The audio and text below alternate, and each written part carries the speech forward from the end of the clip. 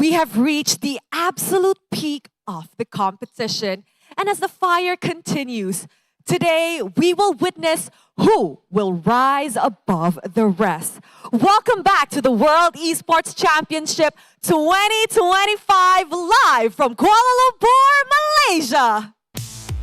This event is proudly organized by the IESF and the MESF, with ESI as our strategic partner, and is supported by KBS, Rakan Muda, and Rakan Digital, with our official partners, IQ, Red One, Monster Energy, CK Music, and Razer as our official chair sponsors.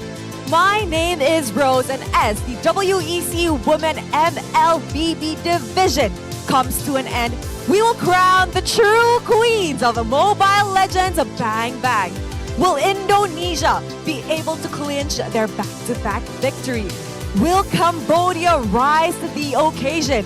Or will the dark horse, Team Egypt, actually come out and rise to the top? There is only one way to find out, and that is to show it to our casters. So what better way to kickstart our day? Casters, throwing it over to you guys. Thank you very much, Rose. You look absolutely amazing, and that was a very good opening. As you guys can see, it's me and Husky LaFell and Husky for you guys, WEC25, and we're starting off looking amazing, which again, just to promote, at the end of the day, it is going to be the end of the female division, right? Egypt, Cambodia, Indonesia.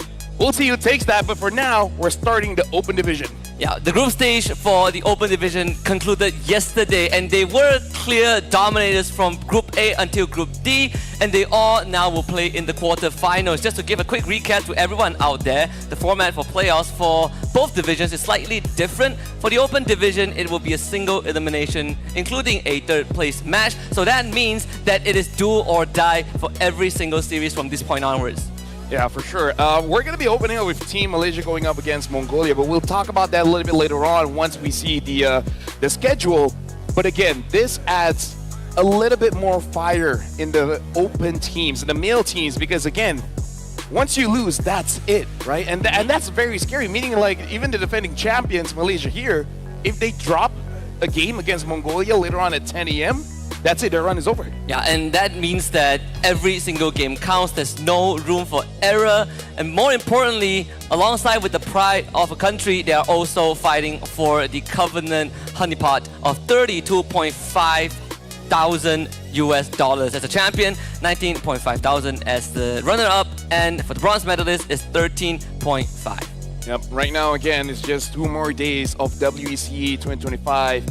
Here from Kuala Lumpur, Malaysia, and I gotta say it has been an amazing ride, but it's coming to a close very, very soon. So hopefully for all the fans, they stay tuned because, again, this is for everyone. There's no second chances anymore, even for the female team, because today we're gonna know who's third, second, and first. And so far, Indonesia has been dominating. We gotta see if Cambodia as well as Egypt, are they able to take their throne away? Yeah, even the queens of Indonesia, they can be more comfortable because they only have to play the grand finals, but we'll leave that for later on. Now let's talk about the open category bracket. Here are the quarterfinals matchup. We have Malaysia against Mongolia, Indonesia against Nepal, Cambodia against Kazakhstan, and Myanmar versus Turkiyye. And we'll close out all 4 quarterfinals today to prep for the semi-finals and grand finals tomorrow. It's going to be best of 3 all the way up until grand finals. That's where we change to become a best of 5. But this is the schedule for today. We're going to be looking at the open division first. Again, the playoffs have started in Malaysia against Mongolia first. Afterwards, we will see Myanmar going up against Turkey and Indonesia against Nepal. And the final game before we jump into the third place as well as the grand finals of the female division is going to be Cambodia going up against Kazakhstan. Yeah, the lower bracket finals, Yeah, lower they bracket call finals, it, right? In Egypt, they did finish third last year as well, so that's another exciting prospect to look forward to. I personally am looking forward to all the matches, and my highlight is actually going to be the second series coming up between Myanmar and Turkey, because Turkey, they did had quite a rough start to the group stage, but today is redemption time, which we will keep that for the second best of 3. Now, the business, Malaysia against Mongolia. We have faced off against each other a couple of times on the international stage, but the Mongolian roster this time is slightly different to what we're used to. Yeah, and if we're going to be looking at how they performed during the group stage, Malaysia went undefeated in Group A. And actually yesterday, the final game of Group D, it was between Mongolia as well as Egypt. This was the deciding game of who actually gets to play for today. It went all 3 games. But again, ultimately, it did go over to Mongolia. So they had to fight to play for today. And then they're going up against Malaysia, which so far has not been defeated. Yeah, so far, not just undefeated, unblemished in their record. It feels like they are untouchable so far. Like for all the challenges that have gone up against them, we did say that the team that has the best chance was Turkey, and even that felt like a big power gap in that series. But let's see if Mongolia has anything stored, because so far we've only seen sample sizes from competitors in the same group. Mongolia clearly coming in from a slightly different landscape, might be able to catch us off guard. Yeah, and the only thing that we can really say is that Malaysia hasn't shown too much, right, in terms of the heroes that they use. Because if Skimi's open, fine, Storm's going to get it. Yushin open, Sakai's got us open. Yum's going to be using that one. We did see a little bit, it's like, okay, we're going to show the Lancelot, we're going to show the Nana, showing up with the Kalia. So it does show, it does remind us that Malaysia, in terms of the hero pool, they have a lot, but unless you ban it out, they're just going to be using the same thing. Yeah, and once more, still looking for a team to really push the envelope, you know, make them slightly uncomfortable and having to go to down the list of their hero pool if it makes sense. But there are some familiar faces from Mongolia. I think shout out to Bebex out there, one of the more experienced players, but now not really playing in the main 5. He's going to be the one leading the team from behind the scenes. Yeah, if I'm not mistaken, one of the first times we see Mongolia was actually wildcard batting M5, if I'm not mistaken, and it was in Malaysia as well. So their first, I would say, international showing was in Malaysia, and now they're here again fighting Malaysia. So now for us to start the match between Malaysia going up against Mongolia, we're going for a trailer just to hype us up for us to start the first match of the day here in WEC 2025. Malaysia going up against Mongolia.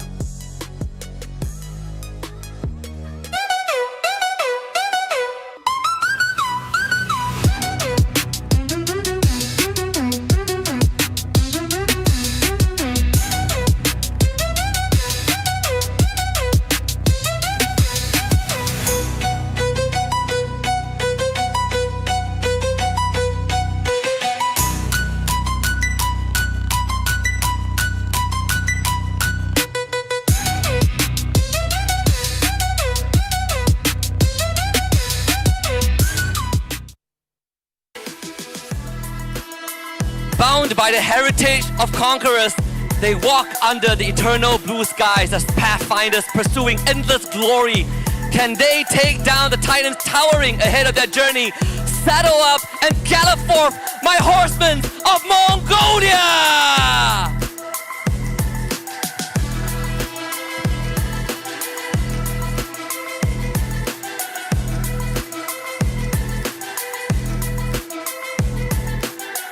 Welcoming their opponents, this is a squad built on patience, yet they strike with explosive fury. A team that controls every lane with precision and confidence. Undefeated in Group A, it's Team Malaysia!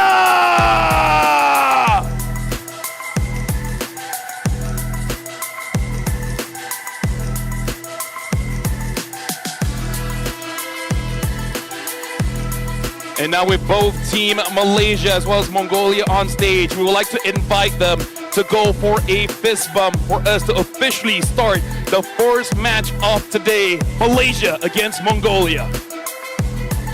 Journey of 1,000 miles begins with the first step, and these warriors have made it to top 8.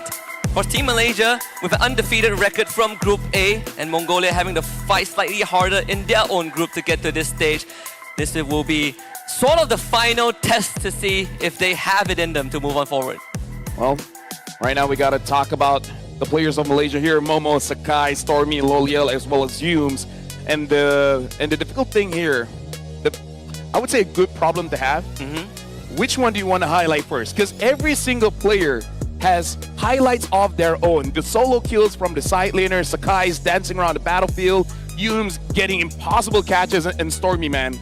Stormy as well on that team. Disgusting. Even the side laners, Lo Liao and Momo, have had so many individual highlights. We got to hang out for just a short while with the South African players yesterday, and they were talking about how scary Yums is as a roamer and how Sakais is just freestyling on them. Then these are the impressions that Malaysia has left on the international stage so far. But if there's one team that I have the confidence to take on that intimidating pressure, it's going to be Team Mongolia with Ains, Atto, Akuma, Garo, and Gero. Yeah, one of the standout players that I still remember is Aizen. Like in the EXP, he has shown up in the international stage and has been quite scary. But again, going up against Malaysia, it is going to be a different beast. I don't think he's ever had experience going up against Momo, so this is going to be something new for him.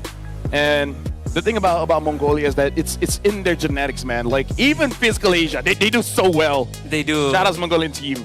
And I gotta say, the Mongolian supporters, the fans also are incredibly supportive of their country, regardless of what time zone it is. I've who's seen that? so many clips of them just Is that staying Crab? up. Is that Scram? It is. That is Grab. It's like, yo, I want to face this guy. Hey, you know, while they're here, try to get Scrim, you know? Yeah. It's RG.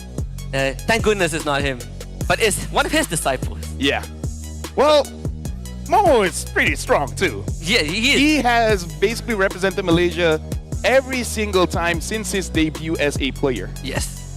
Regardless of whatever category, whatever tournament, right? You always see Momo's name being put up as one of the icons of Malaysia. It's good to see that they are clearly still.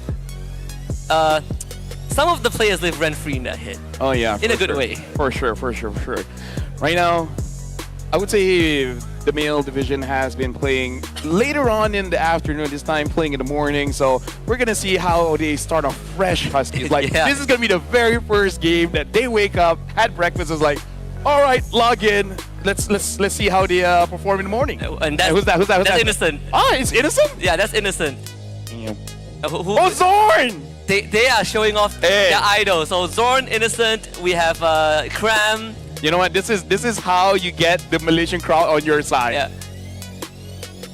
Right? Good trick. Hey, good trick, right? I like it. It's like, I respect it. It's like, hey, they're going against Malaysia, but who do we support?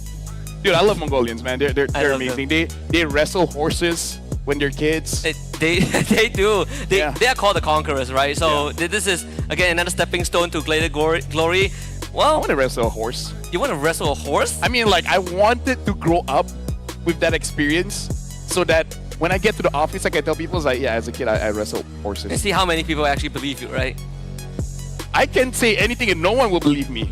Okay, try me. Okay, what is I've okay, I've been hit by a car 3 times. Not at the same time. That's very good to know. That's something, yeah. Lord bless you. Shout out to our makeup artist. I would not have thought of saying at the same time, no. Rose believe me, or I don't know, she's laughing, so. Well, maybe she was one of the drivers. Hey, we are both Johorians. You're right. Yeah, you're right. So it was possible. What are we talking about again? Oh yeah, Mongolia, Malaysia. Yes. So Mongolia, like, I feel like in the way that they play, if I remember correctly, their play style internationally, I'm slightly worried because they are what we call downloading the meta, which the downloaders, right? Exactly, like game number 1, they'll play comfort, but they won't necessarily show up in the rotations. But start game 2 and game 3, they're like, okay, we roughly know what you're doing, and then we're just gonna adapt to it. So usually when we're going up against Team Mongolia, you can't expect a longer series because they just want to know your draft pattern and the way that you move. But that's also something very unique, a unique quality about Mongolia, which is the adaptability, right? Is they can adjust to the circumstances. We will start on Flying Cloud for game 1, and we have seen some more impactful Flying Cloud mechanic yesterday. I believe it was between Malaysia against South Africa, where South Africa managed a base defense, tried to go for the Lord, but because it was Flying Cloud, Malaysia was back at the objective in no time, and that is something that Mongolia will have to keep in mind. Rotations are a lot faster than they usually are. Yeah, but again, Malaysia has been pretty scary, considering the fact that they've been looking extremely comfortable on stage at this point. Oh, yes. Because Sakais is a pretty strong jungler, but I haven't seen him in this form since 1 year now. Yeah, He does have his low tide, but I think that period has passed. Thorns Look at the remain. respect from Mongolia, right? Fanny, YSS, Lancelot, let's go. So Hayabusa and Joy are the other two assassins left on the list, whereas for Malaysia, they go for the Baxia Grok ban. Yep. If this is the case, we should look at the Mongolian player's phone. We might see Sakai's fist there as well. Yep. So you got Cram, Innocent, Zorn. Oh, it must be feel bad for Yubes. It's like, no, you're good, but Zorn, man. It's okay. I mean, they've clean swept the team of the season. Yeah, What, yeah. two seasons now? Yep. Yeah, it's okay. No problem. I mean, Sakai knows that feeling. The first time that he was nominated, he didn't get it. And he was the only guy that didn't get it. Yeah. So now, Team Malaysia, they are really taking out the frontliners. And it looks like they're going to be taking out the CC as well. So, Mongolia, do they actually go for a Hayabusa first pick to deny it away from Team Malaysia and then forcing them out to use something like a Joy? But instead, they go for a Kalia, which I do like this pick. But again, it gives options for Malaysia to pick up something like a Gatot Kimi again or Gatot plus the Hayabusa since it's still up. Yeah, Gatot Hayabusa is a good shout too. So it's either that you are looking for, I mean, there are still a couple junglers left, right? The Joy is one. We've seen the Fredrin and Akai. But if you're talking specifically about assassins, then I agree the Hayabusa and Joy will be the next two on the list. For Malaysia, they go for the Hayabusa. So pretty much expected for Sakai's and the Gatot for Yums for the 10,000 time. Yeah. Pretty easy to call out the draft coming in from Malaysia here. And now going for a simple combo, picking up the Farsa as well. And looks like they're going to have a Cho, but in the world. Wow. having the Kalia as well as the Cho as well as the Farsa, you kind of understand that there's a game plan from Mongolia. And not only that, they instantly revealed their gold laner, right? Like they are not. Could be XP. It could be XP, but they're not really hiding their plan, and Yep. very direct. Where they show all their cards on the table. But sometimes it is not too bad of an approach, right? You are not complicating things. You are playing it very, very honest, and Mongolia is one of those countries that play very direct. Yeah, so for Team Malaysia, in terms of mid laners, there is quite a lot. Stormy has been known to wait for his hero a little bit so that he's able to counter. A safe one is probably Jushin because there's going to be a lot of catch, so you want to use a mid laner that's harder to catch. Kimi has, basically been the default. Yeah, there It you looks go. like it is still going to be Kimi here. Unless he gets banned out, they're going to be picking up the same thing. Now, in terms of the ban here, I'm looking at Mongolia banning things out like the Ruby, just to make sure that no one can really stop the engage. Like, Gatot is already difficult by himself. Let's not give them much more. Maybe even consider banning out the Lapu, right? Lapu Yeah. Ruby seems like a good ban for Mongolia. Yeah, Lapu Ruby, the Yuzong, Yuzong, what is that? Uranus. Uranus is one. That's kind of too much. Hilda, yes. So, Quite a couple of bit. options. Probably not the Hilda. It's slightly rare for the Hilda to come out in the second phase. Esmeralda is also an option. Also a pick that is still available. So The immortal one it's not easy to narrow down that. They get the Suyo ban from Malaysia now. It's their turn to target the jungler. The Yeah. hunt begins. And now even the Your Ruby team gets is banned out. I'm thinking that Mongolia might want to go for a traditional marksman here, something like the Granger or the Beatrix, because there's a lot of catch here. So there's going to be a lot of opportunities to feed over the kills over to the gold lane. Maybe even a Harif, but the Harif just doesn't do well against the Hayabusa. If there's one thing that we have seen in WEC so far across both categories is that dealing with the Hayabusa is actually harder than it seems. Yeah. Because our Hayabusa players have been nothing less than perfect in terms of execution, and even with heroes that we usually see as an answer to this elusive ninja, it has not been an easy task to pin him down. But in case the Cho does go to the gold lane, in terms of the EXP, Your team is oh, even banning out the Ling. That- You know what? Shoutouts to Coach Arcadia. He The night researches sky every single tells team, all. making sure that there's no surprises. Yeah, I like it. It's a very deep cut, but that is what makes it fun. We have crossed paths before. At least we have shared some international stage before in other tournaments out there. That's why, as much as Mongolia are known as the downloaders, they are also being downloaded by other teams. I really feel like Lapu is the safest choice here, I agree. right? This land is our homeland. So yeah, they go for It will Lapu. soon be your burial ground. So for Mongolia, if they want to go for the Joy, I think it is going to be quite difficult, even just going up against the Gatot by himself. What about the Fred or Akai? I mean, Fred? I'm actually pretty okay with the Fred. Like, I'm okay with the Fred, but then if they don't pick up a marksman... I am Scorpio! Oh, they pick up a Hellcurt! Okay, now that's... I am awake! Now that's spicy! These kind of picks are like an espresso shot to me. I am awake and I'm ready. So we get the Khalid too, so it is a Chogo. I love it, right? We say they are very, very honest with their picks. You know, they wear their hearts on the sleeves, and they're just showing their flavors right off the gates. So here we go, man. Like, the thing is, we've seen Hellcurt usually in Rome. We don't even see him in the jungle, right? So this is going to be very interesting, and I feel like for Team Malaysia at this point, they're really thinking whether they want to give a fighter or marksman here to Lolil, because you just don't know. There's a lot of damage here. You got the Cho, you got the Farsa, you got the Hellcurt, as well as the Khalid. A marksman pick would be pretty brave, but could be effective. Not only that, there is a madness to the method here with the Hellcurt, right? The Dark Knight falls, you turn off the light, and look at the heroes that Team Malaysia has, right? They explore in the gold lane, but these heroes, they work very well with vision. That's how they control zone. But if you blind them, they can't see, you not only deny them for a couple of seconds, but you also protect your Farsa from being found out. We can see that Malaysia bringing out the WEC special here, which is pick a lineup that has a lot of zone control. You got the Export, Glapu, as well as the Gatot, even the Kimi. But yeah, like you said, if you deny them of vision, like that's the best way you can surprise anyone, right? Yeah, I mean, even the best boxer out there, if they don't have sight, landing a punch becomes slightly harder. There is an idea behind it. We see the vision. But there is an assassin in John Wick. He's pretty good, even though he's blind.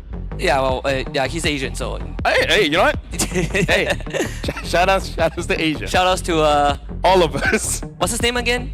I can't remember. Yip Man, but that's his character. I don't remember his.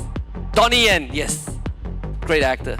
Either way, right now for Team Mongolia, we do have to see, because there's a reason we don't see the Hellcurt all the time. Yep. Because his power spike is a bit tricky. You think it's early game, and it's like, actually, Oh, I love this. Oh, go get him! Aizen right in the thick of things. Yus is gonna try to hold him back to revitalize. Already used Momo called in to support. Gero though, taking too much damage to invade. Doesn't really pan out the way that they want, but they will get more than just one. Those guys end up going down there under the turret, using the taunt. Oh, what a start! A maniac for Momo. This Lapu off to a fantastic opening. Can we say this is the fastest maniac in history? In 40 seconds. Dude, this is why I love Mongolia, man. They're so fun to watch. In professional play, the fastest maniac. But yeah, no, I agree. It's like, okay, there's no way to expect a 5-man gank on the buff. Honestly, 9 out of 10 times this would have worked. Exactly, yeah. 9 out of 10 times this would have worked. They would have gotten away with the buff and actually gotten a lead. But Malaysia very ready to deal with that. And now Gero is going to feel the brunt of it. Needs to call Aizen in to kind of bail him out of the situation. Akuma will have to join here as well. And they're not shy to take the fight. Guys though gladly accepts it. Finds another body. This time Gero goes down. And unfortunately Akuma also follows. So Malaysia definitely getting the better end of that trade. But it's okay. This is downloading. This is downloading. Right? Game 1 is always iffy because you just want to know how would they react. Just say if we get a 5-man gank on the buff, how would they react? You were saying how the Hellcurt pick woke you up. I'm guessing that gank woke Malaysia. They're like, whoa. These guys aren't playing. They're committing flickers. Yeah. To get it done. And that's a 10 a.m. special. That's a 10 a.m. special. We need to play ranked games in 10 a.m. and do that, and just they'll probably be like, yo, I'm not ready for this in the morning. Yeah, they'll probably, I haven't had my coffee. And then you will win the trade. Momo. Yeah, I should be safe. You pull that off in your ranked games, you'll probably get like the enemy will probably all chat you, calling you like a coward. Gero turns off the lights, but the shadow is stuck on him, so vision doesn't really matter when you have basically auto aim there. So guys, with another takedown. Yep, in terms of the goal difference, it's a lot. And Stormy takes a bit of damage coming in from Akuma, but Yums secures the kill there, and looks like Aizen tries to fight back.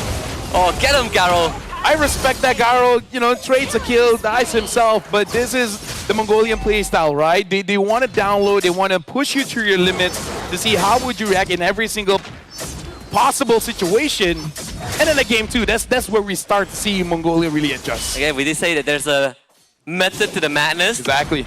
And they have shown the madness part. And now he's trying to refine the method, but Gero, he doesn't really want to be there. And the point is made pretty clear. Yep. Gero is only level 4 at 3 minutes here. Sakai's is already at level 6. Yesterday, Sakai's hit level 15 at around 9 minute-ish. So that was pretty fast. They get the kidnap onto Stormy, so that could result in a kill. Good stuff for Atto with the feather airstrike, but Malaysia responds instantly. Sakai's is now pretty much unstoppable. Akuma will have to just give himself away so that his teammates can get out. Double kill for Sakai's, and Gero, oh man, he's still level 4. Come on, come on. This is not fair. I mean, like, I think they would consider showing mercy, but it's 10 a.m. They're like, in a way, autopiloting, but for them to autopilot is kind of scary. Or they thought of showing mercy, but sadly, you know, Mongolia pulled off a 5-man gang in the jungle, so they were like, okay, this is how you want to play it? We'll play it. And Sakai's is godlike, that purple buff is gone. What are we looking at? A 5k goal lead. So the fastest game so far in WEC is 8 minutes in and 24 seconds. It was during the group stages here. 4 minutes in, and Team Malaysia has about 5,000 goalies. Stormy just killed off Aizen. 16-4. Sakai's goes in, and good flicker to disengage the Ogi shadow kill. And look at this. The turrets still have that shielding. That's how early this game is. The good thing about this Malaysian draft is that they are not the best at sieging, right? So don't worry about record-breaking game time. Is Garu? Wow, that's actually quite a lot of damage. Hey, it's all damage. This is the WC meta. Hold on, get him, get him! Aw, nice try. Yeah, Leo still gets the kill there. Aizen is stuck. Stormy able to get that one, and Garo goes in. Tries to get a kick on the Stormy. Stormy still survives. Has to Shunpo away, and Atok is there just to protect him from Momo. Yeah, WC, man, it's all full of damage. Sakai jumps in with the quad shadow, and Akuma gets taken down. Legendary for Skies. And talking about not catching a break, even Mongolia, they're just fighting. The Flying Clouds helps them back in, and Garo gets the Neski effect. Finally finds a shutdown on the Stormy. Yep. Look, mad respect, right? 1 and 7, you're continuing to put up a fight. No hose bar. Right? 21 kills, by the way, for Malaysia. This is what? 5 minutes, 20 seconds in. It's an average of 4 kills per minute. Let me just say what I woke up this morning. This was one of what I expected. I did not thought this was how we're opening up the game. Hey, Stormy got caught. You know, shout out to Mongolia. Full damage. Look. Pretty crazy. The fact that they took the Flying Clouds, they went to the mid lane, they cut between the turrets, and they still found the kill. Husky, it's great that we're working so that we don't have to play rank for a while. Yeah. Because we were talking about how WEC will have its own pocket meta, and the pocket meta is 5 damage. And honestly, I thought yesterday was bad enough when Boxy was solo, sort of solo the Lord, and now we get this 5-man gang. I want to try out this tech.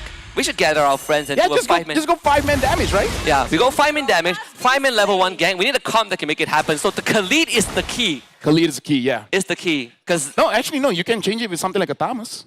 That too. But Khalid closes the gap easier, right? Because of the passive. And I assume that's the ingenuity behind it. You see him, Gero? They don't see him. I don't know what the yaws that Mongolia finds a comeback because of one good Dark Knight falls. We haven't seen that yet, I think.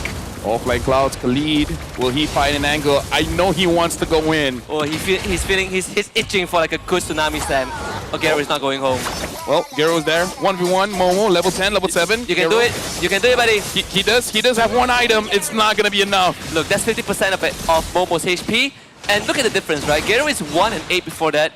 Momo was 7-0. He was able to deal half of his health bar. That's very respectable. Hey, who knew? Starting the game off with the Maniac gives you a bit of an advantage. Atto gets taken down by Sakai's. All the while, Momo still goes up against Garo.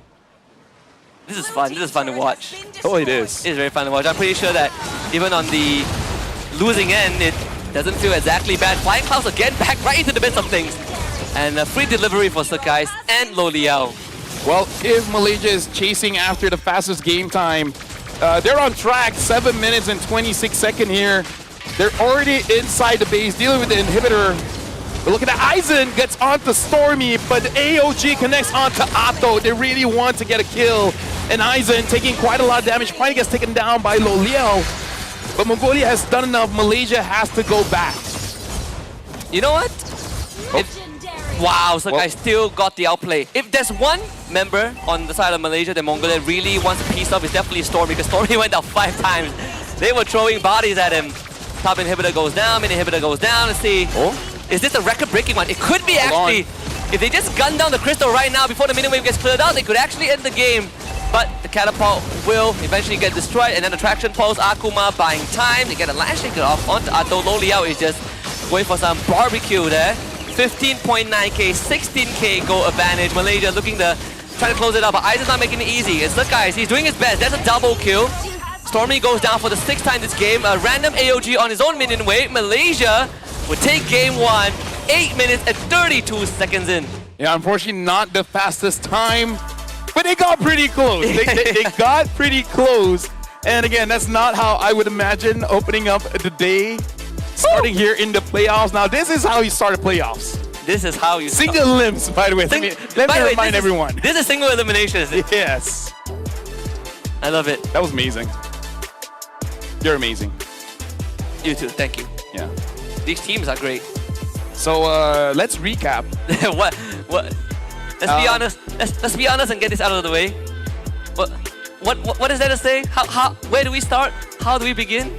So first, we begin by saying, don't try this at home Yes. unless you want to have fun. Right? Mongolia were having a lot of fun. Get your homies. Say, hey, let's 5-man. They will not see this coming. If I get 5-man gank in my jungle tonight, I know that they've been watching WEC. Oh yeah, that's how you know. You can type out chat as like, you watched that game, huh? Yeah. we watched Good it. one, good one. Yeah, good one, You good got one. us, you got us. Yeah, but either way, now we have to see how do they go for the next one. To get into a 5-man gank again. 5-man No. invade in the other side of the buff. So this time with a Guinevere. Jump in, and then hey, free target. Free target, yeah. Right? So I don't know, just an idea. But still, maybe moving on, they're like, okay, so we know how the EXP will rotate first, able to get kills, blah blah blah. So maybe you gotta shut down Momo. I don't know. This one, they clearly want to shut down Stormy. Yep. So maybe this time go for someone else. Which I can understand, because Momo was 4-0 in 1 minute, so it's Kind of difficult. kind of hard to shut him Yeah, down yeah. when you give a Lapu a maniac at the start of the game. When Lapu can kill you with basic attacks, Yep. you kind of know you've fallen behind. And also it's the revitalize difference, right? Because Kalea doesn't take revitalize, Yeah. but Gatot does, so that also helps And they're Malaysia inside the opponent's jungle, take more damage. take more damage. Maybe not the first 2 minutes, Yeah, right? So that's why 5-man gangs it looks cool, but there is a risk to it. That's why we haven't seen it in quite a while. The moment Moonton removes that nerf, It's coming back. it's over. It's over. Imagine if it's not a mechanic, that gang would have set Mongolia up for at least the first 3 minutes. Oh yeah, for sure. We're gonna be looking at the post-game stats soon enough. But in terms of items, what do we want to talk I know about? this is a brawl match. Yeah. This is as brawly as it can get. Yeah, I feel like in that kind of situation, the safest thing is having someone skill in the jungle or the goal, right? So this is why we say the Helker is very tricky, is because the power spike is very subjective, which is very weird to say, because usually people are like, okay, 2 items, power spike. Yeah. Sky Piercer, power spike. But when it comes to the Helker, you're not super strong at level 4. You're not super strong when you necessarily have 1, 2, or even 3 items. It's always about at what point do you have these items, at what point the enemy has these items. It's very weird for Helker. Yeah, at level 4, you are more of, you just gain a utility Support. that helps your team, Yeah. right? You don't really have enough firepower to get your own kills. He did try though. He had a very rough game. It was like what, he was like stuck at level 4 for a very long time. His jungle got invaded. Clearly, even at 10 a.m. Malaysia, they're pretty vengeful. They brought the payback into the Mongolian jungle and took everything. Well, we're going to be looking at the post-match here. And I guess the best thing we can look at is the KDA, which is something that we don't usually look at. 1, 12, and 2. It's a pretty legendary one with 4,000 gold in 8 minutes. Yeah, I mean, It's something that you don't usually see. 15-1-6 for Sakai's, 9-0-12 for Momo. Or 620. 4-6-20. If he didn't die at all, that would be legendary. That would be legendary. Also, 8.5 minutes. Total of 43 kills. That's an average of what? 7 kills, or close to 7 kills per minute. With 16,000 goal difference. 2 turtle slains, by the way. 2 turtle Yes, 2 slains. turtle slains. the third turtle isn't even in. He shows up for work and he's like, oh, the game is over? Hey, you know what? We're having fun, right? Yeah, we're having fun. Dude, I love this job. I'm glad that the players We are having made the fun. right call to ask Pasha and Stafa to come later. Yes. Right? It's like, we're taking the morning shift. Yeah, you guys can take a break. Hey, you know, let's do it. We exchange- made the right call. In exchange, we get to have fun. We always get the good games, man. We always get a good game. Who's the MVP this game? I wonder. Woo. Sakai's, I'm guessing. Wait, Momo got a maniac, right? So the MVP is going over to Yum. No, Hey, 3-0-24. it's 3-24. 3-0-24. If not for his revitalized, they would have lost. They would have gotten taken out at the. Okay. All thing his own minions. He owes his own minions. That's when you know. Makes a statement. Hey, AOG, my own team. Well, I just realized that he dealt 3.1k damage per minute. yeah. What? Hey, gauntlets, man. Gauntlet is like a demigod or something, you know? So we're gonna look at the highlights. Do we start with the game? Okay, Yes. yeah, dude, bro. I love this though. This idea is so cool. Hey, he did a lot of damage, right? I will say that Yoon's got a fantastic 4-man taunt. Yep. And I think Akuma sort of messed up the flicker tidal strike. Yep. He got caught in the taunt or something. So there were some minor errors in execution, but again, the idea was great. The idea was They great. got the guys. You know, they got the guys. That was the main target. Now, that's the very definition of go big or go home, right? The high rollers. if we win this one, we can take down Malaysia. Wait, we just lost. Well, But, GG, next game. hey guys, good job. We try. At least we try. Next game. But we can shout out how they keep on going for it. And I don't know about you, but I'm hearing laughs in the background. Like, people are having fun. This Yeah. is what MLBB is about. The Bebex is looking at the screen and he's like, dude, you guys are funny. You guys. You guys. We tried. They Yeah. really tried. You know what? I want them to come to Malaysia more often. We need more of We need more We need more of Mongolians these in guys. Malaysia. Yeah. We need more of these guys. Yeah. Now I'm sad that we didn't get any of their broadcasted game on broadcast until now. Yeah. Because imagine how fun it was in their own grouping. I'm guessing their opponents didn't have that much fun, maybe? Because they're like, dude, why did they 5-man gank us? Now I'm thinking to myself, in the deciding series against Egypt, how much aggression did Egypt have to like tank? Like, how much shenanigans did Egypt have to like? Every single game they're just like, whoa, there's a new trick. Imagine if we just meet an Egyptian player outside and it was like, they got us. Like They got us good. It was on broadcast and we were happy for that one. Like- Well, not in our broadcast. No. We can't be mad at that. Yeah. Did we play poorly? Maybe not, but they sure as heck played well. Yeah. So going into game number 2, when you have a game like that, how do you call the draft? How do you call the draft? Like, we can think- call Malaysia, but I think you just forget about the draft. You just forget about the game. Sorry, forget about the previous game. You know, just do what you always do. I guess. I feel like even Coach R watching the game is like, this is not what I prepared for. like even him, if the players were having a little bit too fun, he was like, can I really fault them though? Like, I mean, they keep coming. It's like we're not looking for a fight. It comes to us. They get a pass this time. I heard that Actually, that would be a good interview. So I would just ask Becky and Coach Arch, like, were you prepared for that? Coach Ark thinks I gave them a good whipping yesterday after fooling around, but today I think they get a pass. Well, either ways, right now, looking at Team Mongolia, they still look very much prepared, looking pretty calm, and this is what we know Mongolian to be, and Yeah. figure out the habits and then lock in. You know, they say that it's also a very good way to show respect to your opponents, and it says you just keep taking the fight to them, right? Yep. You show them respect by challenging them. It look lopsided, but at least they're trying. Yep. And that's and the effort is what I appreciate. Yep. Yeah, at least this is good for Rose. Now she knows what to ask. Plenty of content. Plenty of questions that she can ask, you know? Plenty of questions, yeah. If you look at Coach R, he's like, what will they pick up? It's like, ah, man. I can't figure this one out. I should have slept early yesterday. Anyways, right now, I do agree because honestly, the start drive was pretty good. Kuya, Farsa, and the Cho. I think at that point you might have gone all in the jungle pick. Where instead of you go for a Hellcurt, you go for some kind of fighter, right? A Martis, a Nolan. A Nolan would be great. Yeah, now that explains why they went for like Hellcurt, right? Because I felt it wouldn't make sense. A hero at level 1 in the jungle that could make these kind of plays. None. Actually, none. None, yeah. Akai actually can. Oh wait, yeah. He does surprising amount of damage. Yeah, but that don't take flicker, right? So the problem is getting into the fight in the first place. You have to roll, and then you just have to basic attack. Now, I'm gonna one-up this strategy. All right. I got you. Now we can 5-man stack. Okay. Okay, instead of us taking flickers, petrify.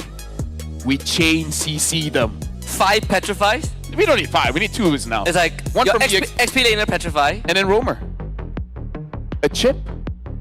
Second skill, dives in, basic attack, hits everyone, petrify. Yeah. See? Now we're closing the gap, it will be the challenge, will be the main challenge. But once you close the gap, it's guaranteed first bullet. Or pick a high loss or vitalize. See, now we're thinking. Yeah, now we're thinking. It's not the Kalia. You need someone that wants to fight. I mean, the Kalia can work. Yeah, of course. But you have to land your... No, honestly, if Kalia wants to do that, you need level 2, because at level 2, then you can heal. Yeah.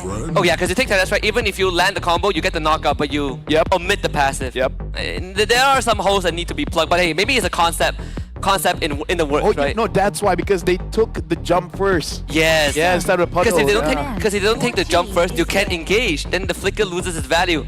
I can't believe that we're really analyzing this and be like, how do we make it work? Look, shout out to Mongolia. They've shown some good ideas, right? Yep. It's something that can be expanded out. Look, there's respect. The Khalik gets banned out. And the Hilda, because they're like, what if? What if they take the What Hilda, if right? they do that again? Hilda was actually the missing piece. Oh, this is fun. Yeah, considering it is dangerous grass, probably a good call. That's true. Yep. So banning out the Grok, the Khalid, and Mongolia not letting go of the Assassins, but still quite a lot of picks for Sakai's nonetheless. Baxia is left open. Still. Let's see if Mongolia bans him out. If not, then if you ban a Baxia, then probably Hayabusa or YSS. Yeah, so there's slightly more choices in the opening jungle picks now. I would almost rather fight Sakai's on the Baxia. Like, it's scary, don't get me wrong. But at least you get to fight him. At least you have a chance. At least you can touch him. But he's using a Haya, a Yi Sun-Shin, a Lancelot. You can't even catch the guy. Well, good news is that Hayabusa is banned. Bad news is that YSS is open. Yeah, if Malaysia picks it up. And the thing is, even if Malaysia picks up the Baxia, they can just let Momo play. Because you know Momo will always say, sure. Momo will be like, yes sir. Yes, sir.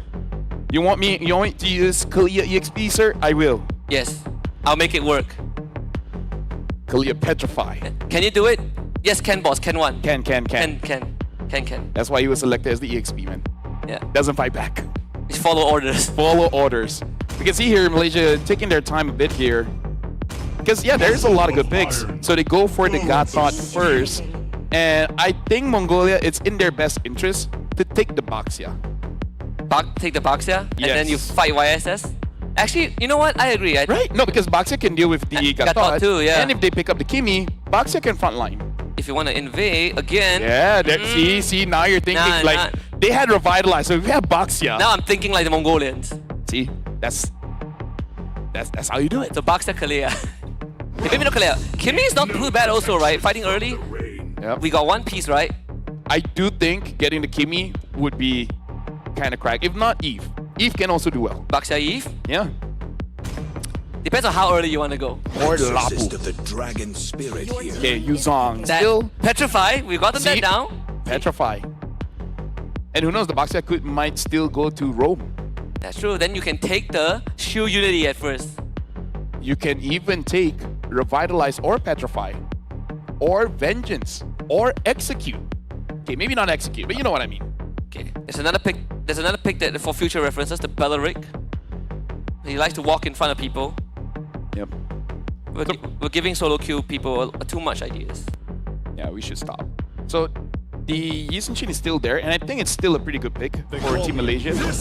So they pick up the Lapu and the Yisun. So far the draft from Team Malaysia are basically all heroes of different countries, you know? Yes. Philippines, the Indonesia, and Korea. Yeah. They need the Badang. We need the Badang, and we need one more. Badang and... Do we have a fifth one? Yes. We have China.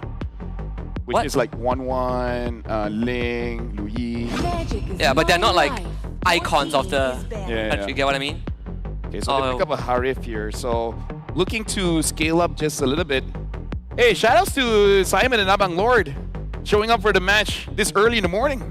Simon, Morning, people. how long is the cane at home? How long is the cane at home? So for Mongolia here, probably gonna take out something like Esmeralda, Lunox, because they're pretty tanky. They banned the CC. Which again, you know, Shredder. I'm looking for a Lunox ban because, you know, Baxia and Harv kind of doesn't want to go up against that. Yeah, even Yuzong too, right? Hard to catch the Lunox, even with your full combo, and she easily disengages too. If you are Malaysia, you mid lane and roam. Roam, yeah. Yeah. Oh, I have a great idea for the I love great ideas. for the 5-man gang concept. We're still thinking. We're There's still one more. on This that. is my last one. This is my Alright, last one. got it. Jawhead. With the ejector one, level 1. Look at that. Look at that respect. Look at that respect, man. This is why shout outs to Coach Ark. We've seen plenty of coaches be like, nah, that's not a big deal. I mean, we beat it. Yeah. But then Coach Ark's like, you know what? Nah. He was a problem. Nah. The Helker might have been 1-12, but he was a problem. Yep. They are certain advantages to having it. So Ruby banned out. So Lunox is left open. Yep. I wonder if Mongolia wants to take it for themselves. Ooh, Because it's Lunox not had that bad for themselves, you know? No, not really. But then they lack range. All they need is a catch and Kalia's still open. And Cho, That's true. if they can use the Cho. But range would be the problem, right? Like they will have very short range. It's only a problem with that mindset, Husky. I'm sorry. You know what? See, that's you why gotta that's go why, back to being Mongolian. That's why they're the ones putting off the 5-man gang. Exactly. You need the right mindset. Well, the final ban here coming in from Malaysia, they're betting on the Franco. So they're like, okay, no, they're thinking like the Mongolians is also like, okay, what other hero can go for that cheese? If they don't come to us, they might just drag us to them, and the hook is a very good way to do it.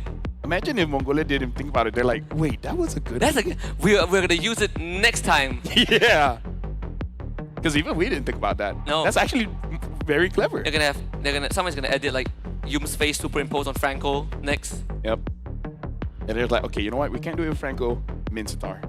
Oh, There's always options, there's man. always option. This is why we love MLBB. So they take the Kimi. We did talk about that. Yep. Slightly later than expected, but Hey, this is a very, how do you say this?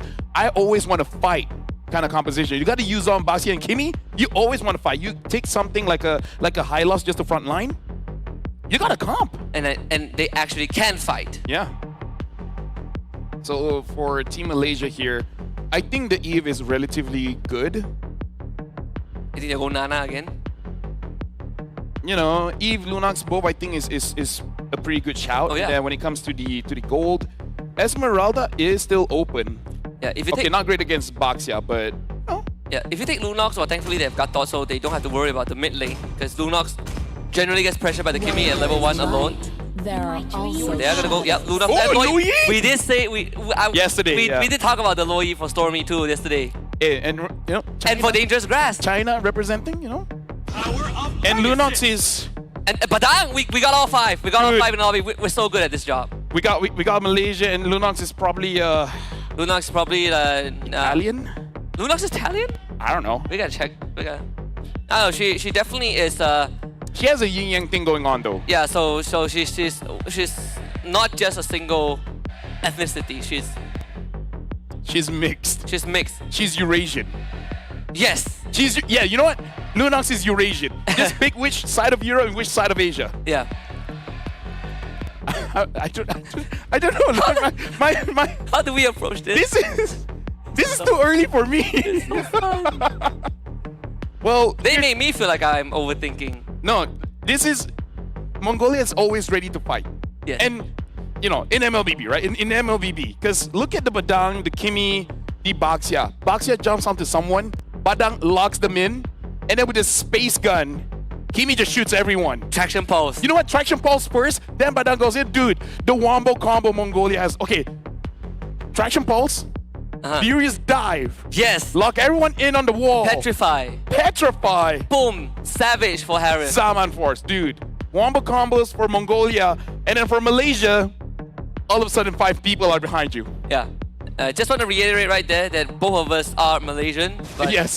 But you know, Yes. we love a good MLBB. we have good MLBB. Okay, no 5-man gank at level 1. Hey, maybe level 3. It's a more standard start now. Oh, they find Yums. Level 2. And if there's anything about Kimi is that it is pretty dangerous. Revitalize. Is it enough? Yums with the passive. Trying to get in range, but Anto was going to try and gun him down. Yums gets first blooded. And Mongolia off to a good start. See, this is how they adjust. It's okay, let's try 5 men. And then we roughly know how they space, because we got to talk about Akuma. Akuma was spacing Stormy away. And again, this is why we don't see a lot of melee-ish mid laners, because you can get zoned away by the roamer, right? Momo is winning that trade very hard down there. Aizen did clear the way very early, so he gets to take a breather. I thought he would go for an early recall, but decides against it. So he will be at a disadvantage, and that puts him in danger of a potential gank from Sakai's if the timing is right. Yeah. I'm really looking at Akuma here, because Akuma can be, I would say, the deciding factor of how well Mongolia plays, because whenever Malaysia does want to go for an engage, he can just pop them out, and now Aizen knocks up Sakai's with the furious dive. Wow. Recall the bait, gets a kill onto Skies, and now Garo's onto Momo. Yums try to help him out, and Garo secures the kill, but Stormy is there, flickers forward, gets Garo, and Akuma, very low HP, still able to get out. Mongolia starting with 3-1. What did we say? That there is a gang timing there, but Aizen played that super well. As I say that, he got caught. I didn't expect a revisitation still. I thought, okay, some good go in the mid lane. The Furious Dive dodge on the turtle boat into a Petrify was sublime. They take out Sakai, so that gives Garo a bit of an advantage, but unfortunately he did end up going down thanks to Stormy, so they lose the turtle regardless. Malaysia will get the objective into a great bravest fighter to force Mongolia away, and Garo will have to take a back seat. So now Mongolia looking pretty good, but as we can see, Loyal 1v1ing Garo, almost getting that solo kill. Still has that flicker, but I think it's still a good idea not to overcommit, let the minions die by themselves, deny as much farm from Garo. It's gonna be a bit difficult if they're both in the fight, but still, I'm liking that what Mongolia is showing is that they know how to fight. It's just that they gotta lock in when it comes to objectives as well, right? Yeah. Because Turtle getting taken for free by Malaysia, that's not a good call. Even so, it's still even in terms of net worth. Aizen gladly taking one more on. Forces out the bravest fighter as a response to. The Landshaker ends up connecting, but Aizen gladly will take that trade. Sharish did help him out to heal a little bit, and Akuma continues his exploration into the enemy jungle and sees that purple buff being taken. Dude, he has to do this. He always has to know where Stormy is, right? Because all of a sudden, you're focusing on one part of the map, and then someone comes diving from behind. That's going to be bad for Mongolia. So always got to make sure that this Luyi is always checked out. The good thing about Loyi right now, or at least playing against Loyi, is that you get an indicator of when she uses the diversion.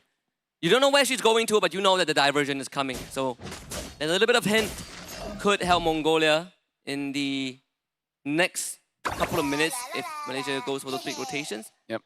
Aizen should really be disciplined here. Don't use his Black Dragon form because the turtle is going to spawn in 18 seconds. And Mongolia has a pretty good draft fighting around the turtle because pretty good AoE, control, as well as damage.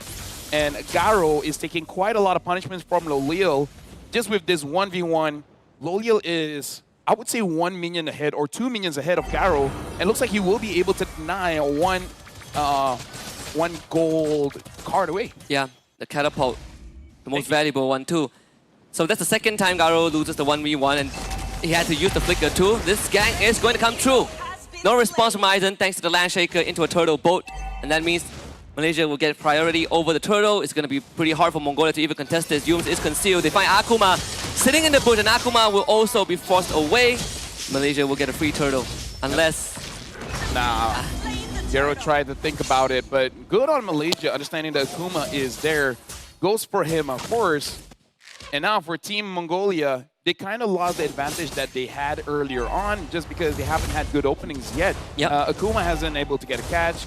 Gero hasn't been able to get a catch as well. And Aizen has been targeted quite hard before the turtle starts. They want to make sure that this Yuzong is not part of the fight. So good on Malaysia at this point. They're making sure that they are locking the proper targets before going to make a play.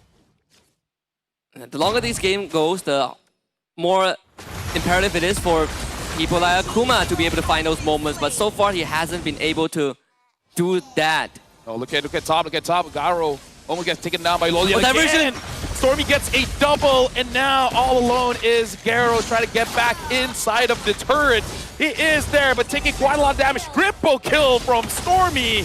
Clearly still has it on this Louis. Yeah, the Houdini of the mid lane shows up from the shadows, and Atok did try with the traction pulse, but the timing is too late. Now Malaysia will find a substantial lead in this game. 3,000, go lead 6 minutes in. Now putting the pressure on the mid, and once Doom shows up, this mid lane becomes harder to defend. Akuma will have to use his health bar as a resource to keep Malaysia away. But Momo is proxying the wave. I don't think there's anyone that can kill him. Gero will try, but Momo just dashes. Yeah. Team Malaysia still making sure that they are not making mistakes. And look at this, the diversion.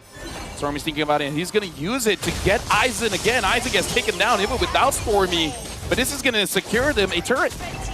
And that means Mongolia will, if they walk up to defend, they might eat the yin-yang reaction. Ato flickers away in time. Garo drops Diamond Force.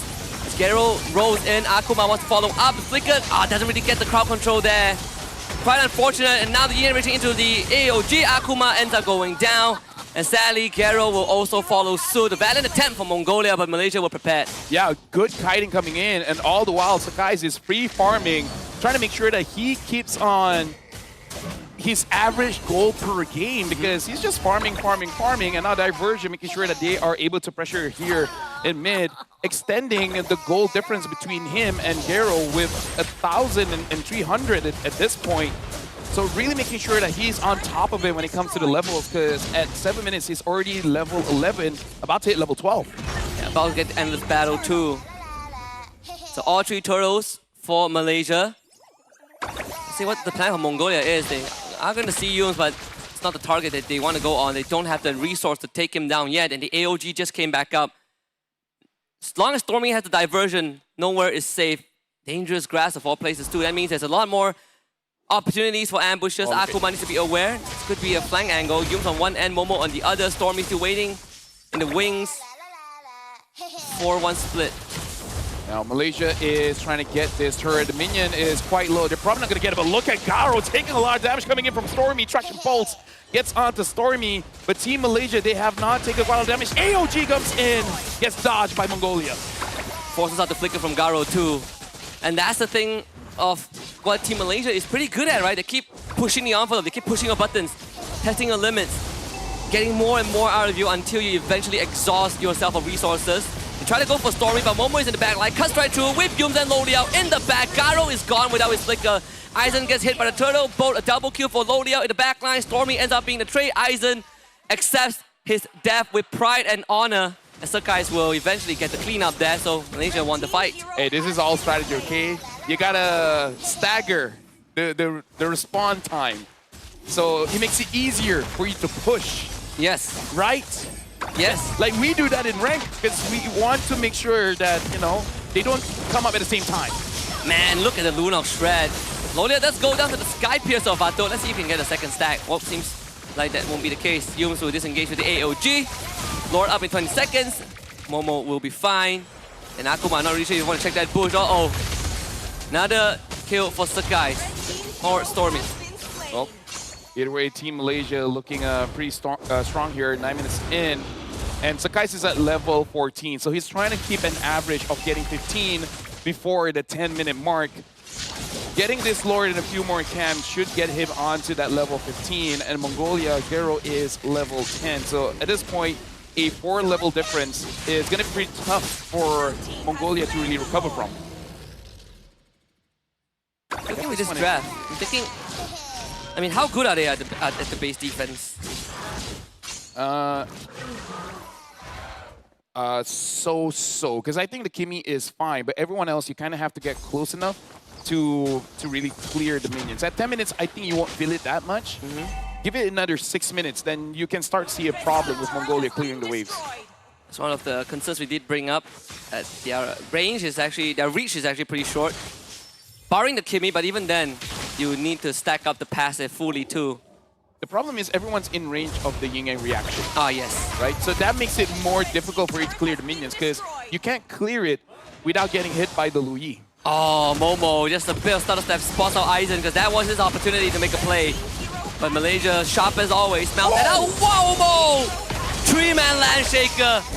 A coup de grace towards Mongolia, 4 dead on them, and Gero tried to hightail out of there, but eyes at the prize for Malaysia. Divergent and Stormy will join Sakai's on the hunt. Gero finally ends up going down. The rest of Malaysia will work on the inhibitor in the top lane as they have the Lord. Gero falls, but Malaysia will look for their ticket into the semi-finals. The Lord does go down, but there's a fresh minion wave coming in. And the Crystal not too healthy. Only 30% health left. One last Black Dragon form. The Mountain Shocker gets used. No Petrify though for Aizen. And he cannot stand for long. They clear the last catapult. And Mongolia barely holds on. Hey, they're still doing well. Sakai is doing a bit of damage onto Akuma, but now the minion coming down bot. Momo goes in with the Raven Spider again, gets Akuma, jumps in with a furious dive, killing spree for Humes. And now despite their best efforts, Mongolia, their base is exposed. Team Malaysia, they're able to end the game, moving to the next round in the playoffs. Step by step, they build their way towards glory again. The first semi-finalist of WEC25 Open category, Team Malaysia, securing top 4. And now we have a chance to face off against either Indonesia or Myanmar tomorrow. That is going to be the interesting one. And definitely shout-outs to Mongolia, man. We want to see more Wait. MLBB here. Indonesia or Nepal, a mistake? Yeah. Yeah, but still, just Mongolia, great spirits, man. Great spirits, great energy. They know how to have fun. They know how to have fun. They know how to put up a show. Yeah. That was a great way to start off an amazing Saturday here. Really going to set up for all the other games coming forward. Congratulations again to Malaysia. And with that, we are going to be throwing it over to the stage with Rose. I wonder what she's going to ask to the Malaysian team here. Ladies and gentlemen, there you guys have it. Your first semi-finalist, Team Malaysia, heads on to the next round of the competition. And with me here on stage from Team Malaysia, we have Momo and Yumes. Hello, boys. Good morning. Morning. Morning. You guys tired ke? Like, why was the game so fast? Ito na habis kawan to rest awal lah. Momo said he wants to wrap up quickly to get more rest. Speaking of which, Momo, I think that was potentially, I am not sure, don't quote me on this, but potentially one of the fastest maniacs we have ever achieved. That was like 40 seconds. What was the communications going on in the team when that maniac happened? We shocked because they rush our buff, right? So we just cover lah. Yeah. Yeah, so what were you guys saying on the comms? Apa yang korang cakap dalam comms? Oh, kita kena recreate ni. Oh. Okay, so aku tongpam, aku tongpat. Ya, aku datang. Nampak. Oh, okay. Very good follow-up as well. Were you shocked that you got the first maniac? Yeah. Yeah, because Ade, Sakai's has been struggling to get maniacs lately, and Momo just came in at 40 seconds and got a maniac. And of course, you, Game 1. Why were you recalling so much in front of the base of Team Mongolia with their roamer? What was happening? I think because we both have fun. But you guys had fun. And then why did you die? I die. You died, right? Because they came and killed you. There was like 2v1 and then you died. You mati kan? He died, right? Yeah. So why did you die? Oh, I don't remember. You didn't remember? No. Oh, I see. Okay, so your next match is going to be in the semi-finals. Of course, as of now, your opponent is not yet confirmed. But if you were given the option to choose who you would meet in the semi-finals, who would you like to meet? Of course, Indonesia. Of course, Indonesia. Why? Because I love Indonesia. Because you love Indonesia. I think we all would love to see a Malaysia-Indonesia fight in the semifinals. I think that would have even been an amazing grand finals, if I'm being honest. But unfortunately, we will be seeing it tomorrow on the semifinals. Is there anything you want to say, Momo, to all the Malaysians supporting you guys in this journey? Thank you kepada fans yang datang. See you tomorrow, guys. So. All right, once again, congratulations to Team Malaysia. And with that, let us throw it back to the casters to give us a breakdown on what happened in this insanely fast series. Casters, back to you guys. Thank you very much, Rose, as well as to Momo, as well as Yums. And it's nice that they reenact how they were communicating. It's like, I'm jumping, I'm taunting. It's like, even they're like, whoa, what's going on?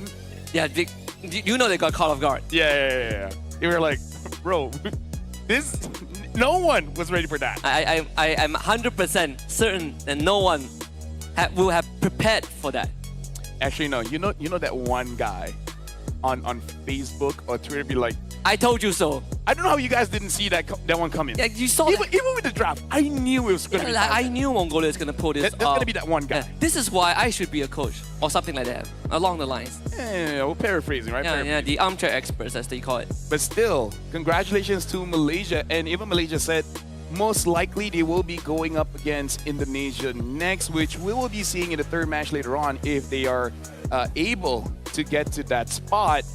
But hey, so far the playoffs, it's just game one for the open division. But my oh my expectations have and have not been met. It has set expectations. It has set it. The threshold is already there. Exactly. Right? What a start for sure. Oh, I would say that we do have still 3 more quarterfinals coming up, and we sort of knew that between Indonesia and Nepal it's going to be quite tough.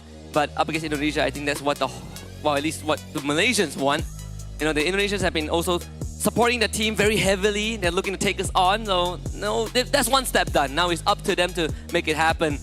In this post game, this game definitely not as erratic. Yeah. It's a lot more planned, a lot more composed, a lot more calculated. I would say the thing that we just have to highlight is that Stormy went for a pretty early Wishing Lantern, considering that probably the one that he really has to take down is Gero as well as Akuma, and he's like, you know what? I have enough damage. They can't get onto me, so I'm just gonna. I know. It's I know. It just. Why does Gero have a sky Hey, piercer? let it go, right? Let it go, right, Husky? I did not bring that up. Let it go. Speaking of which, Stormy is the GOAT, dealing the most amount of damage, and Sakai's 881 gold per minute. Akuma taking a lot of damage. Pretty much most of it is from Stormy MMO. After getting a Maniac now is the best support. Yes. Yeah. Yes. I mean, he is there, sir. Yes, sir, man. I mean, look at how he sort of like ended the game, right? In 3-man Landshaker. Oh, yeah. No, Yums is like, hey, can you go in? Sir, yes, sir. Yes. Can you get 3 people? Sir, yes, sir. As go you in. wish. I'll make sure. I'm Momo, not no. Momo no say no. There you go. That's it. Something like that. Yeah, paraphrasing. But either way, we're going to be looking at the MVP here. Coming in from Team Malaysia is going to be Stormy, 7-1-9. Probably saying like, okay, I died 5 times game 1. I'm tired of this. Coach, trust Louis. Trust Louis. They can't kill me if they don't know where I am. Promise, MVP. Hey, got it. Now they see me, now they don't. Because they're dead. Because they're dead. They see me to the grave. Well, either way, this is still an amazing start coming in from Mongolia, showing that they roughly know how to start things off. It's just the transition, right? It's always the transition where, okay, we got what we want. So what's next? Keep fighting. Yeah. That's the Malaysian flavor. That's where you see the evolution coming. It's like, okay, we won the laning phase, so how do we win the turtleneck? So you can definitely see that the start is there. They just don't know how to connect the dots for everything else. And there are also some minor details to look at too, where Lolia has a winning matchup. So he was basically starving Garo out bit by bit. Aizen was also struggling a little bit. He's getting ganked by Sakai, and he's getting really outdone by Momo. Just in the 1v1 department, and then you have a Loyi to deal with on dangerous grass. At one point, when the pressure is really on, you start to lose track of where this Loyi might be, and that's where Stormy takes advantage of the situation. Just shows up out of nowhere, they get some pincer attack, the AOG to zone on the rest of Mongolia. When the fight splits up, Malaysia gets a very easy gateway in just taking down the targets. Yep. In that highlight, that was the only time Stormy died. And this triple stun into the AOG. Yeah, maybe Yumes is the one who's like, just go in. I got you. Don't you trust me? I'm Yumes. I've done this enough. Come on, Cram can do it. Or maybe Yumes was like, I'm gonna press AOG anyways. You figure out what to do. Yeah, so anyways, congratulations to Team Malaysia and shout outs to Mongolia. I want to see more MLBB coming from that region because you guys know how to have fun, and as casters, we love to have fun. We certainly do. I mean, the fact that You gave us ideas. Let's just put it that way. Yeah. You gave us ideas. if they can laugh at the highlights, I'm pretty sure they've had a great time. I mean, it was a good run overall, right? Mongolia does exit 5th to 8th because it is a single elimination, but still, I'm pretty sure we will see more of them down the road. Yeah. Speaking of which, we do have 4 more matches. Maybe not like that, you know, but you can only wish. Because I remember coming up next, it is going to be Myanmar. Forgive me, I forgot. In my Turkey. Oh, now that one. Myanmar, Turkey. Yeah, Turkey, we've seen once. Myanmar, we haven't seen yet on this broadcast. So it is going to be interesting. I do want to see how Turkey really recover after the game against Malaysia, though. We got to say that one Malaysia did lock in quite heavily. Yeah, I feel like they overdid it, you know, Yeah. like they overcooked it. That was one of the games where Arcadia did not have to remind them. They're like, we know. Yeah. We got it. And I think even for Malaysia themselves, they were like, we expected slightly more, but we didn't get it. Yeah. It's a good thing, I think, for the players themselves, right? They sort of get to gauge where they're at. But again, for Turkey, it's back to the drawing board. We talk about how the coach of Turkey is managing both divisions, and the female division, unfortunately, was eliminated. So now the focus really is on the open division. And because it's a single elimination, the pressure is high. Yeah, for sure. We have to look at the laning phase because it is unfortunate. We can't say much about Myanmar, but we do remember the games from Turkey. Lolia was able to solo kill the Claude 2 times. And then game number 2, Rosa keeps getting targeted by Sakai's on that Hayabusa. So 2 games where essentially the main damage dealers didn't really get to play. Going up against Myanmar, Myanmar might have a resemblance of an idea and be like, okay, that might be the same strategy they're gonna adopt going up against Turkey here. Yeah, if there's one like common denominator of SCA countries when it comes to MLBB, it's just the aggression, right? Like Myanmar, I remember the very first international that they were in. They were the team that really brought the fire. They were the ones that really are telling everyone out there that we are only going to fight, and whether you like it or not, we will take you on. And maybe that's going to be the approach against Turkey later on. Over here, we shorten sentences. It's not should we fight, it's just we fight. Yes. Either ways, that is the first game of the day. Congratulations to Malaysia once again. But now we are going for a short break. After this, we will be continuing a more MLBB action here in WEC25. Turkey and Myanmar will be the next match. And again, single elim. So we'll see you guys then. Hopefully it will be as amazing as this one. Maybe not as crazy. So we'll see you guys directly after the break.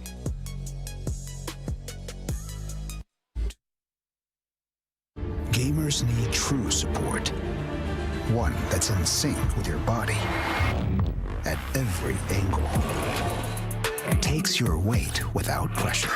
Fully adjustable to cradle your spine and adapts as you shift in your seat. True ergonomic alignment to achieve your perfect gaming form.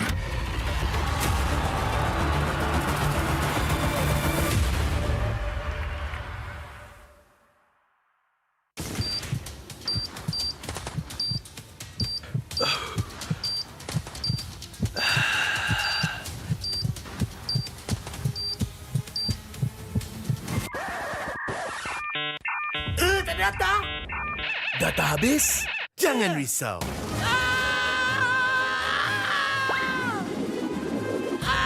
Tukar ke Red One Mobile untuk data pantas 5G Extra.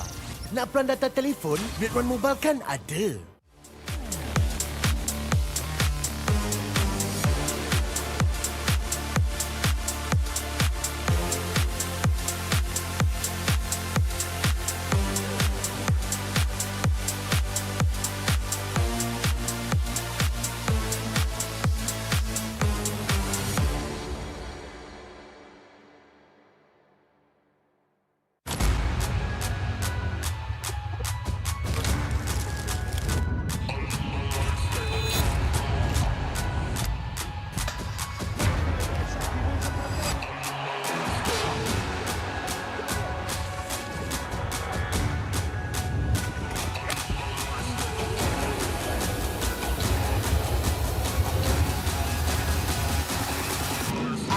Toss a coin in the waterfalls, in the wishing well. Now I get plenty coin, but you self-made. You ain't gotta wish me well. You ain't like me then, but I guess it's past tense, cause you tapped in. You was never who you said. I see the facade when looking at really me. Like you could tell my guard up. I ain't taking nails. If it's not in my favor, won't sign a deal. I got the royalty in the mail. I got authority in the field. Take a look in my iris. I be precise with the timing. I move on a touch like the high risk. I never know where my mind went.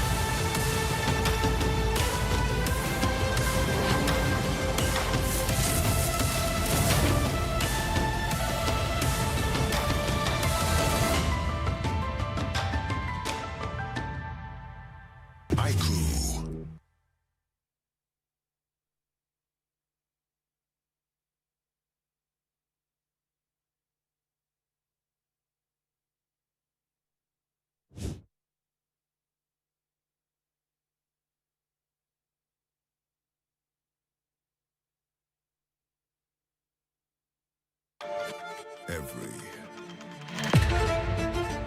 champion starts with one moment. Activate your place in the world of esports.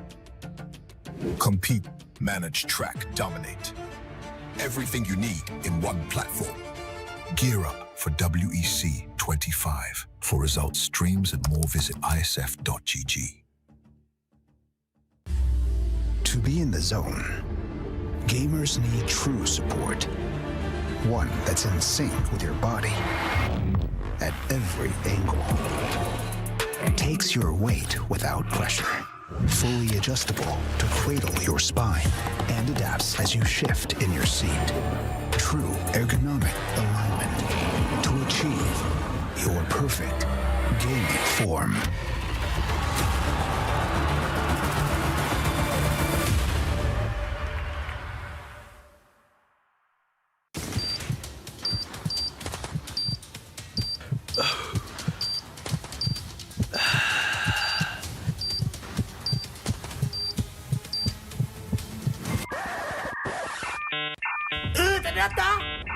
Data habis? Jangan risau.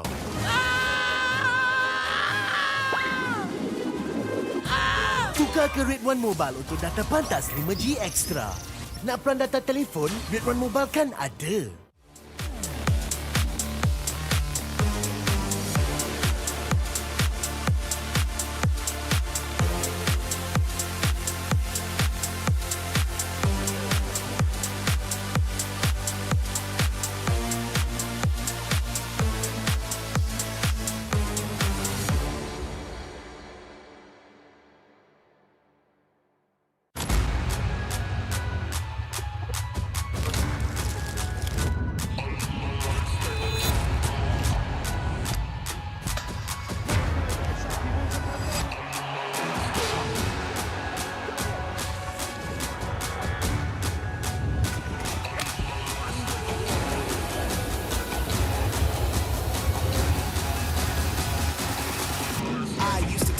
coin in the waterfalls, in the wishing well.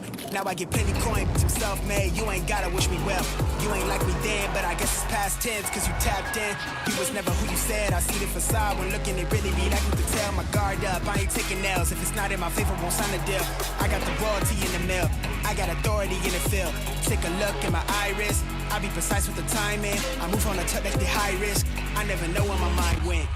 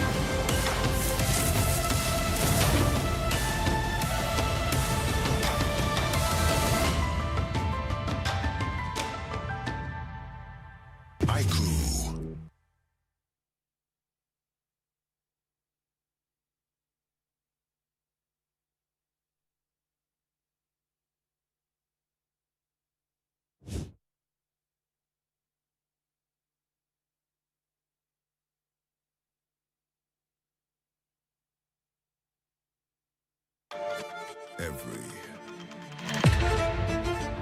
champion starts with one moment. Activate your place in the world of esports. Compete, manage, track, dominate. Everything you need in one platform. Gear up for WEC25. For results, streams, and more, visit IESF.gg. To be in the zone, gamers need true support. One that's in sync with your body at every angle.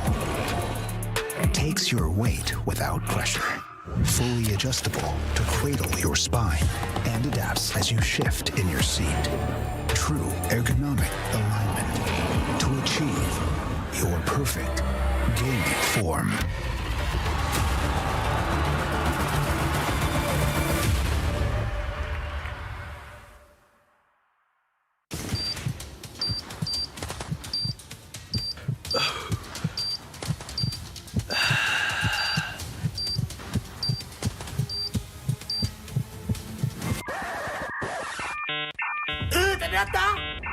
Data habis?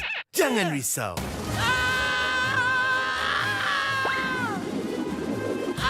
Tukar ke Red One Mobile untuk data pantas 5G Extra. Nak pelan data telefon? Red One Mobile kan ada.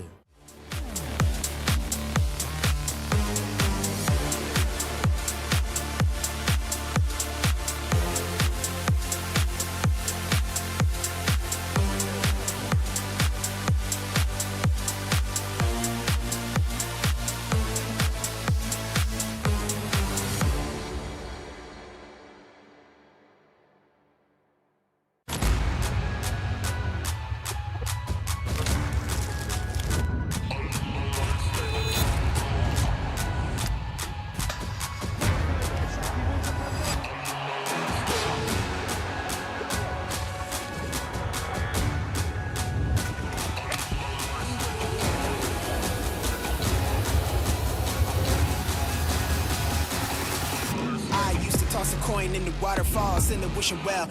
Now I get plenty coin, I'm self-made, you ain't gotta wish me well. You ain't like me then, but I guess it's past tense, cause you tapped in. You was never who you said, I see the facade when looking, it really be like you could tell. My guard up, I ain't taking L's, if it's not in my favor, won't sign a deal. I got the royalty in the mill, I got authority in the field. Take a look in my iris, I be precise with the timing. I move on a tuck like the high risk, I never know where my mind went.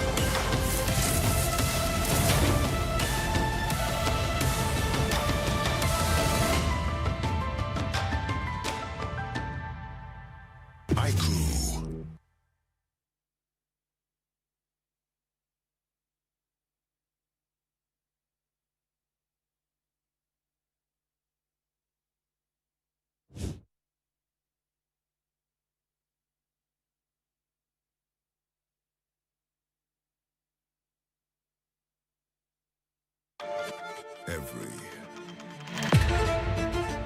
champion starts with one moment. Activate your place in the world of esports. Compete, manage, track, dominate.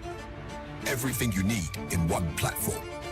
Gear up for WEC25. For results, streams, and more, visit IESF.gg.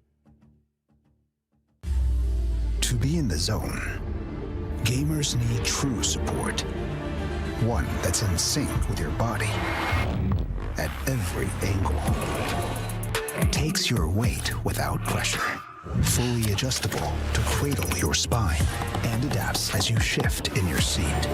True ergonomic alignment to achieve your perfect gaming form.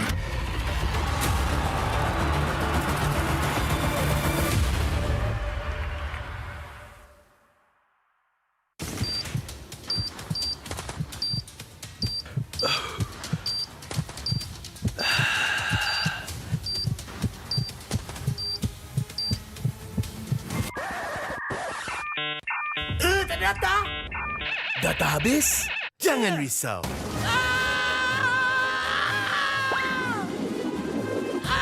Tukar ke Red One Mobile untuk data pantas 5G Extra. Nak peran data telefon? Red One Mobile kan ada.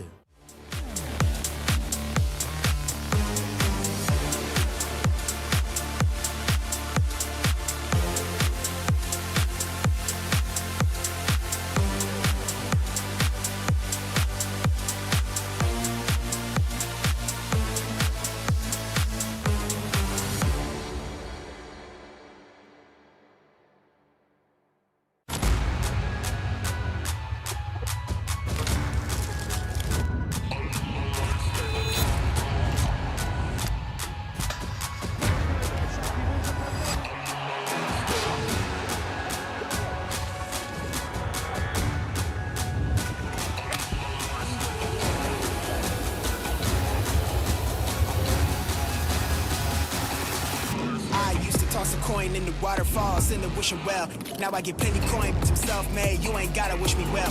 You ain't like me then, but I guess it's past tense, cause you tapped in. You was never who you said. I see the facade when looking at really me. I can tell my guard up. I ain't taking L's. If it's not in my favor, won't sign a deal. I got the royalty in the mail. I got authority in the field. Take a look in my iris. I be precise with the timing. I move on a touch like the high risk. I never know where my mind went.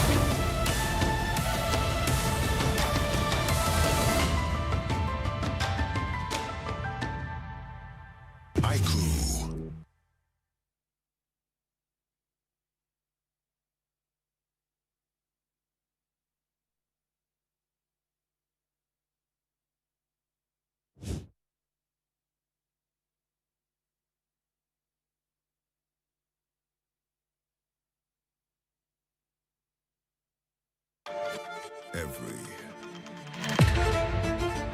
champion starts with one moment. Activate your place in the world of esports. Compete, manage, track, dominate. Everything you need in one platform.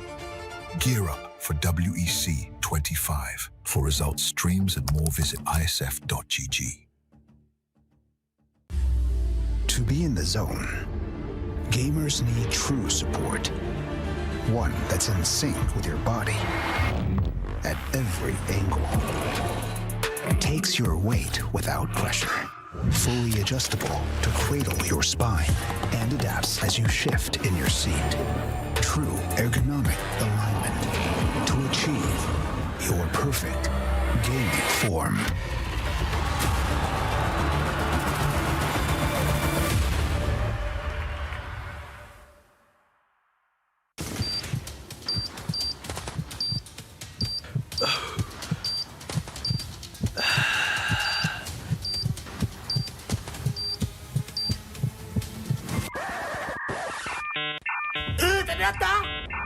Data habis? Jangan risau.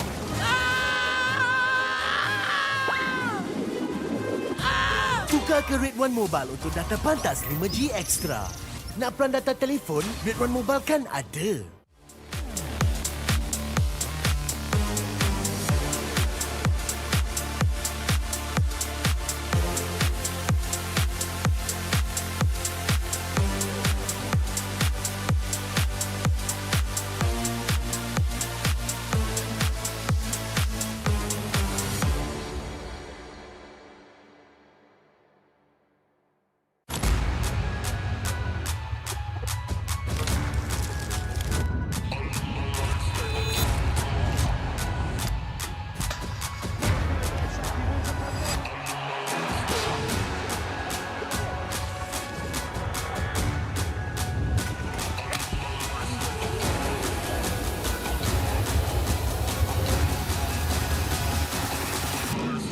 Toss a coin in the waterfalls, in the wishing well.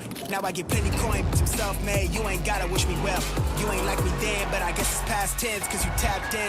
You was never who you said. I see the facade when looking at really me. That you can tell my guard up. I ain't taking L's. If it's not in my favor, won't sign a deal. I got the royalty in the mail. I got authority in the field. Take a look in my iris. I be precise with the timing. I move on a touch that's the high risk. I never know where my mind went.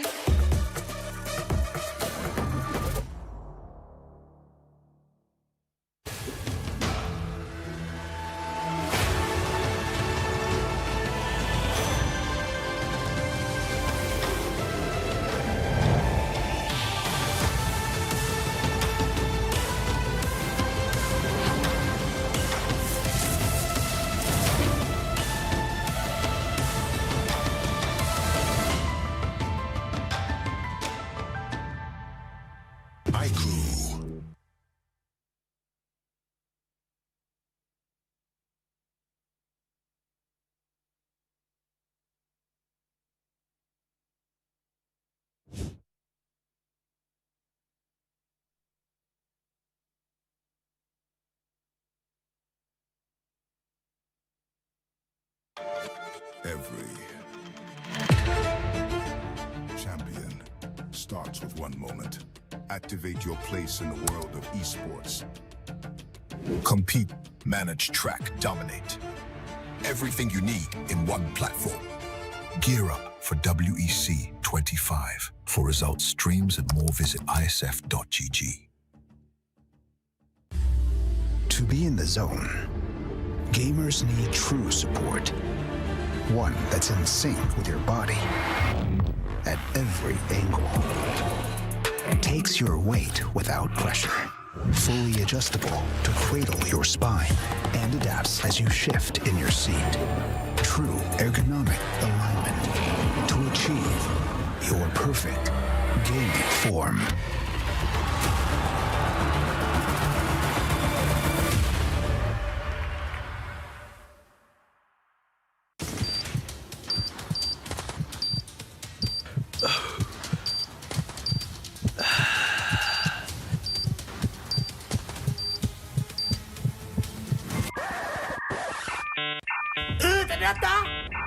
Data habis?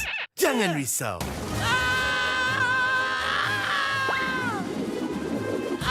Tukar ke Red One Mobile untuk data pantas 5G Extra. Nak peran data telefon, Red One Mobile kan ada.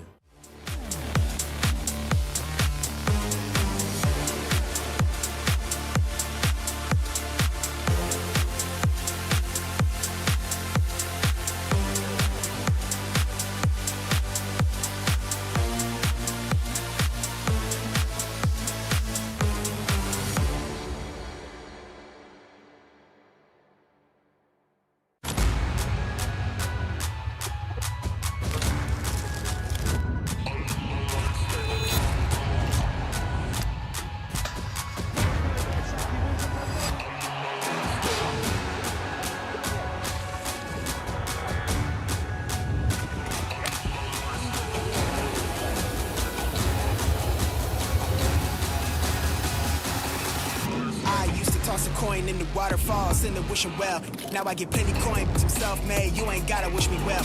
You ain't like me then, but I guess it's past tense, cause you tapped in. You was never who you said. I see the facade when looking at really me. That can tell my guard up. I ain't taking nails. If it's not in my favor, won't sign a deal. I got the royalty in the mail. I got authority in the field. Take a look in my iris. I be precise with the timing. I move on a touch that's the high risk. I never know where my mind went.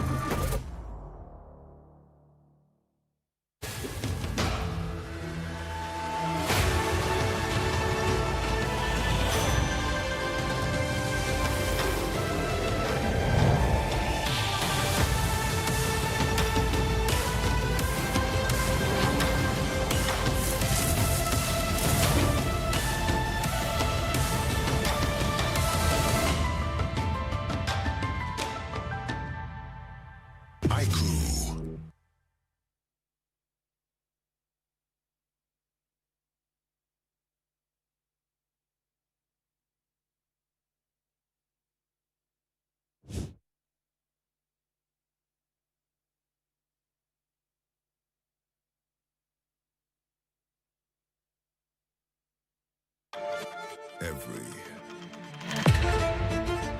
champion starts with one moment. Activate your place in the world of esports. Compete, manage, track, dominate.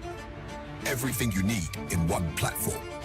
Gear up for WEC25. For results, streams, and more, visit ISF.gg. To be in the zone, gamers need true support. One that's in sync with your body at every angle. Takes your weight without pressure. Fully adjustable to cradle your spine and adapts as you shift in your seat.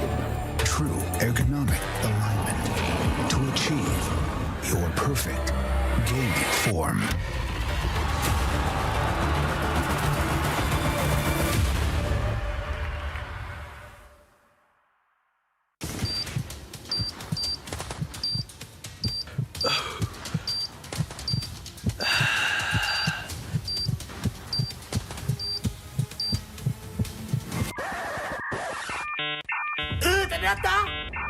Data habis? Jangan risau.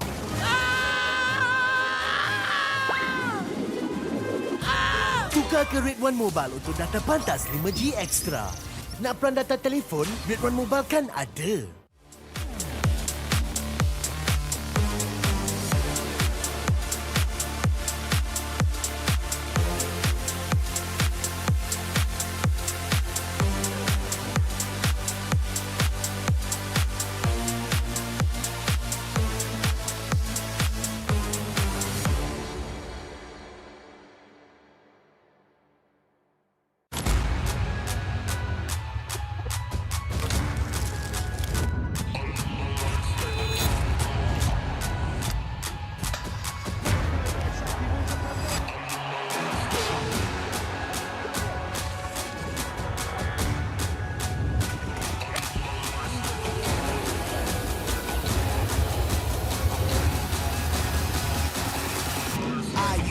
Coin in the waterfalls in the wishing well. Now I get plenty coin, I'm self-made. You ain't gotta wish me well. You ain't like me then, but I guess it's past tense, cause you tapped in. You was never who you said. I see the facade when looking at really me. That can tell my guard up. I ain't taking nails. If it's not in my favor, won't sign a deal. I got the royalty in the mail. I got authority in the field. Take a look in my iris. I be precise with the timing. I move on a touch that's the high risk. I never know where my mind went.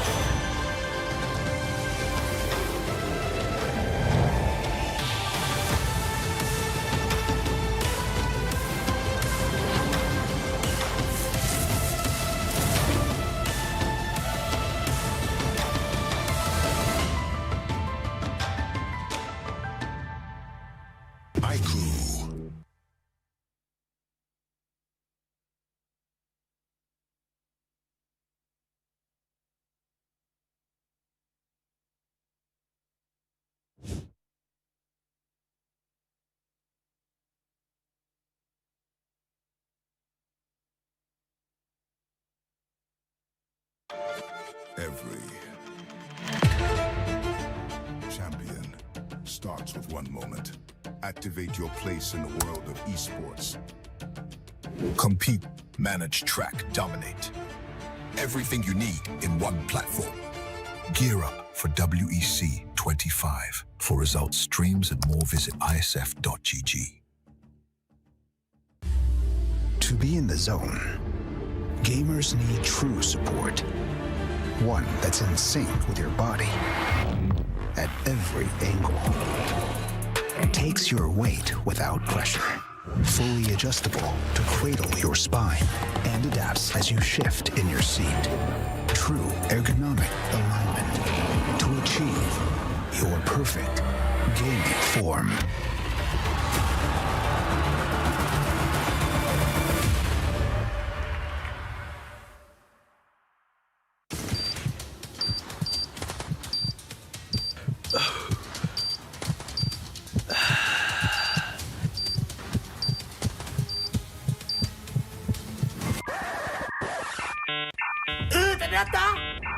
Data habis? Jangan risau.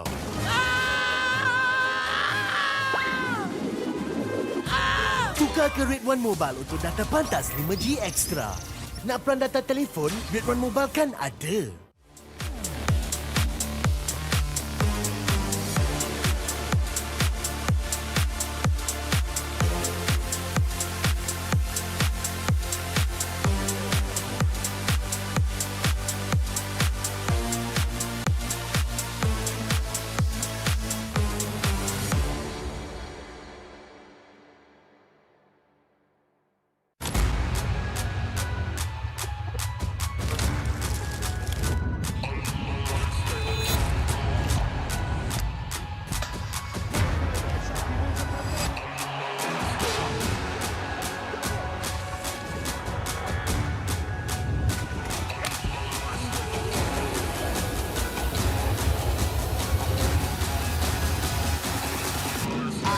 Toss a coin in the waterfalls, in the wishing well.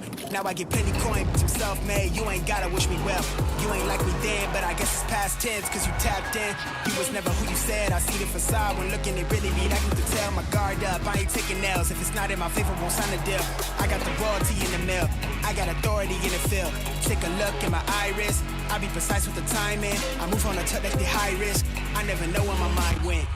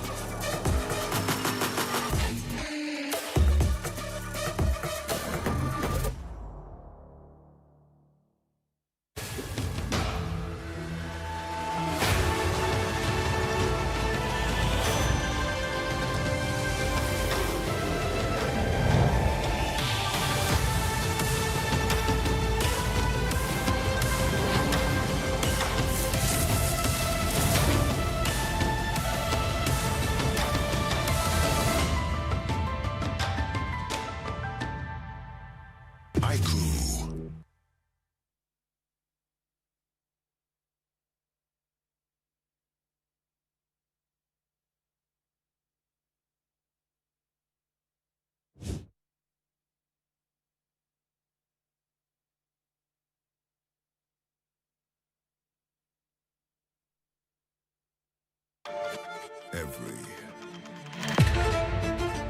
champion starts with one moment. Activate your place in the world of esports. Compete, manage, track, dominate. Everything you need in one platform. Gear up for WEC25. For results, streams, and more, visit IESF.gg. To be in the zone, gamers need true support. One that's in sync with your body at every angle. Takes your weight without pressure. fully adjustable to cradle your spine and adapts as you shift in your seat. True ergonomic alignment to achieve your perfect gaming form.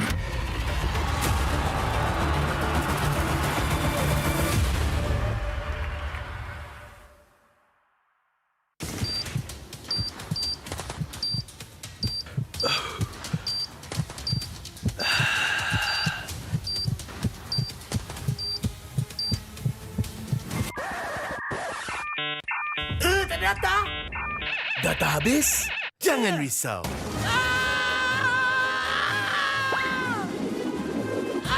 Tukar ke Red One Mobile untuk data pantas 5G Extra. Nak peran data telefon? Red One Mobile kan ada.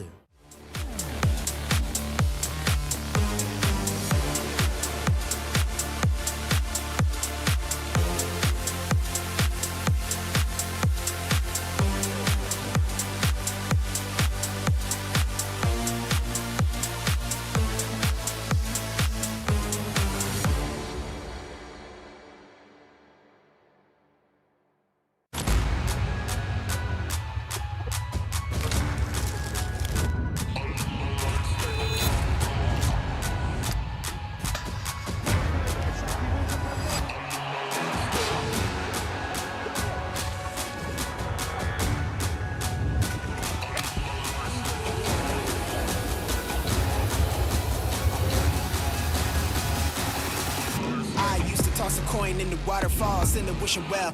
Now I get plenty coin, but I'm self-made. You ain't gotta wish me well. You ain't like me then, but I guess it's past tense, cause you tapped in. You was never who you said. I see the facade when looking, it really be like you could tell. My guard up, I ain't taking L's. If it's not in my favor, won't sign a deal. I got the royalty in the mill. I got authority in the field. Take a look in my iris. I be precise with the timing. I move on a tuck that's the high risk. I never know where my mind went.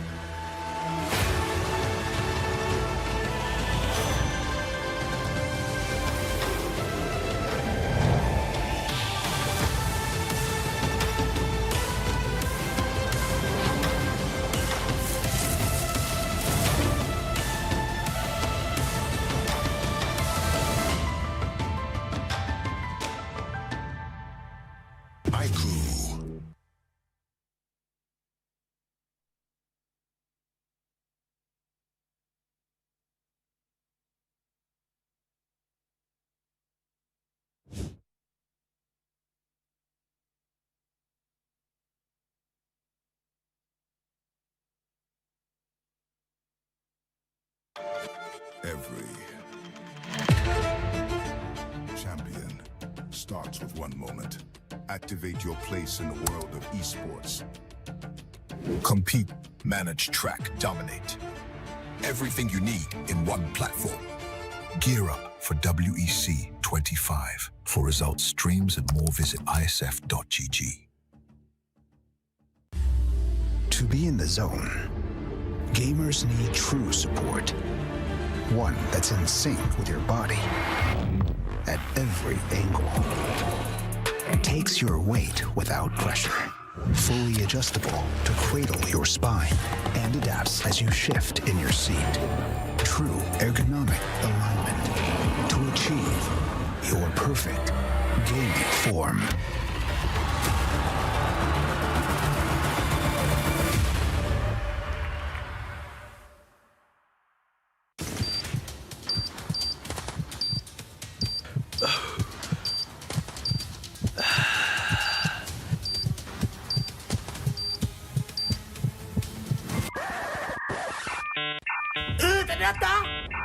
Data habis? Jangan risau.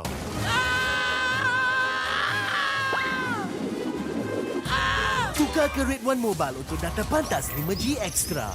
Nak peran data telefon, Red One Mobile kan ada.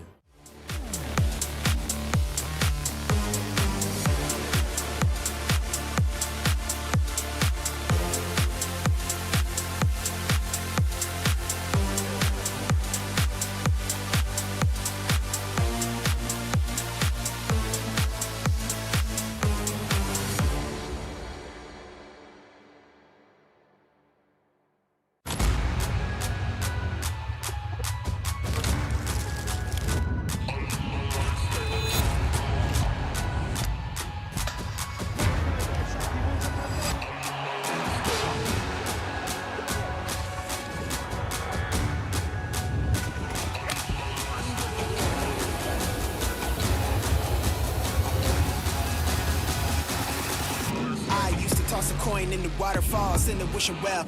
Now I get plenty coin, but I'm self-made. You ain't gotta wish me well. You ain't like me then, but I guess it's past tense, cause you tapped in. You was never who you said. I see the facade when looking, it really be like you can tell. My guard up, I ain't taking nails. If it's not in my favor, won't sign a deal. I got the royalty in the mail. I got authority in the field.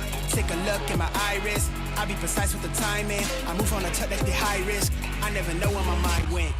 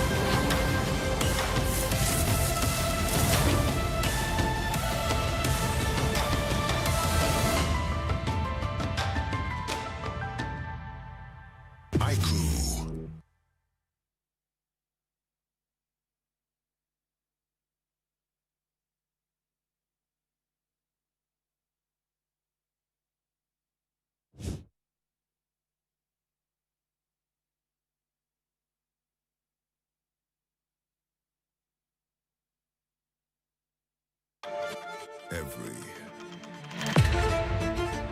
champion starts with one moment.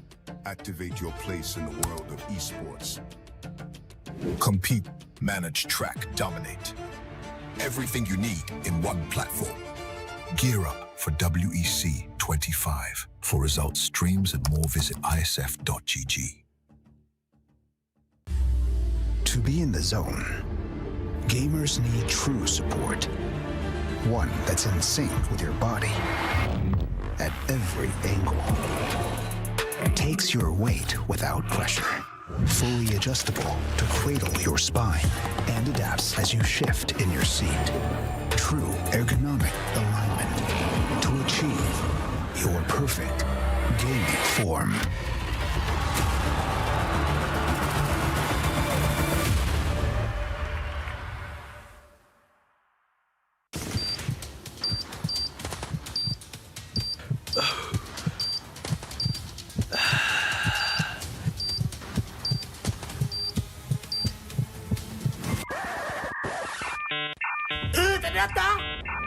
Data habis?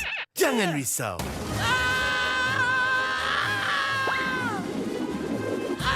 Tukar ke Red One Mobile untuk data pantas 5G Extra. Nak peran data telefon, Red One Mobile kan ada.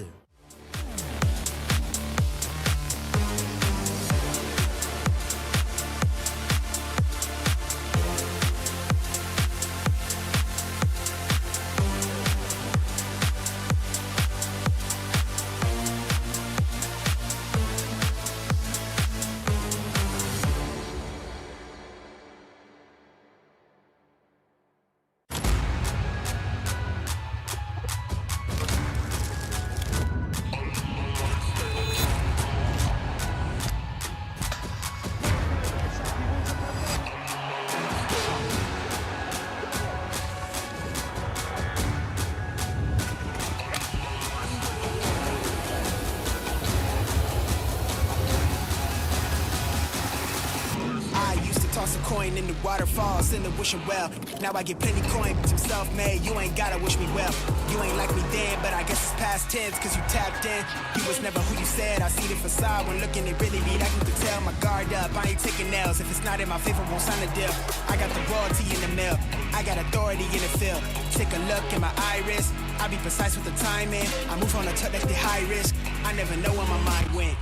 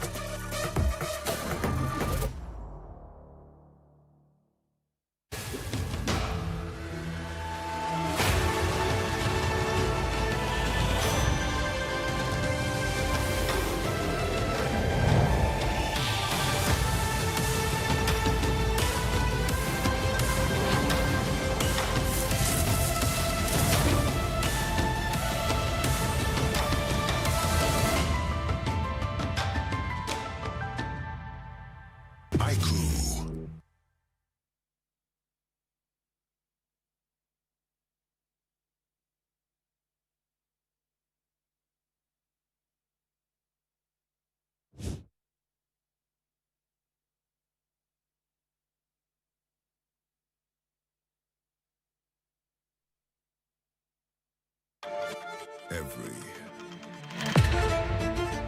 champion starts with one moment.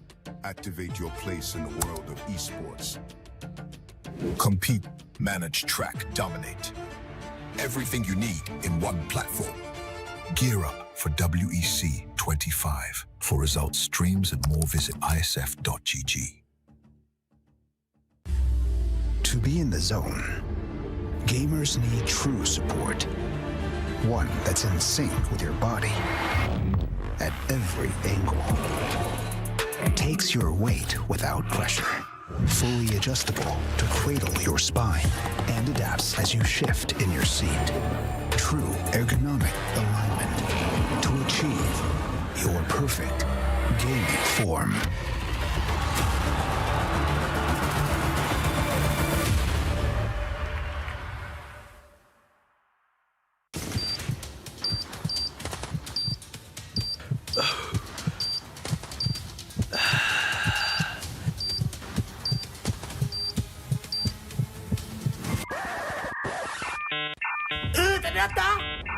Data habis? Jangan risau.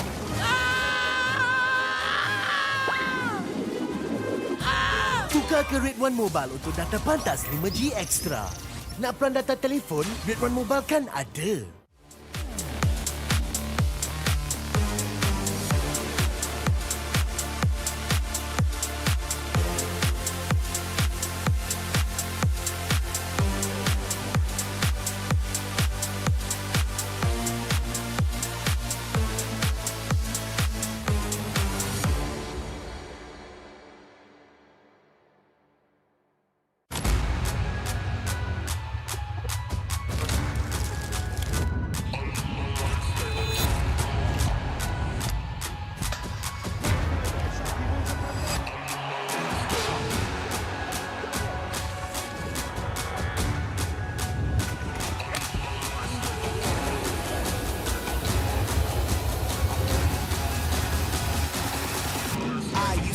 Coin in the waterfalls, in the wishing well. Now I get plenty coin, bitch, I'm self-made. You ain't gotta wish me well. You ain't like me then, but I guess it's past tense, cause you tapped in. You was never who you said. I see the facade when looking at really me. That you can tell my guard up. I ain't taking nails. If it's not in my favor, won't sign a deal. I got the royalty in the mail. I got authority in the field. Take a look in my iris. I be precise with the timing. I move on a touch that's the high risk. I never know where my mind went.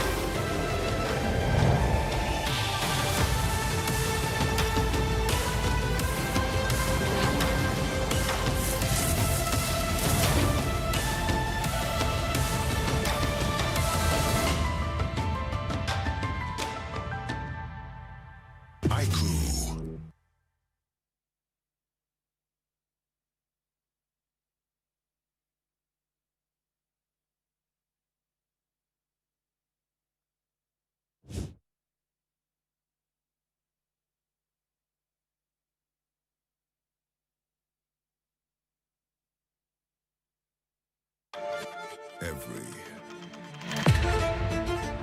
champion starts with one moment. Activate your place in the world of esports. Compete, manage, track, dominate. Everything you need in one platform. Gear up for WEC25. For results, streams, and more, visit ISF.gg. To be in the zone, gamers need true support. One that's in sync with your body at every angle. Takes your weight without pressure. Fully adjustable to cradle your spine and adapts as you shift in your seat. True ergonomic alignment to achieve your perfect gaming form.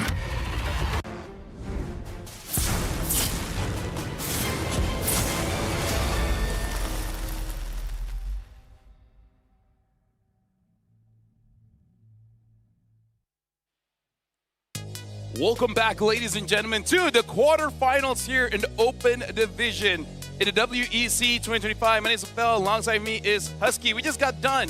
Malaysia going up against Mongolia. Malaysia will go through to the semifinals, and now we'll figure out whether the next one, will it be Turkey or will it be Myanmar? It's going to be a heartbreak day for 4 out of the 8 teams because it is a single elimination in the open category. So we've already eliminated Team Mongolia, unfortunately. Now it's between, like you said, Turkey and Myanmar, and these two countries that we know all too well in terms of how they like to approach MLBB. And it's going to be a challenge, and it's my most look forward to series. I mean, like, again, this series happening here in Kuala Lumpur is amazing. Speaking of which, the World Esports Championship 2025 is happening here live in Kuala Lumpur, Malaysia. This global event is proudly organized by IESF and MESF, which is also with our strategic partner ESI, generously supported by KBS, Rakan Muda, Rakan Digital, and our official partners Red One, IQ, Solos Merge, Monster Energy, ZK Music, and of course our official chair partner Razer. Having an amazing time here in WEC, and I gotta say, even the players themselves, man. Yeah, they've smiles all around. They've been very good sports. It's been super enjoyable being a part of this. Let's take a look at the quick refresher on the bracket. Again, like we mentioned just now, we got done with the first best of 3. Malaysia with a 2-0 victory over Mongolia, advancing to the semi-finals. Their potential opponents will be between Indonesia and Nepal, but that series will be coming after this. Right now, we have Myanmar up against Turkiyye, and then the final quarterfinal series for the open category today will be Cambodia against Kazakhstan, and then we will conclude the female category by the end of today. And I gotta say, looking at the scores for Myanmar and Turkey, a lot of 2-0s are in their history. But for now, we gotta look at today's schedule to recap what you said, Husky, where right now we are looking at Myanmar going up against Turkey. After this match, it is gonna be Indonesia going up against Nepal, and then closing the quarterfinals, Cambodia against Kazakhstan.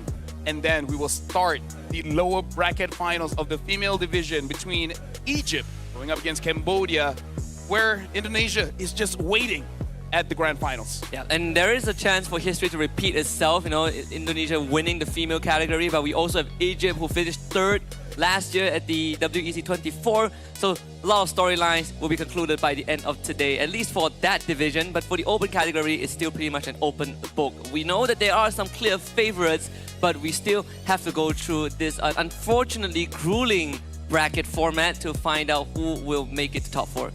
I mean, like, here's the thing. In Group A, it's a sweep all around, right? Turkey, they lost against Malaysia 2-0, but then they won against the other teams in Group A with a 2-0 victory, and Myanmar hasn't dropped a game. Same as Malaysia here. So Turkey might want to try and stop that. But we've seen Turkey perform not that great against Malaysia, but that was like 2 days ago? 2 days ago, yeah. Right? So 2 days ago. There's a lot of time in between in terms of practice as well as scrim, so we'll see how they adjust going up against Myanmar. Yeah, and I mean, even for the Turkey players, they have gotten some pretty quality practice in preparation for WEC, right? So we didn't get to see the translation, unfortunately, against Malaysia, but like you said, they have had some time to regain their confidence with the remaining group stage wins, and hopefully that translates into this quarterfinals. And with that, I'm pretty sure everyone is waiting for the start of this match. So we're gonna show you guys a trailer here between Turkey going up against Myanmar to start the second match of the day.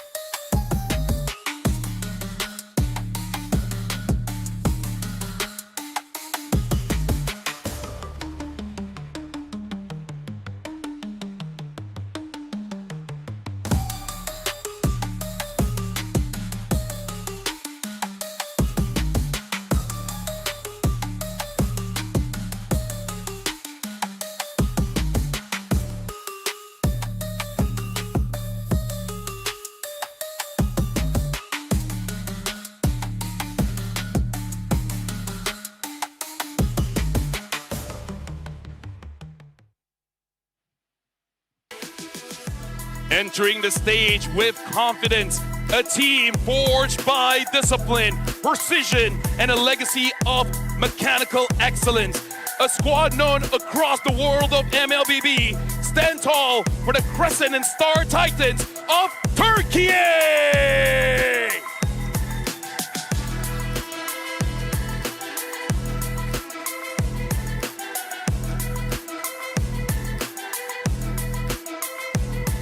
Going up against them are the warriors bathed in the golden rays of the pagodas, forged in the traditions of valor of Burma, here to carve their own timeline in history.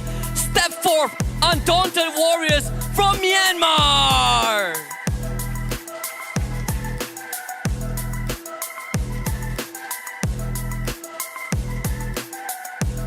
With both Team Myanmar and Turkey being on the stage, we would like to invite both teams to go for a fist bump for us to officially start the match. This is going to be one of the more high-stakes match because of how well these two countries are known across the globe in terms of the MLBB prowess.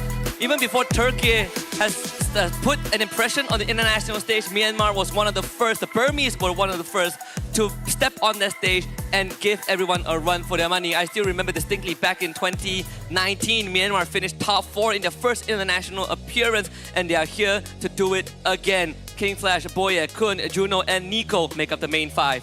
In fact, like, we gotta remember back in M2, they were runner-up. Yeah.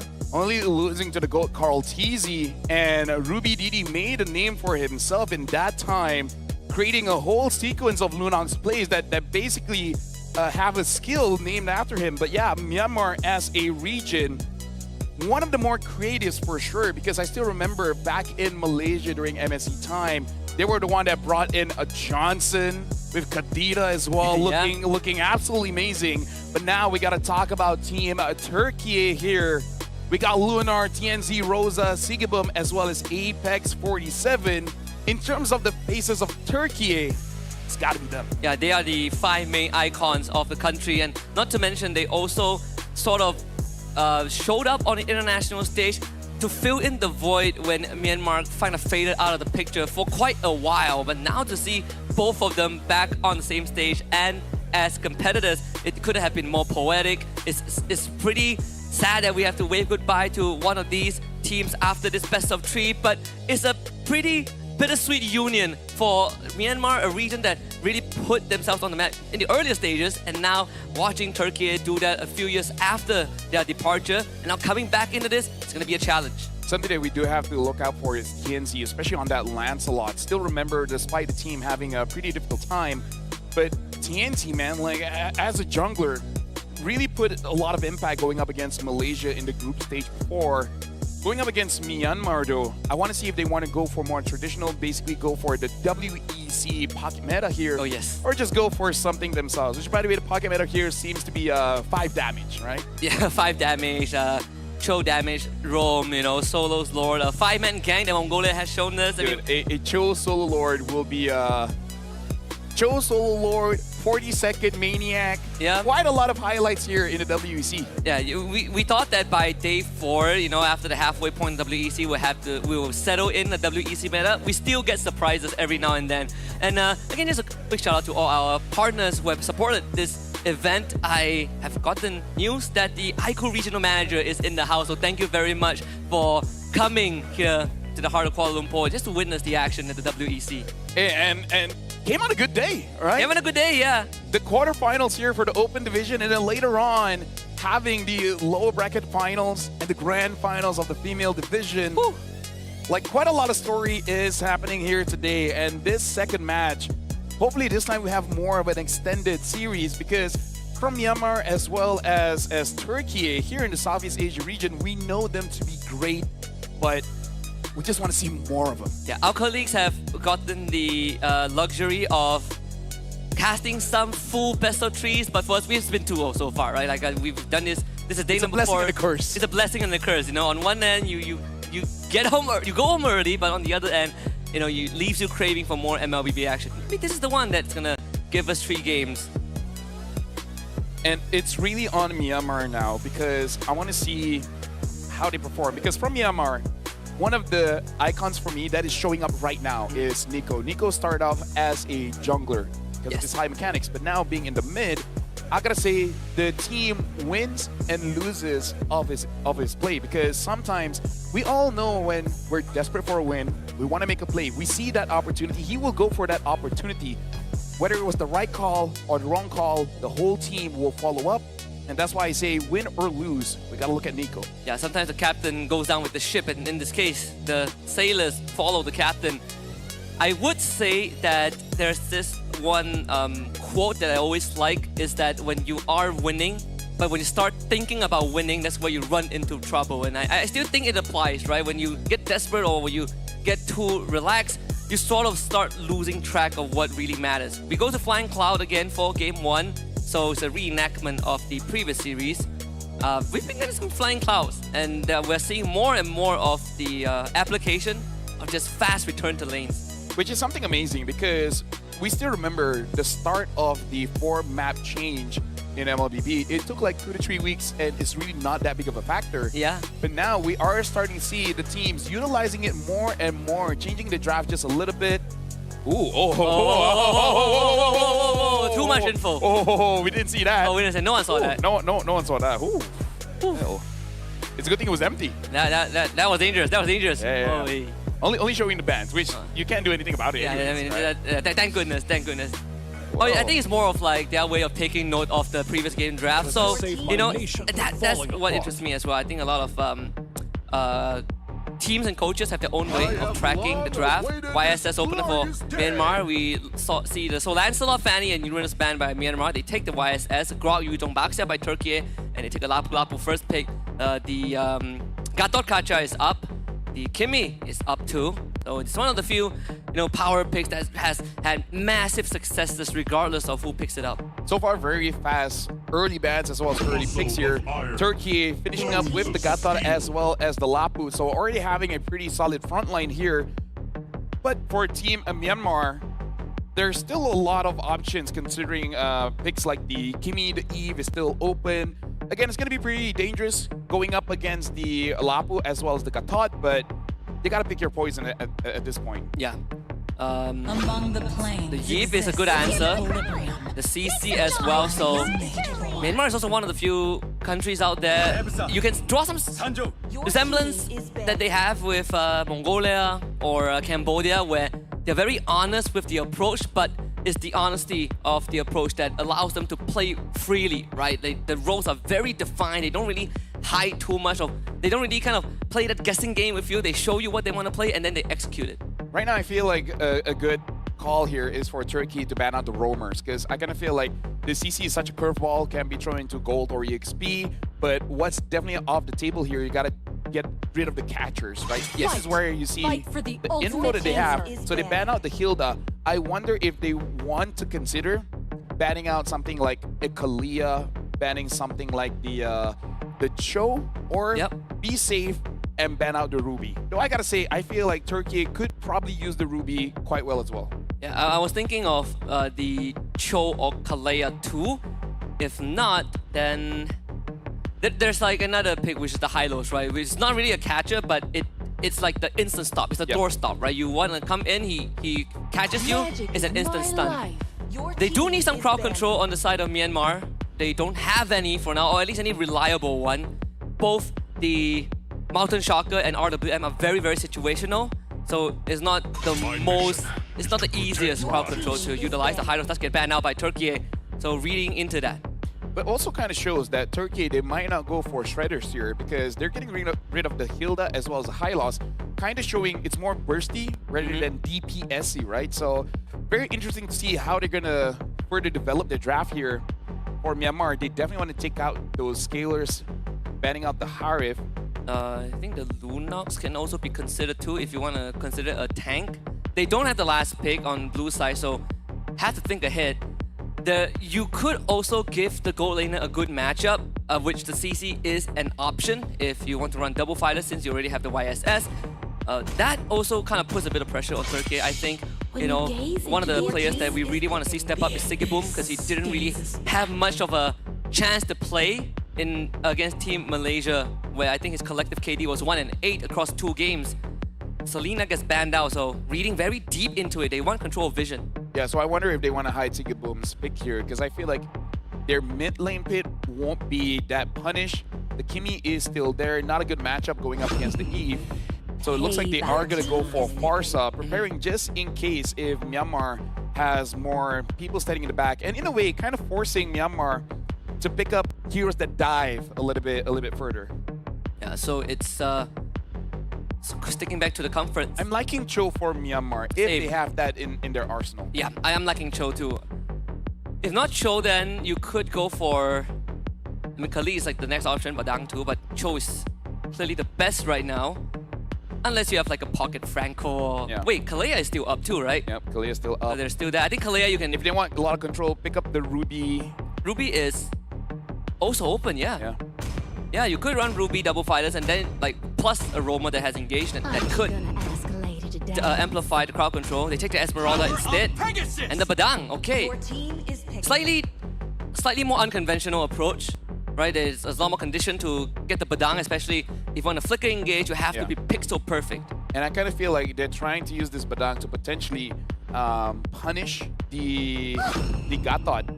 And now Turkey, they are going to pick up the Ruby for themselves. So looks like this time Sigiboom will be using a fighter. So in terms of the scaling here, I'm feeling more comfortable for Myanmar. Turkey, they're kind of on a ticky time bomb here. Farsa as well as the Hayabusa, they have pretty good early and mid. But then when it comes later on, the Farsa is strong as long as she's untouched. It also comes down to how good of a game Tianzi is going to get.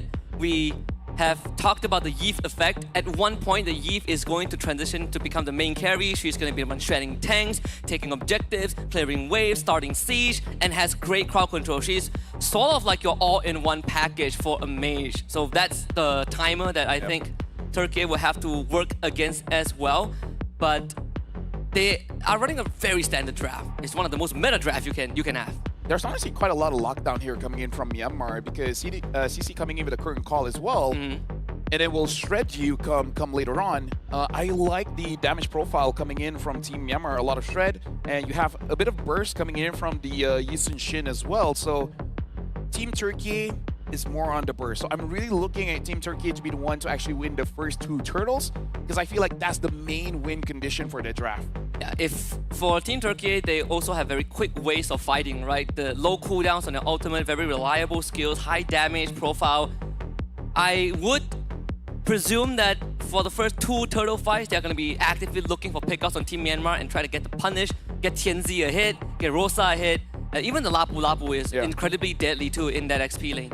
Yeah, so really looking forward to see how they're going to be playing the early game here. But again, Myanmar, incredibly aggressive team.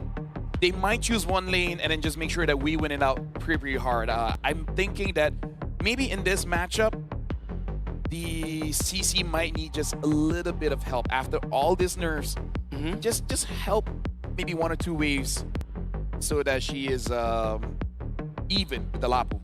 Yeah, there's always the snap engage potential as well, right? Whenever you're up against a hero like Badang, you sort of have to treat it as if you are going up against something like a Kufra or Tigreal, or maybe even an Atlas to a certain degree, right? There is always the possibility where if you start a fight, the Badang can turn it around easily. He can catch you off guard with how low his cooldowns are when he has the flicker even. So that, I think, is an advantage that Team Myanmar will always have if Turkey starts overextending, if they start getting fighting drawn-out fights. That Badang could easily flip the script. Yeah, and actually I was talking about CC Gold because usually we do see it in Gold, but they do have the Esmeralda. So actually comes to the question, which one is going Gold, which one is going EXP? I would prefer Esme go EXP because have quite a good time against the Lapu, at least pre-level 4 for the Lapu. But yeah, it's gonna be a question of which lane the fighters are going for Myanmar. Yeah, I personally think you take Esme into Lapu and CC into the Ruby.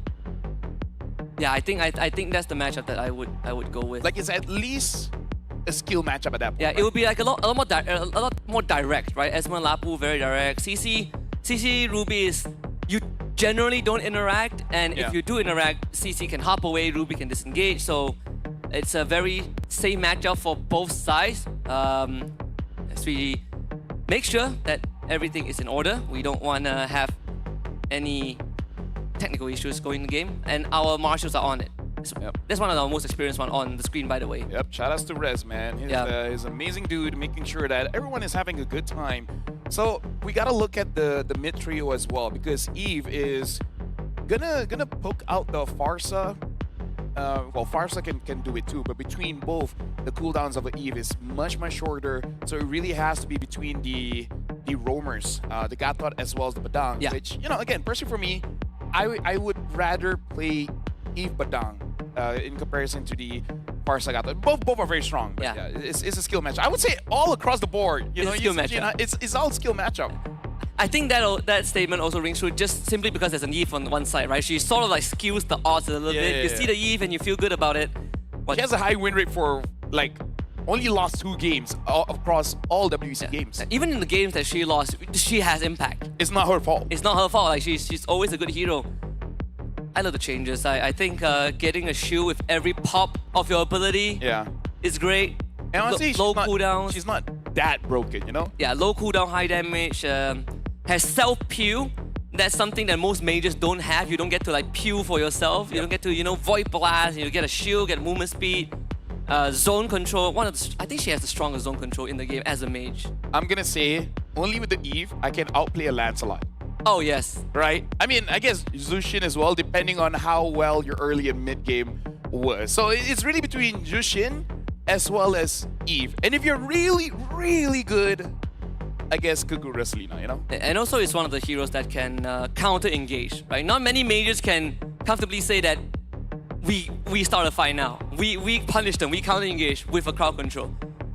I think RWM is one of the most uniquely well-designed ults in the game. It's one of my favorite skills. Favorites as well, yeah. Yeah, one of my favorite skills. And good future-proofing for skins.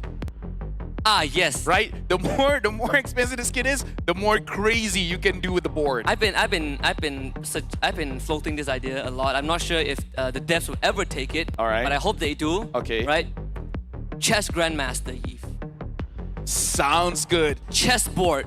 Speaking of sounding good, looks like we are jumping into the game here between Myanmar going up against Turkey. And looks like both junglers are starting on the opposite side. So looking at TNC, will be the first one to be reaching that Little Wanderer. Yep. See, I mean, this should be a very straightforward opener. The inverse jungling. We gotta see where the Little Wanderer spawns. That is gonna give us a good idea of where these players are gonna head towards. So on the bottom end of the map, and Myanmar will call dips on it so they prevent any sort of an invade. Good coverage from Boye. And Kun also making sure that Luna doesn't get to leave the lane too early. They get the interaction at the Litho, and it will be Turkey that gets it. Yeah, looks like they were able to dodge the Unbreakable coming in from Apex 47. Nico just taking a bit of damage coming in from Rosa, but we can see here that, oh, look at that, able to catch Rosa, still holding onto the flicker, and able to get out of there. But look at this, TNZ jumps in, shadow onto Nico, but not enough damage just yet. And this is why I say I would prefer the Eve as well as the Badang, because the kill threat is really there. Yeah, both mid laners forced to use their flicker just to get out of that predicament. Thankfully, TNZ didn't stick his shadow onto Nico, because I feel like that was the first blood angle. Still, Boye on this Padang is incredibly dangerous because you get to cancel the Unbreakable so easily, right? You have two abilities that can do that. Apex 47 doesn't revitalize, so that will be first blood for King Flash. Actually, now that I think back, I was casting their tournament, and this is one of Boye's signature here with the Badang. And honestly, Nico's just good on everything. But still, Myanmar opening up, really controlling that mid. It looks like Rosa really can't take a break. TNZ did receive some of that heat too. You can see the idea of what Myanmar wants to do. They're gonna try and hit 4 onto Nico first. And he does get it, so the RWM is available for Nico. The turtle now under control by Myanmar. TURKIYE attempt to steal, but it will be King Flash securing it with Retribution. Kun is gonna get jumped on by the bravest fighter, Raging Slash. He goes down, Apex 47 dashes away. Luna now next on the chopping block. 4 members of Myanmar on him, but Lunar will escape. Yep. So far, good engages coming in. Myanmar as well. TURKIYE with Sigiboom is able to catch 2, but looks like the follow-up is not there just yet. TNZ jumps in. It looks like they don't have the damage. Okay, Shadow Kill executed, but not enough still. Good engage coming in from Sigiboom, but the follow is just not there yet. Yeah, Nico is doing a fantastic job. He hasn't had to use RWM the entire time from the turtle fight to that sequence in the mid lane, and he was peeling his teammates away. Those Void Blasts actually hurt, even in the early levels. And that's why TURKIYE was hesitant about committing too much. And they also juggled the Ogi Shadow Kill very well, making sure that no casualties on their end. So Myanmar going even against TURKIYE. The only minor goalie that TURKIYE has is on that early kill from Lunar onto Kun. So that's the goal lane, I believe. The XP lane, excuse me, skewed a little bit. So right now, 3 minutes in terms of the goal difference and kill difference, it's really non-existent. Boye goes after Apex 47, taking quite a bit of damage, and even using the Revitalize and Feather Airstrike just to make sure that Apex 47 doesn't get taken down. Quite a lot of resources Myanmar was able to bait out of TURKIYE, and now Lunar, bravest fighter, looks like he's gonna try to fight back, and he's trying, but King flashes there, gets the kill. Yeah, Kun has Vengeance too, so damage reduction just enough to keep him alive. Myanmar really limit testing TURKIYE right now. It comes down to who flinches first. They were trying to bait the AOG from Apex early on. They only got the Revitalize, but it's good enough because Apex will have to play a bit more scared without the extra healing. Myanmar now looks for a conversion, and I gotta say, King Flash has been on the ball with his movement. Always proactive, getting ganks off. Both kills on Myanmar are on him. Now we're looking at the positioning here. It looks like Team TURKIYE, as long as Rosa is able to be free, they can actually have a pretty good standing here going up against Myanmar in a turtle fight. Clearing the mid first. Juno is on the scene. Boye gets stopped by Sigiboom. Boye is starting to become quite a nuisance for TURKIYE to deal with. He's stopping clear-cut engages, and he's always a threat. If TURKIYE commits and Boye finds an angle, they can easily turn the fight around. And Apex 47, he's not gonna have the liberty to get all these taunts off. And now Boye jumps in with the RWM, the Revitalize comes up, King Flash gets jumped on by Lunar. Good return from TURKIYE. Luna ends up going down. Luna ends up getting a double kill, in fact. The current call, Kun just tie him and Sigiboom up. Myanmar looks to fight back, but they have ran out of damage source. Without a Eve, it's pretty hard to answer the TURKIYE. I gotta say the MVP, that one was Lunar. TNZ gets the turtle and goes in able to get a Juno as well. Lunar making it so that it was basically mute. It was a good engage coming in from Boye, but no one can follow out because Lunar is on the scene, man. He's stopping them. Myanmar has to be slightly more careful with how they take these fights, because as good as the engage that they can get, Lunar, he has been a thorn in their side. Nico, good RWM, but if you have a Lapu Lapu swinging away on top of you, there really isn't much that you can do in the earlier levels. So that's the equalizer there. TURKIYE killing up King Flash and Nico, two of the main cores of Myanmar that really would benefit from having early goalies. Look at Boye. Boye has been found out. Sigiboom not gonna chase him just yet, but looks like Lunar just want to engage onto Boye. Gets chain CC'd and gets bursted down. Apex 47 secures the kill.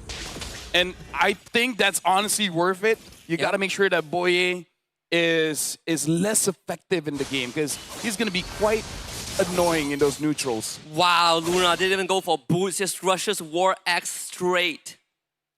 I'm probably gonna go for the Oracle next. Yeah. Wow, he's actually gonna go bootless. I guess it's fine if you get to jump on your opponents like that. Speaking of which, jumping towards Boye. Boye pushes him. Nico should be able to deal with that, but Lunar is all alone. AOG jumps in, helps him out. Barely survives. Nico, a little bit of damage and could have got that. Yeah, just a little bit. If Nico was there slightly earlier, they will lose Boye again. Tianzi with the collection. Boye goes down the second time, 17 seconds before the turtle spawns, but it is Flying Cloud, so Boye can easily rejoin the fight if needed.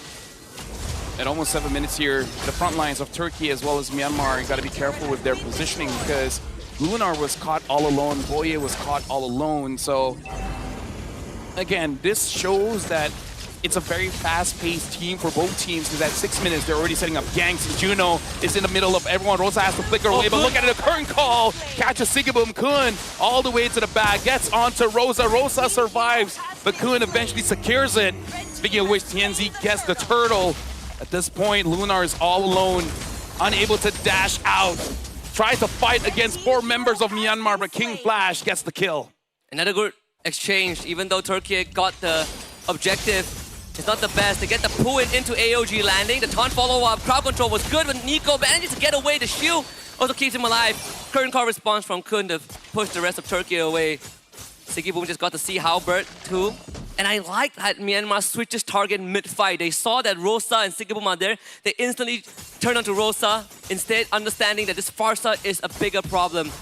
And not to mention King Flash getting killed onto Lunar too. Without that flicker, another pullback. This one, with the help of the feather airstrike, Juno should go down. Yeah, Juno has been frontlining quite a lot for Myanmar here, but I gotta say, Kun is playing an amazing CC game because we can see the shred coming in, but more important, like you said, the targeting. Once he sees a vulnerable target, he will get onto that. And I gotta say, the current call has been hitting the correct targets. Yeah, without any purifies on Turkey's side, there's no way to get rid of the curtain call if you get tethered onto your teammate. The big advantage that they have is that they've gotten most of the major objectives, 2 turtles out of 3. All the tier 1s have gone down. Yeah, it looks like they're trying to get as much gold for King Flasher that airstrike used just to zone them away. Turkey having 1 cannon minion, it looks like will not be able to siege much further. That's one way to push the Yeef away, to threaten her. And for Myanmar, they don't really have the most bulky front line, right? If there's anyone, it's going to be Boye and Juno. But we saw how Turkey shut them down very quickly. High burst damage, hit reduction from items, which Sigibum has. See Halbert, Rosa has the glowing wand. So these shields and regenerations will be cut down by a huge margin. Lord spawns bottom side. And for some reason, even though Turkey has the goal, oh, look at Boye, jumps all the way to the back. Rosa has to flicker out, but look at Apex 47, tries to zone away King Flash. Lunar jumps in, forces Team Myanmar. Alba Kun is dealing a lot of damage onto Lunar. Team Myanmar was the aggressors, and they're forcing Turkey out. That's good for Myanmar, but it is Flying Cloud, so Rosa will be back in no time. That's the only thing that Myanmar needs to keep in track of. AOG comes in to stall the Lord take. TNZ, shadow kill, out of range. They bring him away so that King Flash can get the Lord. Talk about initiation with no hesitation. Forcing out a lot of abilities coming in from Turkey. Nico just built the Wishing Lantern, King Flash, having that endless battle. The damage will be more punishing here. And Rosa is able to survive, but the objective wasn't necessary to get a kill. Just make sure there's no better airstrikes in the Lord fight. It was so decisive, right? They say force Rosa away. They see that Lapu has no bravest fighter. They instantly turn to the Lord. And not just that, they also accounted for the fact that Tianzi might use the shadow kill to try and jump to the Lord, so they drag him away to guarantee 100% success rate. But again, Flying Clouds allows Turkey to regroup and reposition very, very quickly as they already start working on the Lord. Boye will be there. Rosa found out already, so has to fly away. TNZ turns on the Nico. They're going to try and juggle the Shadow Q again. Nico survives, but the Lord gets taken out. Yep, amazing flicker to cancel out the Ogi Shadow kill. The minion is still there. King Flash finds vision. It looks like even though they didn't get the tier 2, but quite a lot of damage there, and Kun is onto Lunar. Lunar is able to protect his turret, but barely. One more wave crashing in, and they'll be getting that. So Myanmar It's weird, like under gold and under in terms of kill, but they definitely have the control of the map. Yeah, thankfully no tier 2 go down, so Turkey gets to defend majority of their map still. Kun is starting to become a threat too. And I mean, Rosa has been receiving the brunt of all these attempted kills onto him. Every time they see Rosa, they go straight for the Farsa. I mean, we gotta understand why. He has 100% kill participation here, 8 total kills for Turkey, and every single one, Rosa is there. Clearly a big factor of Turkey winning this fight, so it's good on Myanmar understanding the threat. TNZ checking the bush here, and I don't envy Rosa, man. This is gonna be a pretty difficult fight to navigate around. You gotta be careful of the CC, of the Badang, the Esmeralda, heck, honestly, even the Eve. Yeah. If you're caught by the RWM, that's it. You're gone. And the Badang has been near impeccable this game. 2 devs, caught up 2 times in a row earlier on, but still, these engages, we talked about that it's not easy to get a flicker, fist crack, fist break in. You have to be really pixel perfect, and Boye hasn't missed a beat. And we see it out. This glowing one wishing lantern for Nico is starting to hurt. And that means the front lines of Turkey is easier to cut through.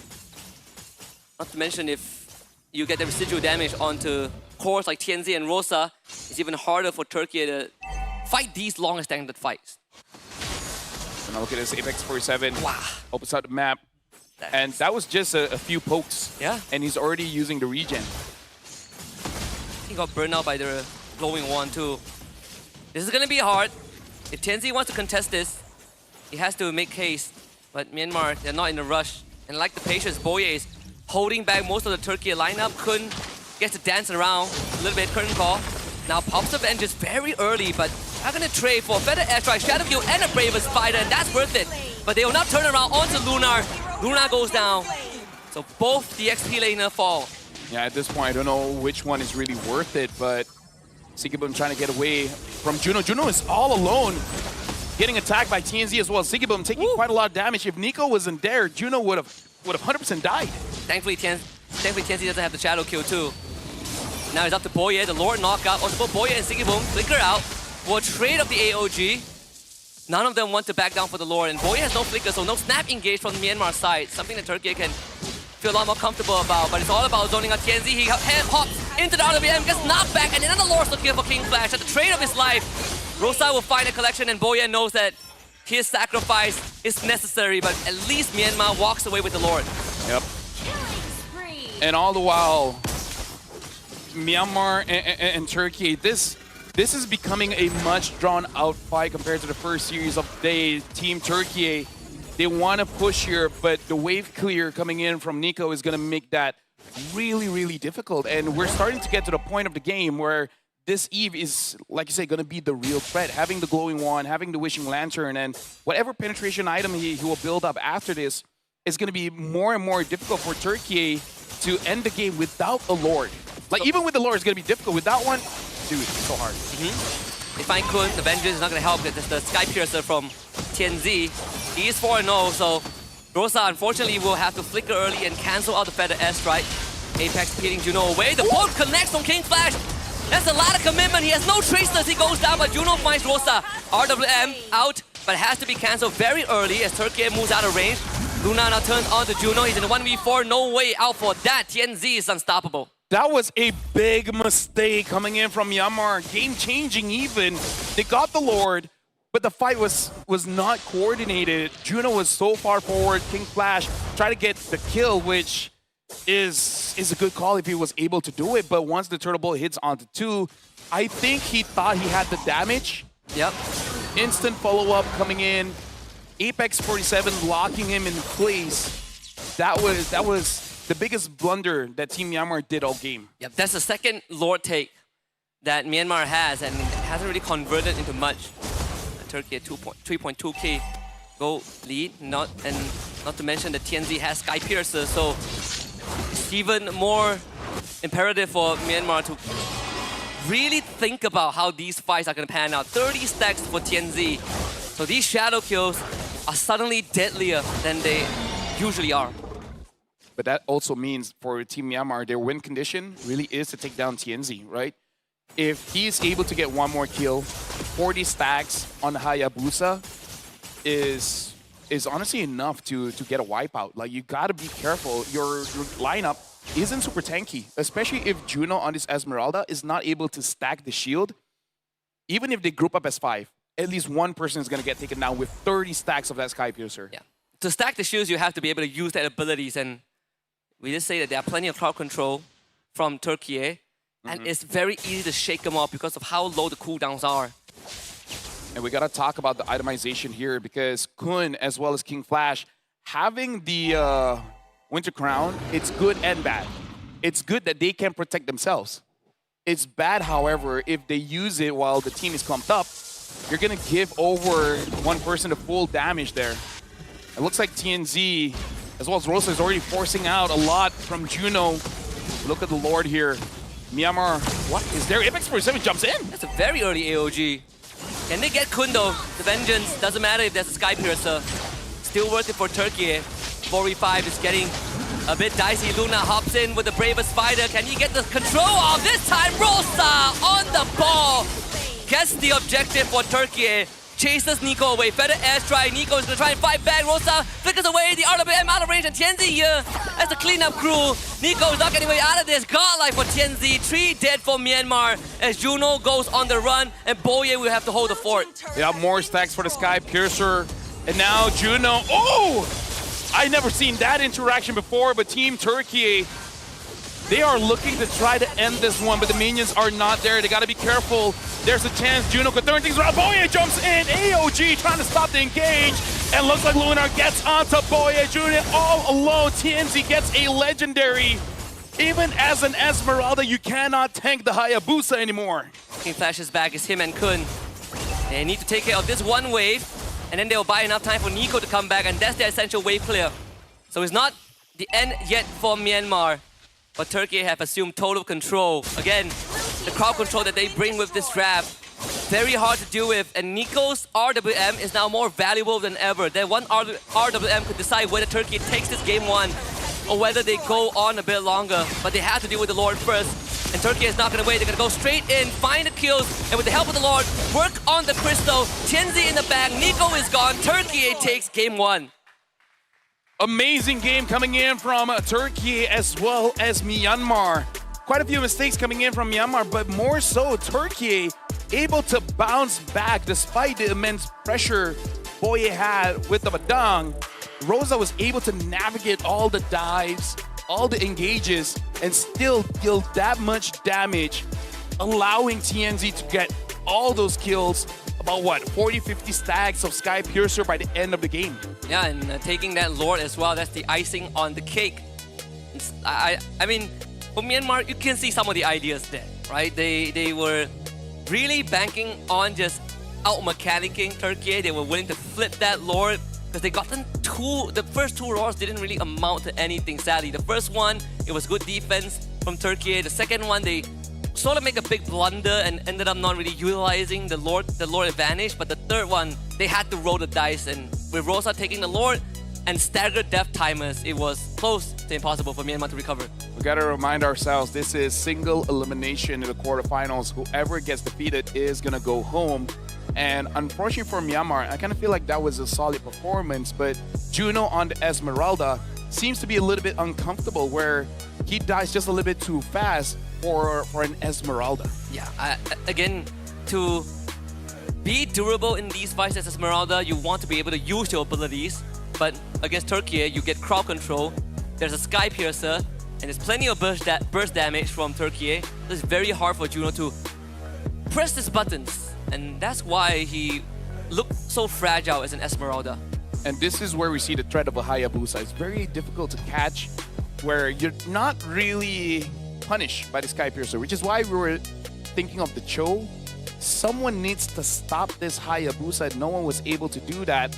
And King Flash had a difficult time going up against this Lapu, man. Lunar, from the early to the mid to the late, every single time the Bravest Fighter comes in, you can tell that Myanmar, they're just like, come on, man. Yeah, there were some moments where Myanmar, at least in the early game, that they tunnel vision a little bit on what they wanted to do, and they realized that Lunar is a threat, and they did adjust to, you know, play around this lapu-lapu, and they started to punish Luna more and more, right? They stop the engage, they make sure that no one goes down to the lapu-lapu, they're getting the flickers out of him.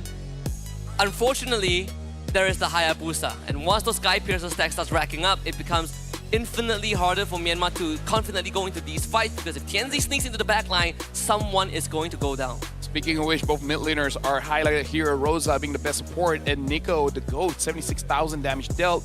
Juno did take a lot of damage, but I kind of feel like he didn't sustain that long in the front line. We're going to be looking at the MVP for this one. And honestly, I feel like for Team Turkey, Sigibum was the one that got the MVP, controlling whoever gets into the fray against Turkey. A lot of protection. This is a team victory here for Turkey. Everyone performed their roles very, very well. Sigibum gets to finally show off his chops as well on this Ruby 2015. He doesn't necessarily have to be the one getting the kills, but he is definitely a big nuisance. It's very hard for the members of Myanmar to navigate if he's standing in front along with Apex 47. We saw how tough it is for Juno to move. If Boya gets an engage off, they can easily displace him, and they are just able to fight in locations away from the influence of Nico, and that's why even with a Yves on Myanmar's side, you don't really see too much of an impact. I feel like it's tough for Myanmar, where they're playing quite chaotic, and as a Eve, you would prefer if everyone moves at the same area, right? It becomes more difficult for you to keep bouncing about, changing your targets here and there, here and there, here and there, because Team Turkey probably intended, but they're quite spread out. Yeah. So you barely see any real world manipulation that catches multiple targets. In fact, how many times has Nico forced out to cancel the real world manipulation? Yeah, I think one of the fights towards the very end as well, right? The RWM was instantly cancelled, and this, I believe, was the last fight, where Rosa got the Lord, and there really wasn't much that Nico could do. Like, even in the position that Nico was in, coming in from the middle lane and just not having any influence over the fight at all, though you can see the damage of that Yves. One more Void Blast would have been the death of Tianzi. Yeah, I just feel bad because he has to dodge a lot here. Like I feel like that's the only thing, because whenever you see a fight, it's too spread out. Maybe for Team Myanmar, they are a very chaotic team, but when you have someone like Eve, you would want to narrow down your opponents, right? Pincer them in, creating a box. And I feel like that's the best analogy here, where they're not creating a box of influence, forcing Team Turkey around a circular area. Boya is going here, King Flash is moving here, Juno is like, they just gotta tunnel people in. Yeah, I agree. I think with most majors, you generally don't want to be from a flanking angle, because it really exposes you to the enemy lineup. There are a few exceptions, of course, if you are like Kadita, Selena, Honestly, Boyi, Jushin. But even Jushin is not that advisable, right? Because people can jump you. So most majors want to play with the team, and that's why Nico's positioning, I think, towards the later stages of the game felt slightly unsynced with the team. Yeah, I feel like this is a pretty close game. It's just that some crucial mistakes, especially in team fighting at the end, when Myanmar got the Lord and then just basically died one at a time. Team Turkey really able to establish more influence onto the map. But this is good showing from Turkey. Yeah. Especially Rosa. Because I feel like the last time we saw him on that Farsa, tough game. This time is like, you know what? You guys are trying to do it again. Pretty cheeky. I see you, but not gonna happen. And when we winning the Yves, that was quite fun as well. And escaping from ganks multiple times, right? Getting jumped by Boye and still getting out.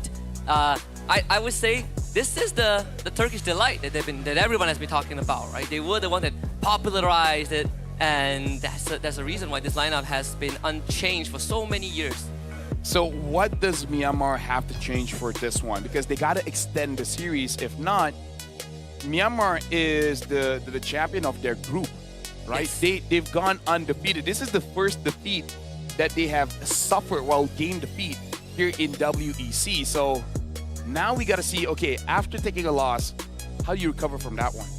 I think the main thing is just clean up how they take these fights, right? Like a lot of times, even in the group stage games that we saw that they are more one-sided, it's less about the mechanics and it's less about the draft and more about how it's executed. Yeah. And I feel like game 1 was sort of that case. They had the recipe.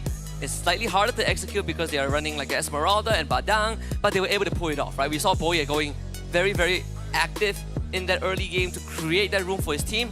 Is when things get very messy, when the enemy starts getting items and getting ahead of the game, they start changing up how they fight. It seems like only Turkey is adapting to it. I feel like if they want to be more chaotic, they need more spread of damage, right? Because especially if you have a marksman in that lineup, you confuse your enemy to be like, okay, who do you want to target? Do you want to target the jungle, the mid, or the gold lane? In that case, it's just the jungle as well as the mid. And we saw Turkey, they're like, we just got to deal with King Flash, right? As long as they don't get the Lord, we're good. Nico is kind of an afterthought in that regard. So maybe this time we want to see a little bit more damage coming in from Juno. We're going to be jumping into game number 2, where I feel like Turkey, even though they won, that was not a comfortable one. And Expanding River is going to be this one, which looking at how they've been moving around, no, it's good for both teams, man. Sigibum is fast to the scene, Juno is fast to the scene. Yep, it's another map that encourages very fast rotation, right? Flying Cloud gets you back in the action very quickly. Expanding Rivers gets you across the map very, very quickly. So I think, you know, that Myanmar has shown that they still got it in them. They still are willing to take these fights, these very active maneuvers. Maybe you make it slightly simpler with how you approach. I think the Badang definitely felt like more of a comfort than anything else. But again, the Kalea is always there. The Gatot is always there for them as well. It's always good to consider these choices, especially Gatot and Grok, if they are not banned out. We're going to be jumping into the draft here. We're going to see who will actually get the first pick. It looks like it's going to be Team Turkey. They themselves banning out the CC as well as the Harif. Team Myanmar already taking out the Fanny as well as the Yuzong.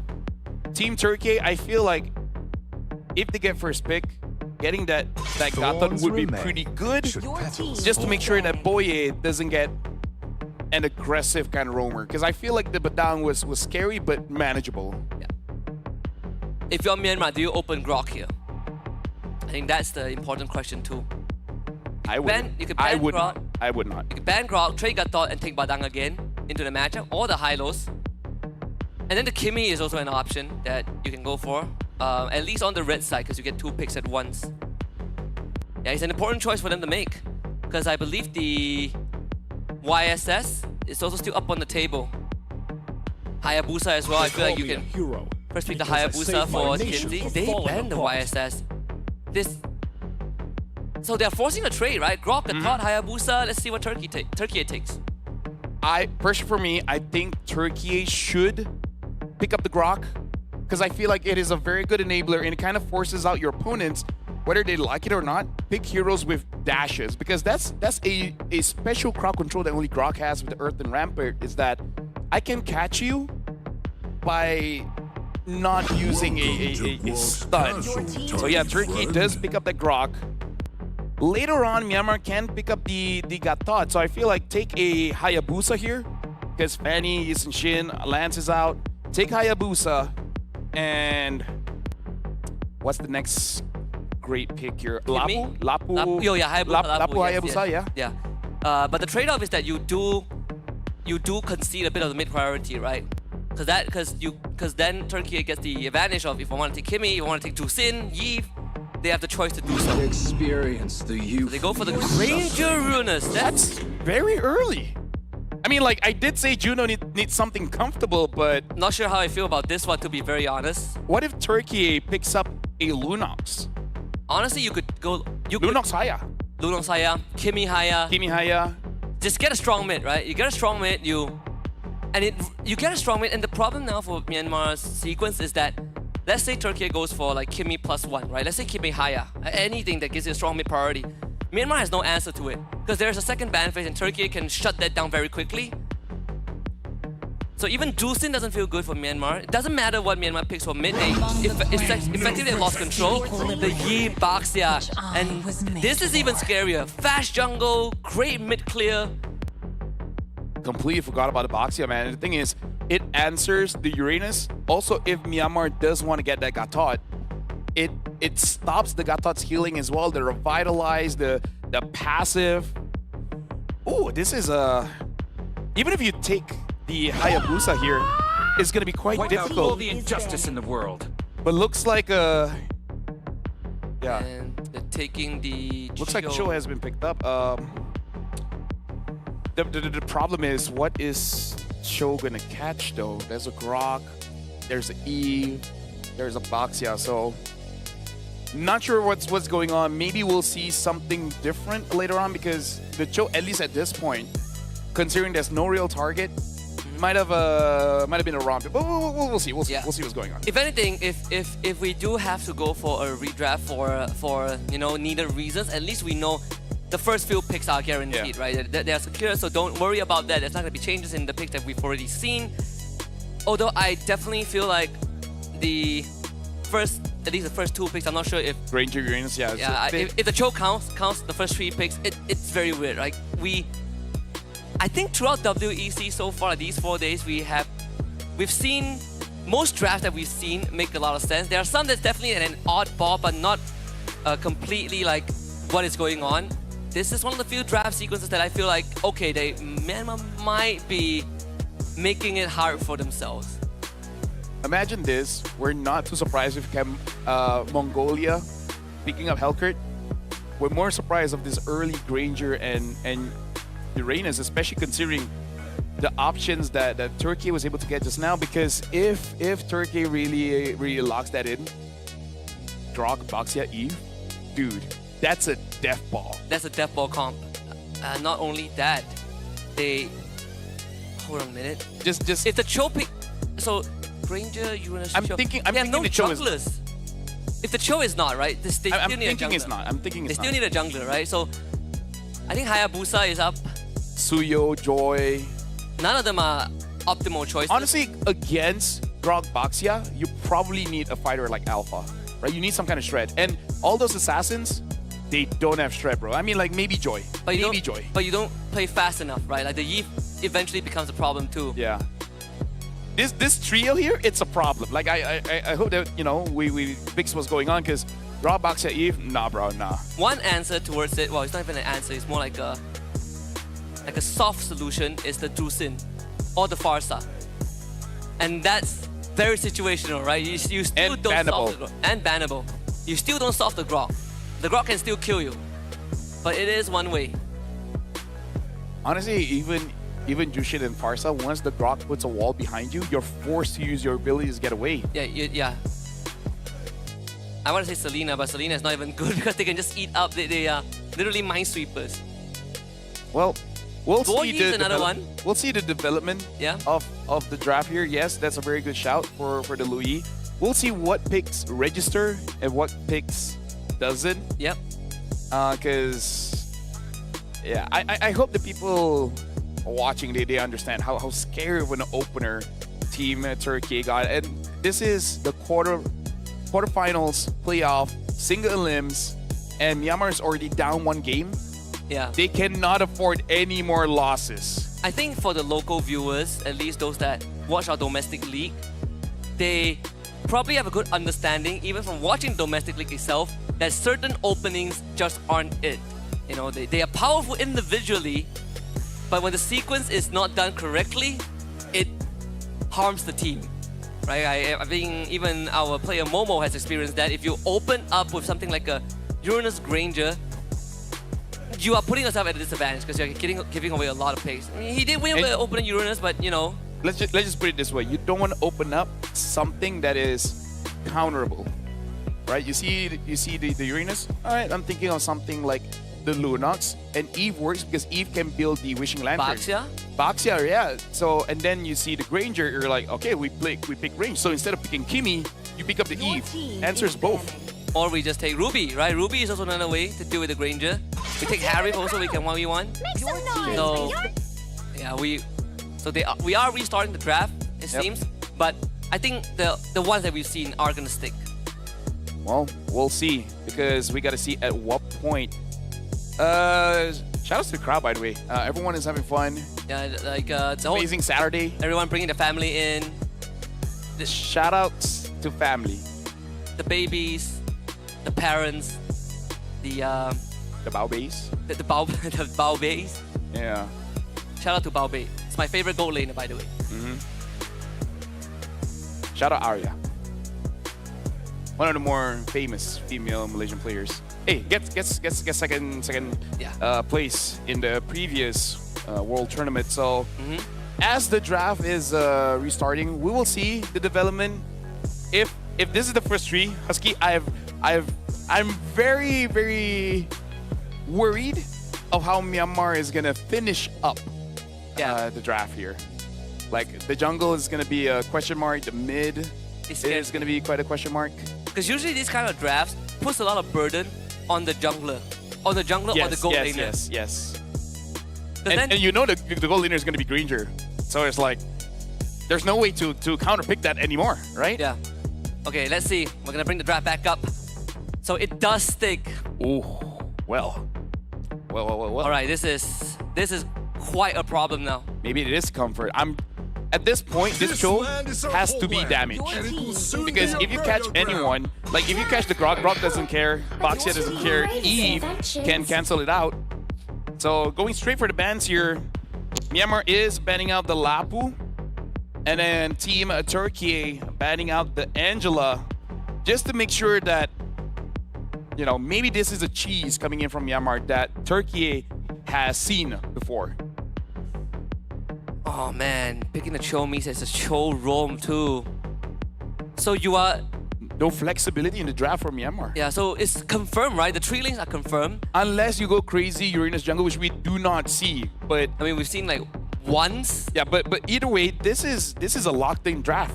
You know, whatever pick that Myanmar takes in Red 4, choose my own it's it's gonna be a Jungler or mid. jungler or mid. Is no flexibility. We've seen Uranus jungle once, but guess what? You're up against Abaxia. I don't know how you want to play Uranus jungle. Juicin ban, we did talk about that. And that's like the last bastion of having any sort of control over the mid lane.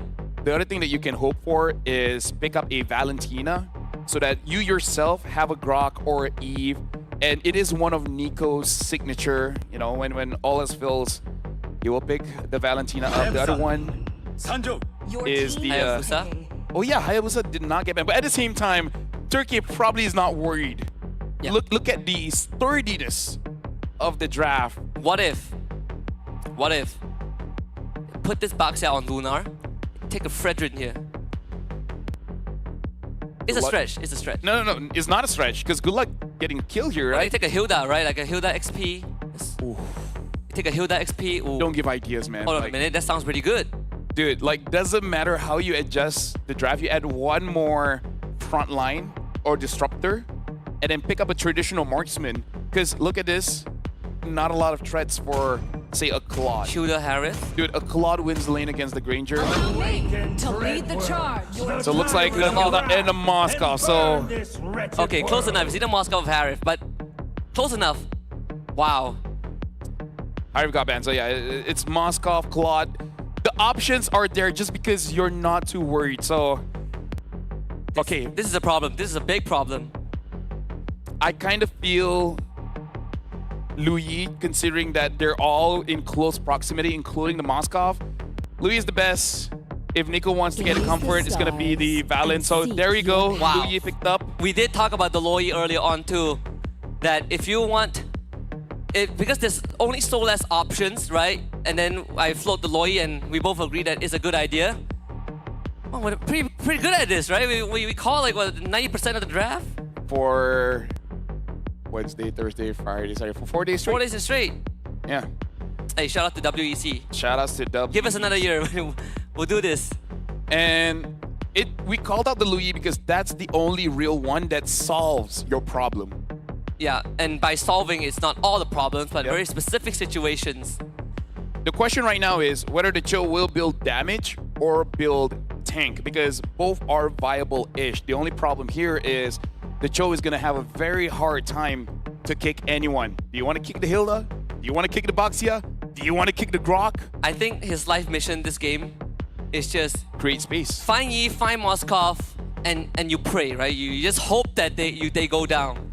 Both of them have flicker, so that's one thing to take into consideration as we hop into game number 2 on Expanding River. Turkey on the blue side, Myanmar on red. So right now, Team Turkey are up on the board. They need one more win to move forward to the semi-finals. And Myanmar needs one win to continue their journey here in WEC25 here in Kuala Lumpur. Boye already threatening TNZ just a little bit, but he has to be careful because the draft that Turkey has is really not that punishable inside the jungle. Heck, look at this. They're already marching forward, disrupting King Flash and pulling the golem towards them, resetting just a little bit. Oh, this is going to be rough for Myanmar. Apex can do it again, right? Doesn't have the rampart. So finally, the golem goes over to King Flash. Slight delay, but mid-priority, of course, given over to Turkey. And Boya can't really do much. You have to trade your health bar for the priority, but the block on Nico is going to force a flicker out eventually. There it is, Tianzi will jump onto Boya instead, but Boya barely gets away. Yeah, but look at the punishment that they're getting if Turkey is able to establish a freeze, which they have. King Flash has to come and help reset the freeze. If not, Nico will suffer, and you don't want Nico suffering when he's the main way you answer Turkey's draft. Yeah. He doesn't necessarily need to be the most farm, but he needs decent items, right? I think he needs at least Enchanted Talisman. Yeah, he needs his Enchanted Talisman.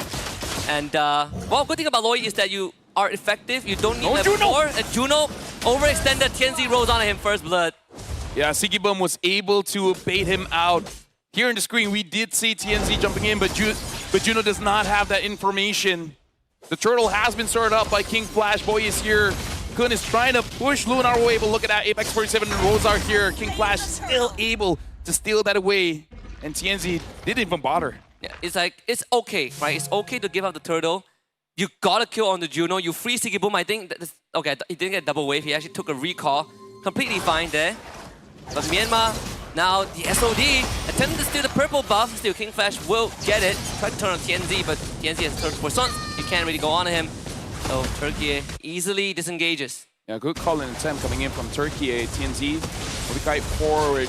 RWM takes down Nico, and Boya just can't get a response fast enough. And without Nico, defense becomes infinitely harder. The shadow kill forced out so early on. He's gonna get knocked up. Not really sure the idea there for King Flash. Lunar collects him. If we have an award of one of the best drafts in the tournament, this is definitely one of them. Team Turkey already establishing.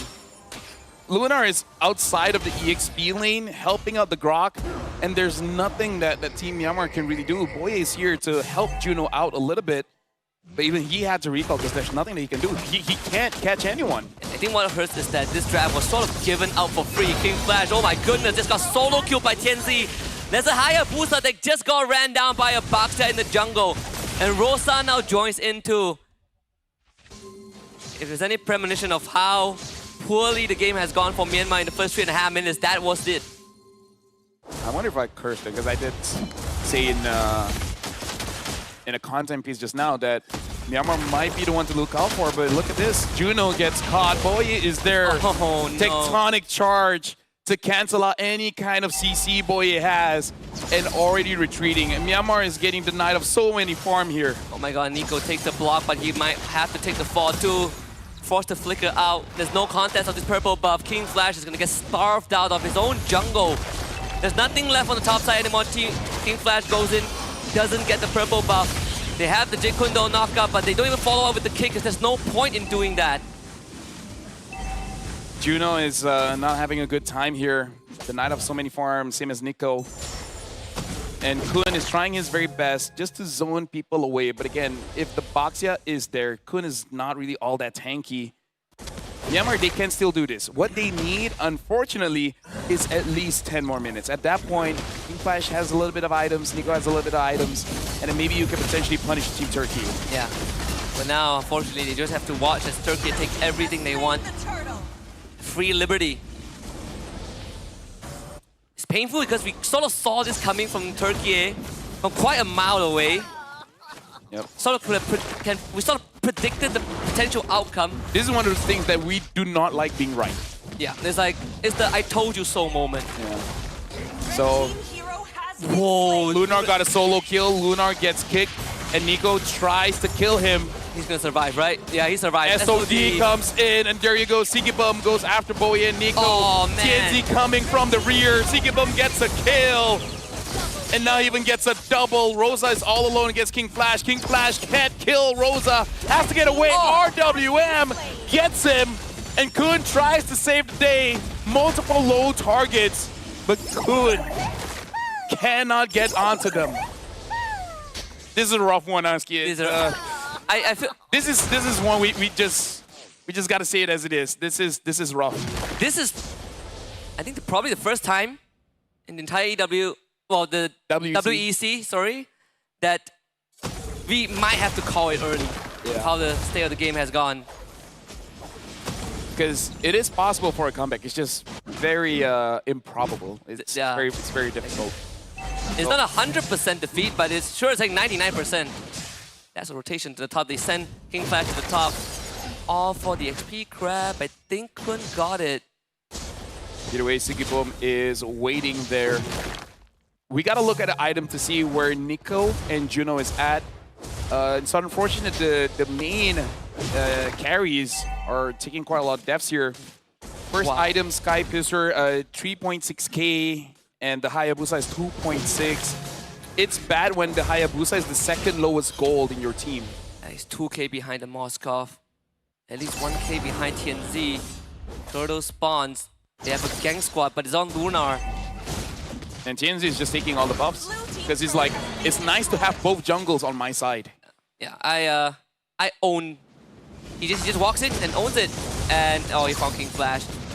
Dude, even the damage coming in from TNZ. He's playing dodgeball right now. Gets pinned into the wall. King Flash gets away. That's as good as it gets. And able to clear the wave as well. So Divergent finds TNZ all alone. Do they have the damage? It looks like they do. Juno gets the kill, so that's 10 stacks on the Sky Piercer. So this is a good start for Myanmar trying to set a comeback. Yeah. That's the Loi effect. If you can get a couple more cheeky plays like that, some creative pickoffs that could bring Myanmar back. Sigibum not threatened at all with the backup of his teammates around, but Myanmar will now turn on to the objective. Try to get King Flash back into the game. TNZ still pretty much out of this. Let's see if Turkey can delay the turtle take. Luna hops onto Nico, and Nico just has to take the fall. Shadowfield gets used. King Flash will get the objective. They get Apex 47 in return. Sigibum late to the mid lane will just take the wave. Juno falls back, and Luna just chops Boye in half. Yeah, 4-0 and 1 for Lunar. They don't have ways to deal with him just yet. Probably no anti-heals. All the while, King Flash understands he needs as much farm as possible. He needs to get at least the same level as TNZ so that when you're required to make that clutch play around the Lord, at least you have the levels to have the same damage for that retribution. Myanmar, they are crawling back because only down by 2,000. That's honestly very impressive considering the amount of pressure Team Turkey should have. It all started with Nico's divergent play. The pickoff onto TNZ allowed them to convert into kills and a turtle. So Kun is going to try and survive this. The rampart is not there, so Kun gets out. But they do lose the top tier 1. So Team Myanmar at this point, diversion, just gonna give King Flash the farm he really needs. I think Apex saw that. Yeah. So look at TNZ, forcing up the flicker there. Team Turkey should get mid for free here. Nothing much that Myanmar can do. Their defense on paper is not bad with Nico, but Turkey can just put their body in front and make their presence known, and Myanmar will have to give a lot of respect to it. Even in terms of sieging, right? Turkey is just better with the draft that they have. Like Moskov alone is pretty nasty at the job.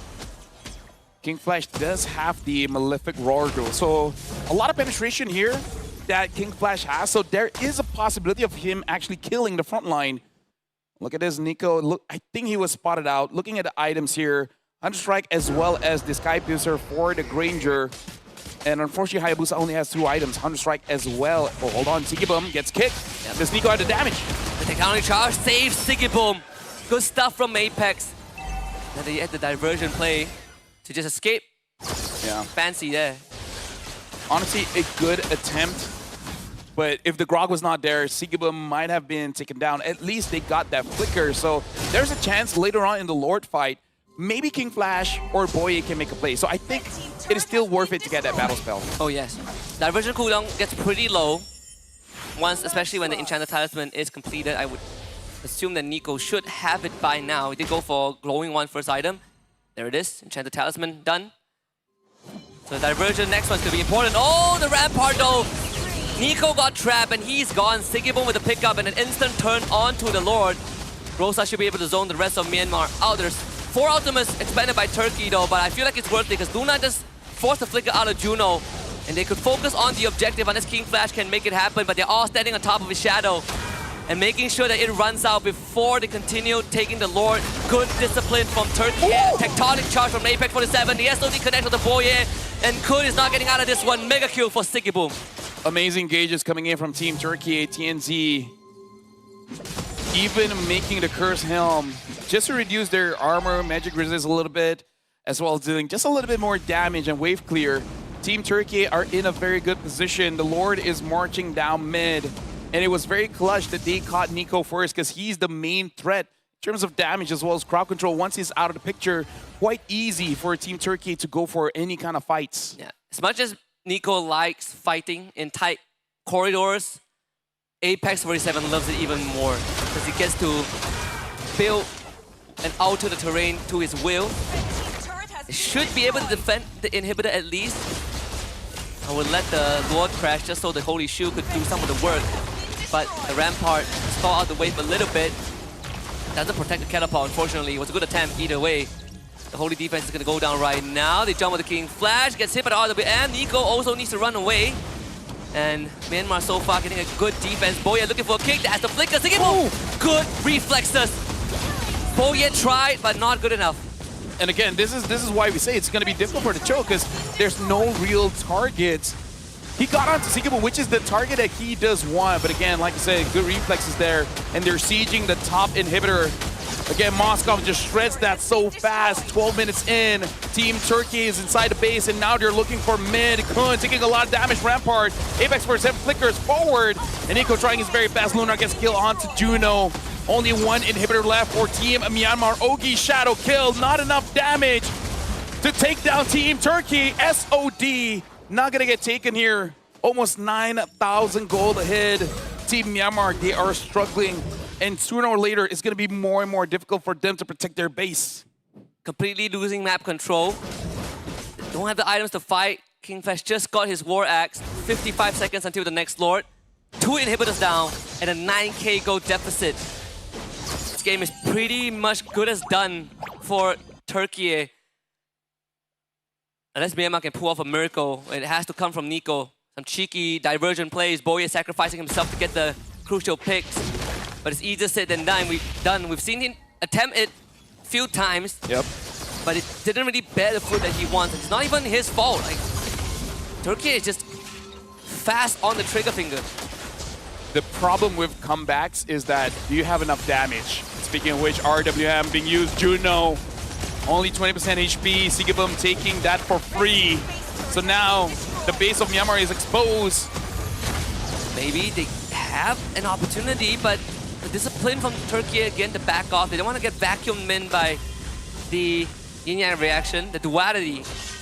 Because there is Sky Piercer on the side of Myanmar, so you don't want that to be the reason that you fall behind, or at least lose some of that gold. See Halberd for Juno now up. All inhibitors down for Myanmar. If you're Turkey, you can do this dance forever and let the wave end the game. If only Nico has a bit more gold, getting a Wishing Lantern might help out a lot. Boye gets spotted out no. by Sigibum. Rosa and TNZ are preventing him from going away. And he's just making sure that he dies fast enough so that he can respond in time. But look at this. Team Turkey is extending that. Lunar. He doesn't, and Juno gets caught. Oh my goodness, this is this is tough. Luna gave him the cleaver I think the idea was Nico send Boye to the flank and they hopefully get a catch. Maybe a proxy the wave, but 18 seconds for Boye, 23 for Juno. I'm not sure if they have that time. Cody's gonna try the whole King Flag, doesn't even get to react. With the flicker initiation, Turkiyye looking for a semi-finals entry. And they get a 2-0 over Myanmar. Turkiyye are off to top 4. Congratulations to Team Turkey having a clean sweep here. And I gotta say, game number 1, it was amazing, but game number 2, a lot of question marks are there.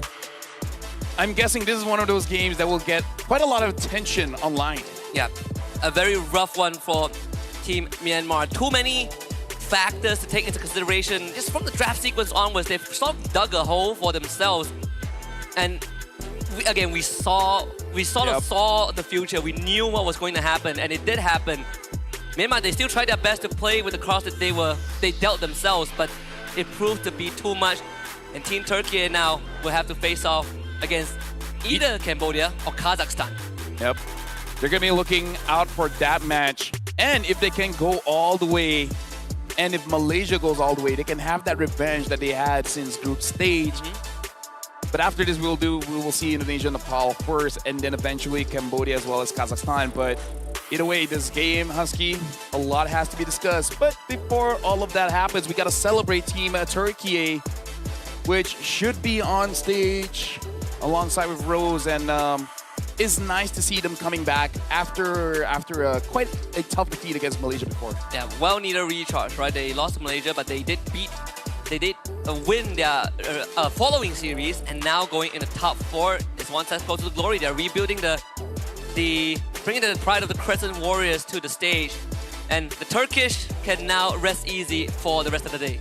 Yep, and with that, we're going to be throwing it over onto the stage with Rose, alongside with Turkey to celebrate their victory. Team Turkey advances to the quarterfinals. And with me over here, we have Rosa and Apex 47. You know what? I haven't gotten the chance to welcome you guys back to Malaysia. How is Malaysia? How is it like being back?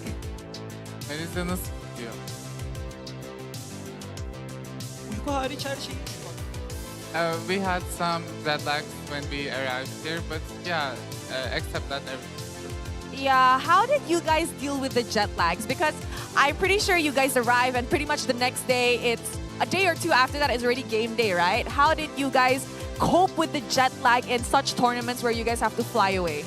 we try to make a sleeping schedule according to the country where we will go, and that's how we fix it. Ah, I see. So hopefully you guys are settled in right now because the tournament is actually getting quite intense. Now, Rosa, what do you think about your performance so far this WEC 2025? Are you satisfied with it, or do you think you guys could have done so much better? Performance.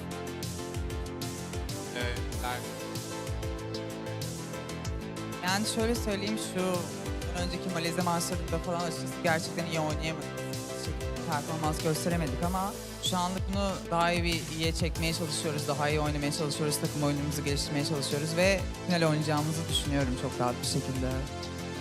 He thinks that we didn't done a good job in our Malaysia match, but he thinks that we will reach the finals and we will try our best. Oh, wow. Grand finals is Rosa's goal this time around. I really love that. Now, speaking of that, for you guys to go through grand finals, you guys will have to go through your semi-finals match first, your quarter-final match. But there, you guys will probably either meet Indonesia or Nepal. Maybe Apex 47, who do you want to meet in the quarterfinals? Could you repeat it again, please? Yes, before you guys go to grand finals, you guys will first go to the quarterfinals where you guys will meet either Team Indonesia or Team Nepal. Who do you want to meet there?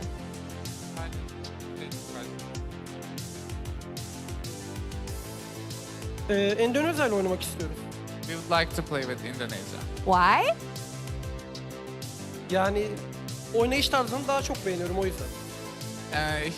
He likes their gameplay more and we think they're better. Now, if you guys win against Indonesia and if they do enter, how confident are you guys this time around that the performance you guys will put up with Team Malaysia in the semi-final will actually get you guys a slot in the grand finals.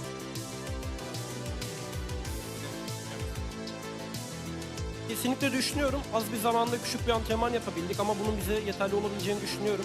Finale çıkacağımızı düşünüp Malezya'yı yeneceğimizi düşünüyorum.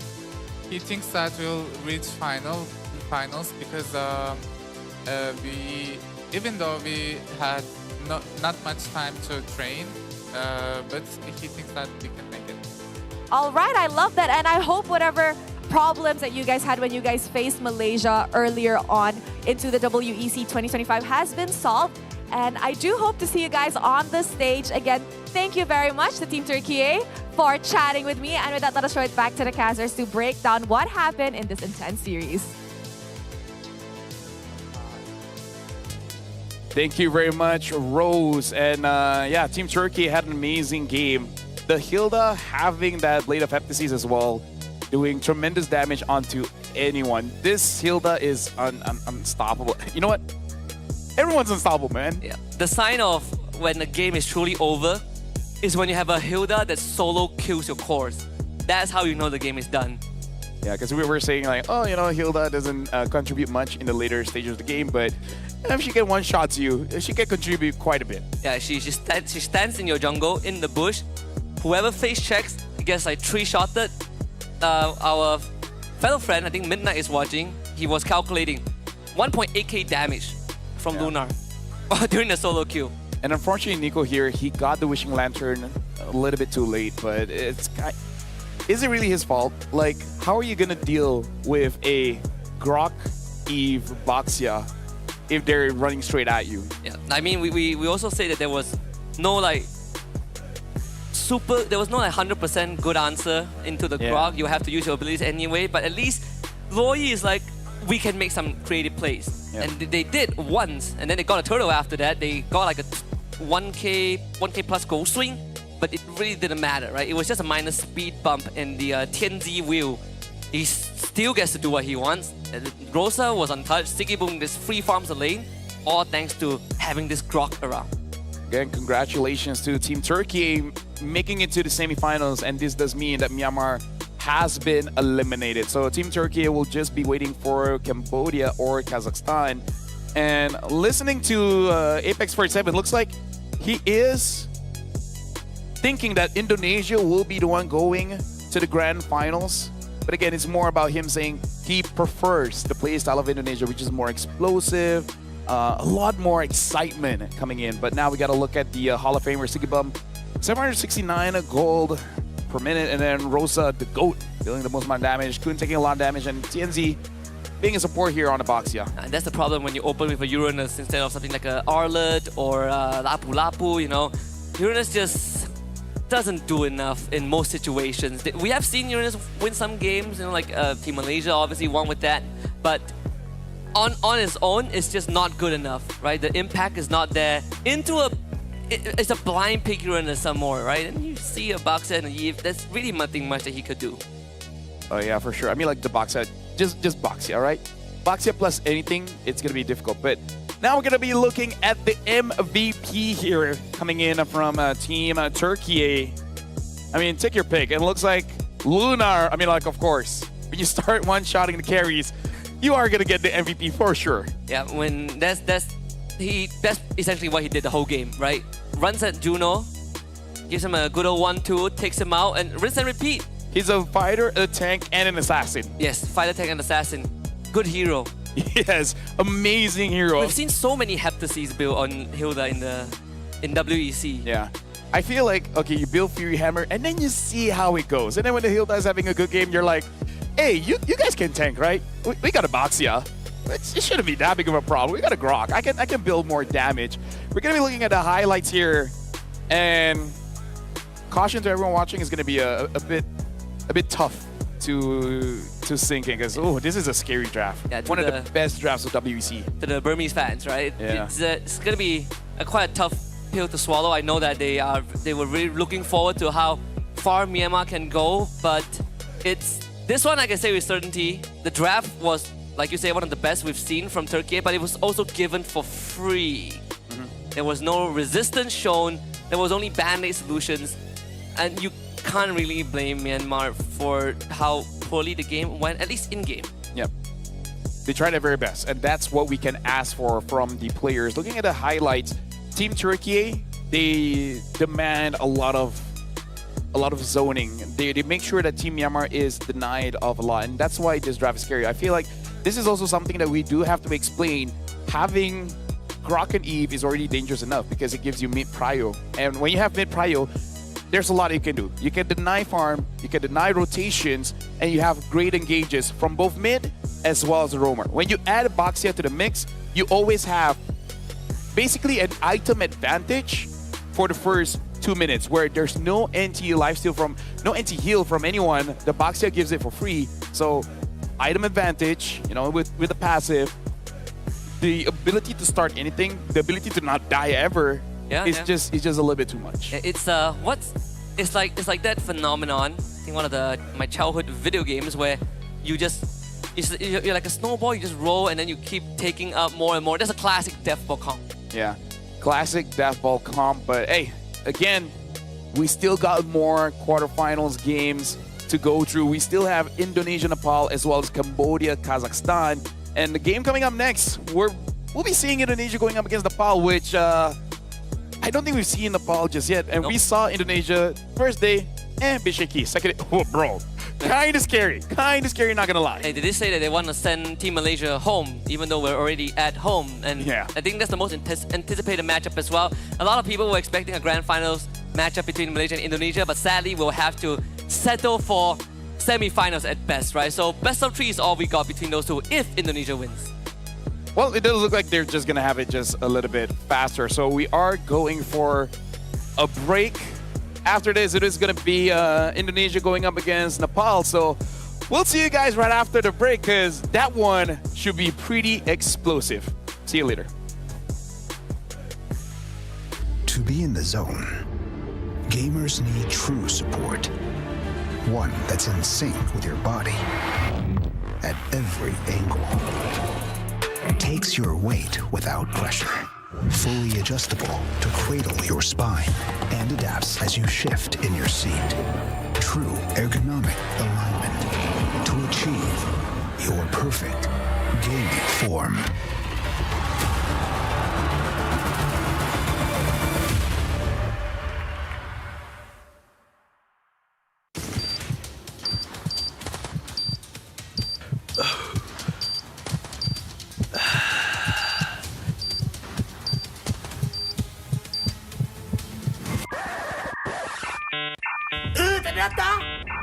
Data habis?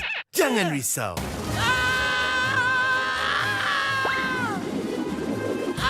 Tukar ke Red One Mobile untuk data pantas 5G Extra.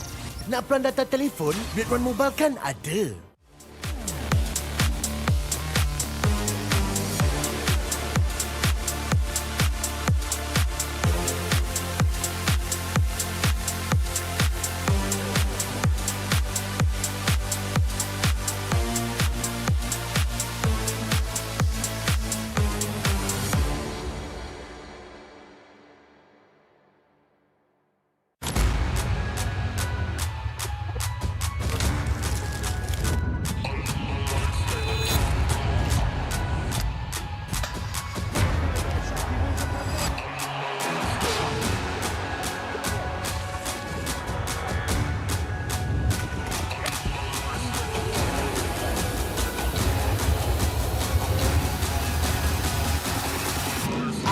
Toss a coin in the waterfalls, in the wishing well.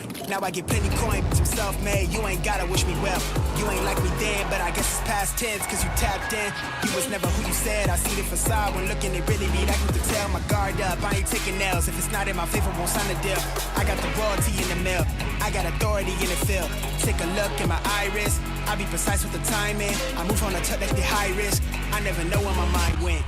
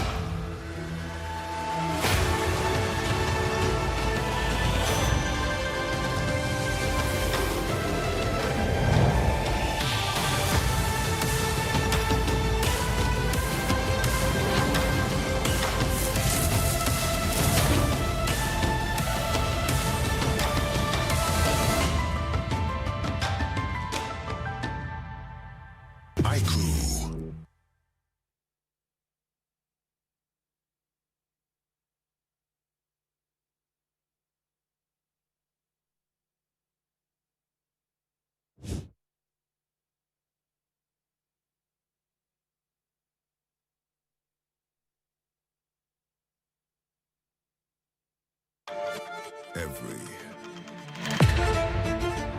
champion starts with one moment.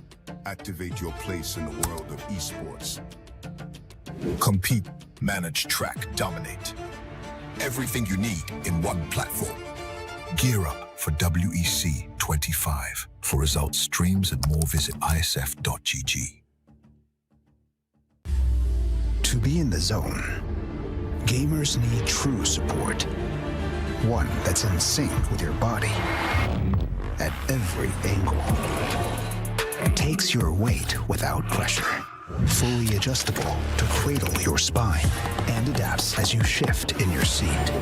True ergonomic alignment to achieve your perfect gaming form.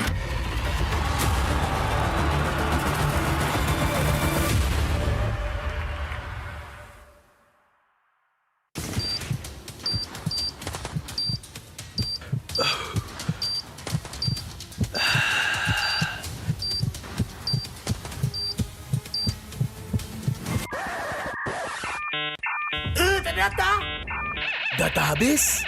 Jangan risau.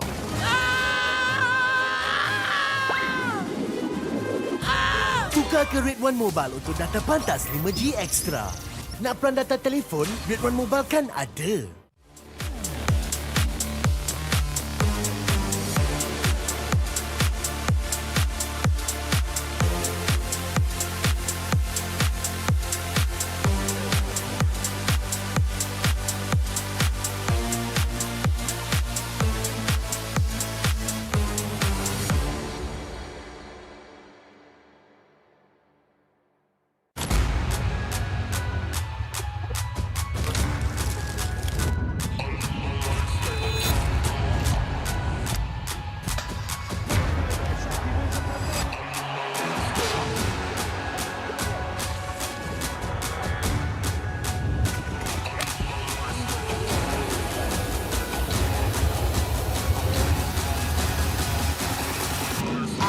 Toss a coin in the waterfalls in the wishing well.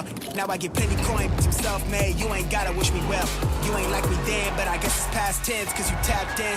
You was never who you said. I see the facade when looking, it really be like you could tell. My guard up, I ain't taking nails. If it's not in my favor, won't sign a deal. I got the royalty in the mill, I got authority in the field. Take a look in my iris, I be precise with the timing. I move on a tuck like the high risk. I never know where my mind went.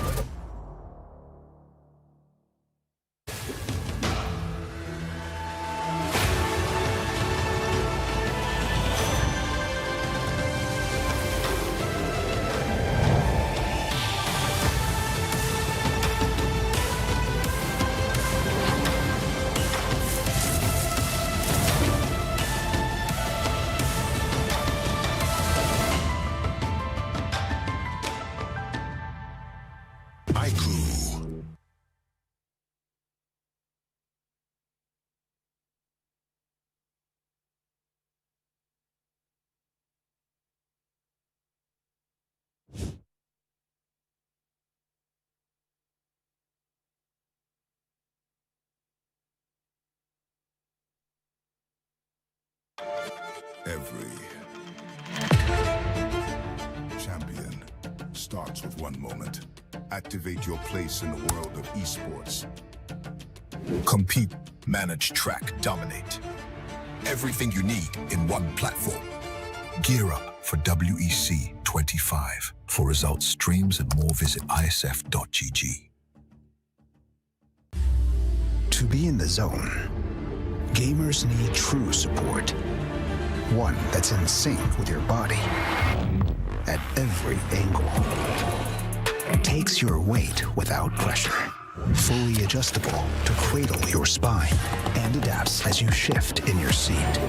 True ergonomic alignment to achieve your perfect gaming form.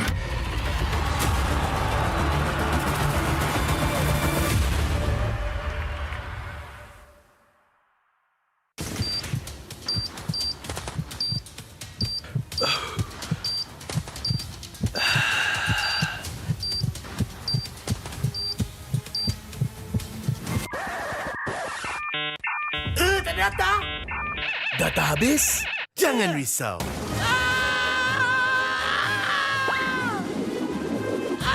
Tukar ke Red One Mobile untuk data pantas 5G Extra. Nak peran data telefon? Red One Mobile kan ada.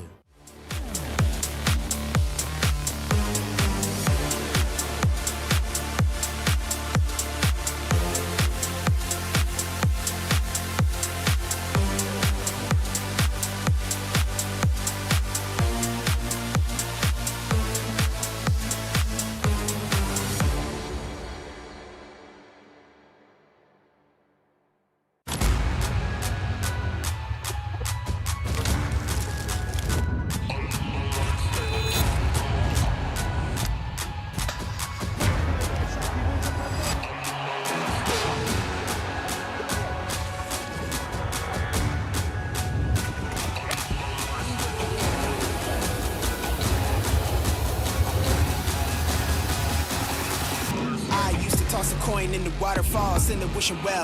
Now I get plenty coin, I'm self-made. You ain't gotta wish me well. You ain't like me then, but I guess it's past tense, cause you tapped in. You was never who you said. I see the facade when looking, it really be like you could tell. My guard up, I ain't taking L's. If it's not in my favor, won't sign a deal. I got the royalty in the mill, I got authority in the field. Take a look in my iris, I be precise with the timing. I move on a tuck like the high risk. I never know where my mind went.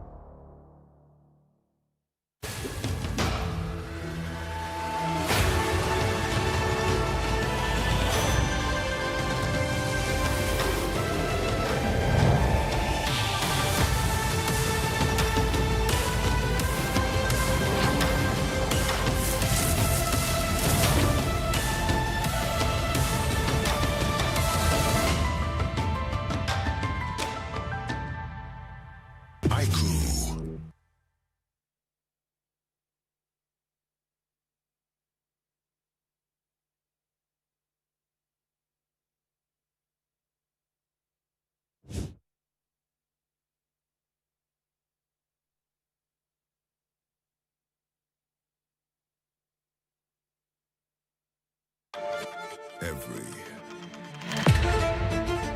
champion starts with one moment. Activate your place in the world of esports. Compete, manage, track, dominate. Everything you need in one platform. Gear up for WEC25. For results, streams, and more, visit IESF.gg. To be in the zone, gamers need true support. One that's in sync with your body at every angle. Takes your weight without pressure. Fully adjustable to cradle your spine and adapts as you shift in your seat. True ergonomic alignment to achieve your perfect gaming form.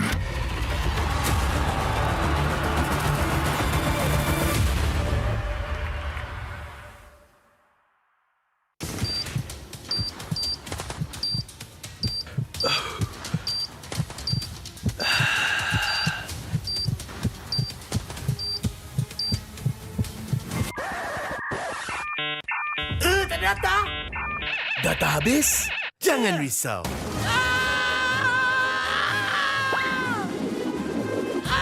Tukar Tukar ke Red One Mobile untuk data pantas 5G Extra.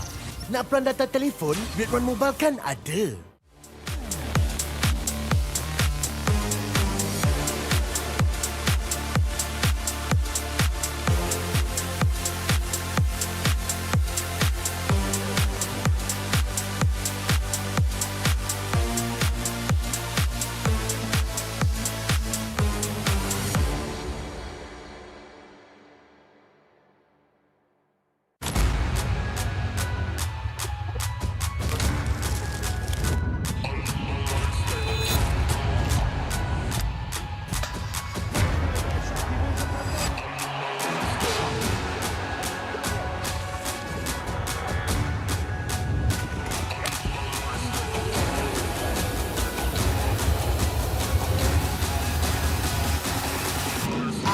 Toss a coin in the waterfalls, in the wishing well.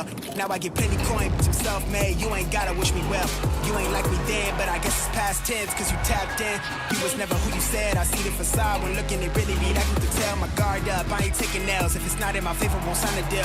I got the royalty in the mill. I got authority in the field. Take a look in my iris. I be precise with the timing. I move on a tuck like the high risk. I never know where my mind went.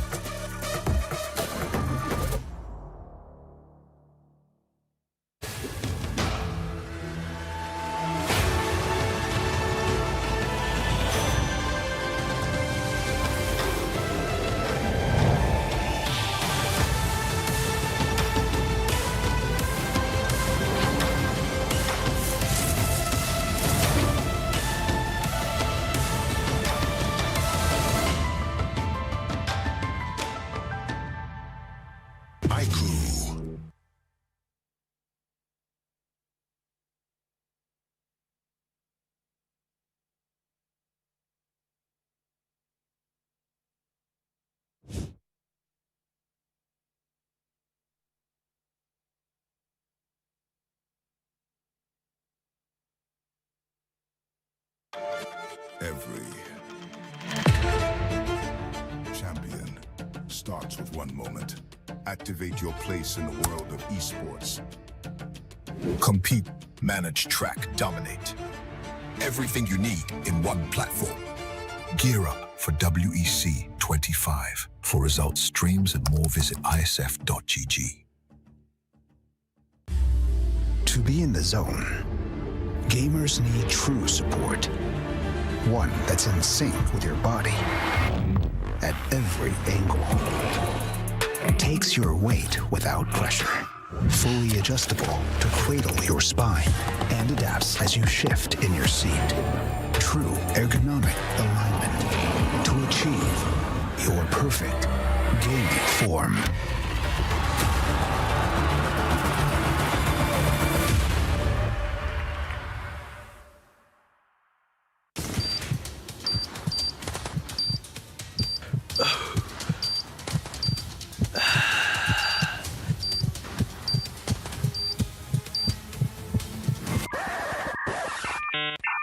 Ternyata data habis? Jangan risau.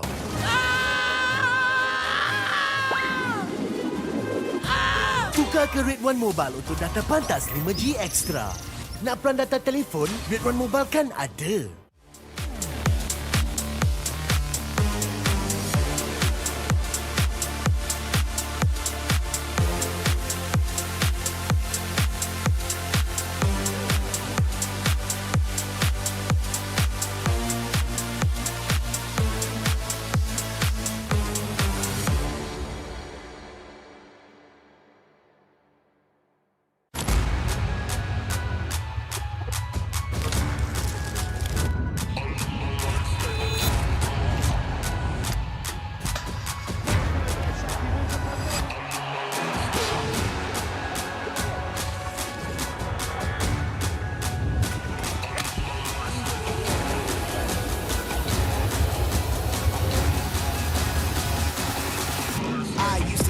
coin in the waterfall, send the wishing well.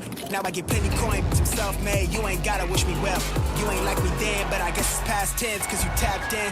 You was never who you said, I see the facade when looking it really be like you could tell. My guard up, I ain't taking nails, if it's not in my favor, won't sign a deal. I got the royalty in the mill, I got authority in the field. Take a look in my iris, I be precise with the timing. I move on a tuck like the high risk, I never know where my mind went.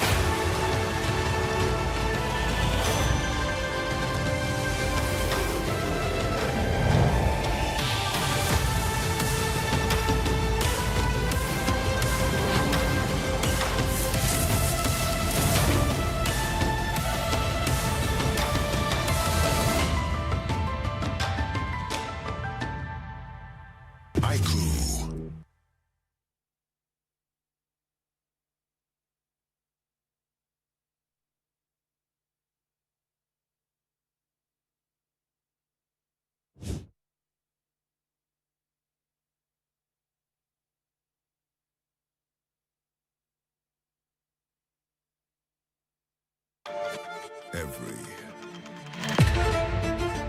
champion starts with one moment.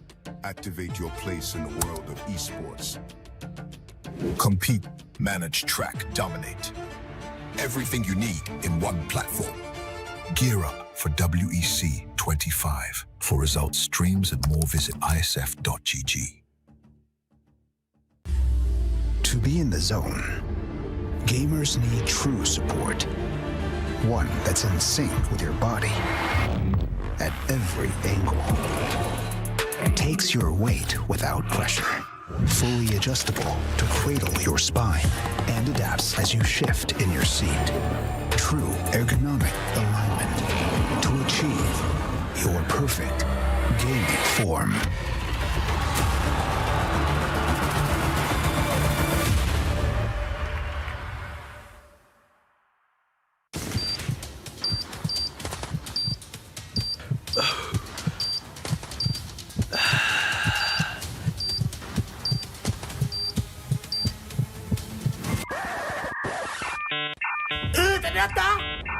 Data habis?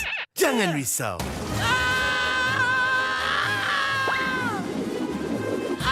Tukar ke Red One Mobile untuk data pantas 5G Extra. Nak peran data telefon? Red One Mobile kan ada.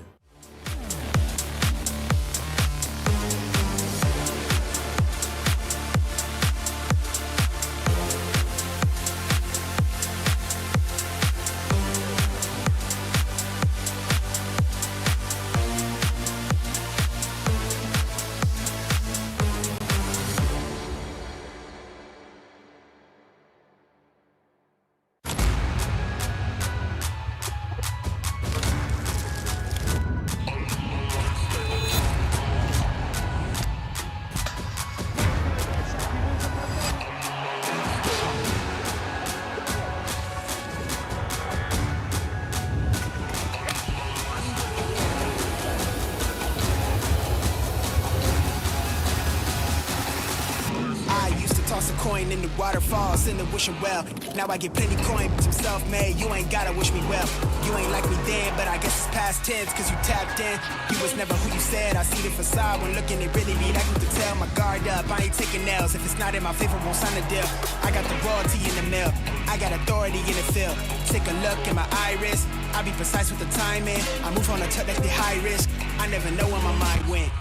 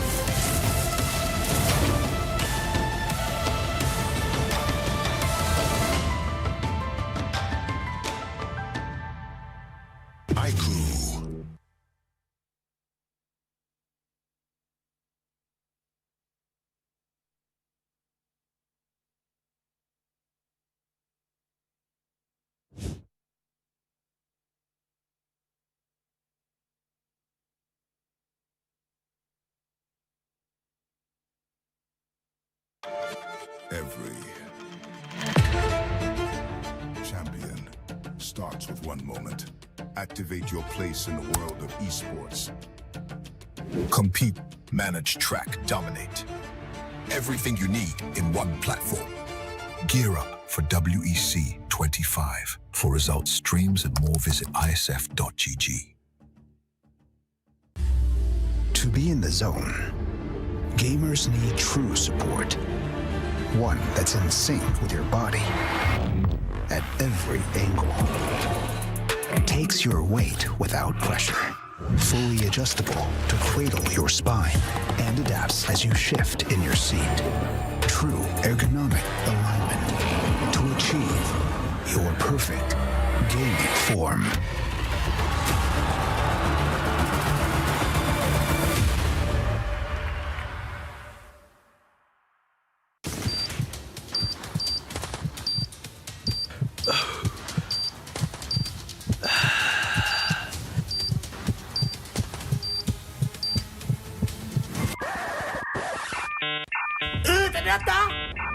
Data habis? Jangan risau.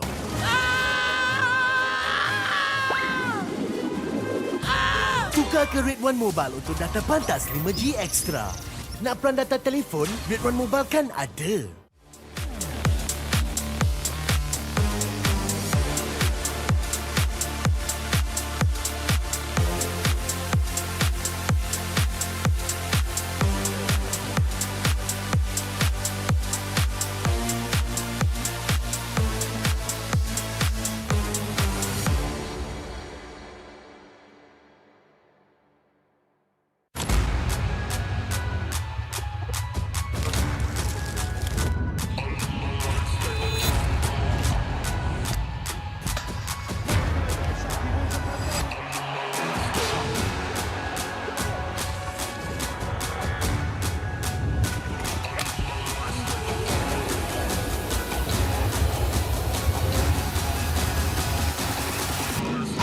Toss a coin in the waterfalls in the wishing well.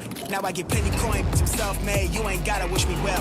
You ain't like me then, but I guess it's past tense, cause you tapped in. You was never who you said. I see the facade when looking at really me. That you can tell my guard up. I ain't taking nails. If it's not in my favor, won't sign a deal. I got the royalty in the mail. I got authority in the field. Take a look in my iris. I be precise with the timing. I move on a touch that's the high risk. I never know where my mind went.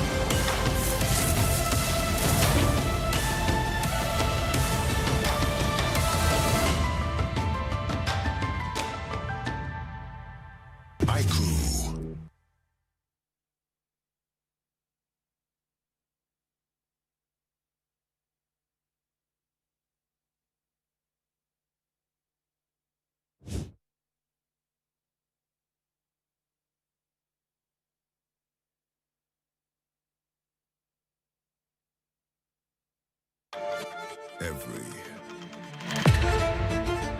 champion starts with one moment. Activate your place in the world of esports. Compete, manage, track, dominate. Everything you need in one platform. Gear up for WEC25. For results, streams, and more, visit IESF.gg. To be in the zone, gamers need true support. One that's in sync with your body at every angle. Takes your weight without pressure. Fully adjustable to cradle your spine and adapts as you shift in your seat. true ergonomic alignment to achieve your perfect gaming form.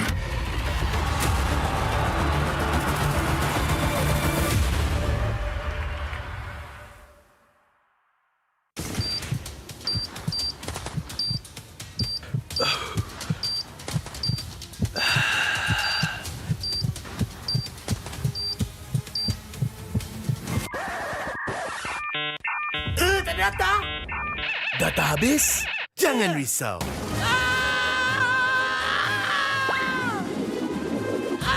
Tukar ke Red One Mobile untuk data pantas 5G Extra. Nak peran data telefon, Red One Mobile kan ada.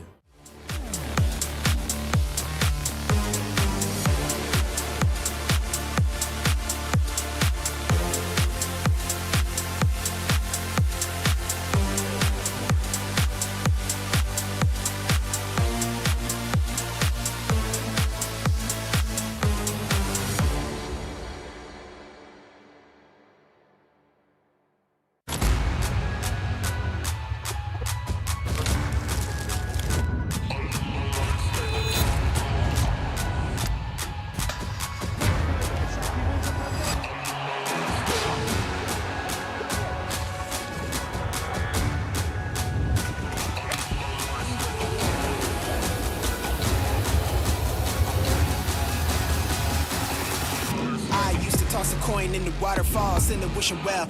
Now I get plenty coin, I'm self-made, you ain't gotta wish me well. You ain't like me then, but I guess it's past tense, cause you tapped in. You was never who you said, I see the facade when looking, it really be like you can tell. My guard up, I ain't taking nails, if it's not in my favor, won't sign a deal. I got the royalty in the mail, I got authority in the field. Take a look in my iris, I be precise with the timing. I move on a touch that's the high risk, I never know where my mind went.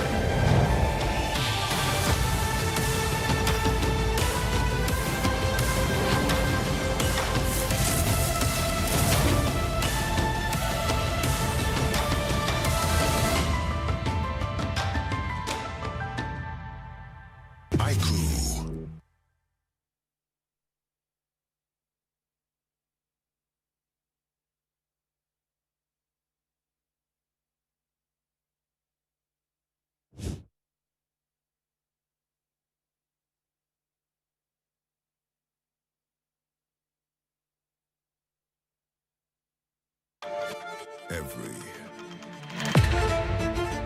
champion starts with one moment. Activate your place in the world of esports. Compete, manage, track, dominate. Everything you need in one platform. Gear up for WEC25. For results, streams, and more, visit IESF.gg. To be in the zone, gamers need true support. One that's in sync with your body at every angle. Takes your weight without pressure. Fully adjustable to cradle your spine and adapts as you shift in your seat. True ergonomic alignment to achieve your perfect gaming form.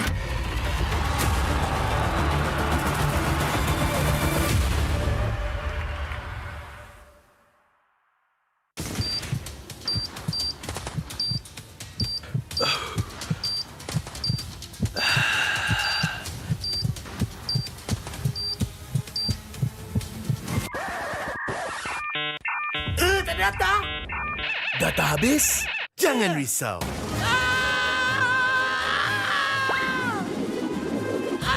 Tukar ke Red One Mobile untuk data pantas 5G Extra. Nak peran data telefon, Red One Mobile kan ada.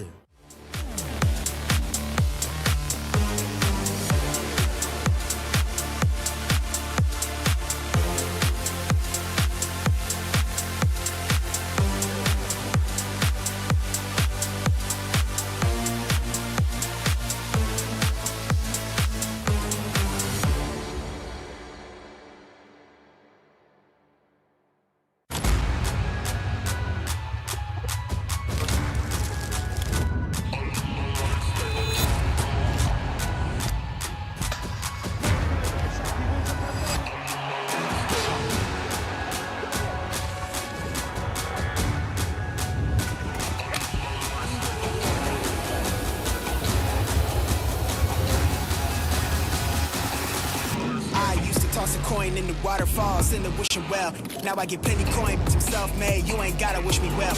You ain't like me then, but I guess it's past tense, cause you tapped in. You was never who you said. I see the facade when looking, it really be like you could tell. My guard up, I ain't taking L's. If it's not in my favor, won't sign a deal. I got the royalty in the mail. I got authority in the field. Take a look in my iris. I be precise with the timing. I move on a touch like the high risk. I never know where my mind went.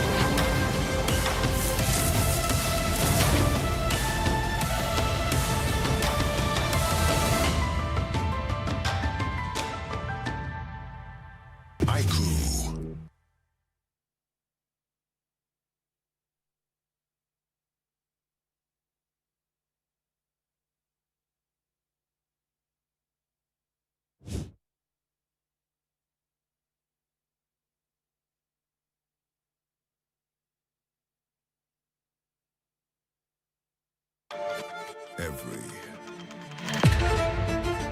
champion starts with one moment. Activate your place in the world of esports. Compete, manage, track, dominate. Everything you need in one platform. Gear up for WEC25. For results, streams, and more, visit IESF.gg. To be in the zone, gamers need true support. One that's in sync with your body at every angle. Takes your weight without pressure. Fully adjustable to cradle your spine and adapts as you shift in your seat. True ergonomic alignment to achieve your perfect gaming form.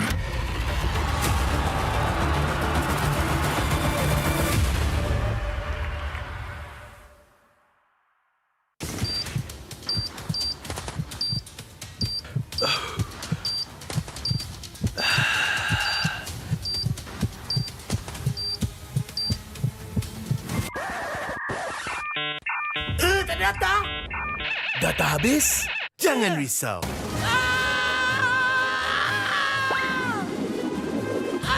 Tukar ke Red One Mobile untuk data pantas 5G Extra. Nak peran data telefon? Red One Mobile kan ada.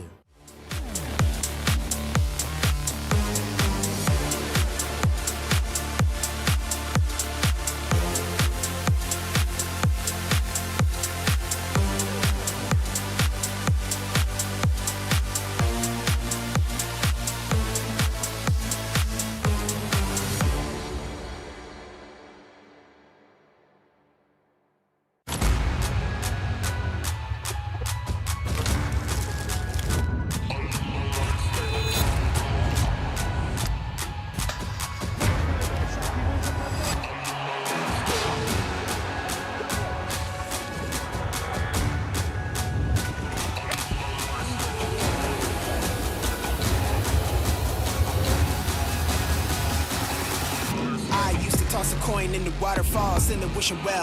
Now I get plenty coin, I'm self-made. You ain't gotta wish me well. You ain't like me then, but I guess it's past tense, cause you tapped in.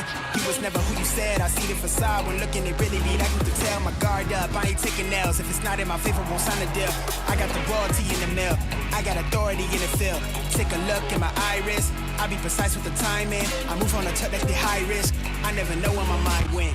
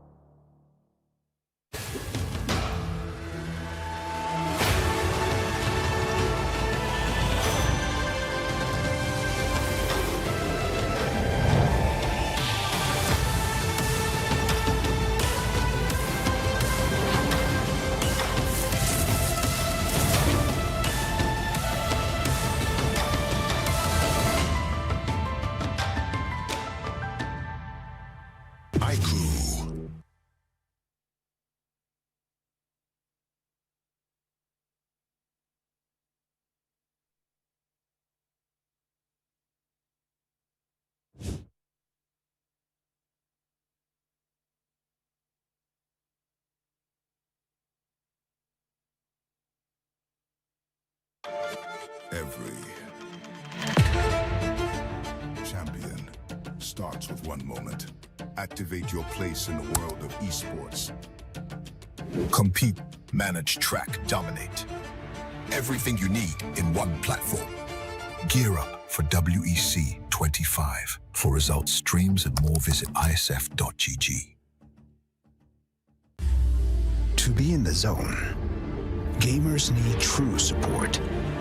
One that's in sync with your body at every angle. Takes your weight without pressure. Fully adjustable to cradle your spine and adapts as you shift in your seat. True ergonomic alignment to achieve your perfect gaming form.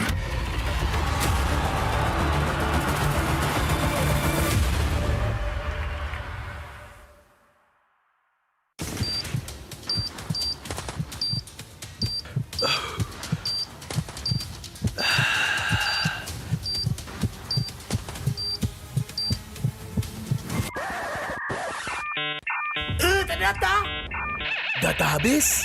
Jangan risau.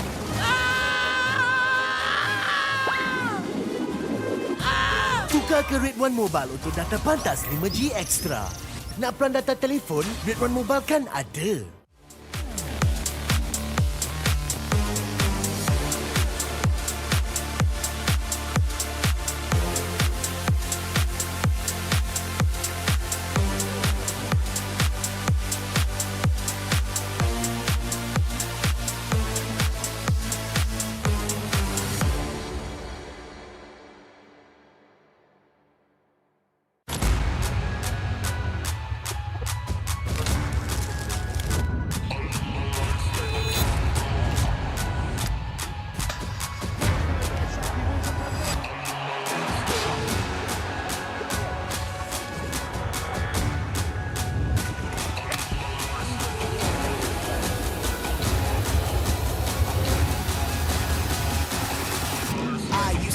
Coin in the waterfalls in the wishing well.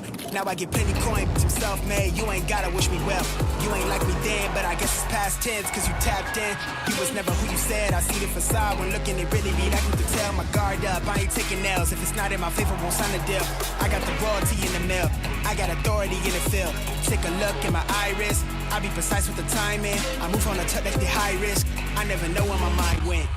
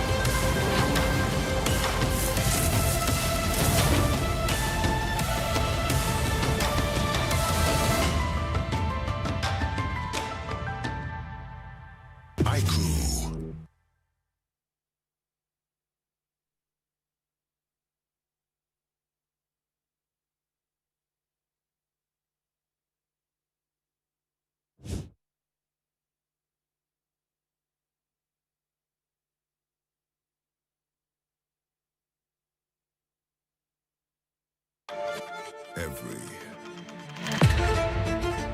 champion starts with one moment. Activate your place in the world of esports. Compete, manage, track, dominate. Everything you need in one platform. Gear up for WEC25. For results, streams, and more, visit IESF.gg. To be in the zone, gamers need true support. One that's in sync with your body at every angle. Takes your weight without pressure. Fully adjustable to cradle your spine and adapts as you shift in your seat. True ergonomic alignment to achieve your perfect gaining form.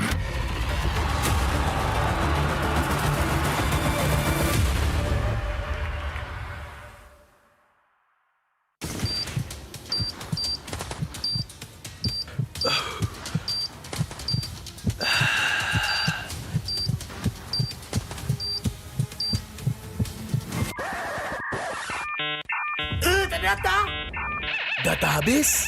Jangan risau.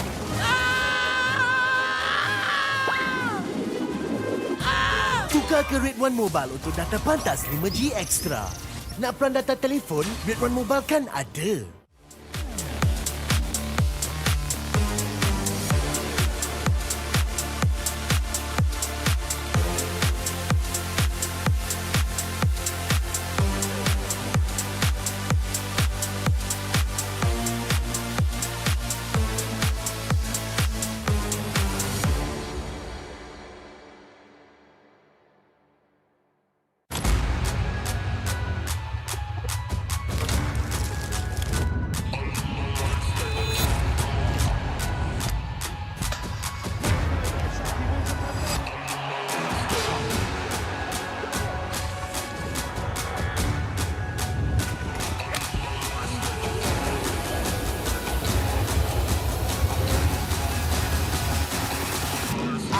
Toss a coin in the waterfalls, in the wishing well. Now I get plenty coin, but I'm self-made. You ain't gotta wish me well. You ain't like me then, but I guess it's past tense, cause you tapped in. You was never who you said. I see the facade when looking, it really be like you could tell. My guard up, I ain't taking nails. If it's not in my favor, won't sign the deal. I got the royalty in the mail. I got authority in the field. Take a look in my iris. I be precise with the timing. I move on a tip that's the high risk. I never know where my mind went.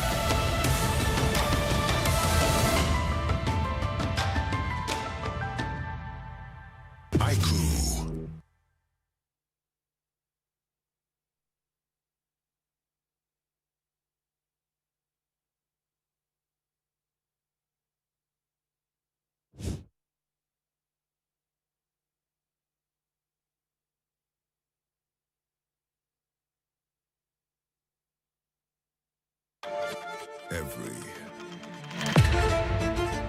champion starts with one moment. Activate your place in the world of esports. Compete, manage, track, dominate. Everything you need in one platform. Gear up for WEC25. For results, streams, and more, visit IESF.gg. To be in the zone, gamers need true support. One that's in sync with your body at every angle. Takes your weight without pressure. Fully adjustable to cradle your spine and adapts as you shift in your seat. True ergonomic alignment to achieve your perfect gaming form.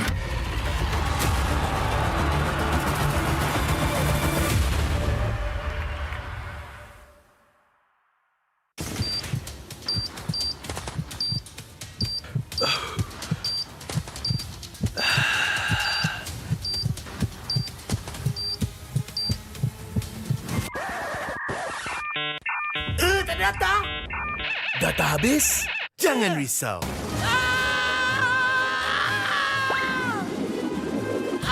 Tukar ke Red One Mobile untuk data pantas 5G Extra. Nak peran data telefon, Red One Mobile kan ada.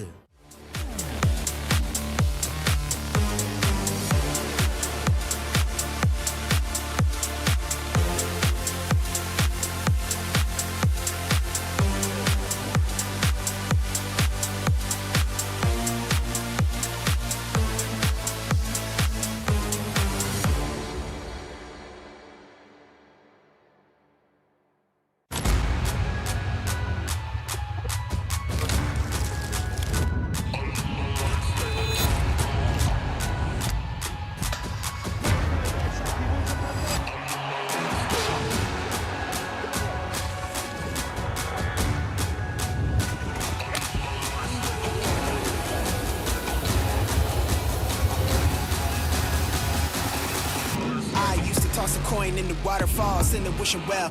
Now I get plenty coin, I'm self-made, you ain't gotta wish me well. You ain't like me then, but I guess it's past tense, cause you tapped in. You was never who you said, I see the facade when looking at really me, like you could tell. My guard up, I ain't taking nails, if it's not in my favor, won't sign a deal. I got the royalty in the mill, I got authority in the field. Take a look in my iris, I be precise with the timing. I move on a touch like the high risk, I never know where my mind went.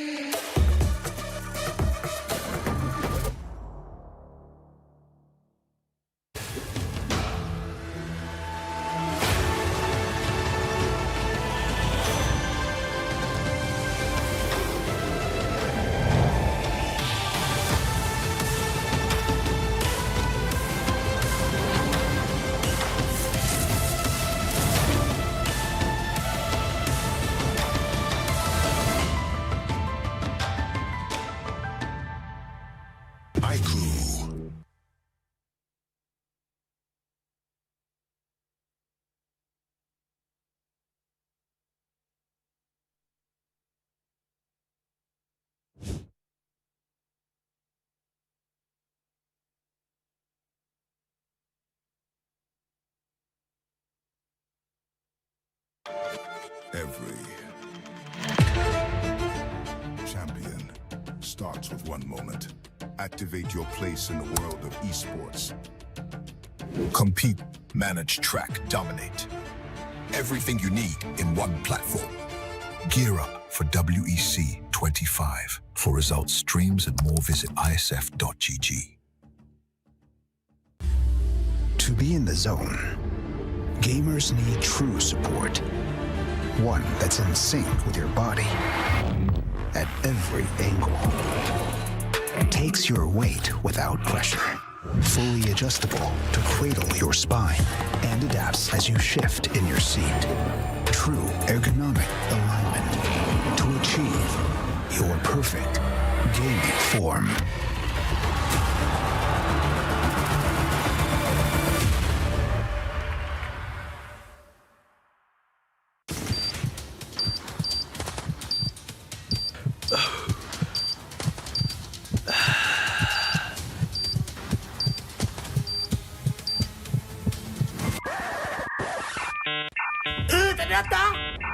Data habis? Jangan risau.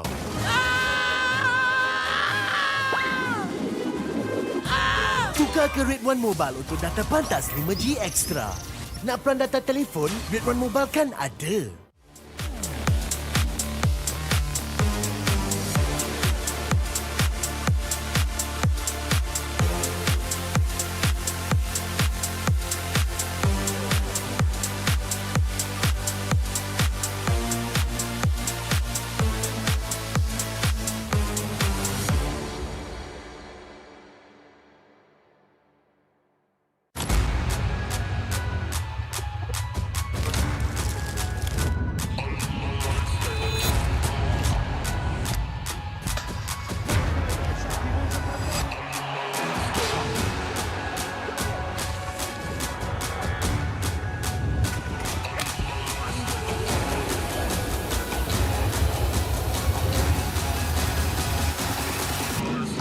Toss a coin in the waterfalls in the wishing well.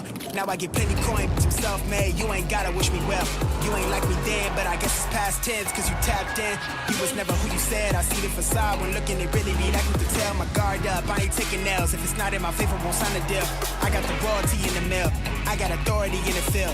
Take a look in my iris, I be precise with the timing. I move on a touch like the high risk, I never know where my mind went.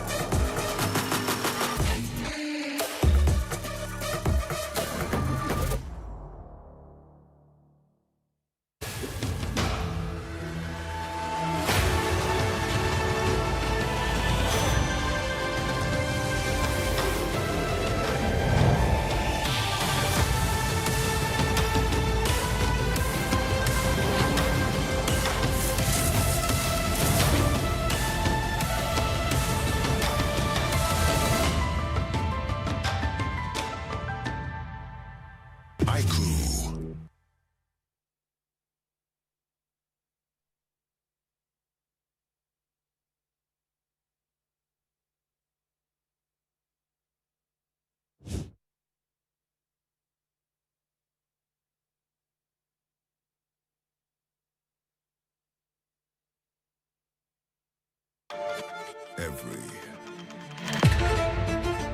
champion starts with one moment.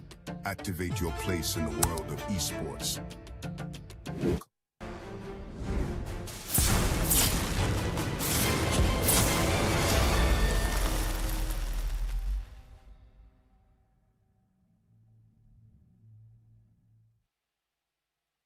Welcome back, ladies and gentlemen, to the quarterfinals here in WEC25 for the Open Division. We've just got done with 2 matches. We have 2 more. Next up, it is going to be Indonesia going up against Nepal to see who will be going up against Malaysia. Welcome, my name is Bell. Alongside with me is Husky.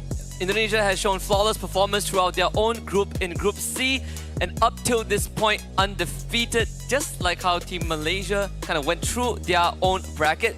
And Indonesia has shown ruthlessness and aggression in their game, and I'm looking forward to see what Nepal has in store. We would like to say that the World Esports Championship 25 is live from Kuala Lumpur, Malaysia. This global event is proudly organized by IESF and MESF, with ESI as our strategic partner and generously supported by KBS, Rakan Muda, Rakan Digital, and our official partners Red One, IQ, Solos Merge, Monster Energy, CK Music, and lastly our official chair partner, which is Razer. And coming up, Indonesia so far has been ruthless. In fact, went undefeated in their group. Nepal, unfortunately, is not able to beat Cambodia, so it's going to be second in the group. But again, Cambodia is a pretty tough opponent. Yeah, even we'll also get the privilege to watch Cambodia later on. We didn't take on Kazakhstan, so that is also something to look forward to. Just for those who are not aware of the format for playoffs, at least for this, the Open category, it is a single elimination, so every single series in the quarterfinals is an elimination series.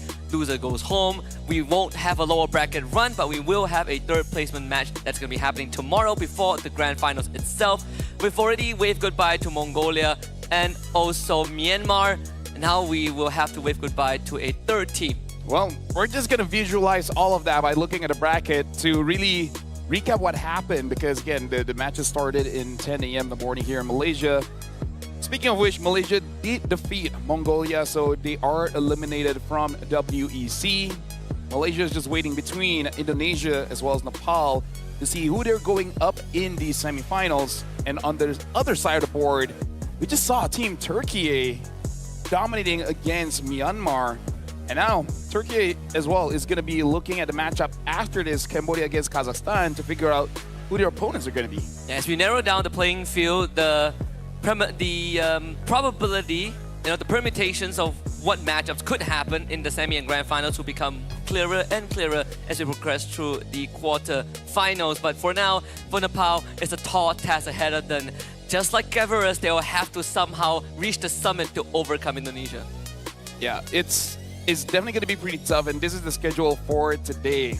We're at Indonesia going up against Nepal. After this will be the final quarterfinal match for today. And then later on, we will be going to the women division to have Egypt going up against Cambodia, and whoever wins that one will have one more match in the grand finals against Indonesia. So they will be guaranteed a trophy lift by the end of this evening, at least for the women division of WEC25 MLBB. For the men division, that will conclude tomorrow. So plenty of things to look forward to. We're just at the halfway point of today's action. 6 series in total, 1 best of 5 waiting at the very end. It's going to be very exciting.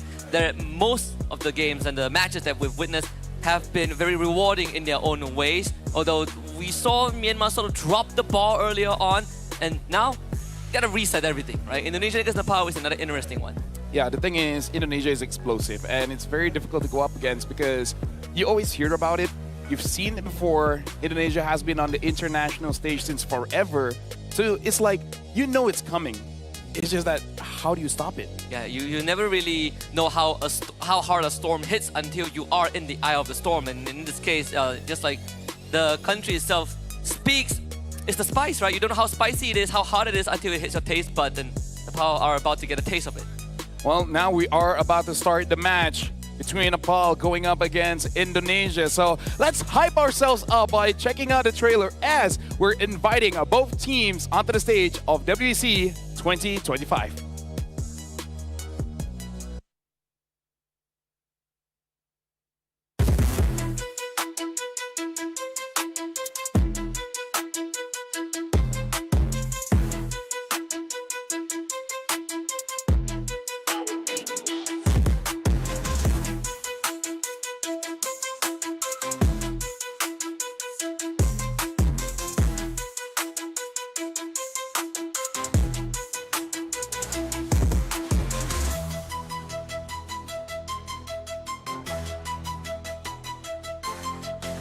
From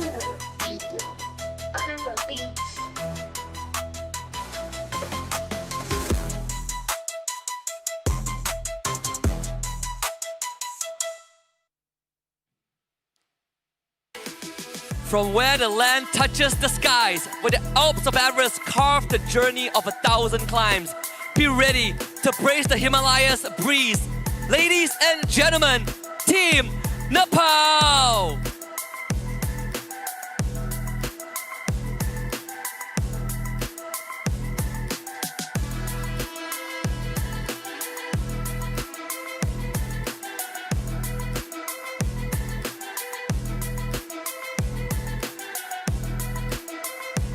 And here comes their opponent, a powerhouse known across MLBB history, masters of aggressive rotations and dives. They are undefeated in Group C with the spirit of the Garuda. This is Team Indonesia!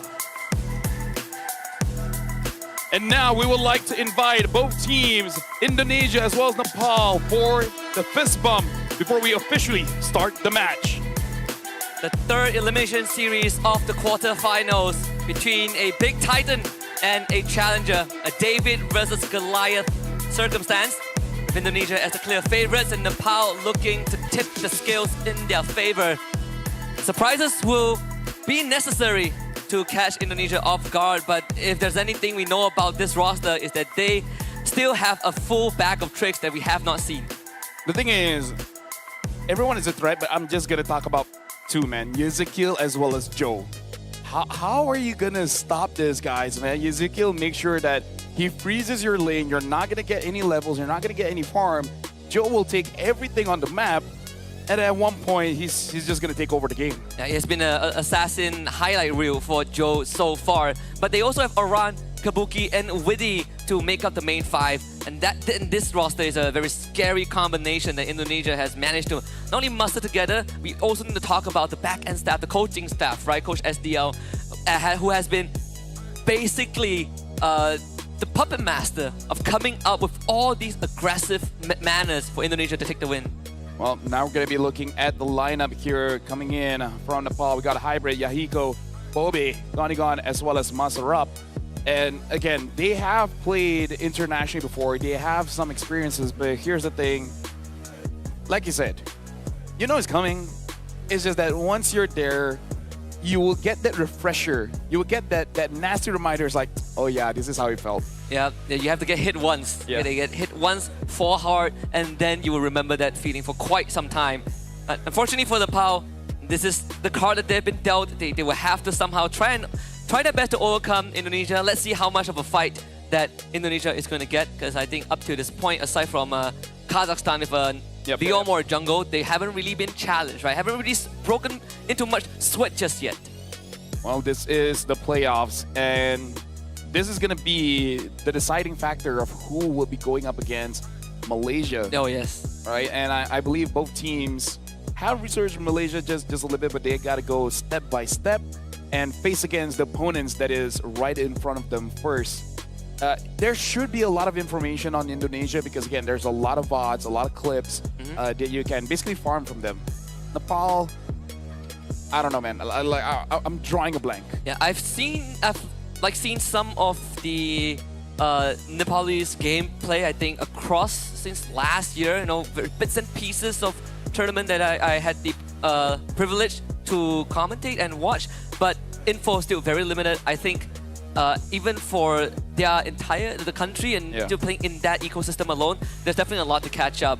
And what always is the main concern for other countries when they come into Southeast Asia for MLBB is trying to match the tempo, because we are so fast. You know, the South African players, they talk to us and they're like, man, you guys play very fast, you guys farm very well. We don't really have breathing room, and that's the main challenge. And Indonesia, they're the best at that. My only concern is I hope there's not going to be a botched draft. Because again, like I gotta say, that game affected me, you know? Having an amazing opener of Boxia, Grok, and Eve in that manner. Yeah. I just hope Nepal doesn't give like S-tier heroes towards Indonesia, because you know, like if it's open, they're gonna take it, and they're not going to be so nice about using those heroes against you. Yeah, they're great players, but not the nicest when it comes to a competition because they have their eyes fixated on the prize. And in fact, the prize is right in front of them. If they get through Nepal, they basically reach the final destination, right? The goal is to take out their rivals, which is Malaysia, waiting in the semi-finals. We get broken walls for game 1. Which I think even Kimi is going to be the biggest question. He has to be banner pick because broken walls is a great map for this oppressing mids, right? It makes it so that it's easier for you to force your opponents to stay where they are and wait for your own jungler to come and take whatever they want. I'm looking at Hilda. Hilda is one of the two picks. Too, yeah. You know, Khalid. We've seen Khalid being Grok. picked up as well. Grok is. I feel like Grok is almost a must ban or must pick. But if it does get picked up, the win rate for the team that has a Grok usually is in the positives. We've seen Grok drop some games, but compared to the games that Grok has won, it's the margin, the difference is very, very big. Yeah.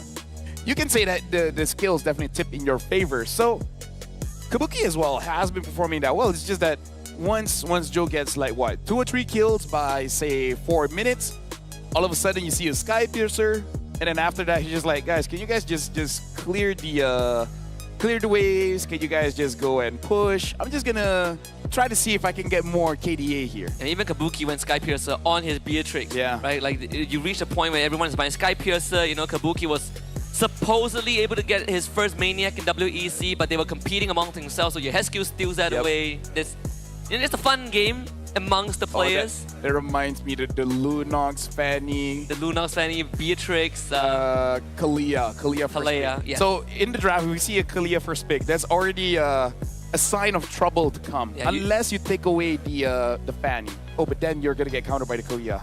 Okay, Kalia first pick is very dangerous for Indonesia. For anyone fighting against Indonesia. What's the response? I mean, Gatot is a decent response, I guess. If it's open. If it's open, yeah. I think if a trade gets forced, Gatot is one. Then if not, then the Hylos. But Hylos into Kalea is pretty iffy if he gets grabbed. I want to go on a limp and be like, because hey, here's the thing.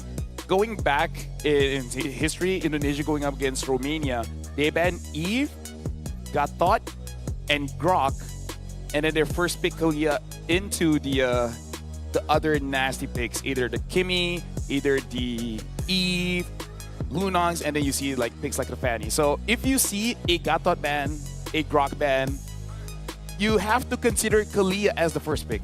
yeah, I think you could go for. I think Hylos is also like a decent response. If not, then maybe we look at the Cho or Franco. Franco, yeah. Yeah.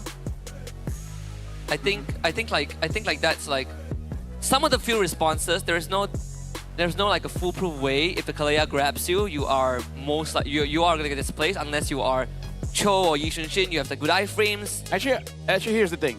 I think a safe ban is actually like for Nepal, ban out Lunox, because if they go for a Kalia, at that point you just have kind of like the draft that Turkey had just now, which is everyone's getting very tanky. So whoever Kalia picks up isn't gonna instantly die. And even though the Eve, the Kimi is gonna be a problem, Lunox Fanny just makes it so that no matter what you pick, everything is bad. That's true. Kalea Farsight will be the. Or if they pick up the Kalia, you pick up the Lunox instantly. Don't give it over. Yeah, I agree. I think that's a very good way to approach it. And you also deny. You open the flex options for yourself, but you also deny certain matchups, right? Like Harif Lunox, suddenly it feels incredibly bad for the Harif. We did see the example between Malaysia and Mongolia earlier on too. There's going to be some deliberations to be made, I think, for Nepal. Let's bring out the draft picks for Game 1 for these two teams. And we're halfway through the draft. So far, for Nepal side, we get the Yves, Esmeralda, Yuzong, Hayabusa. And for Indonesia, it's a Gatot, Yi Shin, and Uranus opening. So in terms of the bans here, Indonesia ban out the CC, the Fanny, the Grok, and then eventually banning out the Hylos and Hilda. Nepal banning out the Baxia, the Lancelot, the Kalia, which we did talk about. So they're like, we're not going to give it over. And then the Farsa as well as the Ruby. So finishing up, Indonesia will be taking that Lunox and the Selena. So this is going to be a Lunox Gold, which is able to fight against the majority of Nepal's lineup, especially for the Esmeralda. And the very final pick here coming in from Nepal, they still need a roamer, preferably someone that can catch, because Selena as well as Yisun Shin, someone's got to punish them. What else is I think open? Cho is like one of your better choices now. Because the problem is like Esmeralda into Lunox. Lunox is not going to care about Esmeralda. Yep. It really does not matter. Your mid is a Selena Eve, so you have to be very careful where the arrows are coming from. The Yuzong with the Uranus, pretty much a dead lane. It's like a wet noodle fight there. I think Cho is like your best bet if you are if you take Or Minotaur. you know inspiration from Renajay, you could go for jaw hit. The Badang is also a decent shot. We did see how Boye from Myanmar used it earlier on to really disrupt this Gato Kacha, but it's not a be or end all, right? Because into the Lunox, you still get melted. I would say the Badang is actually an amazing pick. The only problem is, as we saw just now, kind of an all-in kind of hero. So they got to be decisive. Once Badang gets a catch, we need an instant engage coming in from the Esmeralda, coming in from the Yuzong. But the thing is, this is like fighting fire with fire. We do have a saying here, are you sure you want to play Brawl against the Brawl server? So it looks like they are trying to fight fire with fire. We'll see how it works out against Indonesia. And I like it when teams don't back down from a fight. Many teams have attempted, but few have succeeded. Some have gotten close actually, but none have truly taken down Indonesia yet. So that's why they came into this with a clean record, 0 game losses throughout the entire group stage, and they're looking to extend that. In fact, so far, at least in the quarterfinals, only Turkey has dropped games, and that was against Team Malaysia. Let's see, game 1 between these two teams, how that's going to pan out. I'm liking what Indonesia has. Yep.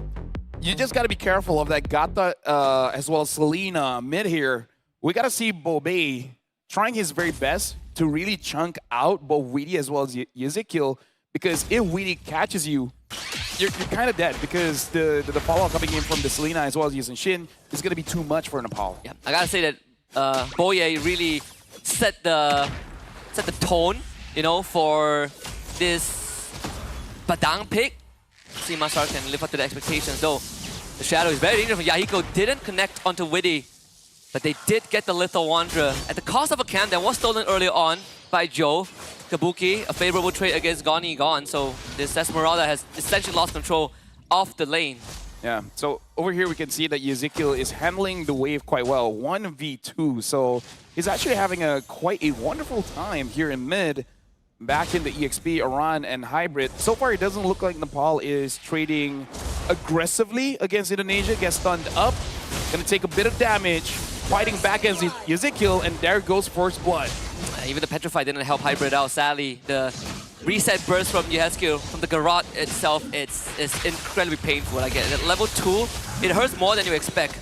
Woody's gonna try to hold the fort for now with the Revitalize. It's good enough. The arrow doesn't connect onto anyone, but Masara will be able to dash away as well. Indonesia, again, settle for tempo as Turtle spawns bottom.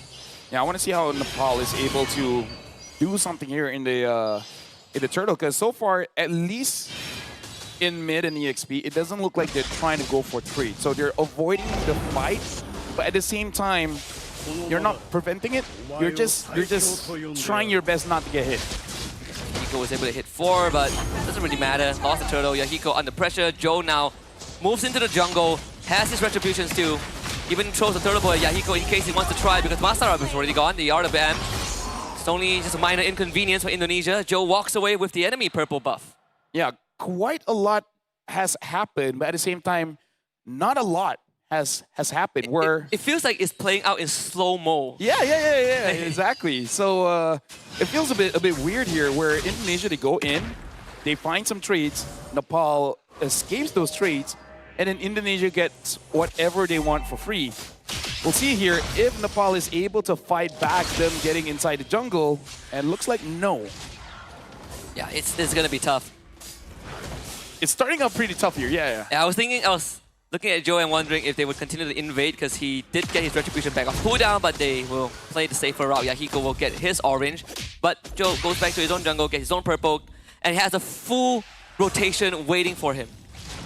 It almost looks like both teams are having their fingers on the trigger and see who's gonna jump first, because Nepal, they're like, we want to wait for Indonesia to fully commit. And then Indonesia's like, no. And the advantage that Indonesia has is that they can always lead in with an Abyssal Arrow, right? It doesn't necessarily have to be Widdy starting the fight. Yeah. Yeheskel can come in with a Abyssal Arrow from long range. If that connects, the follow-up is almost instant. And there's no purifier, on the, by the way, on the power side. So any arrow that connects is going to 100% result in a follow-up. And honestly, the draft coming in from Indonesia, they don't need a lot of cooldowns to really do anything. They're always ready for a fight. Masara would just have to eat it in the face. Oh, they still lost the purple, but Yahiko just cannot outdo Joe as Joe takes out Bobe. They are fighting in between the Tier 1 and Tier 2. Joe instantly goes down right after that in Indonesia. Overextends just a little bit, but it's a double kill for Oran. And 3 bodies drop from the path. Definitely majority of everything goes over to Indonesia. It's unfortunate that Joe did die there. And now Hybrid is staying around mid, maybe thinking of protecting the mid for a while, but now going back to the EXP. Yeah, it does feel like watching a game in slow motion, doesn't it? Yeah, and the scary thing... It's a surreal feeling. And the scary thing is, it feels like it's moving at a normal pace. Then you look at everything that's working behind the scenes like clockwork, you realize that Indonesia are actually pretty far ahead. Another arrow, this one doesn't connect on the Hybrid. He's desperately trying to clear out the way, but here comes the turtle boat. Hybrid hops away with the furious dive, and Joe still holding onto the turtle boat and only lets loose when there's a chance to run on a killing spree. Yep. So now Indonesia, 6 kills on the board, Nepal grabbing 1. And that's only on to Joe. About 3,000 gold lead here in 5 minutes. Haven't seen a lot of what Nepal is you know, working towards. Because as of right now, it does look like they're farming, but what's the end goal? Like, when do they start to get something here? Well, sadly, I think that... I blame Boye. You blame Boye? Because Boye is Badang set expectations. That's true, but at the same time, if you are running like double fighters, the window is a bit blurred, right? The timing is a bit blurred. You sort of don't know when you should start, but if you're falling behind, suddenly it feels like there's never really truly a window. Especially against Alina, Yi Shin, so much vision given, and then you have this pesky Uranus running around. Well, Ganigan knows that Witty is there. What? And even a conceal, now they want to go on to Kabuki. Brilliances away, Masarap unable to really get onto anyone. Aran is in the back. It looks like a stun was hit onto Masarap. Kabuki secures the kill. Yahiko is running away but gets caught and eventually got killed by Witty. Yeah, there goes Jakarta, Yehescu just landing arrows after arrows from off screen. And Pao getting caught off guard, Masarap. He was trying to retreat, gets hit by an arrow. And Yahiko on the run also gets clipped by one. And these snipes from Yehescu has been nothing short of deadly. Well, looks like Nepal, they're gonna turtle up. This is one of those games where you kind of hope that they had a marksman, you know, something like a Granger, like a Claude, a Beatrix, so that eventually you're working towards something. Because as of right now, it does look like the only one that really benefits of going later is probably Bobe. Everyone else kind of wants to fight instantly. Yeah. And can I just say that is under 7 minutes, Kabuki got his Holy Crystal. So yeah, I mean, I won't blame him if he goes for Sky Piercer. It's an RG thing. But you know, if you're two-shotting people, 80 stacks of Sky Piercer doesn't sound too bad. Well, Aran being the front line here, same as Witty. They're trying to see if Nepal is going to take the bait, and they're finally going to. Black Dragon form, Hybe goes on to Kabuki. The Kabuki is still able to get the kill. Oh, Brilliance away. And Witty just AOGs out. Hybrid actually does get a kill there. And Ezekiel just waiting. Flicker doesn't get it. Ezekiel almost gets taken down. Ganigan is going for the chase. Flickers forward, tries to get a kill onto Ezekiel. Wow. Able to escape. And Witty is there trying to make sure that the Ghost of Jakarta is protected. And now the rest of the members are here. Triple kill for Joe. That's gotta be frustrating. Yehescu should not have been allowed to get away with it, but he is Yehescu. Nothing that Nepal could have done more. That was the best case scenario. They clip Yehescu with everything they have. He fails his flicker garrote, but the trap reset, the abyssal mark reset, allow him to get away just far enough. Ganigan even expanded his flicker to jump on him, and it was still not enough. And we're seeing a bit of the problem there with a double fighter lineup, especially with the Esmeralda goal lane. You just don't really have enough resources to get these kills. You don't have burst. You want to stay in the fight very long, but for someone like a Selena who is dexterous, she can easily weave in and out of the situation. And my man Kabuki with the Sky Piercer, I'm glad that he's listening. Hey, Yahiko has the Sky Piercer too, man. He just bought it. Well, one of them is getting stacked. Well, here's the thing. The problem is Nepal already missed their power spike. Yep. So, you know, in terms of comeback ability, they have a lot of bodies to throw. If somehow Yahiko gets a triple kill, instantly getting 30 stacks on Sky Piercer, then this Hayabusa will look a little bit scary. But before that happens, I don't know. I don't think Nepal will have enough damage for an upcoming fight. And Kabuki just completed his boots 2. It's a tough boots. So 9 minutes and 15 seconds in, top tier 2 goes down, Lord coming from bottom. Witty standing in front, misses taunt, doesn't matter, they can crowd control him, Witty needs to go down, but Yahiko took 3 shots from Joe, and he's almost dead. Witty disengages with the AOG. Yep, now they're gonna get the mid-tier 2. It's 9 minutes in, and the Lord is gonna march down bottom, gonna get that holy defense. And now Indonesia is able to get all the holy defenses here. Just, again, working around like clockwork, wild oil machine. Hey, wow, wins. Well. Actually, I watched Masao took another arrow. There it is. Again, Yahiko just does not do enough damage. And that was on Kabuki, by the way. I don't think he has blood wings. It's all about damage here. Indonesia with about 10,000 gold lead here. Marching in mid. Finds Ganigan forcing out that flicker. And then looks like I caught there.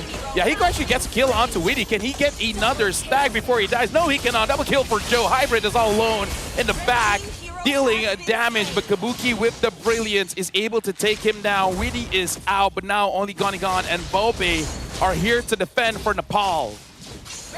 They should be able to defend this, right? Masara is back in 5 seconds. They just need to clear that away. The arrow connects. I don't think Indonesia has the damage to brute force through this. The mid-minion wave is going to crash in. So 2 inhibitors go down already. Joe gets caught. Not able to trace us out of that. Massive shutdown for Ganigan, and Nepal holds on. Yeah, should not have gotten caught there. In a way, Nepal still able to defend so far, having 1 inhibitor. Not all that great. Wow, almost a 5,000 gold lead between junglers. 10,000 gold for Joe, 5,000 for Yahiko. I think that's quite a gap. Yeah, I think the main challenge now is who is gonna take down Aran. That's the main question. Though I say Bobe is starting to hurt. Yeah. Having a Wishing Lantern is a good first step. Yes. Now you go Divine Glaive. Yep. I'm not even sure if you want to go Blood Wings. I mean, it's defensive, but yeah, kill it first. Yeah, I would go Divine Glaive. I mean, you gotta all in a little bit. POD for Joe, so watch out for the 3 shots. Yep, gonna get a lot of damage. And unfortunately, Yahiko, after getting killed, he did die. So only has about 5 stacks of Sky Piercer, so really not gonna be utilizing the item quite well here. So the Lord is gonna get taken for free by Indonesia. And Nepal is gonna wait in their base to see how Indonesia is gonna try to dive this time. Yeah, they're forced to wait in their base. Well, your best shot is to defend against the push, the Black Dragon form. They have good ultimates to defend. They have good ultimates to punish, but the main difference maker could just be that they are just too far behind economically. I think that's definitely the biggest difference maker. They could get the perfect counter engage and just might not have enough damage to take out Indonesian members. Well, Nepal, in terms of wave clear, they have okay. Yeah. Monster Up 0-5-1 hasn't had any real good catches. The Lord is marching in. Witty did not hit the Unbreakable onto anyone. And Aran dives. Ganigan taking just a little bit of damage. The Lord is marching in. Indonesia is focusing on the inhibitor. And now looking at the base, the Lord is still hitting it. And now everyone's trying to back off, trying to deal a little bit of damage. Yahiko gets taken down, and Team Indonesia wins the first game. Just brute force their way through. There was a wave coming in from the bottom lane, and everything set in stone from the first 2 minutes. Indonesia, once more, ruthless with their approach, completely shutting down whatever game plan that Nepal had. Now 1 game away from a date with destiny in the semifinals against Team Malaysia. Yeah, so this is one of those situations where you have to be careful, but maybe just a little bit too careful. There is not a lot of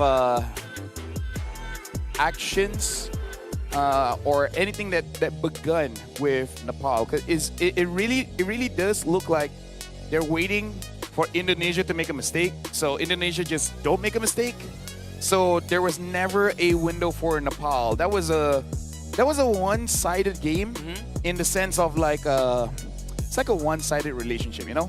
Yeah, it feels like person has the effort. It feels like, you know, Nepal, they are trying to, like you say, wait for the windows of opportunity, but it's more of like playing not to lose, right? They're afraid of making that mistake, and every compounding mistake just makes the situation worse. But when you're running that kind of lineup, at a certain point, it is going to... Esme, but it's going to stop working. Yeah. Yeah, and that's sort of what happened. It stopped working, and Indonesia just ran with it. It's not a bad strat. It's just that it's not fitted for the draft that they got, right? If they got something like a Beatrix, what is a scaling jungler that we have right now? Oh, it's mostly just instant effect, right? Yeah, I mean Hayabusa, Joy, scaling junglers. I mean, we did say Hanzo yesterday, that kind of skill, so something that will be good. But here, the Hall of Famers, Joe is the goal hunter, Joe is the GOAT, Aran is the tanker, and Aran is the best support. So both these members are key in Indonesia's victory. But still gotta shout out Ezekiel, man. Keep hitting those arrows, preventing any kind of fight back from Nepal. Yeah, and when you are in these more chaotic team fights, when you know there's like colors and fireworks flying everywhere, it's pretty hard to spot a random missile arrow flying your way, and that's sort of what happens. And not to mention that whenever you're dealing with Selena, someone will have to take one for the team, and in this case, Masarov just has no choice. We're going to be looking at the MVP for this game, and the MVP is going over to Aran. Basically, an unkillable celestial being, which, to be fair, that's kind of what a celestial being is supposed to be. Absorbing all the damage and still dishing out 2.5k damage per minute. There was nothing that Nepal could do. One of the few good examples of a good Uranus game, right, with the right bans and the right composition. It can be incredibly annoying to work with, to work against, honestly. And in this case, I mean, there's nothing much to say. I mean, Aran was entering the jungle like 5 minutes in. He was proxying waves. What can you physically do with the lineup that Nepal has? There is close to no way to taking down this Uranus before 15 minutes. Yeah. So in terms of the highlights, it's really on Indonesia trying to go to the side lanes and see what they can have. Nepal, I feel like the idea is there. Just change the draft, change the lineup, have more wave clear, something a bit more purified because you're dealing against a Selena, and then you know, maybe they can do something against Indonesia later on. Because as of right now, this is just a lot of inactivity coming in from Nepal. So just want a slight adjustment so that whenever they are doing something, we want to see an end goal, right? You always want to set up, and then once you set up, you need to pay off. So I'm not seeing the setup, and I'm not seeing the payoff. Yeah, it almost feels like, I think at a certain point there was a proactiveness or attempted proactiveness from Nepal. This was one of them, but EYGPT just too good with the footwork. But a lot of the times, you can see that for Nepal, they were responsive to what Indonesia was trying to bring to the table, and you just have to take the beating, right? The further you fall behind, the more you're forced to kind of just lay down there and take the fire, the heat from Indonesia. We saw like a 8k goalie, 9k goalie at one point. So there really wasn't much that Nepal could have done once they got through the 6-minute mark. So yeah, game two is all, you know, we can look forward to. Well, at this point, Team Indonesia, they are one game away from going to the semifinals. And the thing is, Malaysia might be watching this game, but I don't think they got a lot of information because this is something they've shown before. It's like they can use the heroes, they can move forward, they know how to get pickoffs. So Indonesia, in a way, is not showing too much for Malaysia to really study them. Yeah, I think the major takeaways would be just how the early movements are, right? But at the same time, it's also Indonesia sort of taking advantage of Nepal and just too many windows given, right? You sort of opened the front door and Indonesia just walked in, even though there was no invitation. Sort of what Malaysia did to most of their competitors so far. So we're seeing some of the mirrorings, the parallels between these two countries. But for Nepal, it's only going to get harder, right? You got a taste of the storm. You got a taste of how spicy it is, you know, the flavors of Indonesia. Now is how do you contain it, right? How do you power through the afterburn? I think it's mostly on the roamer, right? Because most damage dealers, they want some kind of setup. Maybe he wasn't really comfortable on the Badang, right? Maybe if they can get a gut thought, right? If they can get first pick and then first pick the gut thought, maybe that's more of a comfort. So you can use that to start a fight because someone has to start something. I don't know what to say based on that game. Yeah, I'm running out of things to say because not much happened. It's pretty one-sided. Yeah. Yeah, even what was the choices again for the Roman we had? Aside from Badang, we were talking about Cho, right? Yes, so it's Cho. either or. I mean, Kaja was there. I think the Kalia, yes. they themselves banned out. Yeah. They themselves banned out the Kalia. Yeah, I think either way, there were plenty of Romans banned out. Hylos was banned. Yep. The Hilda was banned. So Hilda was banned, yeah. Maybe pick up the Roamer early. Yeah, I think if Nepal takes blue side, I mean, most likely Grog is going to get banned out. But if like Gatot is open, you could consider the Gatot Kaja first pick. Honestly, like the Hilda actually would have been an okay choice, but because it was banned out, Hylos was banned out, there was just really no other option unless you go crazy like the Chip. I'm even thinking of a Minotaur. Like if you're really waiting for your opponents to come in, might as well use something like a Minotaur so that you can use the Minion Fury once everyone just clumps up together, and then hope your team has enough damage at that point. We did see a Minotaur ban. I think was it yesterday? No, it was a Minotaur. No, we were talking about Minotaur because it was used but not on broadcast. Yeah, it was banned once too. I think it was against us. Was it Malaysia against South Africa? I remember there was like a Minotaur ban. It was like a very deep cut. So that, okay, hear me out. There's always a fallback strat, right? When all else fails, an Angela strat. So it's Angela plus hyper carry. I read it Estes. Estes? Yeah, because Estes skills a bit better. Because that's true. Because if Nepal takes Angela's power spike is the start of the game until 10 minutes, and that's when Indonesia is the strongest, right? And then whenever you go in, and then your carry, whoever it is, dies, the Angela is there, so you're giving over another death. And the way that they've been playing is really kiting. So Glory Nestas, I feel like those are the kind of heroes that suits their playstyle. Matilda, right? If you want Matilda, yes. Going to kiting, Matilda is a good pick. We only saw it got banned once, and that was I think by Team Malaysia too yesterday against South Africa. Funny enough, we haven't seen much Enchanter Roamers play it. No, really, no. Right, even I think in more of the experienced lineups like in Indonesia, Turkey, and Malaysia, I don't use plays Matilda, but probably not on his list right now. Yeah.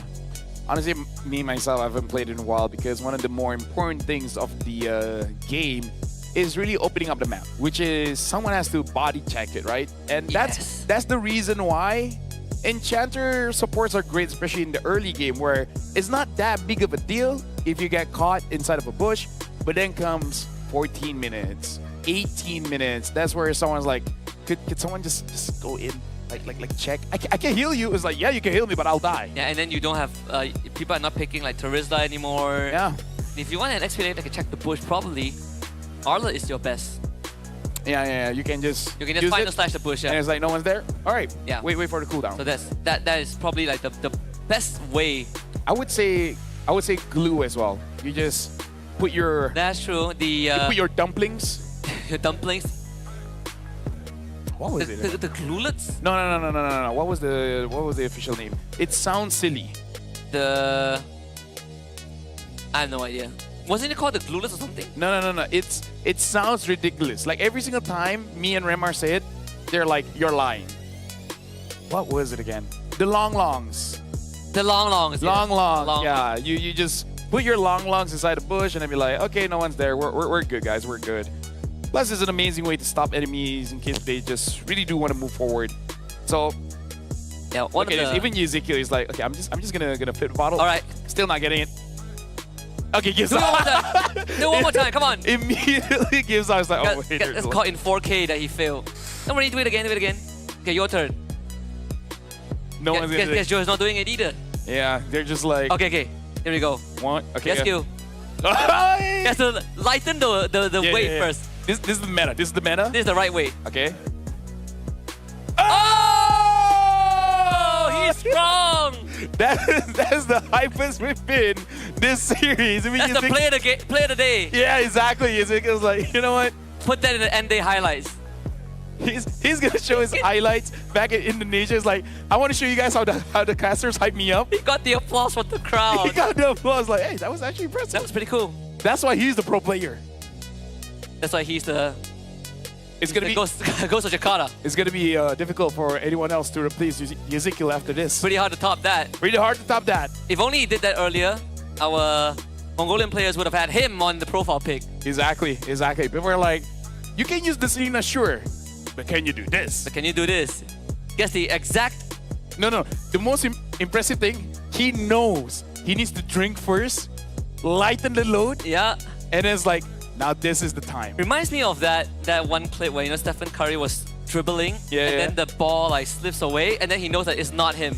Yeah. It was the floor. It was the floor. Was it Kobe or Stephen Curry? But there, we've seen that clip, right? I think Kobe is like the rim or something. Either way, yeah. When you've done this for long enough, you sort of know that it's not your fault. When you cast long enough, you can watch the game in slow mo.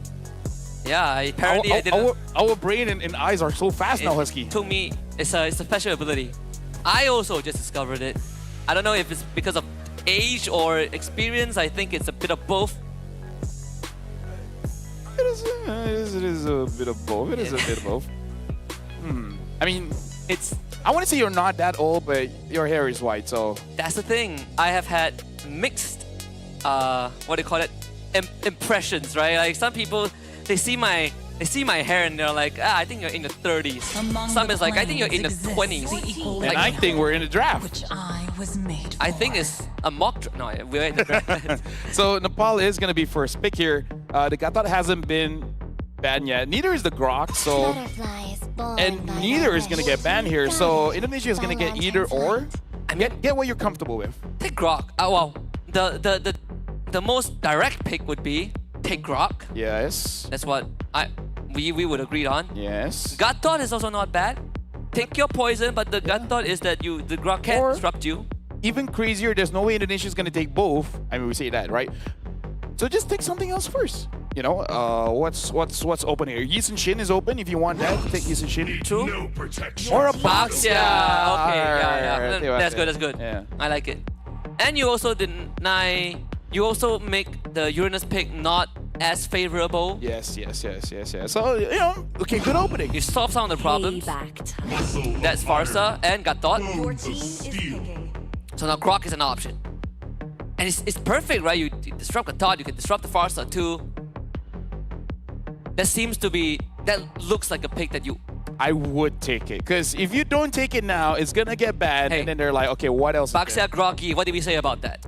You know what? You're right. Or, Eve, Kimmy, doesn't matter. Take Grok plus a very... Oh, wait, Eve is bad now. Kimmy is there, right? Yeah, Kimmy, yeah. Come and join me in my dream That's Luna. Okay, this is good. This is good. And Grok, yes. Hey, we got the ball rolling. Yep. So it should be a Yisun Shin or Hayabusa. I'm feeling a bit more Yisun Shin. It's Yisun Shin. And it opens up double fighters again. Yep. So now for Indonesia, probably ban out like Lapu. Lapu and I don't know if they want to ban Esme. Honestly, not a bad choice. Arlet, if you are worried. Another hero that's been banned out too. Feels like we're forgetting one. CC's already banned out. Uranus is there, which honestly can be annoying. So I don't mind seeing Lapu. Ruby, Xborg?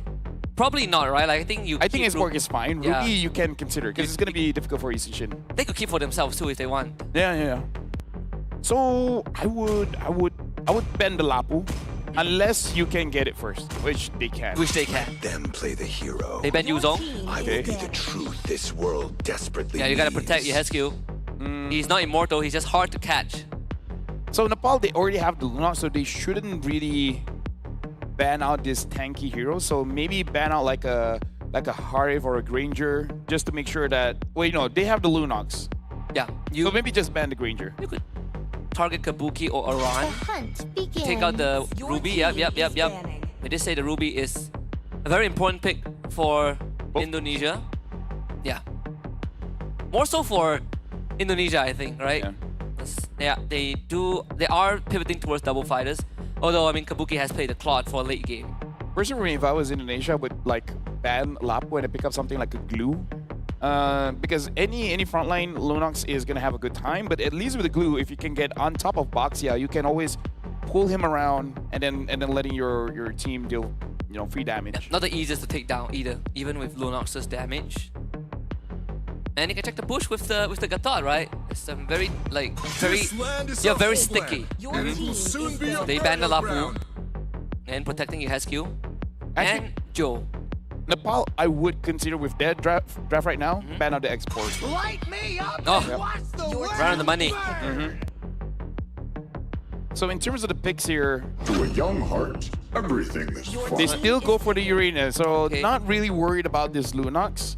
Respectable. I can. But in the XP lane, there really isn't much direct answer to Uranus anymore, except for Esmeralda. And Esmeralda is like probably your best, but it's not the best. I guess you could work with the Esmeralda. They take the Arlet as well, so you ignore the 1v1 matchup and look at the bigger picture. I'm liking this from Nepal. It's a pretty, I would say, straightforward draft. Has pretty clear win conditions, and if they want to kite, they can, because they can punish once Indonesia overextends, Earthen Rampart, separate the fight, and then go in with the tech charge. And then there's a lot of follow-up with the Arlet, as well as the damage coming in from the Granger, as well as the Lunox. A pretty straightforward draft to play for Indonesia. Finishing up, do you want to go for something like a Claude just to win out the lane, going up against Granger? You already have enough damage, so you can go for double fighters, but yeah, Kabuki does like to carry, right? I don't see why not. It's not the easiest to catch too. Yeah. If you run the Purify, then it's an extra layer of defense. They go for the Terizla. Ooh. Okay, so is this a Uranus Gold? I think it's a Terizla Gold. Wait, it is a Uranus Gold. Yeah. All right, so we did say that they have a bag of tricks that we haven't seen yet. I mean, I did shout out the Terizla for a while. Nice to see it here. We literally talk about face checking bushes, and Terizla is one of those few heroes, right? Yeah, with the body of Smith, he can take quite a lot of punishment, and then especially if you go cheeky with it and build a War Axe, you can stay in the fight for quite a while. He actually hurts. He actually hits. Oh, wait a minute. Was it yesterday or the day before we were discussing about Terizla Arlen matchup? Oh yes, and how the Terizla actually makes it pretty hard because he doesn't care about the Arlet. We predicted it. It's coming full circle. Shout out to Mirko out there. I know he's watching this. Give us a rundown on the Uranus Go by Kabuki. I don't know if it's picked in the domestic league before, but I have a feeling at some point it has come out. I know in Malaysia we've seen it in the jungle, but the gold lane it feels. I guess you're just there to stand back. No, the Uranus Go. Yeah, I feel like you're just there to stand back. Dude, like as a celestial being, he wouldn't be afraid of bullets. Of what? Bullets. Of bullets. I mean, like, to be fair, Granger, that's not normal bullets. That's bullets of dreams and spirits.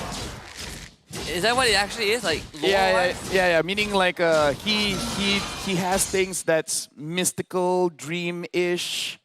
It's weird. He has superpowers. You would think he just has a cool gun. No, he has superpowers. I wouldn't put it past him, but though still, despite having Graf Baxia, they are not invincible to these early aggressions from Indonesia. They're gonna lose the XP crab too. Because I think I did see the story of him basically going inside someone's dream and assassinating someone there. Anyways, Witty goes forward and Bobe gets killed by Ezekiel. Good engage coming in from Witty. And Masarab taking a lot of poke damage from both Ezekiel as well as Witty. And Gunnigan is having a bit of trouble here going up against Kabuki. Kabuki is just stacking up his own stacks here. And Yaiko is going to have a very tough time against Kabuki, which is a first. Talk about the challenge of essentially having a, up against like Gato +1. Lane priority is very hard to obtain, but not only that, Lunox's reach is slightly shorter than your Hesku on the Farsa. So, and she's very fragile, right? We saw your Hesku just blow her up with the help of Witty.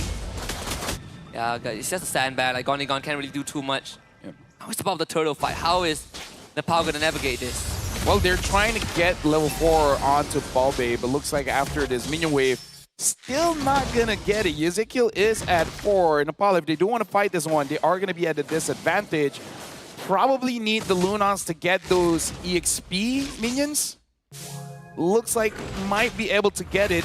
Mazarab, you gotta use the Earthling Rampart to try and reset a turtle. Look at Iran, flickers out. It looks like gets caught by Bobe. Bobe will find it. The turtle goes over to Joe regardless. Witty in no man's land. He's waiting for the level 4, the AOG. Can he get it in time? They're gonna try and stop it before he does. He hits level 4, but goes down to Mazarab. Yep, Nepal is starting off quite well here. Again, kind of like doing what they want to do earlier, which is wait for Indonesia to be out of position and then deal the damage there. Iran was the first casualty, and then Witty was split away from his team, and that's where Nepal really capitalized. All things considered, even though that this is a sandbag lane, Kabuki is just there to basically lock Gonigon down. Eventually, once his ranger gets his items, he's be able to start doing some pretty nasty damage. Until then, it's going to be up to Bobe to hold for now, hold the front, and be responsible for the output. Topside hybrid gone. And Witty gets jumped on again. Bobe with the darkening, quick tectonic charge, but Witty heals up with the passive, and AOG's out. Witty the Wise escapes again, and Kabuki joins the fight. Masar gets hit by the boat, will have to flicker to safety.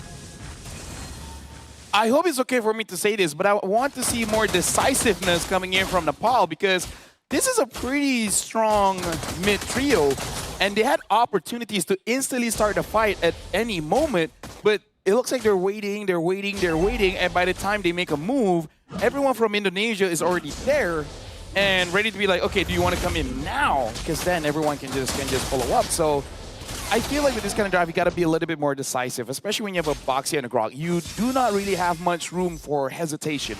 Yeah.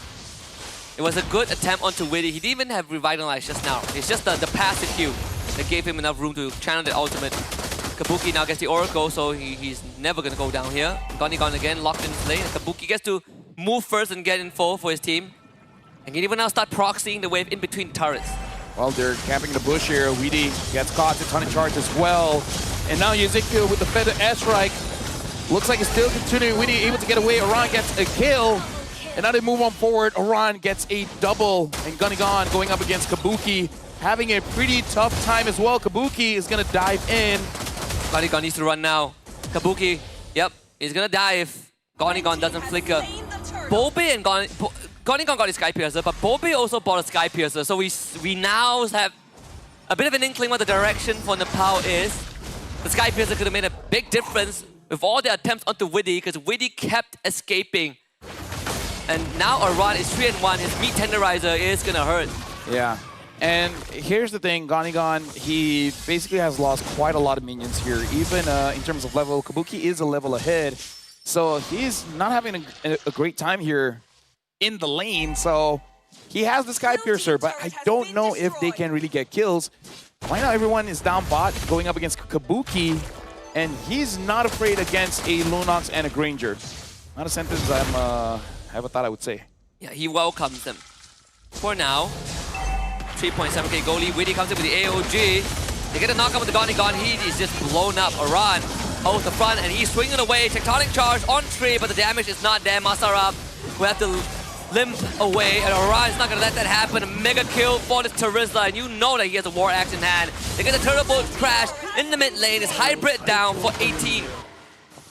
The crazy thing is, I feel like Iran didn't have the flicker there, because I think he already got the revenge strike onto Masarab, so he was going to die from the revenge strike anyways. But hey, you know what? As long as you secure the kill, 6 minutes in, around 5,000 gold lead, Ezekiel is even showing his face here towards the turret. So Nepal knows that he's inside their jungle. And now having to Radiant Armor, it's going to be more difficult for Bobe to really do anything against the front lines of Indonesia. Yep. The window again extended for Indonesia, and for Nepal is closing in. Again, taunt, and wow, Masarab disappears. And that's the castle that they just broke down. They're the airstrike to force the rest of Nepal away. Kabuki, I don't think he's gonna be threatened anytime soon. Yeah, all Nepal can do right now is clear the waves and hope they find an opportunity with items that they have to get a kill onto Indonesia, because the Sky Piercer so far hasn't really done anything for Nepal. Looking at the gold difference here, quite a lot of difference. Around 2,000 in the EXP, almost 3,000 in the jungle. And in terms of gold as well, like 1,000 plus. Kabuki is winning by a lot. Hope it almost went down. I mean, if they can get Kabuki, it would be good, but it's a big if and a close to impossible task with the state that Nepal is in. Orange for Joe. Bottom tier 2. They really defended, they did clear it out, but Indonesia essentially got the Nepal in a chokehold, right? One good fight, Aran has the flicker ready. Watch out for the penalty zone, because I feel like Aran is itching for some sort of engage. Heskil forces Nepal away with the feather airstrike, and they'll get them in tier 2. So Indonesia, they are taking it quite slow, not forcing too many fights. They're zoning everyone away. Basically playing with more discipline instead of aggression. I mean, with that being said, they still have 8 kills here in about 8 minutes. This is the last turtle, which has expired now, has turned into a Lord. Indonesia, they can try to get a Lord and end it now, or if they want to wait a little bit more, wait for 12 minutes. And I feel like at that point they can get a kill. Speaking of Kabuki, wow, going to target the hybrid. Actually gets out with a Purify, and Aran just flattens Ghani. Nothing much can be done by Nepal. Hybrid will try, but he'll be turned into a statistic by Heskil as Joe solos the Lord. 8.5 minutes in Indonesia, a 10K ahead. Imagine if Indonesia is like, hey, Widdy, do you want to try solo? I mean, he's like, I got concentrated energy, I'm ready. Yeah, Box can do it. Box can do it, why not me? Yeah. Okay, because he's building tank items. Imagine there will come a time when Gatot builds damage in Rome. I mean, it has happened. In ranked games. In ranked games. Sky Piercer concentrated. Yep, glowing one. Glowing one, yeah. Yeah, good stuff. 11K lead now. Kabuki with the Dom Eyes. Lord from top, all waves synced up. Perfect scenario for ending here. I was surprised Aran didn't go for War Axe into Hunter Strike. Oh yeah, I thought he would go War Axe Hunter Strike. Like, he can go BOD and I wouldn't blame him. Final Slash, only on the Widdy. Widdy eats it up, look at that. Tries to AOG away, actually gets it off. Oh, Widdy, he is out of there. Aran now swings in the base, penalty zone coming through on the tree. Indonesia crashes the pole onto Masarab. Joe doesn't get the kill, but Feather Airstrike did a considerable amount of damage. Crystal under threat. Indonesia have a date with Malaysia in the semis. This is Indonesia again coming in, and they're looking a very strong, a very disciplined. And this time, I feel like they're showing improvement in cleanliness. Going up here, they make sure they don't make a mistake. They don't overextend. They don't have too much fun, giving opportunities for Nepal to really basically re-engage onto them. But again, shout out to Nepal. Congratulations for making it this far. But this does mean that they have been eliminated from WEC 2025. The competition only gets tougher and tougher. And when up against powerhouses like Indonesia, you will have to bow to their might. But the Indonesians, they're going to rejoice as we get to finally see that rivalry, which will take center stage tomorrow between Malaysia and Indonesia. That will be a fun best of 3, even a trailer to what could have been a grand finals matchup. And so it's like finals-ish, just earlier? Yeah, it's a product of the format. Exactly. So now, again, congratulations to Team Indonesia. And with that, we are throwing it over to the stage with Rose with Indonesia. Heading to the semi-finals of the WEC 2025 is Team Indonesia. Congratulations, boys. Thank you, thank you. Yes. So I think we could go with Widdy first. Throughout this competition, Indonesia has only wanted to meet one region, and this one region only wanted to meet your region, and that is Team Malaysia. For the semi-finals match tomorrow, you will finally be meeting Malaysia. Although not in the grand finals as what you guys have wanted, but what are the preparations leading up to the match tomorrow? We already have strat lah, so many strat, and then just see you later lah. How confident are you actually going to the match against Malaysia? Because so far Malaysia's record this tournament is actually looking quite clean. Very, very confident. More than them lah. You're more confident than Team Malaysia. Wow, now this is going to be an interesting matchup tomorrow. And of course, Aran? Yes. Tomorrow, if you guys were to win against Malaysia in the semifinals, Yeah. it means you guys will head to the finals, right? Which means you guys will be playing 2 matches in one day. Yeah. How ready are you guys to be playing 2 matches, and what is the preparation regarding this? The preparation, just scream as usual. Yeah, that's our preparation. Does playing 2 matches and more in a day give you guys anxiety? Do you guys feel tired? Or are you guys like the adrenaline and the consistency that you guys get from playing 2 matches in one day? Lagi suka main 2 match di satu hari ataupun 1 match di satu hari saja? One match, one day sih. Tiring. Yeah. So tomorrow, if you win semifinals, you're going to the finals. Yes. Does that mean you're not ready? I'm ready. Just You're ready. need more rest, I think, on the night. Okay, I hope you rest well tonight, Aran. Yeah, thank you. And of course, coach. Yep. This WEC, we have witnessed so many rising regions. And as a coach, what are your opinions on the rising regions, especially since you guys have just fought another rising region, which is Iran? I think it's good, like this kind of tournaments for the world, right? So we can see other regions also already rising, and they are also can catch up to the meta. Yeah, I think it's good. Do you think that in the recent years, they will actually be more stronger and be considered as one of the contenders? Do you think that in the next coming tournaments or in the next few years, they will be considered as contenders? Yes. Yeah. So far, throughout this WEC 2025, which country really surprised you with their performance? I think Kazakhstan. Yeah. Oh, really? Yeah. Why? They give us a hard game. Yeah. Ah, this is very interesting. And if I am not mistaken, Kazakhstan will be playing the match after this. Thank you very much, Coach, Woody, and Aran. I will see you guys tomorrow for the semi-finals. And that is it for this match. With that, let us throw it back to the casters to actually break down what happened in this match. Thank you very much, Rose. And again, congratulations to Team Indonesia. And already showing quite a few heroes here, like Aran, showing that he can use the Turizla. With the War Axe is a little bit too much for anyone to really handle, which I think is showing a bit that Momo hasn't used the Artist so far. But just in case if he's thinking about it, Coach R would be like, careful, we got to pick you a bit late because there's a threat of the Turizla. Yeah, not only that, this is it's quite mad for Bobe to go Sky Piercer into Divine Glaive. It's desperation, right? You see desperation there. You got magic penetration, but not enough magic damage. So a lot of factors to be considered. But sadly, it's another case of Indonesia just basically outclassing Nepal. There really wasn't much to be said. The draft, at least the draft is sound. Yep. Right? The idea was good, but when it comes down to execution, that's where we sort of see the power gap. Well, again, I really feel like Nepal just needs to develop just a little bit more. Got to get used to playing in the Southeast Asia region. Doesn't matter, Malaysia, Indonesia, Philippines, because you know, like you gotta be accustomed. Yes. To getting the pressure, and then basically the instincts will be there. Be like, okay, I gotta take you down now. But either ways, we gotta move on. And Indonesia later on will be going up against Malaysia. After this, we do have one more game in the quarterfinals. Cambodia, Kazakhstan. Gonna be interesting to see how that one goes. I wonder if Kazakhstan has any more surprises. Yeah.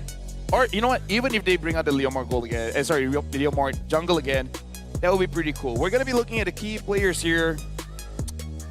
I don't think they got over 1,000. Nah. Yeah. Looks like Joe only got 857. So far, only Sakai's has hit that 1K mark in the goal per minute. Ezekiel is the GOAT. Kabuki as the goal laner, the tanker, and Weedy is the best support. Yeah, Kabuki just having the time of his life.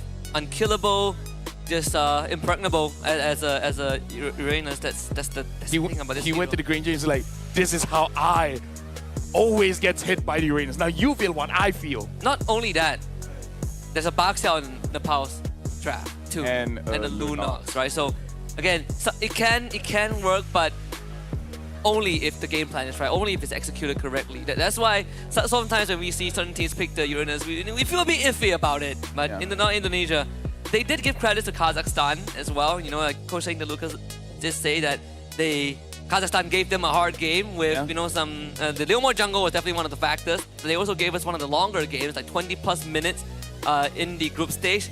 And it's going to be a confidence boost for Kazakhstan. Hopefully, they are listening into this, going into the series later on against Cambodia. Yep, and the MVP is going over to Iran.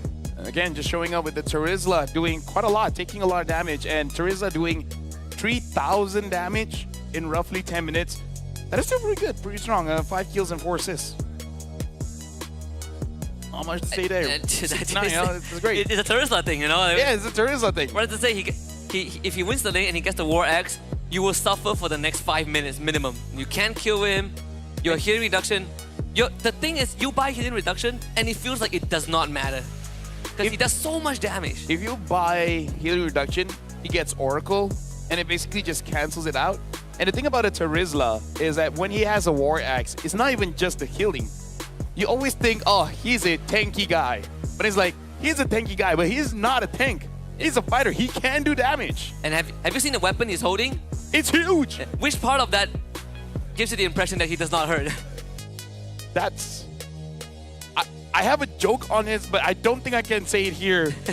I'll say it later in the talent room, but talking about a War Axe, man, Terizla is carrying like how many War Axes there? At 4 minutes and about 30, he gets the War Axe after getting that double kill, and then after that, basically unkillable. Also, another thing about Terizla that sometimes most players who are not used to facing Terizla overlook is the fact that for someone as huge as Terizla, he moves pretty fast. If he gets the revenge strike, yes. Yeah. It feels like he's gliding through the battlefield. In MLBB, all the large characters move fast. Have you seen Grog, Franco, Terizla when you hit it, Baxia. Like for me, the scariest thing isn't when a Terizla flickers penalty zone me. It's scary when he lets the revenge strike and he's just mid-air with the hammer swing. It would be worse if you're just like, you know what? I know this guy doesn't like me moving fast. I'm gonna go sprint. Sprint Terizla. It's always scary. Like he has like a 1 second air time. Yeah. And you know it's coming, and it slams, and then you die. You go gray screen. Well, here in the WEC, giving a lot of ideas for. But honestly, Terizla in ranked games, I'm very okay with it. I'm okay. I mean, I still meet a lot of players that play the Terizla, and essentially you're just there, and you hope that the enemy XP laner doesn't know the matchup. You dominate the lane, you get a War Axe, and you end the game. No, honestly, like with a Terizla, it's not like an Alucard, right? Alucard, either you're a 10 or a 0. Terizla, if you're a 5, it's fine. You're minimum of 5. Right? You can't go below that. Like, how do you mess up a Terizla? Okay, you just don't hit your penalty zone. But, wait, now that I think about it. I mean, you could miss the penalty zone and still kill someone with your damage. Well, with that is the first 3 series in the quarterfinals. We do have one more in Cambodia going up against Kazakhstan, but that's it for me and Husky. After this, it is going to be Pasha Bunny alongside with Staffa, and they're going to be covering for the female division in the lower bracket finals as well as the grand final. So, Husky, I'll be seeing you for tomorrow for more open division matches. But for now, we're going for a break. After this, Pasha Bunny and Staffa will handle the rest. To be in the zone, gamers need true support. One that's in sync with your body at every angle. Takes your weight without pressure. Fully adjustable to cradle your spine and adapts as you shift in your seat. True ergonomic alignment to achieve your perfect gaming form.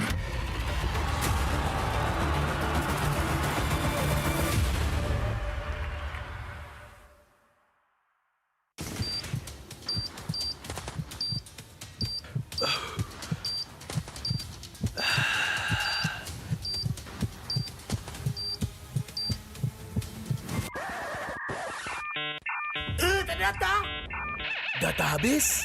Jangan risau.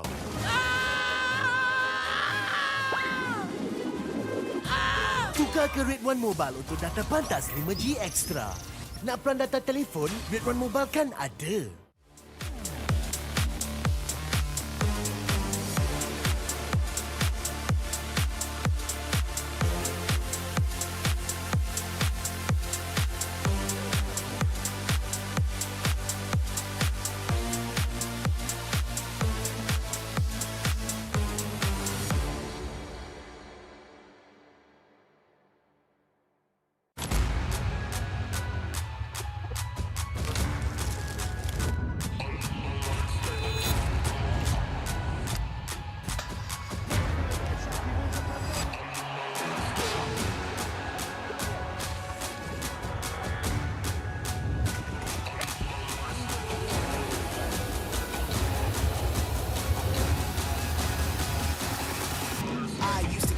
coin in the waterfall, send the wishing well. Now I get plenty coin, I'm self-made, you ain't gotta wish me well. You ain't like me then, but I guess it's past tense, cause you tapped in. You was never who you said, I see the facade when looking it really be like you can tell. My guard up, I ain't taking nails, if it's not in my favor, won't sign a deal. I got the royalty in the mail, I got authority in the field. Take a look in my iris, I be precise with the timing. I move on a touch that's the high risk, I never know where my mind went.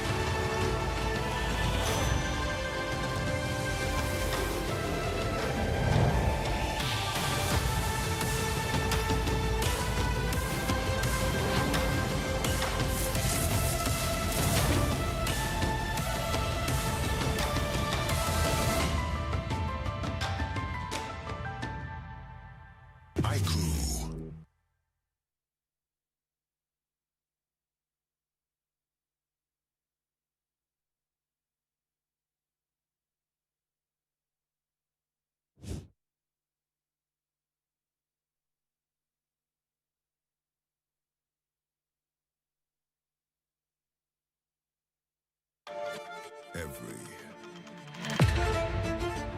champion starts with one moment. Activate your place in the world of esports. Compete, manage, track, dominate.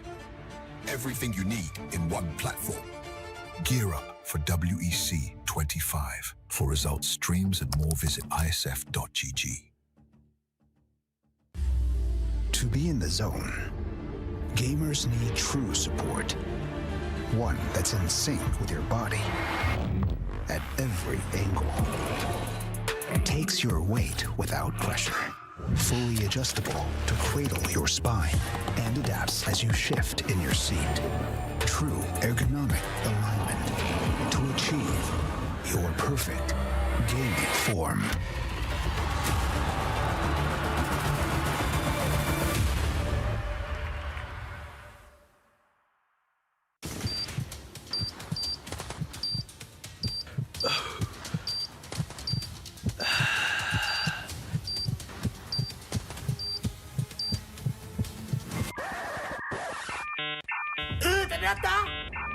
Data habis?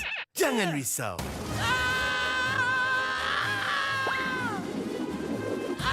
Tukar ke Red One Mobile untuk data pantas 5G Extra. Nak peran data telefon? Red One Mobile kan ada.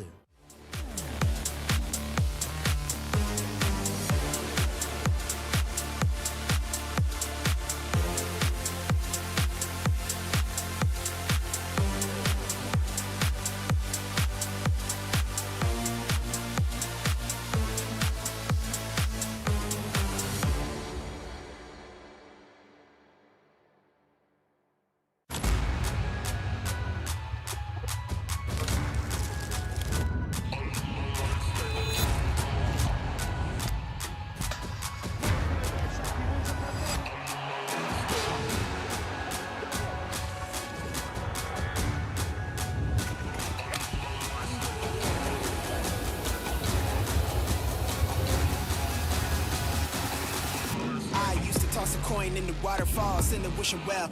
Now I get plenty coin, I'm self-made, you ain't gotta wish me well. You ain't like me then, but I guess it's past tense, cause you tapped in. You was never who you said, I see the facade when looking it really be like you can tell. My guard up, I ain't taking nails, if it's not in my favor, won't sign a deal. I got the royalty in the mail, I got authority in the field. Take a look in my iris, I be precise with the timing. I move on a touch that's the high risk, I never know where my mind went.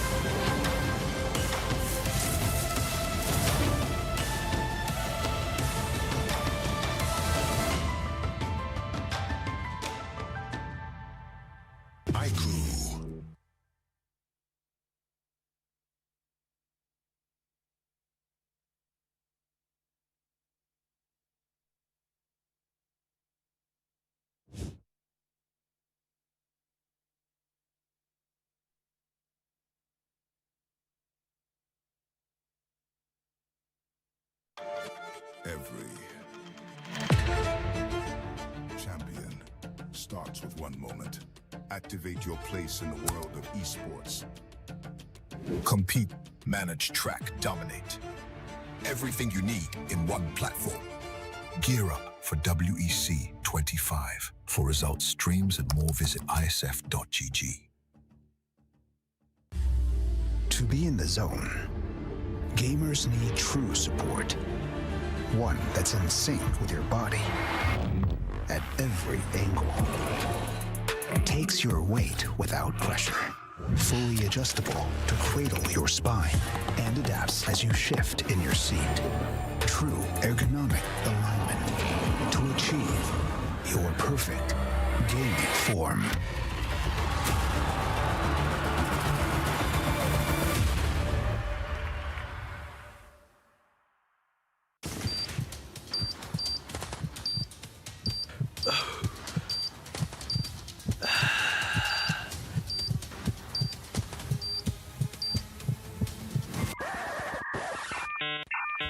Data?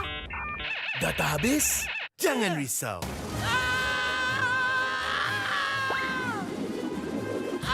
Tukar ke Red One Mobile untuk data pantas 5G Extra. Nak peran data telefon, Red One Mobile kan ada.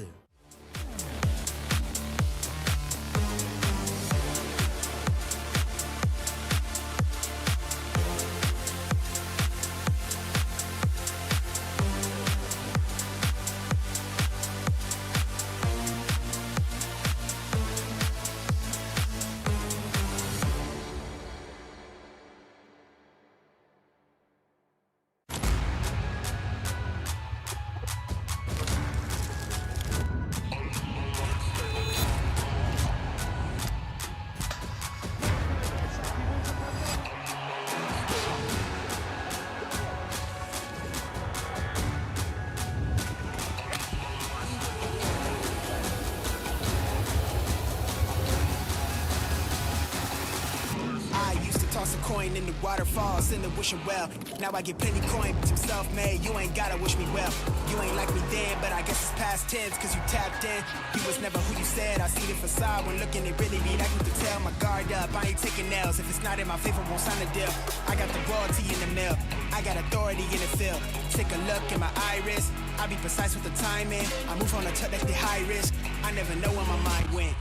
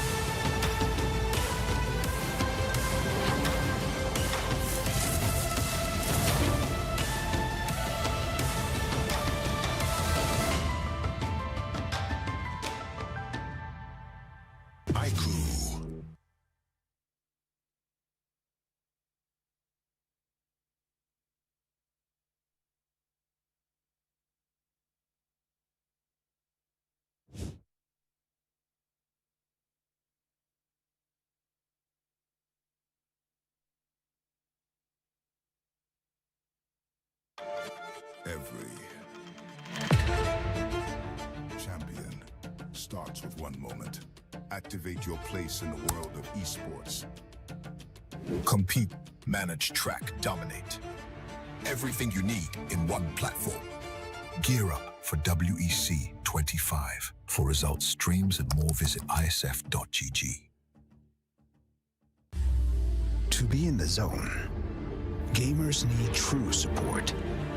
One that's in sync with your body at every angle. Takes your weight without pressure. Fully adjustable to cradle your spine and adapts as you shift in your seat. True ergonomic alignment to achieve your perfect Gaining form.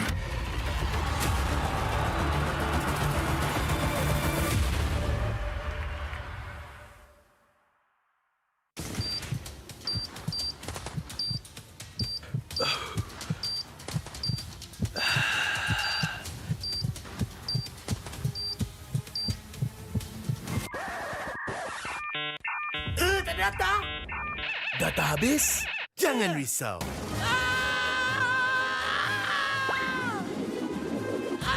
Tukar ke Red One Mobile untuk data pantas 5G Extra.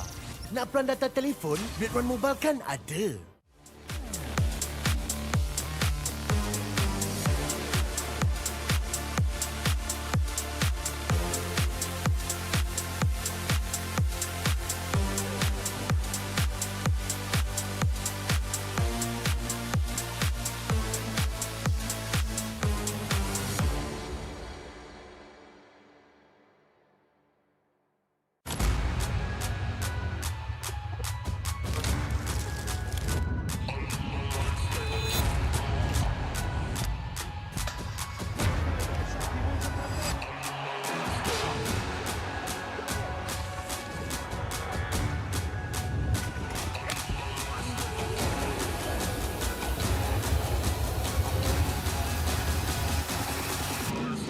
Toss a coin in the waterfalls, in the wishing well. Now I get plenty coin, I'm self-made. You ain't gotta wish me well. You ain't like me then, but I guess it's past tense, cause you tapped in. You was never who you said. I see the facade when looking, it really be like you could tell. My guard up, I ain't taking L's. If it's not in my favor, won't sign a deal. I got the royalty in the mill, I got authority in the field. Take a look in my iris, I be precise with the timing. I move on a tuck like the high risk. I never know where my mind went.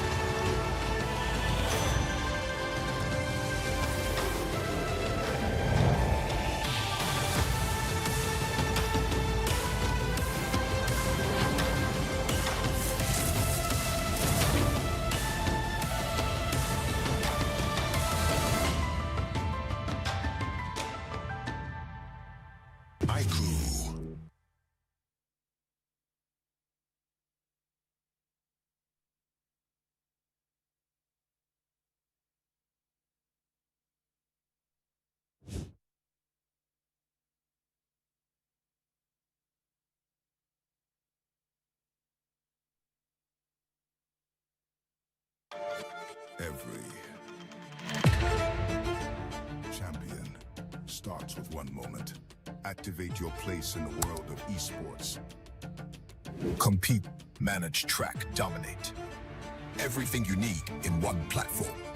Gear up for WEC25. For results, streams, and more, visit IESF.gg. To be in the zone, gamers need true support. One that's in sync with your body at every angle. Takes your weight without pressure. Fully adjustable to cradle your spine and adapts as you shift in your seat. True ergonomic alignment to achieve your perfect gaming form.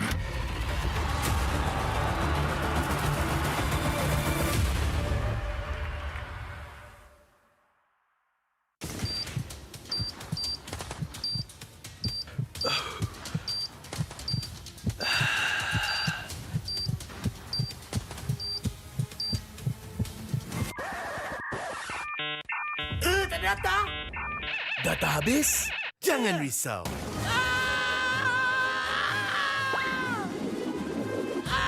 Tukar ke Red One Mobile untuk data pantas 5G Extra. Nak peran data telefon, Red One Mobile kan ada.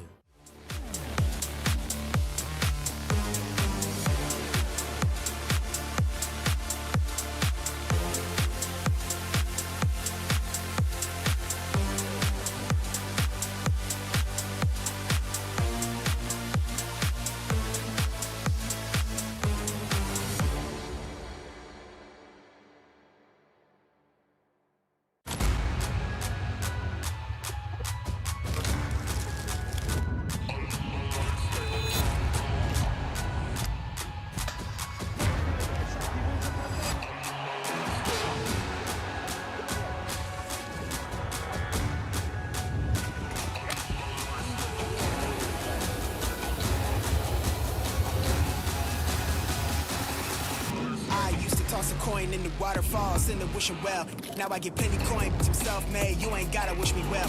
You ain't like me then, but I guess it's past tense, cause you tapped in. You was never who you said. I see the facade when looking at really me. That you could tell my guard up. I ain't taking nails. If it's not in my favor, won't sign a deal. I got the royalty in the mail. I got authority in the field. Take a look in my iris. I be precise with the timing. I move on a touch like the high risk. I never know where my mind went.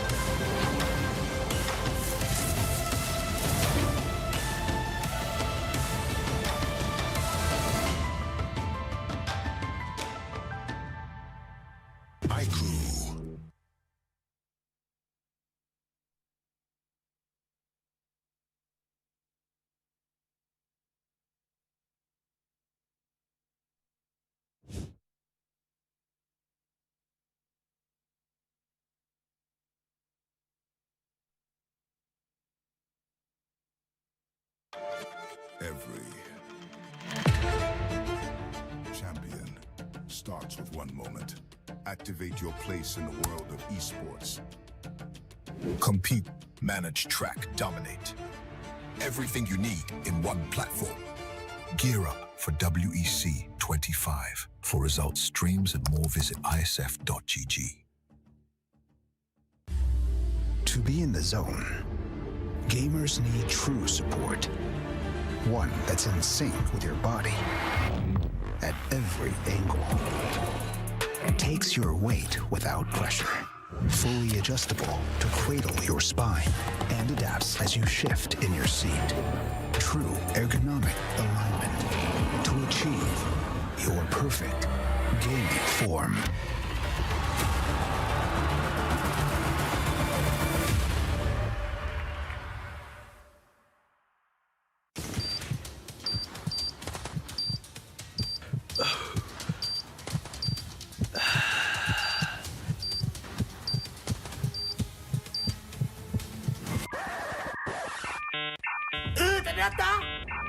Data habis? Jangan risau.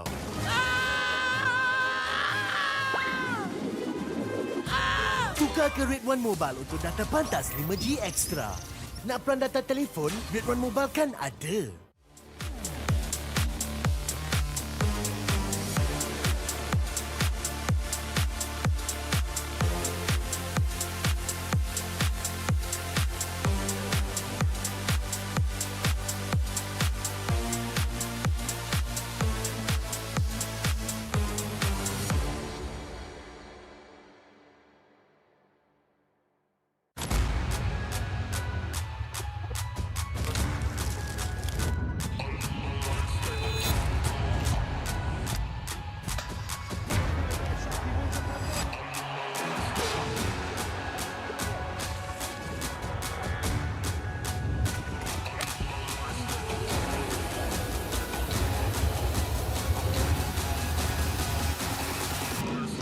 Toss a coin in the waterfalls in the wishing well. Now I get plenty coin, I'm self-made. You ain't gotta wish me well. You ain't like me then, but I guess it's past tense, cause you tapped in. You was never who you said. I see the facade when looking at really me. That you could tell my guard up. I ain't taking nails. If it's not in my favor, won't sign a deal. I got the royalty in the mail. I got authority in the field. Take a look in my iris. I be precise with the timing. I move on a touch like the high risk. I never know where my mind went.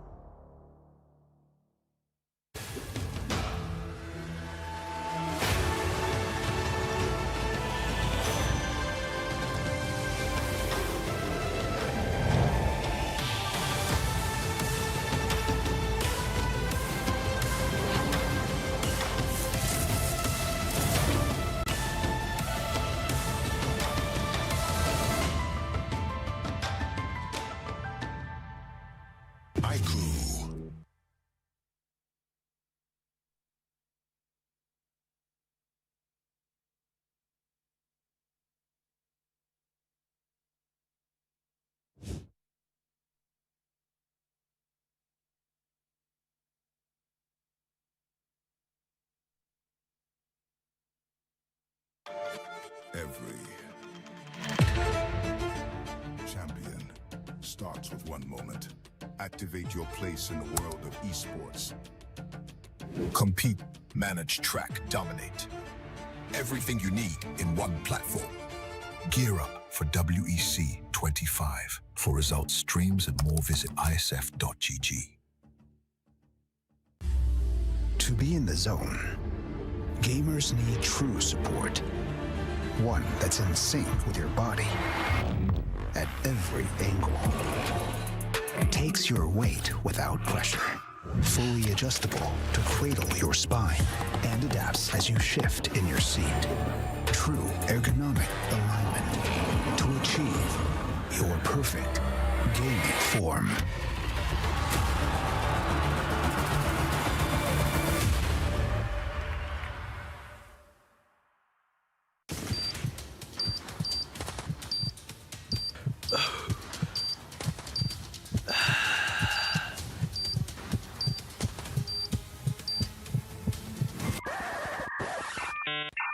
Tak ada data? Data habis? Jangan risau.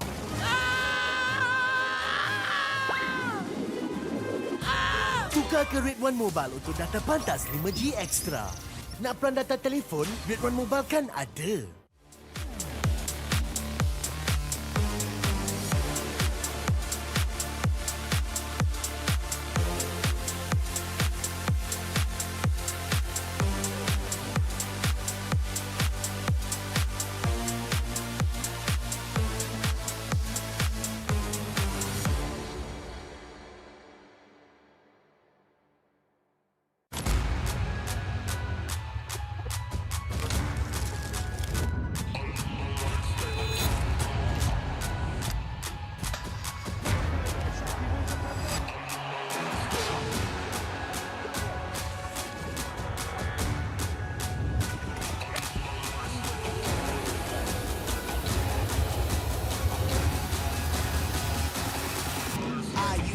Coin in the waterfalls, in the wishing well. Now I get plenty coin, but I'm self-made. You ain't gotta wish me well.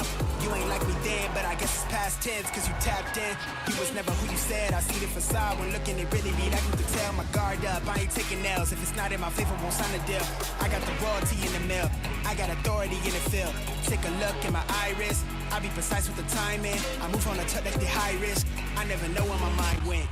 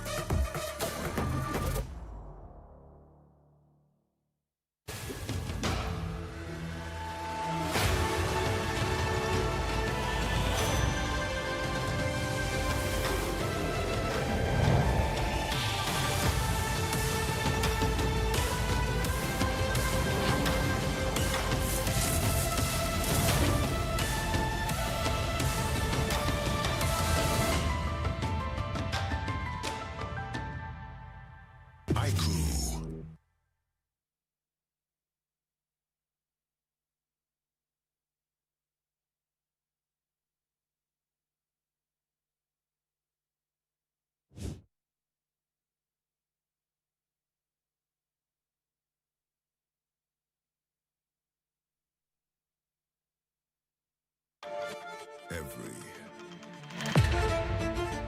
champion starts with one moment. Activate your place in the world of esports. Compete, manage, track, dominate. Everything you need in one platform.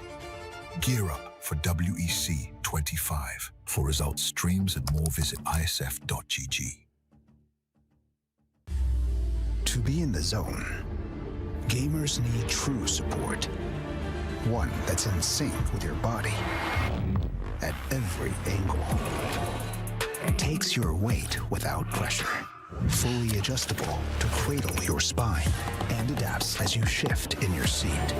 True ergonomic alignment to achieve your perfect gaining form.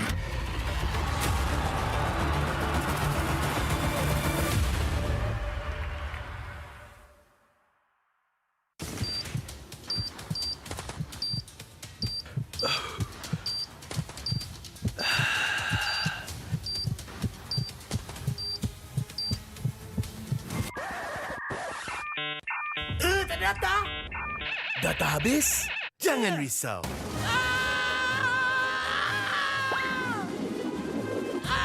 Tukar ke Red One Mobile untuk data pantas 5G Extra. Nak pelan data telefon, Red One Mobile kan ada.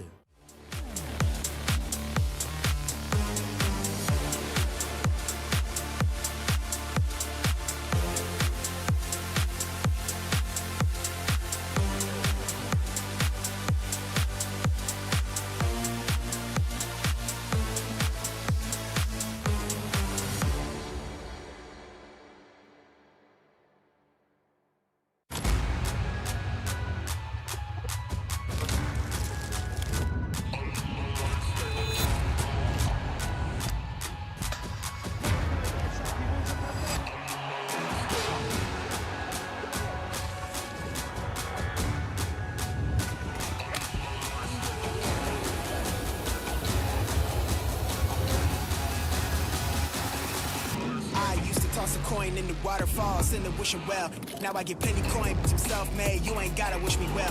You ain't like me then, but I guess it's past tense, cause you tapped in. You was never who you said. I see the facade when looking, it really be that quick to tell. My guard up, I ain't taking nails. If it's not in my favor, won't sign a deal. I got the royalty in the mill. I got authority in the field. Take a look in my iris. I be precise with the timing. I move on a touch that's the high risk. I never know where my mind went.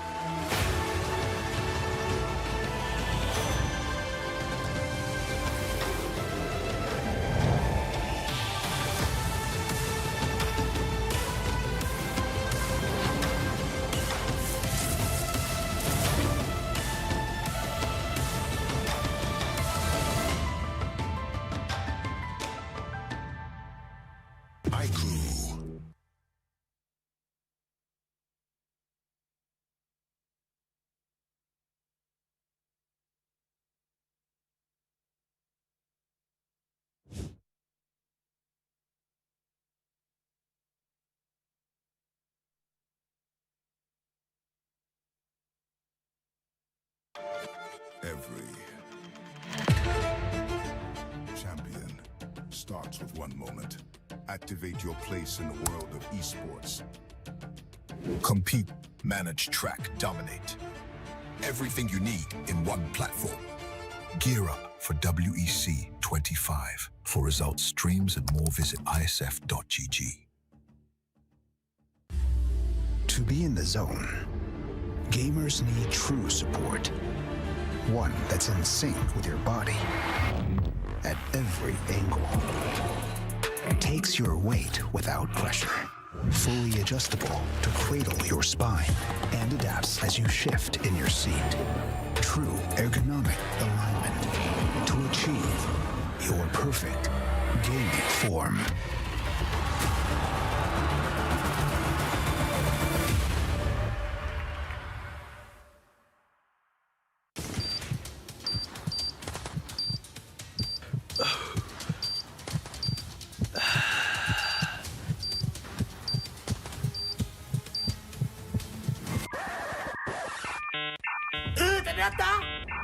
Data habis? Jangan risau.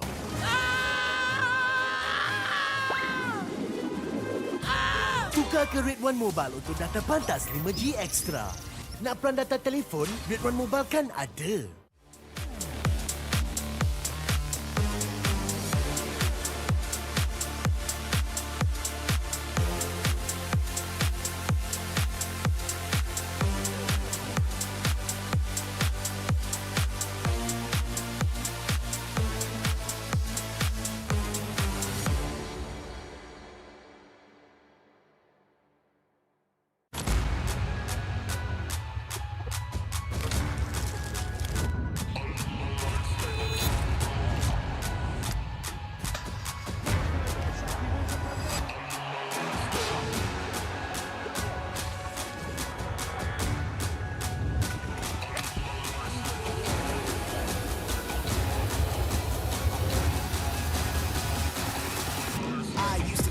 coin in the waterfalls in the wishing well.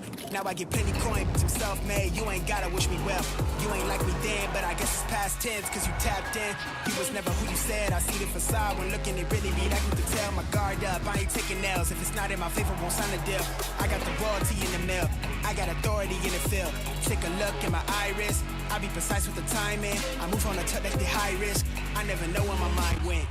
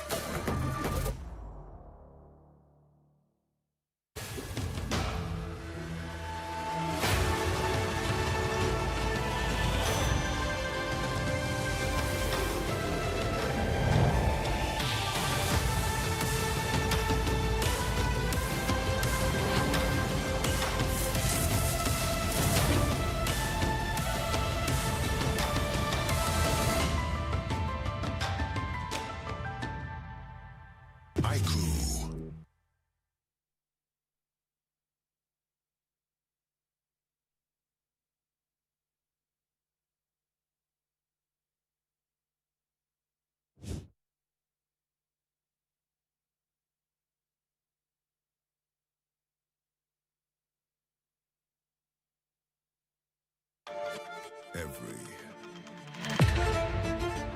champion starts with one moment. Activate your place in the world of esports. Compete, manage, track, dominate. Everything you need in one platform. Gear up for WEC25. For results, streams, and more, visit IESF.gg. To be in the zone, gamers need true support. One that's in sync with your body at every angle. Takes your weight without pressure. Fully adjustable to cradle your spine and adapts as you shift in your seat. True ergonomic alignment to achieve your perfect gaming form.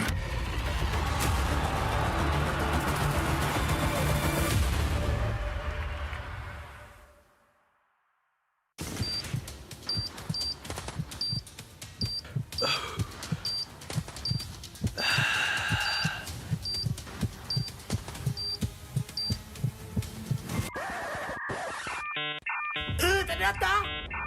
Data habis? Jangan risau.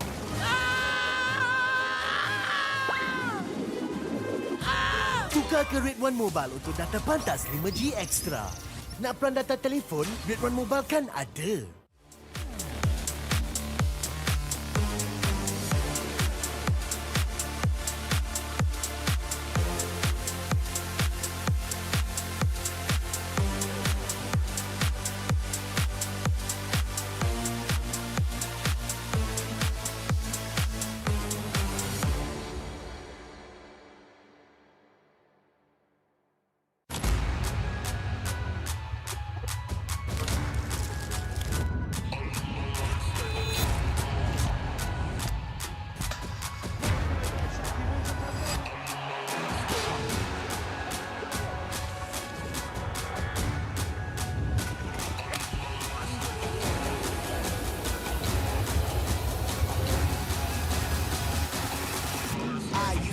Coin in the waterfalls in the wishing well.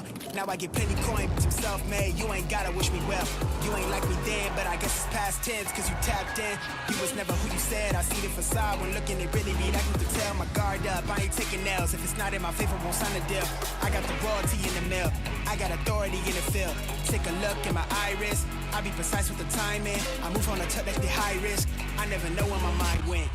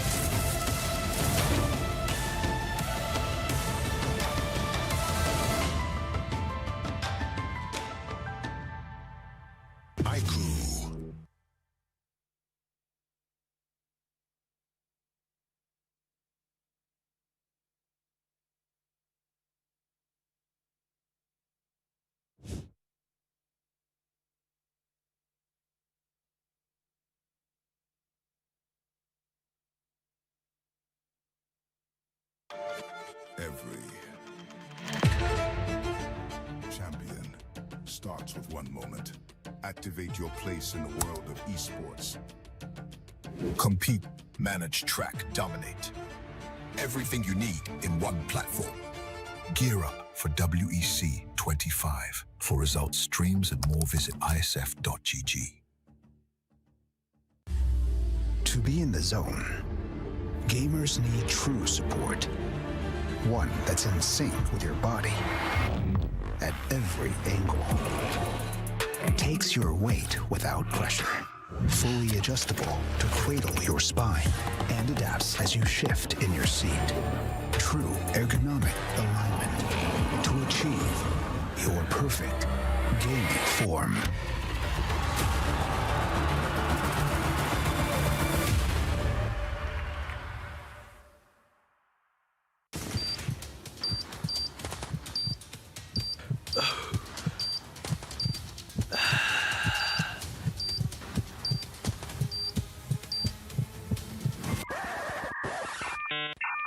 Ternyata data habis?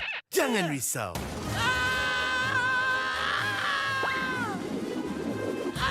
Tukar ke Red One Mobile untuk data pantas 5G Extra. Nak peran data telefon? Red One Mobile kan ada.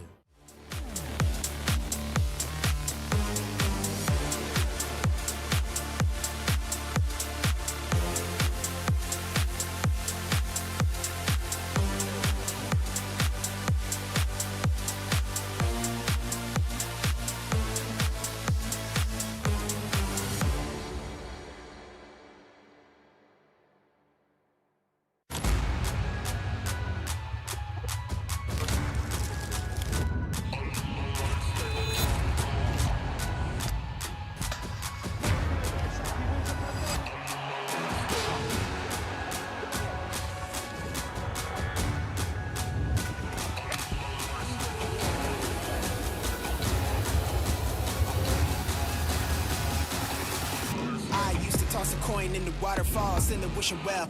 Now I get plenty coin, but I'm self-made. You ain't gotta wish me well. You ain't like me then, but I guess it's past tense, cause you tapped in. You was never who you said. I see the facade when looking, it really be like you could tell. My guard up, I ain't taking nails. If it's not in my favor, won't sign a deal. I got the royalty in the mail. I got authority in the field. Take a look in my iris. I be precise with the timing. I move on a touch that's the high risk. I never know where my mind went.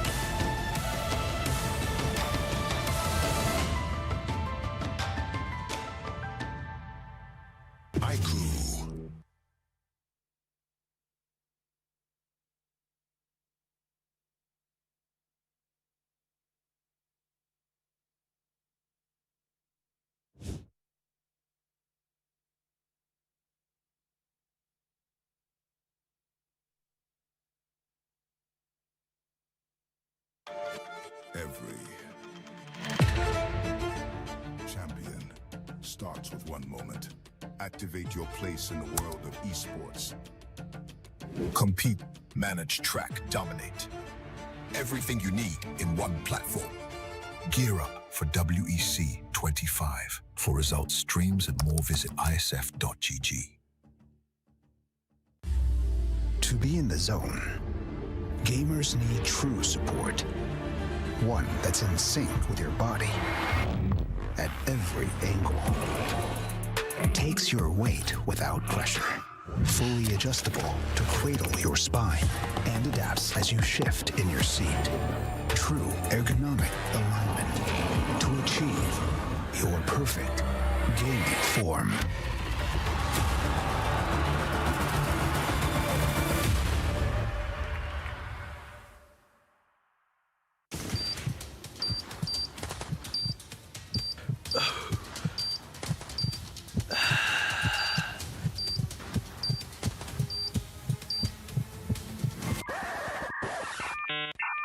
Tak ada data?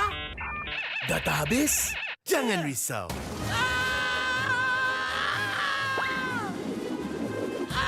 Tukar ke Red One Mobile untuk data pantas 5G Extra. Nak peran data telefon? Red One Mobile kan ada.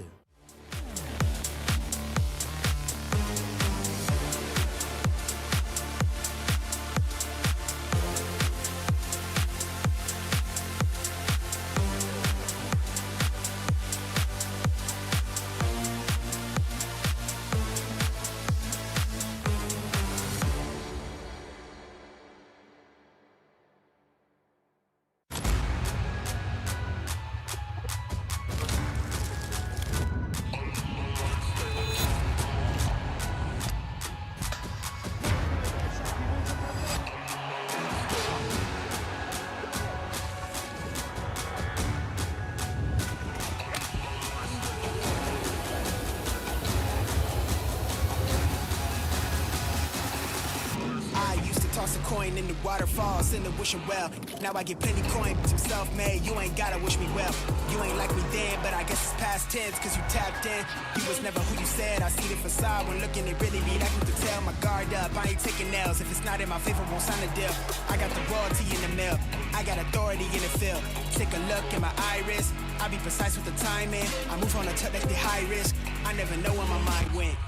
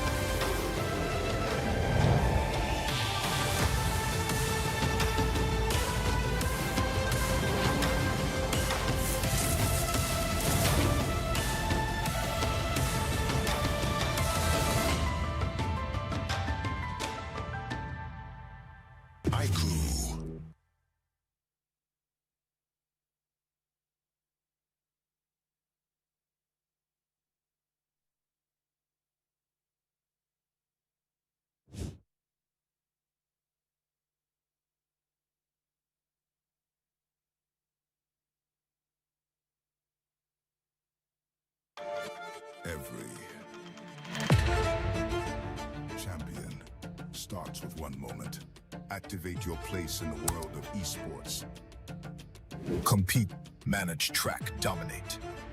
Everything you need in one platform. Gear up for WEC25. For results, streams, and more, visit IESF.gg. To be in the zone, gamers need true support. One that's in sync with your body at every angle. Takes your weight without pressure. Fully adjustable to cradle your spine and adapts as you shift in your seat.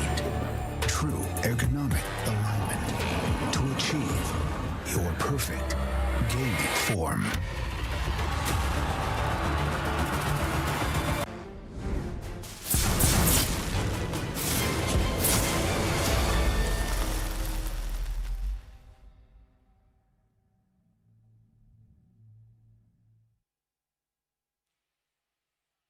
Hello, ladies and gentlemen, and we are back here at the World Esports Championship 2025 with a brand new cast on the caster desk.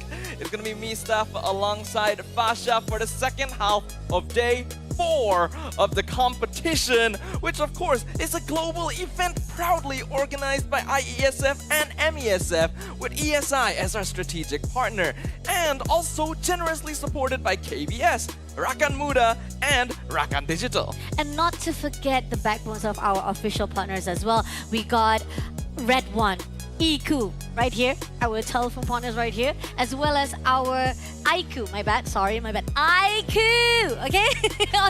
We have Solos merch as well as our official partners, and CK Music if you want to hear some great sound systems or music or even gaming that can actually produce you a good gaming sound, definitely you go for CK Music. And for a comfort as well as lumbar support, we have our official chair partner, which is Razer. And coming along, you guys already saw what happened throughout the days. We got 3 series already wrapping up for our quarterfinals of men category, but we're not done yet. We got our last series coming up right now.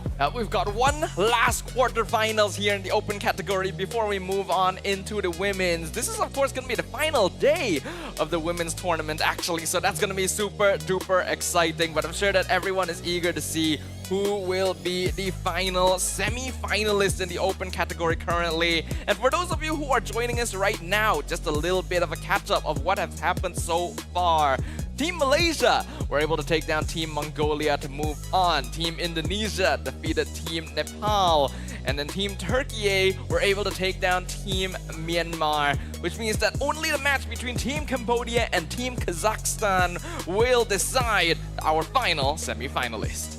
Definitely looking forward to it, because after we wrapped up all of our MLBB men category, we're going to actually focus on even more the highlight of the day itself, whereby we are going to see the teams from Egypt versus Cambodia to actually fight off for the last slot of our grand final MLBB Women category. Who will beat off our first slot of grand finalists, which is Indonesia, at the 8:30 p.m. But so far, we have to actually focus for our men category, because we gotta finish off our quarterfinals. Like Stafa talked about, we need our semifinals to get ready for their MLBB men category. 3 slots already filled in, only 1 remaining in the open category for the top 4, who will be able to get 1 step closer to the podium, 1 step closer to the grand finals.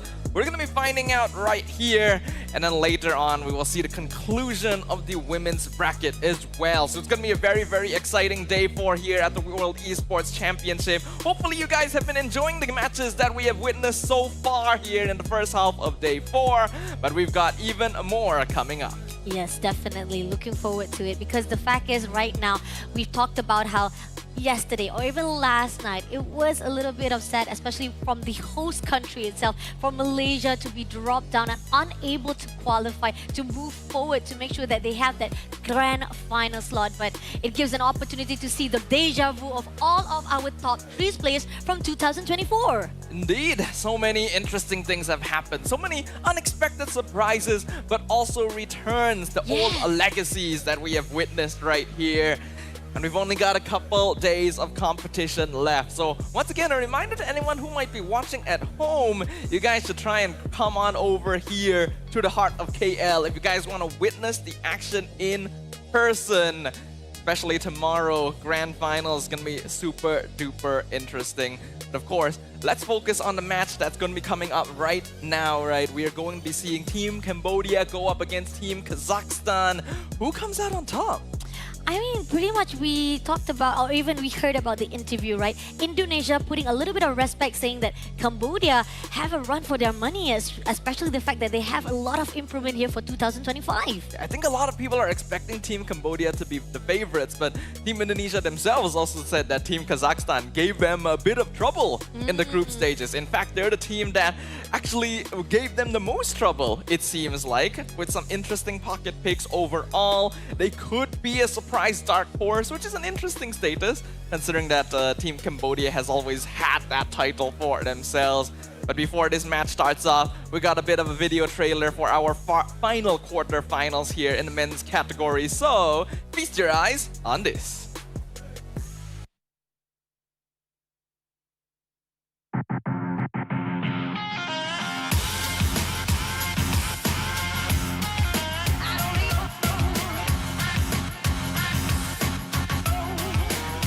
Cambodia looking for the cleanup. Triple kill for Boxy, and Cambodia please sweep the series and a clean slate.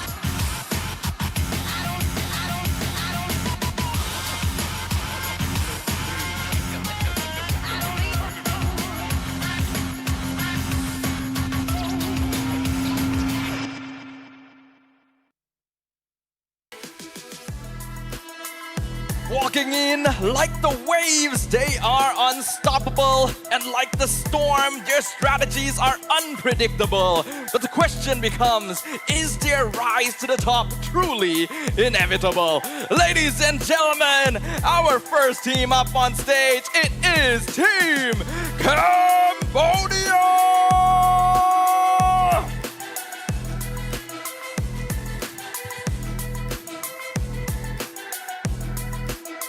They never made it this far. They couldn't even barely survive for the 2024 WEC. But here on out, even though they had a struggle fighting over Team Indonesia, they made it through to top 2. Here on out, they're gonna fight to the fittest for their semi-finalists. Give it up for the team of Kazakhstan!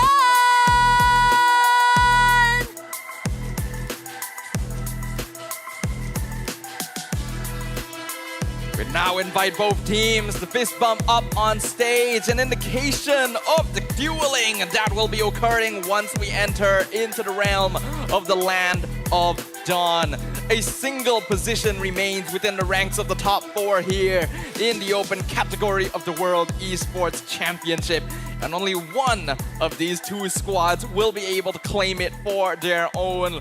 Let's first talk about the team that by all means is the challenger in this position. It's Team Kazakhstan. We got Baby Agop, Jerub's Des, Olvin, as well as Riz and Tash Tik. And we talked about it again and again, therefore, that they have been well known to actually improve so far for 2025. And they actually had a recognition by Team Indonesia. This proved to show that Team Kazakhstan is not to be messed around. Just like many other regions here in WEC, this is a region that hasn't had a lot of representation on the international stage, so that experience is going to be a little bit lacking in comparison. But the fact that they have gained the recognition of a region like Indonesia is already proof of their potential and their capabilities. This team has brought out some interesting pocket picks. They are known for their jungle Liamord, which gave Team Indonesia a rough time in the group stages. But will it be enough to tackle the consistency of Team Cambodia? We got Wadu, Detective, OP, Zing, as well as Boxy for Team Cambodia. And we've known how well they are in the global level. Standard-wise, definitely they are not to be messed around. But here's the thing, with the recognition that's been given by Kazakhstan, can they actually trample Kazakhstan to make sure that that experience can show even more further? Team Cambodia is an aggressive team, and while they've never been able to break into the top ranks in the international level, they've always persisted as a force that should be reckoned with and feared regardless of their opponent. They also will have similarly strong pocket picks, with Boxy even on the roam damage show that we witnessed previously could be something that shows up once again, and I'd be very excited to see what actually results from the clash between these 2 squads. Looking on the stats, right, we are seeing from the group stage, Cambodia have a little bit of perfect stats on their sleeve compared to the team of Kazakhstan. They dropped their games against Indonesia. But here's the thing, Team Indonesia, it is a little bit of powerhouse with well-known teams as well as players from the whole entire journey that we've seen throughout MLBB scene. So this is something that we cannot falter to the side of Kazakhstan, and it's really tough, especially the fact that we talked about how they're not really well-known into the international scene. So there's a lot of things that they need to patch up. Yeah, if they weren't well-known before though, I think they are kind of well-known now. Yes. Just for the status of pushing Team Indonesia further than you might expect. What else can we expect from this team? What other hidden strategies, surprises will they pull out for us? Now that we are reaching the final stages of the open category, it is now time to bring it all to the table. If you've been hiding any strategies, hidden pocket picks, it's time to pull it out. you want to ensure that you have a chance of moving forward into the next stage, because this is going to be a single elimination bracket. There are no second chances. No second chances whatsoever, so they're gonna make it till it breaks to the semi-final. So far, I do agree on the note that you talked about how the pocket heroes that is inside Kazakhstan's signature heroes are Leomon. A lot of times they fight off with Indonesia, not even Indonesia, as well as with Peru. We see a lot of success coming along with their own pick with that Leomon. So that shows how confident they are with that hero. But the question is, does Team Kazakhstan will actually use it up again? And maybe because of the fact that this rotation has been done over and over again, I think Cambodia might actually do a little bit of respect band to that as well. I wouldn't be too surprised, but at the same time, sometimes you want to just test it out, right? Right. You know your opponents are known for a particular hero that is a little bit more on the unique side, isn't really a meta pick, and you think, how strong could it really be, right? Do we want to give it a shot? It is a best of 3 series, so you have a tiny bit of leeway to work with, but it all comes down to your overall confidence. Oh, I'm scared actually, because if that actually comes true to say like, oh, let's challenge that. Let's see how well they are with that pocket heroes, right? And then it ended up in the favor, oh, okay, they are good. That's the reason why that's the signature heroes. We gotta actually ban it out. But then again, if it actually continues even more further along the line that they actually risk it all out, they might actually lost that one lifeline. And I'm kind of worried on that try and error. But here's the thing, MLBB, things can happen. And like you said before, anything can happen and impossible is nothing. Anything is possible at any time. And the fact that some of these teams have been able to prove themselves on a stage like this is already proof of that for anyone watching at home. Now, for anyone who is watching online as well, make sure you guys share in the comments which of these 2 teams you're supporting. Who do you think has better chances of making it forward? Is it going to be Team Cambodia, who so far has already proven themselves time and time again on multiple international stage? Or will it be Team Kazakhstan, who were another global stage-wise, but when it comes to WEC, they haven't had their name just yet. So here's the thing, there's 2 dark horses that we're talking about, whether Cambodia-wise, they have their own name to be put out, as well as Kazakhstan, who's still rising off from their own ground.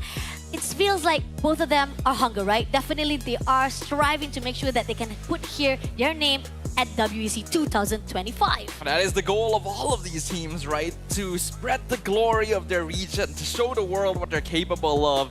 They've already been through 3 days of competition. They've overcome all the different obstacles in their path to make it this far, and none of them want their journeys to end here either. There's still so much more work to be done, and the first step to that is going to be to take that very first game. Now, we've already talked about some of the pocket picks that we might see here. That there's a pattern of how we talked about how Alice is actually quite preferable or actually prioritized as well, and this is something that is also seen from the women category, because the past 3 days that we've been casting, we pretty much cover up all the ladies, right? So this is our first time able to actually cover for the men category. And looking from the side of the men category, it seems that Alice pretty much is able to pass through rather than on the side of the women's. It's interesting to see the differences in the way that the men and the women here will be able to approach MLBB, even though it is the same game overall. And now that we know the map that they're going to be playing on, we can officially get into the thick of things here. Expanding Rivers for game number 1. Team Cambodia will have first pick. Let's see, so far Gatot Kacha, Esmeralda, Lancelot has been picked off already, and I think pretty much this is Kazakhstan saying that we gotta take out that assassin jungler. Lancelot is not to be messed around, especially with the fast retribution. You don't want to let go of that, but still Hayabusa still up for the take if you want to actually pick that out, unless they actually drag that also to the non-optional heroes. In fact, in this game in particular, Fanny is also going to be a question mark, because we know that Detective is capable of executing on these very high complexity assassins. So getting rid of Lancelot makes sense, but who else do you want to ban? The Boxia does get taken out by Team Kazakhstan. They are aware of Cambodia's penchants for early game aggression. On a map like Expanding Rivers, that is facilitated even further. So taking out heroes that can move quickly across the map and start making things happen in the first couple of minutes is going to be their priority. Okay, and yeah, I kind of agree on that. There is one game that we saw when Cambodia actually picked up Fanny, where they were actually against with Dominican, and it was actually one of the games that was able to portray a lot of the skills coming off from Detective Cell. But at the same time, we do see Grok, another hero that was also prioritized, not just from the men category, but also from the woman category. Once you actually let go of that, it's not going to be easy. Great setup comes with the Tectonic Charge, as well as with the Earthen Rampart. We've seen so far our Mother of Tang have proven such a wonderful job here, and this is shows how even in man category you don't want to mess around with that inside your own draft. It is interesting though to see Team Cambodia banning it out since they do have first pick. So by banning it out, it indicates that they want to prioritize something different. Now my most obvious choice would be something like CC, but it looks like Cambodia prefers the Lapu, going for it as the first pick.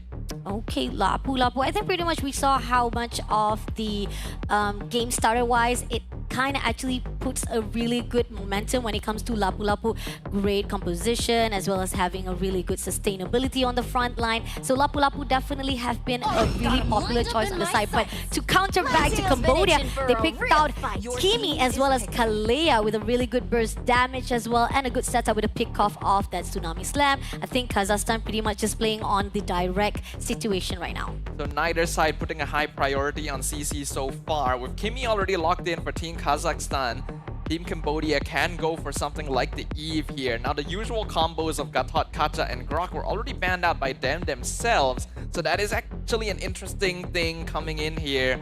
It means that they're leaning into slightly different roam options. We already know they're known for heroes like Cho, and it looks like they are actually gonna lock that in. Like we've talked about how if it's not broken, why fix it? Just keep with all that you've already known, some things that you're already comfortable and you're already confident enough to come through. Now with Kazakhstan already picking off the goal lane straight away, now Granger comes through. And I think pretty much we've seen a lot of success coming from Kazakhstan fighting off with Peru as well. They had the Granger to be prioritized. So this shows how much they want to make sure that there's no casualty or even how they not be able to grab the signature heroes for their own line. That means that Team Kazakhstan is going for the Granger Kimi duo, artillery fire, late game scaling marksman. And this is usually a setup for a more classic front to back composition. What that means is Team Kazakhstan likely want a tank jungler. With Baxia already taken out, Fredrin is the next most obvious example, but Team Cambodia is almost guaranteed to take that out of the pool. So you're going to need some very solid frontliners here. Let's see. I mean, if Cambodia, they want to actually drag down a little bit of the frontliners on the side of Kazakhstan. Hilda be able to pick them up already. So those are the heroes that can be actually toned down a little bit, because we did see when it comes to Kazakhstan having a frontliners like Hilda making a move, even with the mobility wise of expanding rivers, it kind of gives a lot of the opportunity for them to strike. They're going to ban out the Guinevere on the side of Team Cambodia, so that is most likely keeping an eye out for an EXP lane. Guinevere might give Lapu a hard time. The Fredrin though that I talked about earlier actually can be banned out by Team Kazakhstan themselves, which is very interesting. It means that they're not actually attempting to play tank jungle, typical front to back. Now that leaves a couple options. They could be setting up for a triple marksman composition since Yi Sun Shin is still in the pool, but that risks very early game invasion. Otherwise, you can actually go into fighters here, which leans into Liamore. And by rid of Yi Sun Shin, I actually think they might be trying to pull Liamore out. Again? Oh, but I kind of agree on the note though. But we do see Hayabusa been taken out from Cambodia side, and I think pretty much we know when it comes to Hayabusa, you don't want to actually make sure that you've been targeted easily from the back line. So those are the things that they actually acquire out. Some things that they want to actually tone down a little bit for Kazakhstan. Again, Hilda, one of the frontliners that I've talked about, definitely can be picked out by Kazakhstan. But again, Cambodia just trying to make sure that at least they will be able to actually hold out the position of their own mid laners. This is a pre-pick to counter Fanny, basically. Team Cambodia has a very high chance of locking in Fanny here since the rest of Team Kazakhstan's roster doesn't have all that much crowd control. Yes, they have the Kalea, but it's not the most reliable. Also, heroes like Joy are going to have a pretty solid time. Now, it is risky to pick Joy into a Hilda, but Team Cambodia is aware that this is going to be an EXP Hilda, so the threat of it is not quite as high. And with the Ruby rounding out the lineup, they are going for double fighter side lane, a direct early game counter towards Kazakhstan's double marksman. Oh, I kind of like how Cambodia is actually setting up the fight already right here. It seems that when it comes to the initiation is already there. Great frontliners on the front line to make sure that at least they won't have any securism to actually go inside. But at the same time, Kazakhstan picked up Martis for the last pick. So it looks like Team Kazakhstan does have some interesting junglers in their back pocket. This is no longer a good game for Liam Ward, unfortunately, since there is just so much crowd control overall. So you need someone who is able to deal with that. And we know that Martis has a lot of anti-CC frames that could be utilized, but is also a hero that relies quite heavily on Snowball, and they don't have a lot of burst for that. They need to make setups with this Kalea, Martis, and Hilda combination, but that requires a little bit more attention being paid to the EXP lane.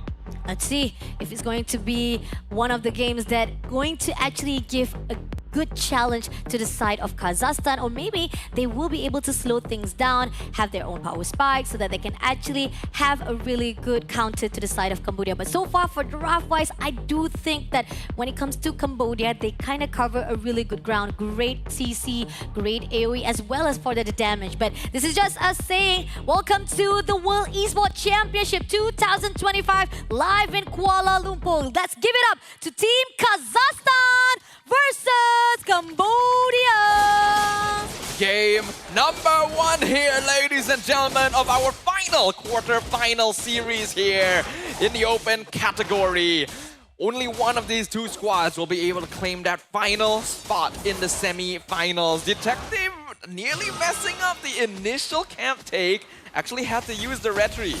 Oh, coming off right now, they are pushing in straight for the invasion. Boxy, a little bit to slow that. Wavebreaker comes in, but still had to move away with a flicker. So still, time and time again, they are trying to push out to the side of Team Cambodia. But here's the thing, Cambodia also need to step down just a little bit. Yeah, that was good aggression coming in here from Team Kazakhstan. They're well aware that they need to make things happen on the map. They cannot allow their opponents to free farm, especially with Detective picking up this Joy into the Hilda. The ideal right now for Baby Agop is to try and win lane as much as possible, or even avoid interacting with Wadu, just clear up waves so that he can be freed up to rotate onto the map. Matching the pace on Boxy and even passing through it while keeping an eye on Detective's farm route is going to be crucial for Kazakhstan.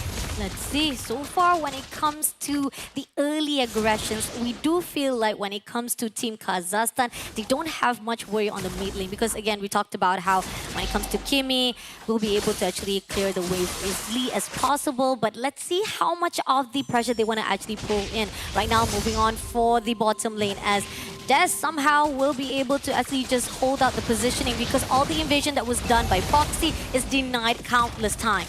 Movements right now are still pretty standard. Oh, comes in for the dive, completely getting the first blood right there by Des, but RWM, not gonna do anything though. But this is going to be a turtle for in the hands of Team Cambodia. Would allow it, but no, it seems that they will be going for a fight. Gas Wadu by Des immediately, but at the same time, Electrifying Beast has been pushed. Right now, Detective takes down Des for the retreat, but at the same time, pushing on, he will be also traded up by Baby Agop. That is definitely still going to be a W though for Team Kazakhstan. Beautiful rotations right there. Making use of the Martis' level 4 spike to instantly rotate mid, pick off the Cho, and then they have the numbers advantage. Even able to get an extra decimate in onto Wadu means that the Martis is already in a good state. And despite having their jungler picked off, Tashtik was still able to land the last hit on the turtle. So Team Kazakhstan coming out on top in general there is excellent, considering that they are trying to play double marksman. As long as they keep themselves in a good position gold-wise the next couple of minutes, this game will look very good for them.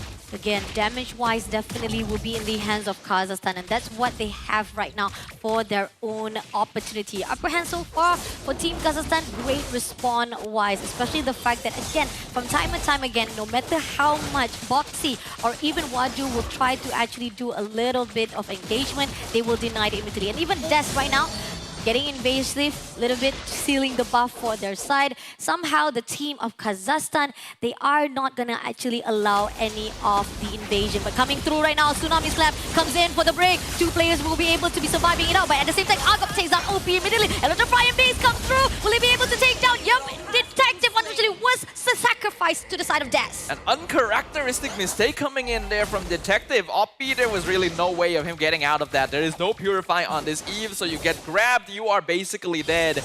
But Detective deciding to jump back in with Electrifying Beats 1v4 is way too much to ask for. Joy does require that at least second, third item power spike to actually do sufficient DPS. Now Team Kazakhstan is reaping the rewards. A near 2,000 gold lead at the 4th minute. Again, all the aggression, the early aggression that was done by Team Kazakhstan is kind of actually pushing a lot. Come through just a little bit to Baby Agop, but it's not going to do anything as this is going to be the set turtle for second. And coming up right now, pushing on RWM has already been put up by OP, but it's not going to be enough. But Zing with the last hit by Riz, shuts down immediately by Kazakhstan. And now it's going to be open for them to go all out for the next turtle. Looks like Team Kazakhstan is already making quite a splash here. And everyone who may have had doubts about Team Indonesia regarding them are redoubting themselves. Des got the turtle, but at the same time, Wadu takes down Tashtik, but it's not going to be enough though. Wolverine just going all out with the burst damage, but is it going to be enough? Des, unfortunately, will be shut down by OP for the retreat. Alright, that's a bit of a bite back right there from Team Cambodia. Team Kazakhstan tried a little bit too hard to position for the turtle and blitz it down without first ensuring their positions were more secure. That allowed Team Cambodia to take advantage of the chaos and start picking them off one by one. The goal lead still in their favor though. Oh, just drags out Zing immediately, giving Riz another kill. And this is not good. Definitely knowing for a fact that Riz is stacking up already 2-0. Team Cambodia cannot cause a lot more mistakes right here to make sure that Kazakhstan doesn't go a lot, at least beyond all of the economy-wise they've done here. Yeah, honestly, I'm really liking the target prioritization right now we're seeing from Team Kazakhstan. First off, they're trying to build up some farm onto the Martis. After that, the rotation up to the gold lane instead to actually help the Granger win out a lane against a fighter, which is normally supposed to be a cheese strategy. The further behind Zing falls, the less effective double fighter side lane is going to be. And that allows Team Kazakhstan to buy a lot more space for themselves in that mid game. And coming out with the Waves of Dragon, does manage to pull through, but Tsunami Slam comes in. RWM will pick up. Wadu takes down Tashik first of all, but no follow-up comes in right now. As moving on right now, Des looking for a way out. Doesn't actually goes in for the one, but Zing on the other note will be taken out by Riz on the 1v1. Zing needs to start playing more carefully. The previous few times was because he got ganked by 2 or 3 people, but this time that was just a straight up 1v1 win by the Granger, who is now 3-0. I'm not too sure yet if Riz has the Sky Piercer. Even if he does, probably has 1 or 2 stacks at most, but you cannot afford to be giving away more of those at this point. Let's see. Team Kazakhstan, so far a lot of response, a lot of the answers have already been given to Cambodia, and somehow Cambodia, they're messing up just a little bit, despite they were the one who's trying to go in for the setup, but this is going to be the third lot. Goes into the mid right now, pushing on with the Wavebreaker, shows with the Tsunami Slam Tashtik. Great composition with the RDM pushed out, but Wadu will be shut down immediately with Ozing comes through, but it seems like Team Cambodia goes back again. They are not going to push in even more further, but there's so much damage already. Comes through with the Iron Bandit, does drag a little bit of the players from Kazakhstan, but they don't make it alive. And in the moment right now, they are going to pull away. Is it going to be a little bit of backfire come through? No, they're going for the Electrify beat. Detective will be able to take down Riz. That's really good. That's an excellent shutdown right there for Detective.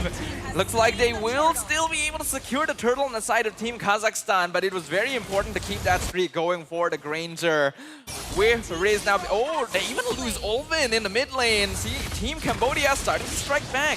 Tsunami Slam, big stop, Waves of the Dragon comes through. Cambodia just getting up straight away, taking Tashtik immediately. Ooh, that's a big switch. Big swing right there, considering that Team Kazakhstan were basically in a dominant position up until then. And they actually started off that turtle fight quite well. Ooh, here comes the Martis. Martis, a little bit of the engagement comes through, but does get Riz though by Zing. But oh, double kill comes through as well with OP being taken out. One thing I can say for sure, Team Kazakhstan cannot be underestimated at this point. 41 Sky Piercer stacks now on the Granger. The earlier death actually did not phase Riz as much as many would have thought. In fact, you could argue that strategically, it might be a good thing that he got taken out at that point when his streak was at its lowest, resetting his overall gold bounty. Let's see, so far right now, Team Kazakhstan Great rotation coming in right now with Detective. Just going to slow things down. Not going to be spotted out easily, but here on out, Des comes through. Electrifying B comes in, takes down Risk first of all, but Tsunami Slam try to actually steal away. But is it going to be enough touch there? Unfortunately, in the trouble in the situation. Will be taken out by Wadu as well, but comes through with the trade right now with Baby Yago touchdown. Detective. RWM pulls through with Foxy, just shutting down from Des. Really good target swapping coming in here from Team Cambodia. They go in. We see that Team Kazakhstan was attempting to initiate on Wadu, but then Cambodia realized, hey, this Granger is really out of position. We can grab him. We can initiate on him. And while the rest of Team Kazakhstan was distracted by the Lapu Lapu, they then switched over to the Martis, who came through the tri-brush as well. Team Kazakhstan, I like the initial idea of going for that catch, but they needed to shift position the moment that their more important cores were being targeted. The fact they didn't do that is kind of a misplay, actually. A lot of the setup that was done by Tashtik doesn't have much of the effects that is needed by Team Kazakhstan, and that is why Cambodia was able to turn things around. Now, this is going to be the first lot dance at the moment, with the fact that Team Kazakhstan already aware of it. Tashtik is overlooking from the grass itself, and Cambodia knowing that they can actually remove any kind of the inferiors that maybe Team Kazakhstan will try to set it up. But at the same time, going at the top right now, we do see that Riz is all alone, just 1v1 with the side of Boxy. So they might actually have the idea of what's going to be like here for the Lord Dance. Coming through, just to do a little bit of teasing right now to the Lord side. Wadu looking for a target. Who does he want to go in? It's going to be Des, comes through first. RWM being picked up. Tsunami Slam shows a little bit of zing, but somehow doesn't manage to pull through. And now they're going to push in straight away, but it doesn't manage to actually go through with all the fights that you see. I am offended comes through, but they are going to be able to take down Tashti first of all by OP. Now moving along with Baby Yago as well as Ovin will be shut down by Foxy and Zing. Shutting down Baby Yago and Des. That's going to be 4 life in the hands of Cambodia. That's a double kill right there for Boxy. This is indeed another damage roam Cho being played by Team Cambodia, and you can see how comfortable they are with it. They start the fight, they take it slow, they force Team Kazakhstan back, and then Boxy shows up from the other side of the map. It took so long that Team Kazakhstan weren't able to respond to it. This is a very crucial timing for them, actually. Team Cambodia is well aware that this is their most crucial power spike. This is the point of the game where they are going to be strongest, because if it takes too long afterwards, then Ulin and Riz become quite dangerous. The more of a lead they can grab by now and before the 15-minute mark, the better they will be. And if they're able to end the game before that, then they will have the clear lead. It's the fact that they can actually see all the rotations that was done by Riz, and they know for a fact throughout that team fight itself, Riz is not there to actually give a support for the damage wise. It was not enough. Even with Des coming through, going for the setup as well with the decimation, it was still not going to be a good job for them to just get at least one of the players from Cambodia to be shut down. So that is why Team Cambodia was able to actually have a really good success for the setup. But here on out, they will be able to actually shut down little by little for this lot matches. This is just going to be the first lot, so it's not going to be that painful. But let's see if the team fight setup will be a little bit different. Clearing out the lot immediately, not going to overextend too much, but at least they will try to steal this spot. Meanwhile, in the top lane, we can see Boxy attempting something, but just basically providing information. Team Kazakhstan unfortunately did make a big blunder in the previous one. They failed to recognize that this... Ooh, nice miss there. But they failed to realize that this is the most powerful... Oh, Detective been caught off guard right there immediately, giving an opening for Kazakhstan. And now they're pushing on. They know for a fact now all the damage dealer, a little bit will be decreased on the side of Team Cambodia. So let's see if Kazakhstan gonna make it or break it right now. That was a bit weird there, coming in from Detective. No real reason for him to be that far up against Team Kazakhstan's base when they don't really even have enough waves pushing to cause a distraction. So that gives a little bit more breathing room over Team Kazakhstan right now. At the 13-minute mark, gold lead still about only 2.5k gold, so it's not a very big difference. And we know that Team Kazakhstan is going to be pretty strong the later the game goes with double scaling marksmen. One thing to worry about though is that Hilda and Mortis lose a little bit of functionality once we get into the later stages. So there is still some finesse that needs to happen if they're able to drag the game out that long. Let's see. So far, Tashnik comes in, goes in for the wave breaker. Tsunami Slam will be picked up, but OP all alone will be taken down. But right at the back line, it's going to be Riz. We shut down by Detective, but Detective getting double kill to Olvin, and now it's going to be a really good composition for Cambodia. Just straight up a massive blunder there from Team Kazakhstan, and exactly the same mistake they've been making throughout the game. Their frontliners saw a target, ran at him, and completely forgot about their squishier cores waiting in the back who are not able to catch up with them. If they were doing this in front of their base, then sure, no problem. But they are doing it in the middle of the river, and they have no map control. They are just asking for their backline to be dived. Kazakhstan, too much of the aggression, too much of pressure to... it's a little bit of reeks of desperation coming up from Kazakhstan itself, to a point that they want to do a setup too early on that they're not really aware of the situation. But this is going to be the second Lord dance. Cambodia taking a lot of steps right here to tone down a little bit of the Kazakhstan aggression earlier on, and somehow they're feeling more confident. Yeah, we can see that Team Cambodia is now hitting their spike. They're aware that at this point of the game, it's very easy for them to team fight. They have good sustain, good damage overall. All of their cooldowns are available, and Team Kazakhstan keeps making the mistake. Oh, but Boxy comes in here or now. Tsunami Slam comes through, will be able to take down, but unfortunately it's going to be Desu shut down by OP. RWM be picked up, but unfortunately a little bit of mistake comes through with Boxy being shut down by Riz. So again, back to the billboard, but at the same time, that lot will be able to be taken down. Trading Boxy there for the Martis is going to be 100% worth it for Team Cambodia all of the time. It would have been better if Boxy didn't go down, but they were able to get the Lord for free. They took out a more important target, and they actually nearly picked off Riz as well. So I think it's a perfectly fine play. It allowed them to secure that objective. Lord now going to be pushing in bot lane. Still another 10 seconds before both of the casualties from the previous fight come back online. But when they do, they're going to be pretty dangerous, since Boxy has now picked up that Blade of Despair as well. Remember, this is basically a full damage show. So that's another hero on the opposite side that Udlin and Riz have to be afraid of. So far right now, Team Kazakhstan is aware of how they need to actually make a really good setup. Going in to actually zone a little bit of Zing, but at the same time, RWM has already picked up Tashnik. Just barely alive there, one hit, but at the same time, right at the cost, going in, electrifying big. Detective doesn't get anyone, but it is going to be enough for Kazakhstan just to have a little bit breather for that lot to be shut down. But here on out, it seems that Des, once more, does actually grabs two players, but backs off again to the base. So far, we're seeing very solid defenses here from Team Kazakhstan. I do think that Team Cambodia, hold on, while you're in trouble, is going to be able to jump away. But I do think that Team Cambodia blew a few too many cooldowns before the Lord actually collided there. Uppy especially.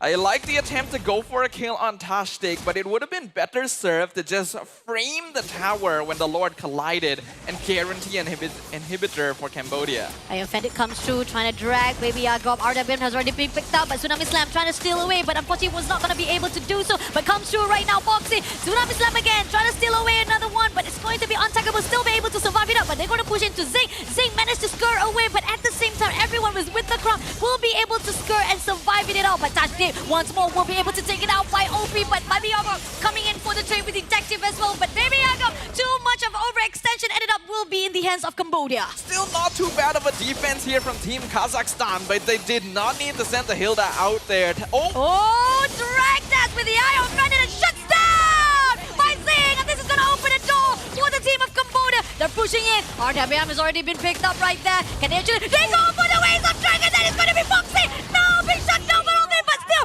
Riz will be taken out by Wadu, leaving Olvin all by himself. It's a 3v1 situation right now for Team Cambodia, but luckily for Ulin, there's no minion waves pushing just yet. So the game is not over there. But that was the result of a series of missed calls being made by Team Kazakhstan. They are not fighting with their full force, and they are constantly allowing themselves to be split apart due to over-aggressive attempts to make catches. It worked well for them in the first couple minutes of the game, but the longer the game goes, the more difficult it is, especially with the fall-off on heroes like Martis and Hilda. They need to be playing this slowly, and it's important for them to keeping themselves close so that they can actually protect their marksmen. Team Cambodia have been able to take advantage of this so far. This Lord should be free for them again with the waves pushing up. does Team Kazakhstan still want a challenge? It looks like they do. RWM already been put up right there. Tashtik doesn't actually get anyone with the Tsunami Slam. Now they're going to push into Riz. Riz will be able to manage to score away. Tashtik making that right now. They're going to actually defend it wisely. They're not going to allow any of their players to be taken out easily. So this is a really good defense mechanism. But here and now, Zing will be shut down by Riz immediately. And now pushing on right now to Wadu as well as OP. Baby Akop, 2 overextension will be shut down by Detective. But at the same time, Des, unfortunately, also having a lot of struggle to be surviving. This is going to be a double kill in the hands of the side of Detective as well as another shot. Riz survives to eventually to get OP, but unfortunately it's going to be 4 players all in the hands of Team Cambodia. Honestly, that was a really impressive show of micromechanics from both sides, delaying the fight that long. But now Ulin once again finds himself 1v3 defending the base. Goes into the dive. Right now, Ovid, Electrifying Beast comes through. Ovid will be shut down by Wadu. This is Crystal in the hands of Cambodia. And despite his best attempts, this time around, Ulin is not going to be able to defend the crystal. Team Cambodia is able to take advantage of their mid-game power spike and drag the momentum through until they were able to claim victory in game number 1. We saw how the draft-wise, it is a little bit of straightforwards coming up from Kazakhstan. They want to actually show off how maybe we go back to the whole entire meta plays, or probably just pretty much how in the books wise this is how the straightforward fight should be, and it was doing well on the early runs, right? The early game plays, we do see how Kazakhstan was able to do a massive effect for their own style. But at the same time, as we see the teams from the side of Cambodia was able to actually get their own levels up, and they were able to actually have so much sustainability. And this is where we saw a lot of resources that has to be pulled out by Team Kazakhstan, and it ended up in the favor of Cambodia. Team Kazakhstan, in comparison, has less resources, less crucial cooldowns, which means they have to be very careful about when they use those and whether or not they're capable of executing their bodies as resources, because the later the game goes, the less effective Hilda and Martis are going to be. Again, I really like the ideas that they were attempting to carry out in the first couple of minutes. Play super aggressive, get farm onto Gaverb Des on the Martis, as well as focusing onto the gold lane, where Riz was able to get massive amounts of Skypiercer stacks quite early on. But the more the game went on, the more I realized that Team Kazakhstan was still attempting to do the same thing over and over again when circumstances have changed. Ulin and Riz were left vulnerable way too many times, and even despite that, Riz was still trying to play his entire heart out. In Cambodia, they're a lot more capable of diving, of flanking, since they are playing double fighter side lane and they even have a damaged Cho. The Team Kazakhstan needed to recognize that and position safer. Oh, and I think pretty much a lot of the setup that was done by Tashtik was kind of a little bit of failure, because no matter how much he tried to actually steal away with a Tsunami Slam, they'd be able to actually just break away with a lot of flickers on their side. Even though without the Purify, they didn't even have much of Purify on their side, which is Cambodia was just pretty much prioritizing, hey, if I could escape, it's fine with us. We can be able to actually counter-attack all those grappling coming from the Tsunami Slam. I do think that the Kalea being picked up so early on was a bit of a mistake draft-wise, but it also felt like it was something that they were leaning into. Kalea will typically work very well with high-burst heroes. That's why you will see combos like Kalea with the Farsa, because they comboed it with the Kimi. That's already a bit of a missing piece. You have a catch, but you don't have the damage to execute. They were able to fulfill this later on with the Martis, but it's still not the most perfect synergy overall, especially if you add on how easy it is to counter the hero with Purify. And we do see our key players coming up right here with Gold Hunter in the hands of Riz, 756. We're not going to put down on Kazakhstan. They did amazing. They tried their best on the fight, even for the first round itself. But unfortunately, when it comes to the mechanics-wise, it definitely goes in the favor of Cambodia, as OP, the GOAT, with 116,000 damage. Baby Agop tried his best. He goes in for the front line. He goes for the dash. He goes in to actually stun someone, but it was not enough to put a lot of follow-ups for the rest of Team Kazakhstan with 220,000 damage taken. And the best support definitely with Wadu as the Lapu Lapu with 15 total assists. Wadu was doing an excellent job in the EXP lane by keeping Baby Agop in lane. This Hilda needed to be more active on the map, and while he was successful with doing that initially, after afterwards, Wadu upped the ante, upped the pressure in the lane, not allowing the Hilda to roam as freely or having to sacrifice farm in order to do so, which the latter did end up happening. I also think that Eve as a hero is way too high value in the meta right now, and you should not allow it through the ban list unless you intend to counter, and which Team Kazakhstan did not do. Wadu, for all of his efforts as well as his ability to dive and set up fights throughout the mid game, is going to emerge as our MVP for game number 1 though. KDA with 6,215, 682 GPM, and a damage per minute, 3,737. He is the one who made a lot of difference here for the game itself. No matter how much setup that was done by Team Kazakhstan, he will deny it immediately, giving so much pressure. No matter how much they try to chase up after Cambodia, this Wadu, someone that will never allow their players to be shut down. And now you see why they were comfortable with going first pick Lapu Lapu. This hero is just so solid in general. But if we revisit the highlights, the first couple interactions for Team Kazakhstan were very clean. Good catches in the mid lane, setting up decimate kills, as well as allowing for Riz to get farm initially. But mid-game is where you start seeing blunders happen. And the fact that those are the things that Team Kazakhstan, they kind of maybe a little bit too confident. They thought that they can actually have enough damage to go in. And I think this is where the fine line that Detective comes in, takes down Riz immediately. But Boxy with the Waves of Dragon just drags out one player from Kazakhstan. And this is where they were able to actually divide everyone to a point that Team Kazakhstan, they falter. I think it's very smart of Team Cambodia to get rid of both Gatot Kacha and Grok because they know that Boxy is capable of playing more high mechanic catch heroes. Team Kazakhstan might have felt compelled to go into the Kalea because she is one of the best roamers left in the meta, but compared to the other two, there are easier and more direct ways of countering. During the base push, Team Cambodia did end up making some mistakes that resulted in the game being dragged longer than necessary, but because Team Kazakhstan kept attempting to fight, regardless of the circumstances, even if they were down in numbers, that gave the space needed for Cambodia to eventually muscle their way in. Here's a hot take, because I think pretty much we saw and we kind of cover up the woman category, right? And we do actually see some of the fights already from the man category. I haven't seen Tigreal for quite some time. Any notes of that? Tigreal. Tigreal, oh. Tigreal's just not good right now. Really? Straight up. And I say this with a heavy heart as a Tigreal player. Yeah, I know because he is just not good right now. You talked about it on MWI. You love Tigreal. Great setup initiation with the implosion as well. But so far we haven't seen it for a while, right? Yeah, these big AoE catchers are just not in a good state. Tigreal is not so good. Even like Minotaur and Atlas have not been good for a long time. And those other two have a slightly higher viability because they offer additional utility beyond the big ultimate. There's just too much mobility in the game right now. It's too easy to go for purifies. And if you miss the big catch, then your hero is just a big lump of meat in the front line, basically. It's not what you're looking for these days, especially compared to the consistency that a hero like Grok will be able to offer you in exchange. So it's a sad case, but that's just how the cookie crumbles. Oh yeah, true, definitely. But this gives a lot of highlights for other heroes as well, because we keep on seeing it from even earlier on, or even last few months ago, or last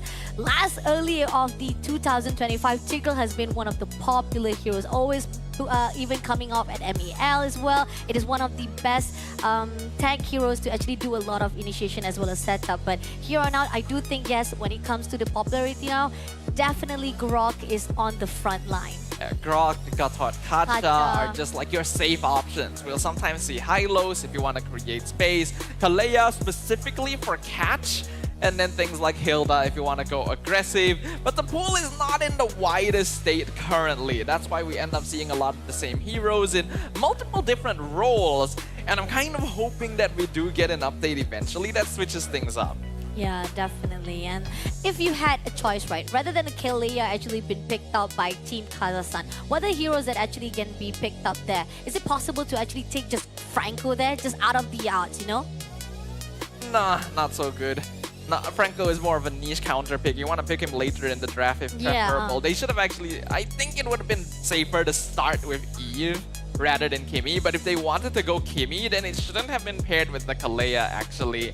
You could have gone into your EXP laners first instead. Maybe steal the Ruby in advance, lock in something like the Yisun Shin but a lot of the bans were dictated specifically to counter those situations. Game 2 looks like it's going to be happening on Expanding River once again. Will history repeat itself, or will we see a new path being forged? Oh, definitely right now, Team Kazakhstan will learn again from all of the mistakes they've done here. And we don't want actually an easy win for Team Cambodia, right? So then we talked about how Kazakhstan have already learned a lot of improvement throughout the years as well. And they did give a good fight itself with Team Indonesia. Now coming along for the banning, we do see Gatot Kaca Hilda been taken out. Again, this could be a respect ban as well from the side of Team Cambodia, as how Kazakhstan was able to actually pull it with that hero. But on the other note, maybe there's a possibility they are looking for Hayabusa to be picked out as well. Yeah, Hilda is just a generally good ban for Team Cambodia because we know Detective prefers playing assassins above all else. By taking that out, it's a lot safer to go into Hayabusa, safer to go into Joy, safer to go into Fanny, in fact. So Team Kazakhstan will now have to be a little bit more cautious about that. They also take out the Esmeralda. So that means Cambodia wants Grok first this time around.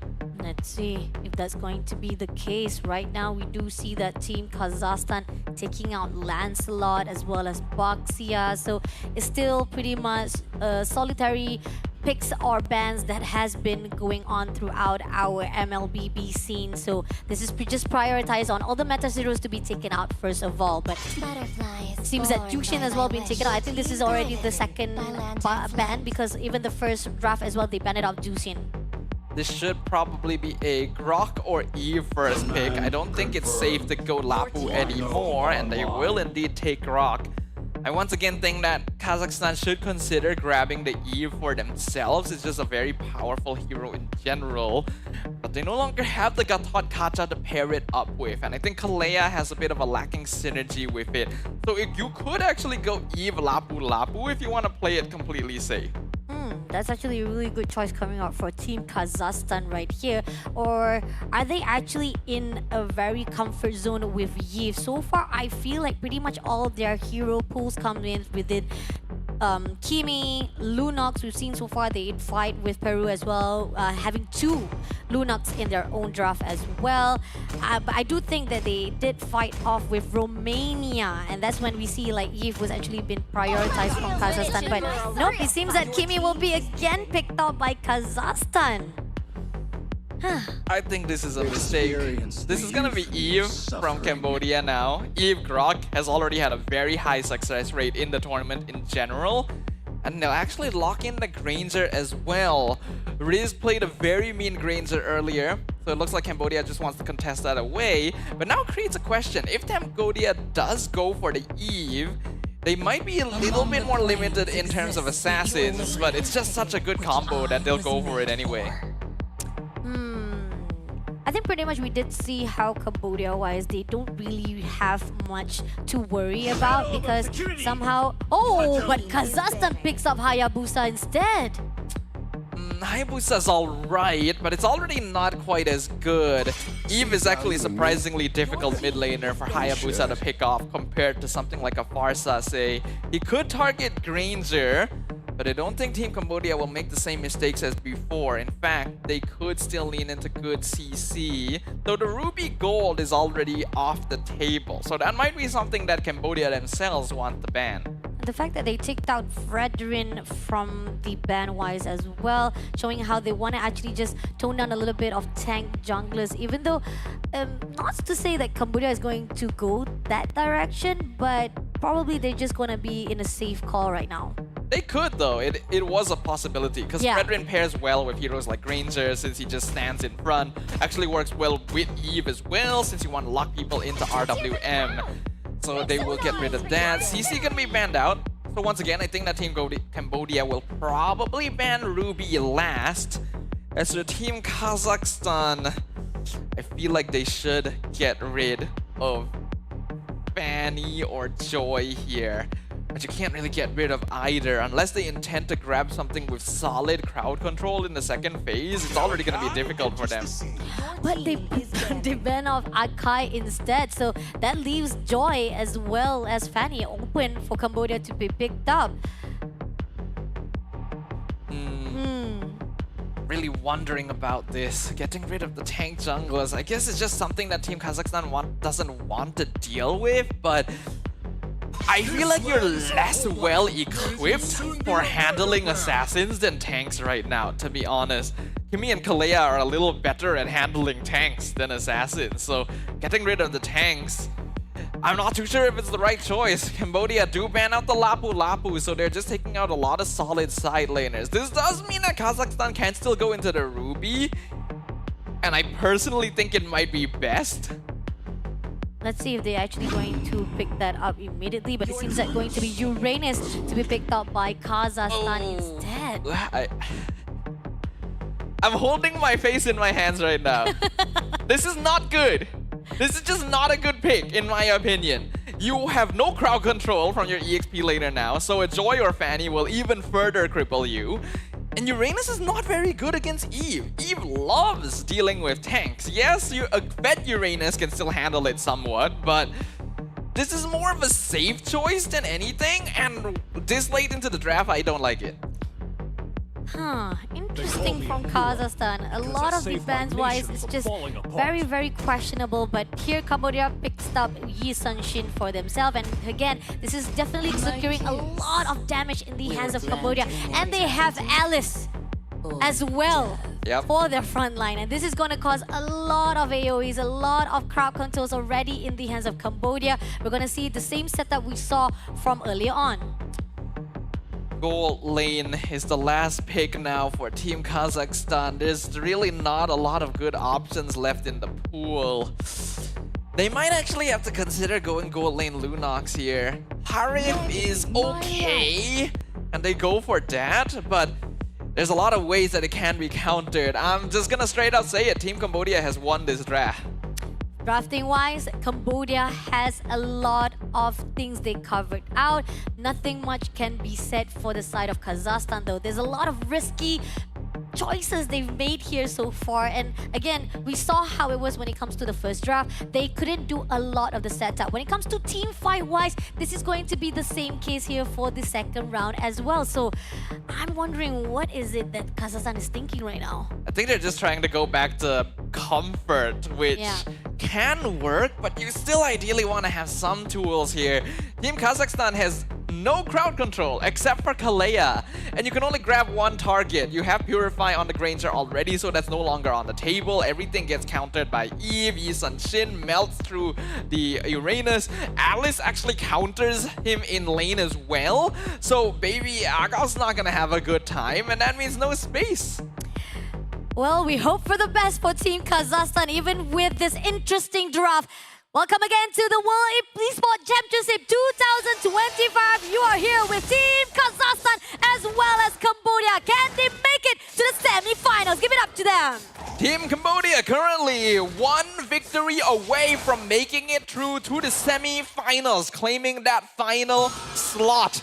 Will they be able to do so, or will Team Kazakhstan defy the odds and surprises here with a draft that I already don't consider to be the most ideal? And even now, they're going in all out straight away with the Ultra Rampant. Oh, a little bit of extension right there with touching. Had to move away with a flicker. Very close call there. That was very close. Being able to survive there is going to be good. We can see up top, Wadu. Like I mentioned, Alice counters Uranus in lane. Very comfortable. Oh! Where the last shoot from Detective shuts down immediately Riz. And that is very bad as well. That's basically the only lane where Team Kazakhstan has some kind of priority, which is why Detective went to gank it first. But here on out, a little bit of extension coming in from Wadu. Will be able to be punished though. Boxy doing his best with a mighty swing, but Daz! Oh, barely alive there. Goes into the flicker, but goes back again with the shadow.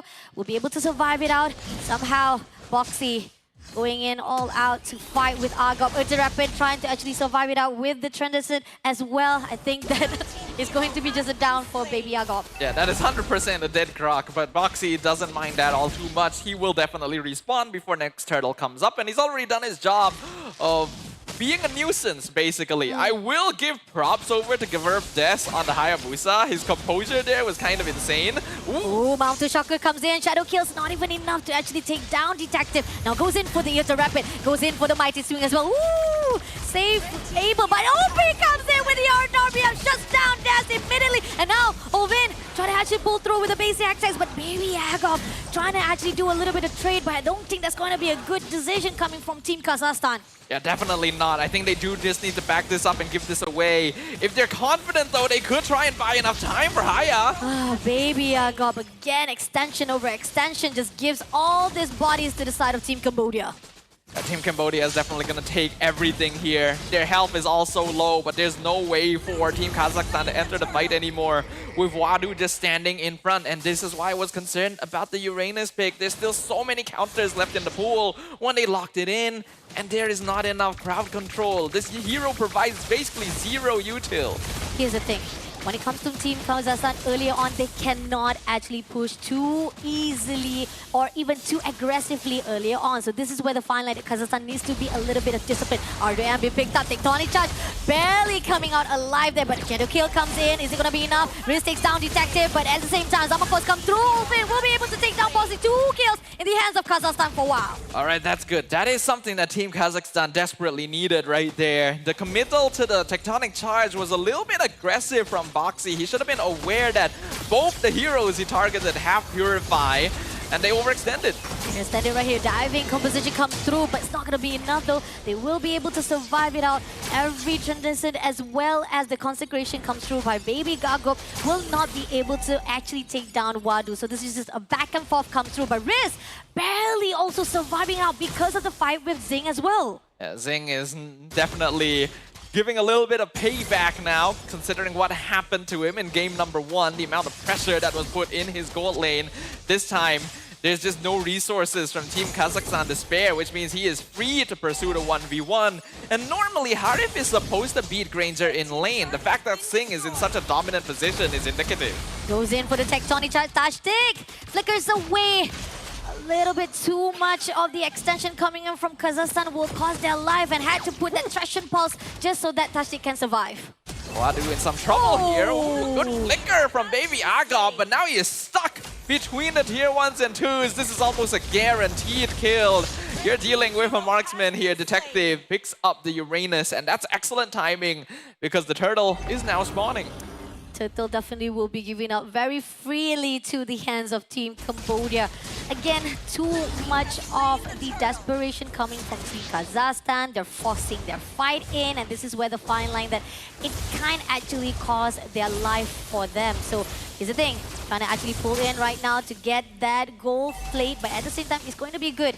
So Tashtik just overlooking, going to actually back things up as well. But here turn Rapid comes through, goes in for the Tsunami Sun, doesn't actually get anyone. And in the end, right here, Wadu comes through to actually back things up. Raptor Sugar comes through, Tashtik will be taken out by Detective. And now, RWM been picked up. They are going to be diving in. No! Unfortunately, Riz will be able to survive it out with the flicker. But at the same time, right here, at the moment with Shadow Kill, will be able to actually take down Zing for the trades off. So that at least gives a little bit of 1-1 to the team of Kazakhstan. Both teams sending 4 members to the side lanes to get a pick off on the gold laner. But Team Kazakhstan actually the one successful in it. Now they're gonna try and collapse in the mid lane, but Team Cambodia are pretty sturdy. They are sturdy, definitely not allowing it to actually be taken out that quickly, but still, it is a lot of pressure already been given out by Team Cambodia. So Kazakhstan, so far, yes, they have the answer, but it's still not going to be enough though, because all the setups that was done is a bit of failure. I will say they have actually done a pretty good job of evening things up though. I expected Team Cambodia to be in a much better position than this by now. They have made some mistakes from playing a bit too overtly aggressive. They still hold on to a 1k gold lead, but that's not all that much in the grand scheme of things. And the scaling from Team Kazakhstan can still carry them as long as they don't fall too far behind. Let's see, so far right now, they are trying to set things up at the mid lane as well as with 70 seconds coming out with the turtle as well. Pushing out with just the basic attack. If the Rampant who's out right there, not going to actually do anything as Oven will be able to survive it out. But seems like they actually spot out Tashtik through the grass, so they had to pull away before it actually comes into an ugly situation. Yeah, very solid positionings there from Team Kazakhstan, having different people layered around the bushes in the river to make sure that they're able to retreat. And Team Cambodia now a bit slow to the turtle. RWM been picked up. Yes, Turtle will be able to give it up by Kazakhstan as well. Shadow Kill comes through. Is it going to be enough though? Tectonic comes in, but with OP able to take down Dez as well. This is going to be a good trade. Double kill to the side of OP with Olvin. Now pushing in with a killing spree in the hands of Detective. 3 players, no, 4 they are more vicious coming in for the turret. MVP of that fight, once again, going to be Wadu for sure. Cambodia were a bit slow to the turtle because they all rotated down to the bot lane. And it was quite smart of Team Kazakhstan to use that to try and blitz the objective. But then they stayed together, got caught in the RWM. And then Wadu flickered into the back with the Throne of Ruin to even catch the backliners, setting them up for Team Cambodia to go for a full rundown. The fact that they lost no members there means that the trade for the turtle is 100% worth it, and they're going to be able to translate that to even more structural control. All the turrets are going to be even more further on. Ultra Rapid, Mighty Swing, as well as RWM Ovid cannot get out of that trap that was set up very perfectly by Cambodia. Now, Baby Agop goes in for the dash, but somehow it's not going to be enough though. Can they actually pull through? Somehow Team Cambodia also doesn't want to actually overextend, but somehow they do give a lot of damage already to the side of Team Kazakhstan. Team Kazakhstan is going to need to rely on macro play now, basically. They have no way of actually winning a direct team fight against Team Cambodia. They need to rely on pickoffs, actually. That's the issue of going for a Kalea roam. You're very dependent on those. Baby Agop so far doing an excellent job, actually, of just delaying time, soaking damage to keep the inhibitor alive, and Des is able to trade a tower up top for it, but now he might be in a bit of a sticky spot. Why? Oh, okay. Never mind. Shadow Kill comes in right now, but it's not going to be enough though. Detective will be able to take down Des. I'm not sure why he actually tried to recall there. He really had no other choice. Mount Shocker came out, he was seen, he knew, okay, I'm not getting out of here unless I win this 1v1, and Detective's just too far ahead at this point. That is a 2-level lead on the Yi Sun Shin. Lord just came up as well. The fact that right now every single grass has already been opened up by Wadu, denying any kind of ambush or sneaks comes in from Team Kazakhstan. This is going to be a free lot, will be in the hands of Team Cambodia. Boxy looking for a way to just burst down even more to Baby Agop. Baby Agop has been struggling so far, trying to be the best frontliner, but yet again, not to say that he hasn't done a good job, but he does survive long enough to actually maintain. But Shadow Kills comes in, it's just going to be a bit of the damage. RWM has already been picked up. Even the Tectonic Charge comes through now, drags it off immediately with, Baby Agop had to move away with the Flicker to survive it out. Multiple resources being spent right there. I'm kind of surprised Team Cambodia went for that, and it would have been better to save the cooldowns until the Lord came up. But maybe they were also trying to force ultimates out of their opponents so that they could get an easier base push in. Blade of Heptasy is now completed on Boxy. This guy just likes going damage items on tanks because that is fun. Lord pushing in mid lane. Let's see, goes in again for the Yogi Shadow, but at the same time, what comes through? Is it going to be enough though? They don't have enough of the information that can actually set things up. Somehow, they will be trying to go in. OP takes down Open first of all, goes in for the Zaman Force, and also make sure to get in with the Tsunami Slam, but it's not going to be enough. They goes in for the Shadow Kill, but not enough damage there. Unfortunately, will have to actually survive it out, but Baby Agop will be taken out by OP. Tashdin also be still away by Detective, and now living off only 2 players of Team Kazakhstan. This is the definition of a death ball composition. There's so much bulk. What can Kazakhstan do? Lord takes down immediately Reese, and now Des will be immediately shut down by OP, giving 2 wins. That is also our last grand finalist coming in right here, which is semi-finals in the hands of Team Cambodia. Team Cambodia will claim the final spot in the guaranteed top 4 of the open category of WEC 2025. They'll be moving on to the semi-finals to face off against Team Turkiyye. And it was a very impressive performance indeed. Unfortunately, that does mean it's the end of the road for Team Kazakhstan. They tried, but then when it comes to draft-wise, we talked about it, not a lot of things they can actually counter off to the drafting that was done by Team Cambodia. But here on out, this is actually a good history been made by Team Cambodia, as they never actually able to survive it out here to the semi-finals. So congratulations being able to be at the top 4 into the MLBB men category. So let's take a look of what they have to say after their win here with Rose at the stage. Give it up to them. Officially finalizing our top 4 this WEC 2024. Team Cambodia gets the last semi-final slot officially. Boys, congratulations. Right now on stage, I have Wadu, OP, and of course Detective as my translator. How are you guys right now? Wadu, OP, how are you? I think I'm good. You're good? I'm happy. You're happy! Definitely, that is definitely a match worth celebrating. Now let's talk about this match first. Because in game 1, I feel like us as the audience, the viewers, Team Kazakhstan actually surprised us. What about you guys? Were you guys surprised that they were actually very good? Vậy tới dân mà nói nắngនៅម៉ាច់ហ្នឹងគឺវាអាចគិតថាយើងរៀងតឹងជាងគេនៅហ្គេមហ្នឹងហើយហ្គេមទី1ហ្នឹងលេងទាំងអស់ហ្គេមទី1ហ្នឹងតឹងជាងគេហ្គេមទី1តឹងជាងគេ OP basically said out of the game we have played so far, it's the hardest game. Oh, wow! Now, since you say that Team Kazakhstan gave you guys the hardest time throughout your journey here in the WEC, do you think they would be a contender region in the upcoming years of MLBB?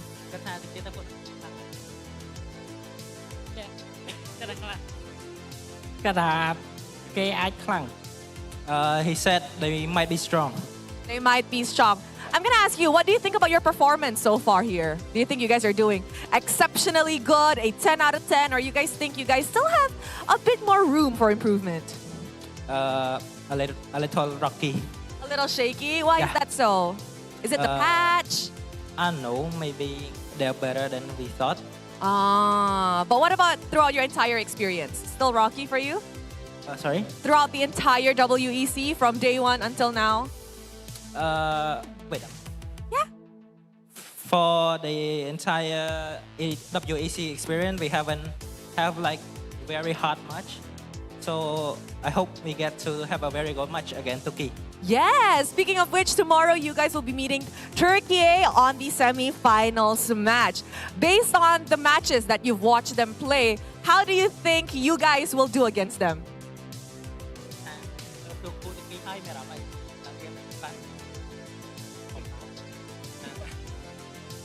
It's simple.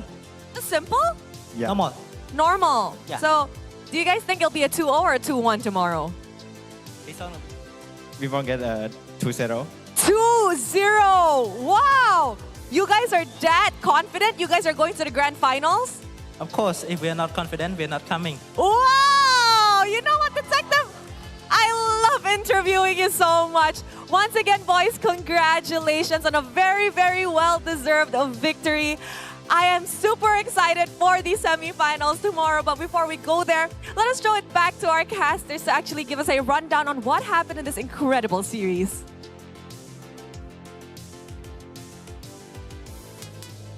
If they weren't confident enough, then they wouldn't be here. Exactly. So that means their presence here in WEC is already all the proof you need.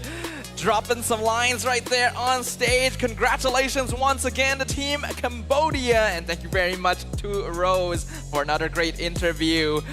I'm going to be looking forward to seeing how well they perform moving forward, because this was just a clean victory from beginning to end.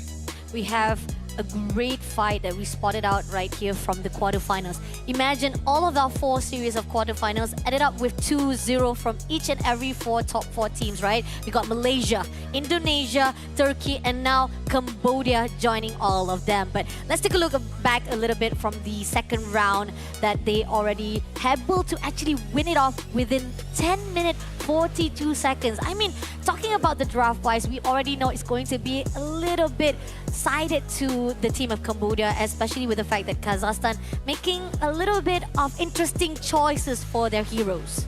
Unfortunately, this is a case where it is not a little bit. It's not often that I straight I have to be honest here. I gotta be frank. You know how rare it is for me to see a draft and say that is not good? Do you remember the last time it's happened? Yeah. Oh, I wasn't expecting that.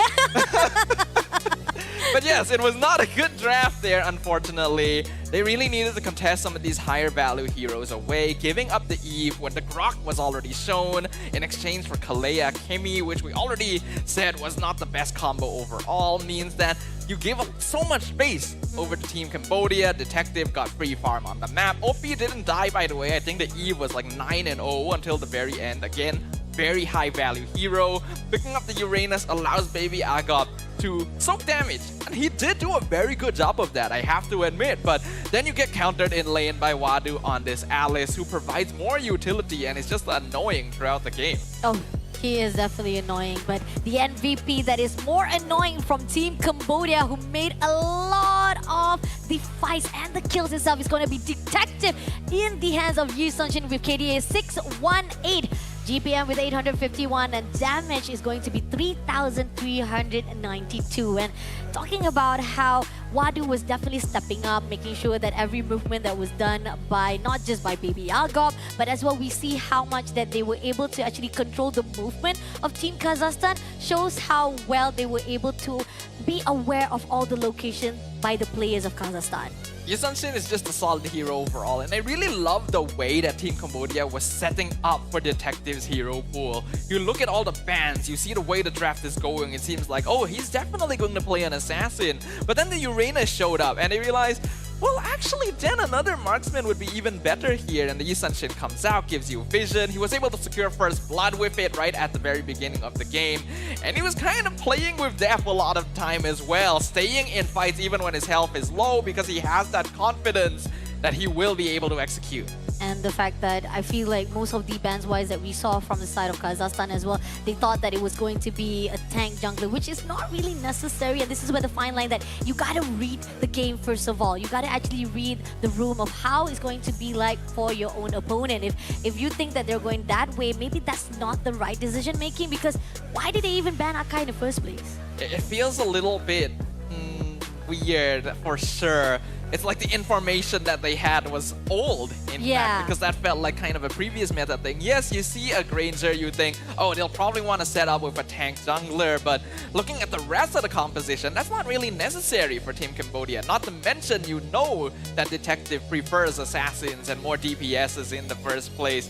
Team Cambodia had full control of this. The draft already set them up, but their micro mechanics pushed them through the finish line. And I think pretty much a lot of times Des was actually caught off guard. So no matter how much that Kazakhstan was trying to actually do a good setup with the Shadow Kill as well, damage was just not in there for Team Kazakhstan. But great job for them to even survive here to the quarterfinals. You are already part of WEC 2025, but your journey ends here. But not to our top 4 teams that will actually move into the semi-final, which is tomorrow. It has been day number 4, guys, and the action is not stopping here. There's more coming up, so please get your tickets. Join us here at the WEC 2025 live in Kuala Lumpur at Quill City Mall. And we're not done yet for today as well, because we just started our first series, Dafa.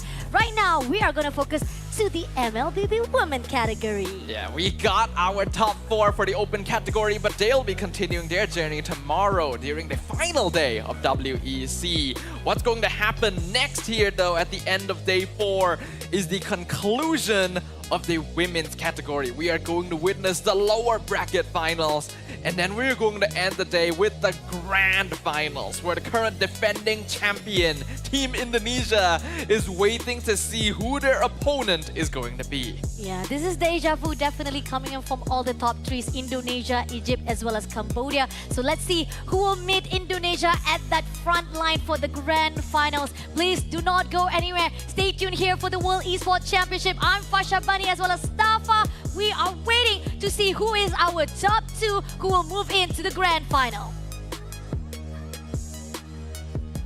To be in the zone, gamers need true support. One that's in sync with your body at every angle. Takes your weight without pressure. Fully adjustable to cradle your spine and adapts as you shift in your seat. True ergonomic alignment to achieve your perfect gaming form.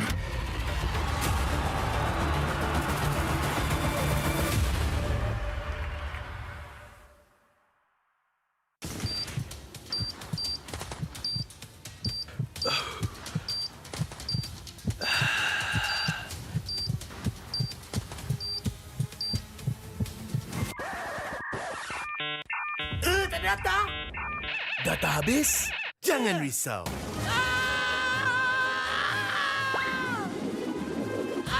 Tukar ke Red One Mobile untuk data pantas 5G Extra. Nak peran data telefon? Red One Mobile kan ada.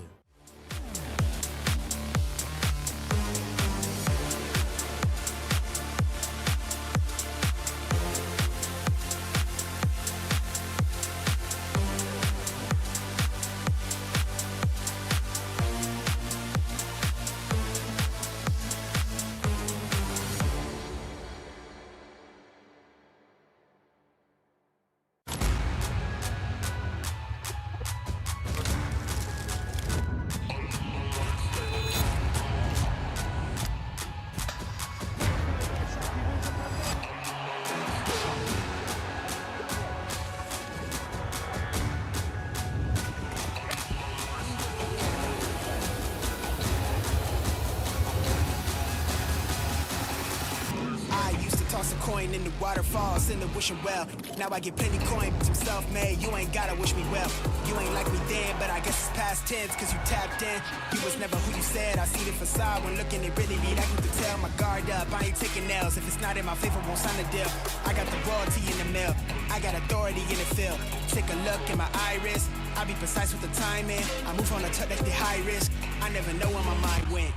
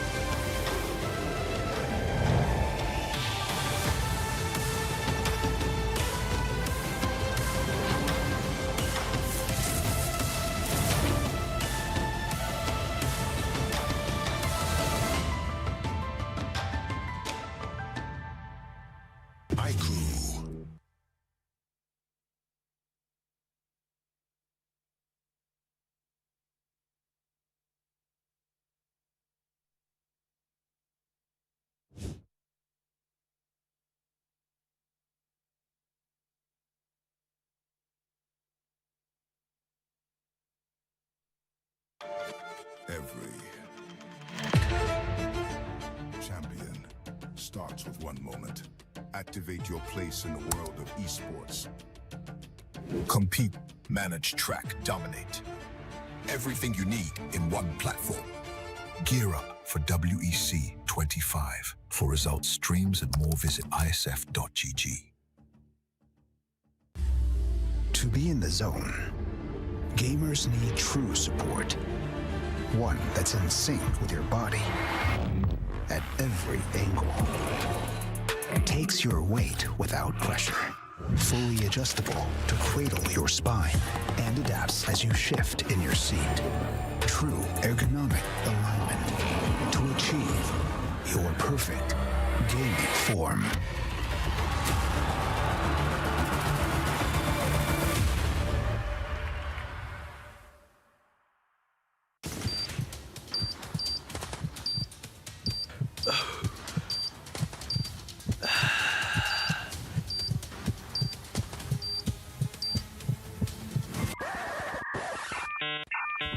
Data? Data habis? Jangan risau.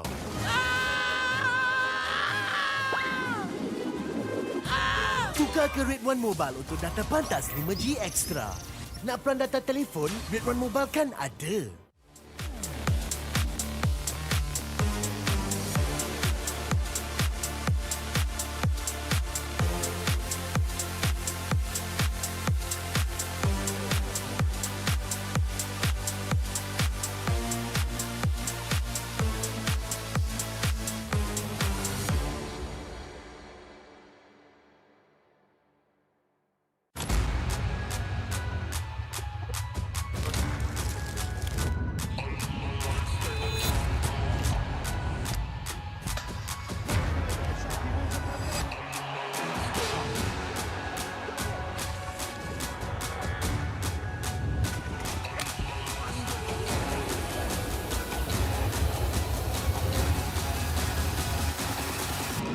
used to toss a coin in the waterfalls in the wishing well. Now I get plenty coin, but I'm self-made. You ain't gotta wish me well.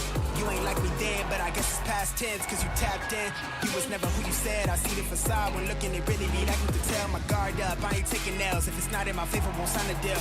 I got the royalty in the mail. I got authority in the field. Take a look in my iris. I be precise with the timing. I move on a touch that's the high risk. I never know where my mind went.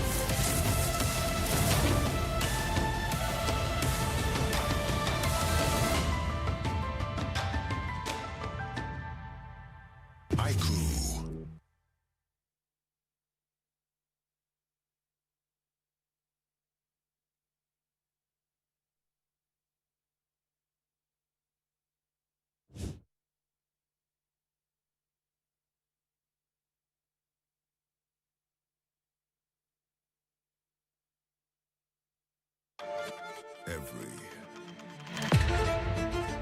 champion starts with one moment. Activate your place in the world of esports. Compete, manage, track, dominate. Everything you need in one platform.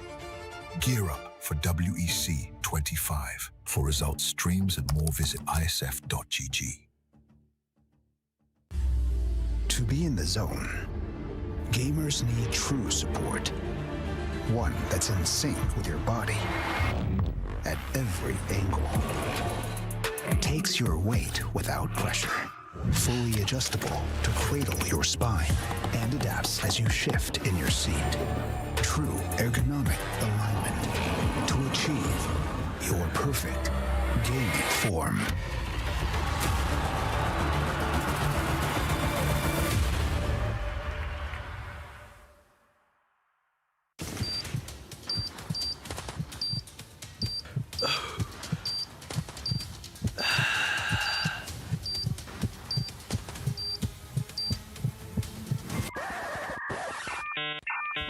Data?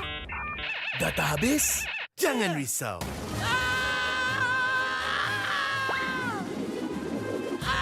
Tukar ke Red One Mobile untuk data pantas 5G Extra. Nak peran data telefon? Red One Mobile kan ada.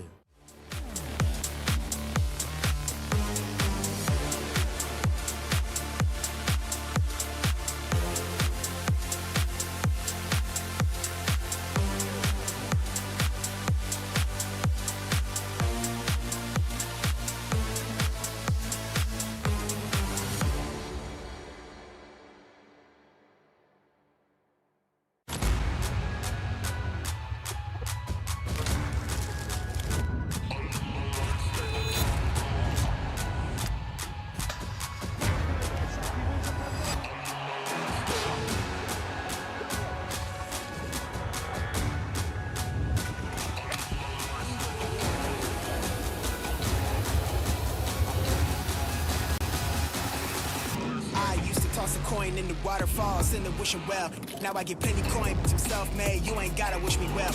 You ain't like me then, but I guess it's past tense, cause you tapped in.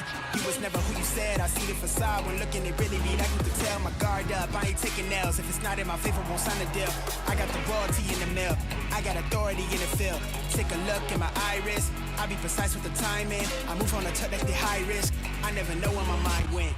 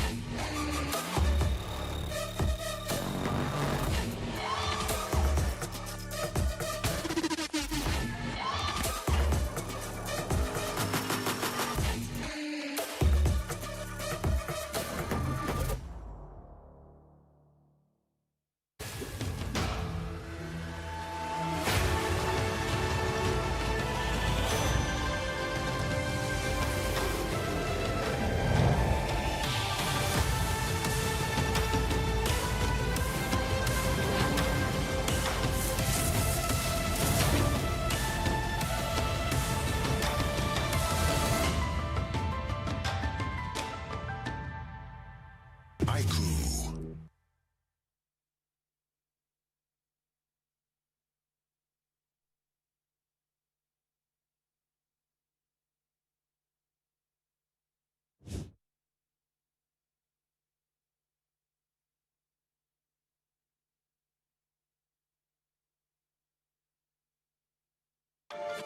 Every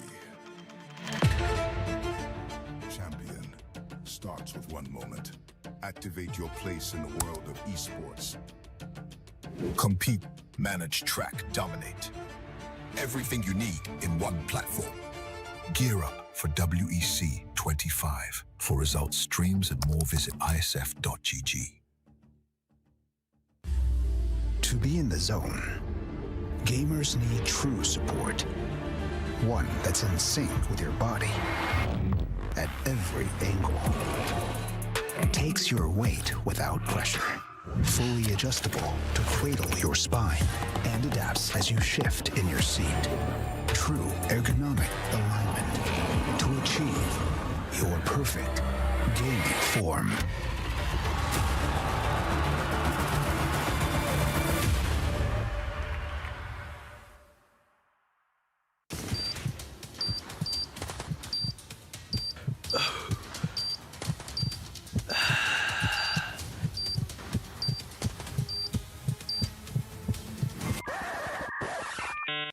Ternyata data habis? Jangan risau.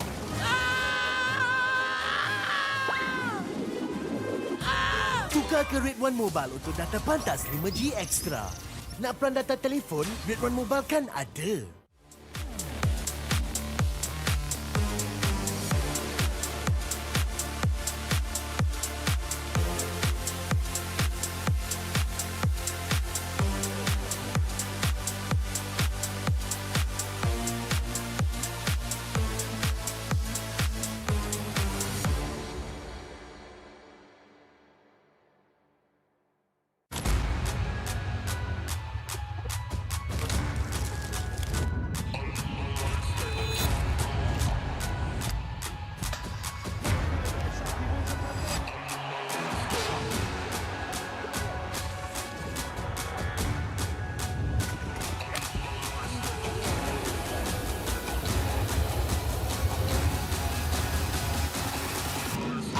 Toss a coin in the waterfalls, in the wishing well.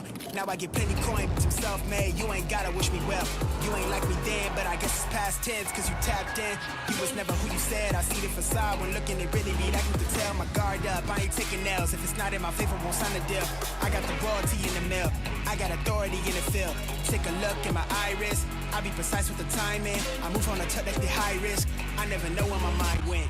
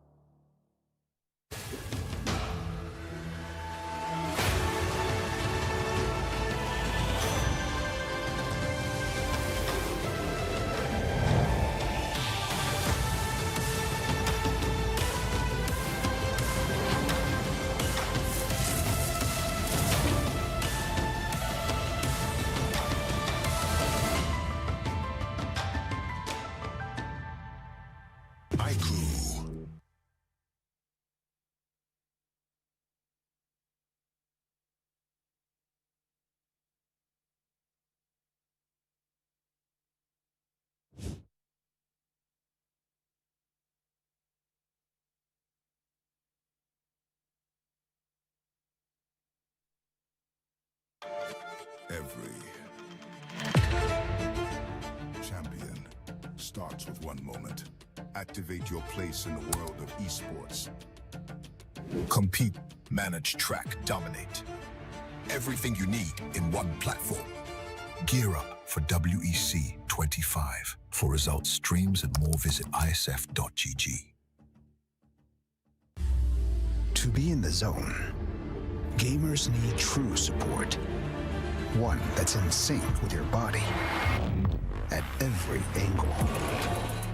Takes your weight without pressure.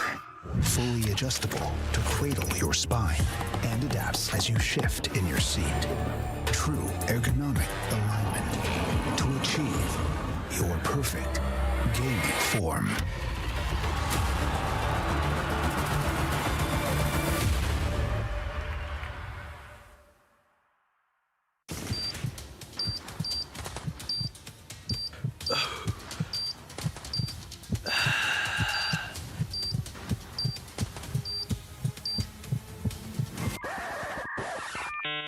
Ternyata data habis? Jangan risau.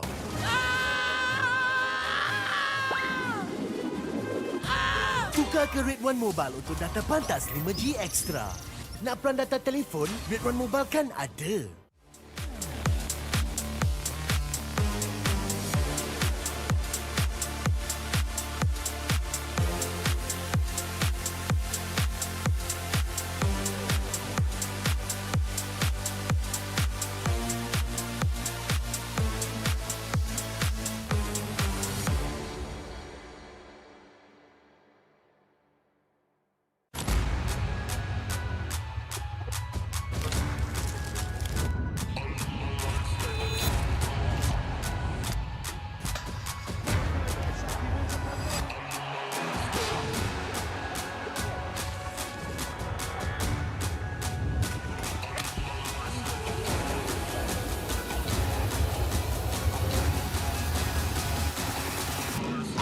Toss a coin in the waterfalls in the wishing well.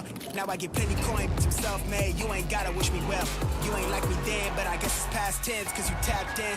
You was never who you said. I see the facade when looking, it really be like you could tell. My guard up, I ain't taking nails. If it's not in my favor, won't sign a deal. I got the royalty in the mill. I got authority in the field. Take a look in my iris. I be precise with the timing. I move on a tuck like the high risk. I never know where my mind went.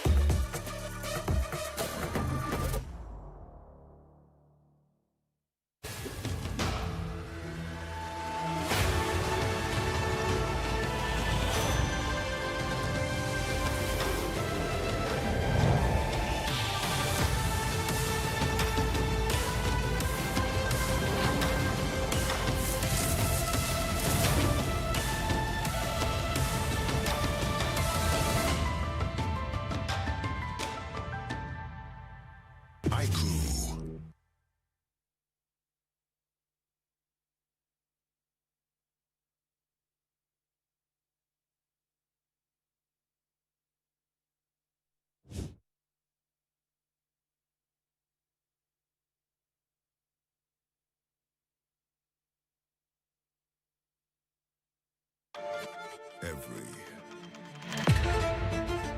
champion starts with one moment. Activate your place in the world of esports. Compete, manage, track, dominate. Everything you need in one platform. Gear up for WEC25. For results, streams, and more, visit IESF.gg. To be in the zone, gamers need true support. One that's in sync with your body at every angle. Takes your weight without pressure. Fully adjustable to cradle your spine and adapts as you shift in your seat. True ergonomic alignment to achieve your perfect gaming form.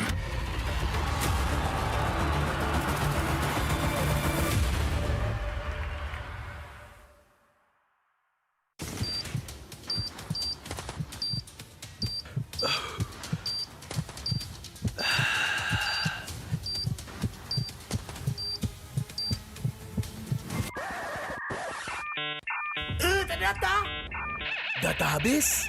Jangan risau.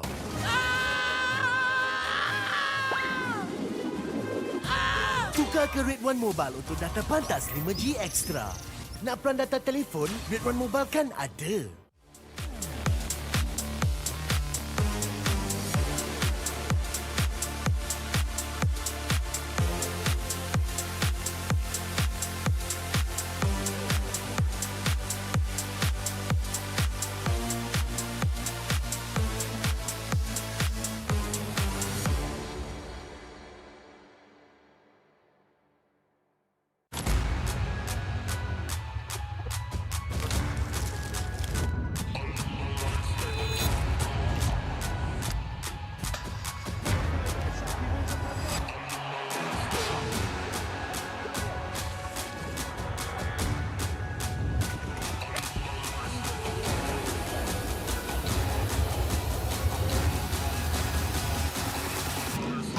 Toss a coin in the waterfalls, in the wishing well.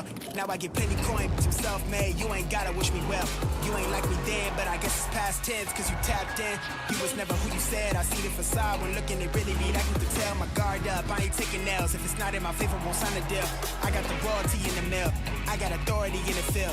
Take a look in my iris. I be precise with the timing. I move on a tuck like the high risk. I never know where my mind went.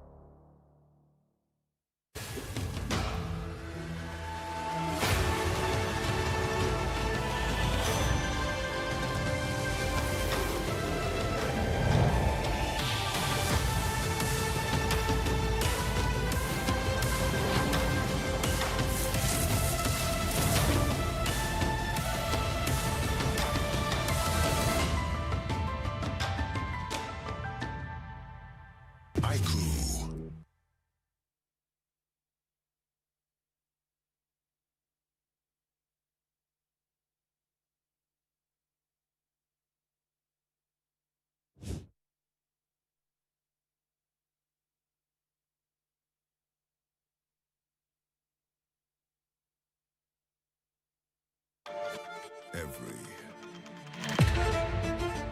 champion starts with one moment. Activate your place in the world of esports. Compete, manage, track, dominate. Everything you need in one platform. Gear up for WEC25. For results, streams, and more, visit ISF.gg. To be in the zone, gamers need true support. One that's in sync with your body at every angle. Takes your weight without pressure. Fully adjustable to cradle your spine and adapts as you shift in your seat. True ergonomic alignment to achieve your perfect gaming form.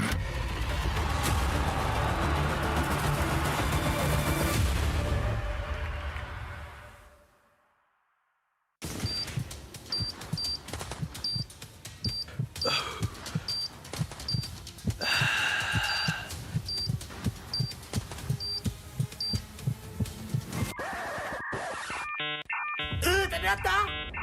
Data habis? Jangan risau.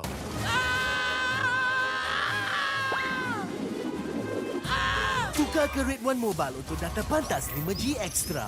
Nak pelan data telefon, Red One Mobile kan ada.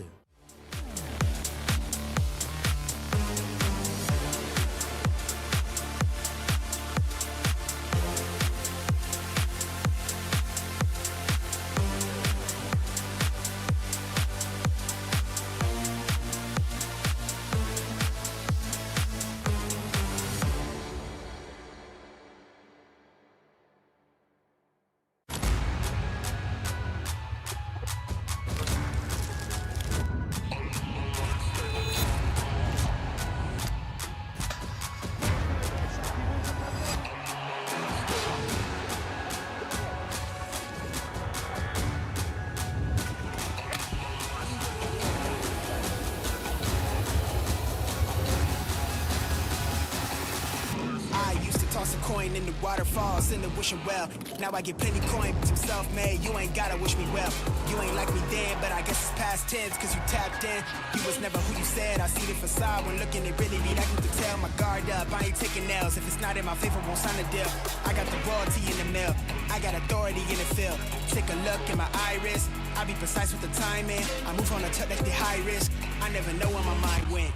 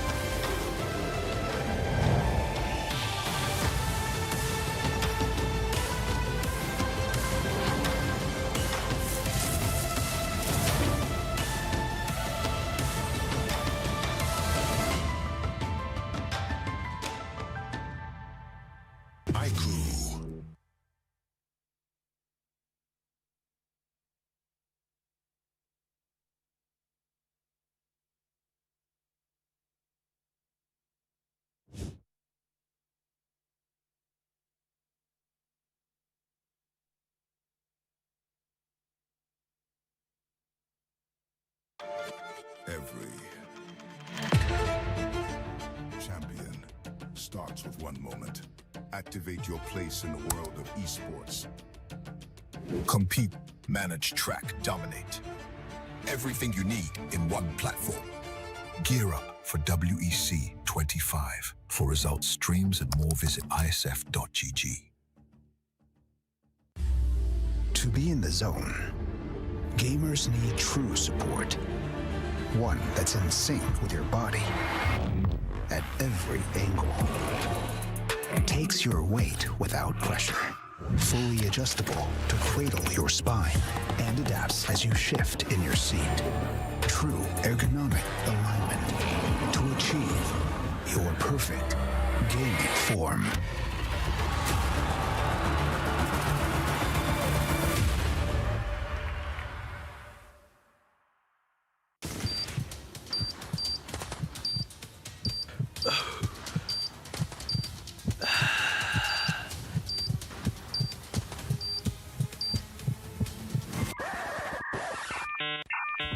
Data? Data habis? Jangan risau.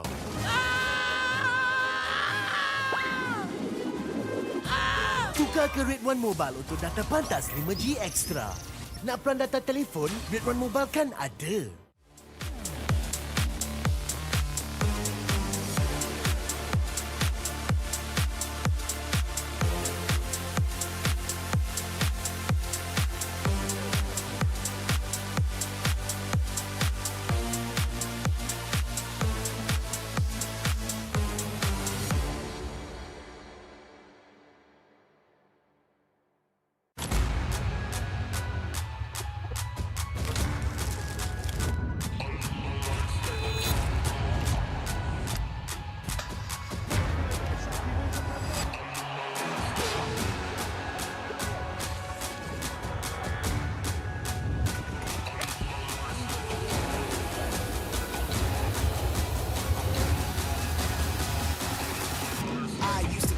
In the waterfalls, in the wishing well. Now I get plenty coin, I'm self-made, you ain't gotta wish me well. You ain't like me then, but I guess it's past tense, cause you tapped in. You was never who you said, I see the facade when looking it really be like you could tell. My guard up, I ain't taking L's, if it's not in my favor, won't sign a deal. I got the royalty in the mill, I got authority in the field. Take a look in my iris, I be precise with the timing. I move on a tuck like the high risk, I never know where my mind went.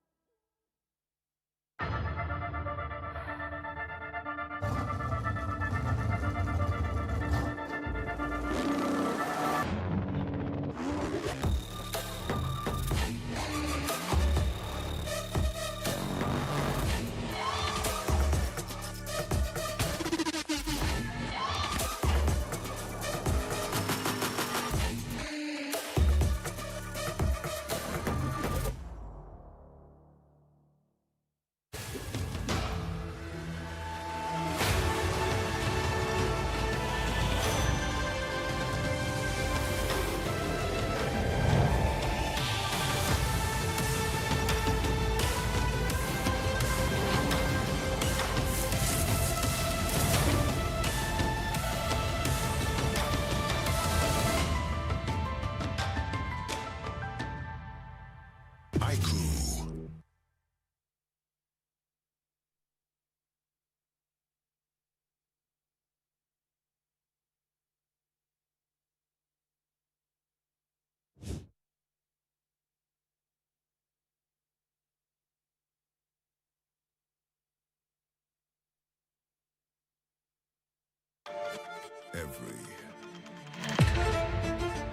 champion starts with one moment.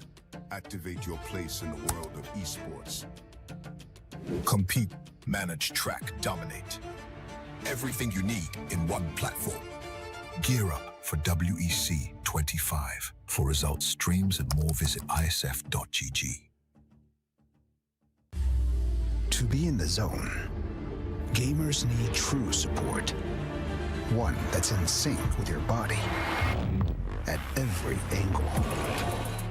Takes your weight without pressure. Fully adjustable to cradle your spine and adapts as you shift in your seat. True ergonomic alignment to achieve your perfect gaming form.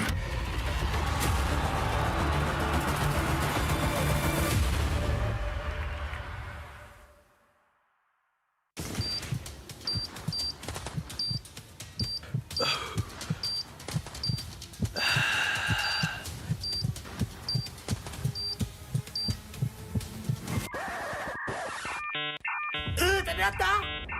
Data habis? Jangan risau.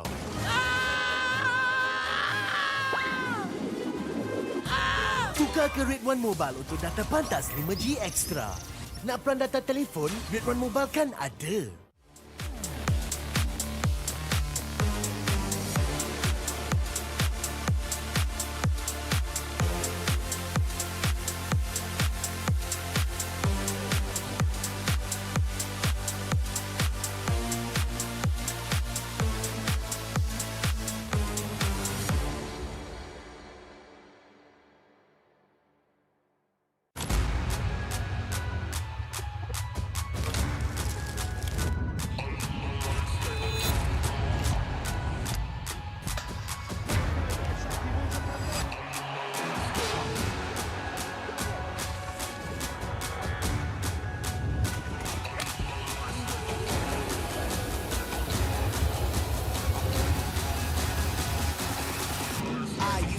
Coin in the waterfalls, in the wishing well.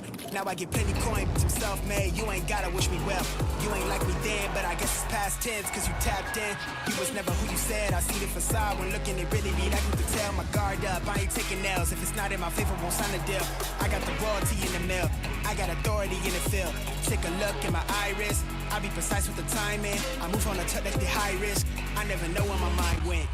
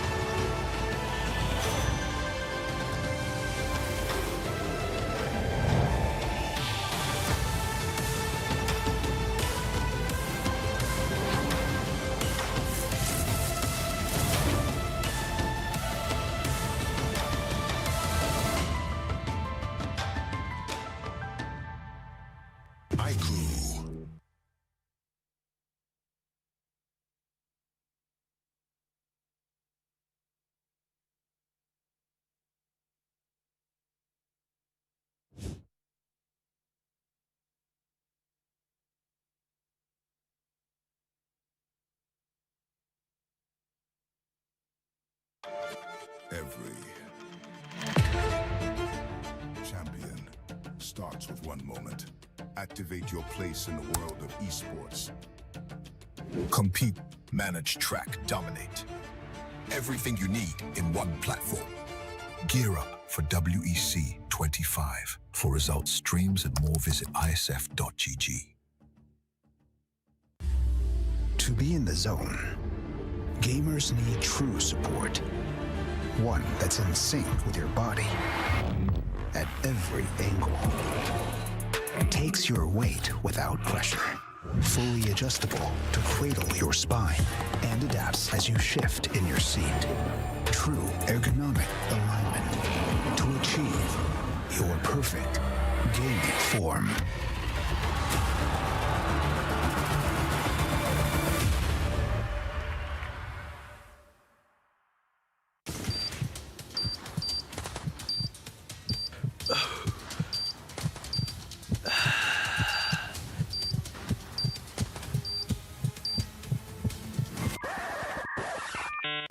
Tak ada data? Data habis? Jangan risau.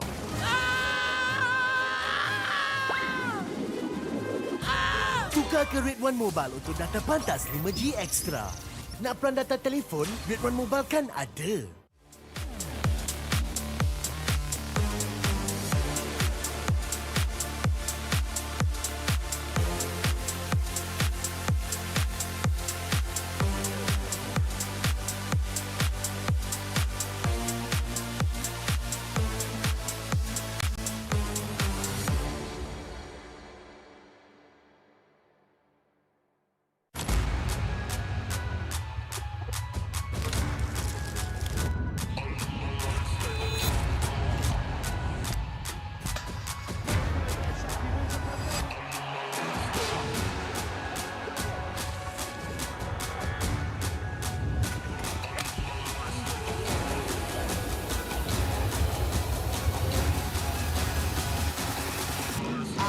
Toss a coin in the waterfalls in the wishing well. Now I get plenty coin, but I'm self-made. You ain't gotta wish me well. You ain't like me then, but I guess it's past tense, cause you tapped in. You was never who you said. I see the facade when looking at really me, like you could tell. My guard up, I ain't taking nails. If it's not in my favor, won't sign a deal. I got the royalty in the mill. I got authority in the field. Take a look in my iris. I be precise with the timing. I move on a tuck like the high risk. I never know where my mind went.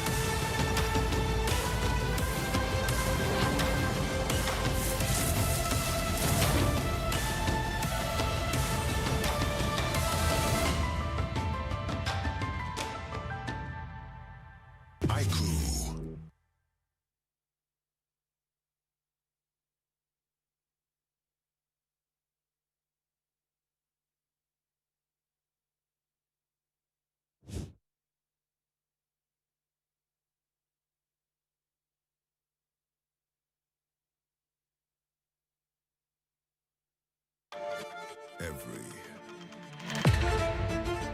champion starts with one moment. Activate your place in the world of esports. Compete, manage, track, dominate. Everything you need in one platform. Gear up for WEC25. For results, streams, and more, visit IESF.gg. To be in the zone, gamers need true support. One that's in sync with your body at every angle. Takes your weight without pressure. Fully adjustable to cradle your spine and adapts as you shift in your seat. True ergonomic alignment to achieve your perfect gaming form.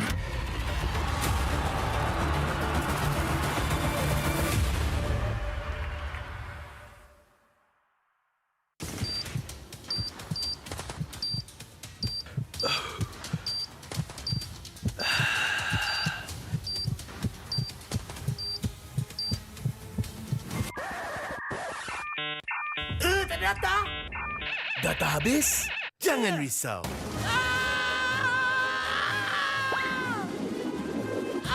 Tukar ke Red One Mobile untuk data pantas 5G Extra.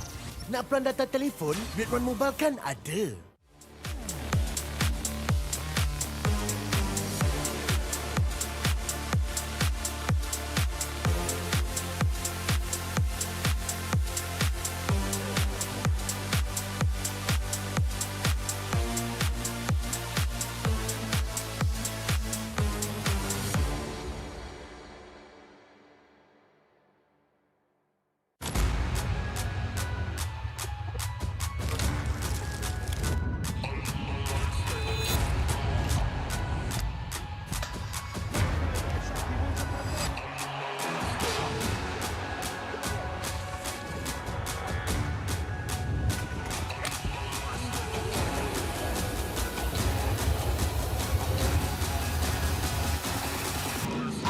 Toss a coin in the waterfalls, in the wishing well. Now I get plenty coin, I'm self-made. You ain't gotta wish me well. You ain't like me then, but I guess it's past tense, cause you tapped in. You was never who you said. I see the facade when looking, it really be like you could tell. My guard up, I ain't taking nails. If it's not in my favor, won't sign a deal. I got the royalty in the mill, I got authority in the field. Take a look in my iris, I be precise with the timing. I move on a tuck like the high risk. I never know where my mind went.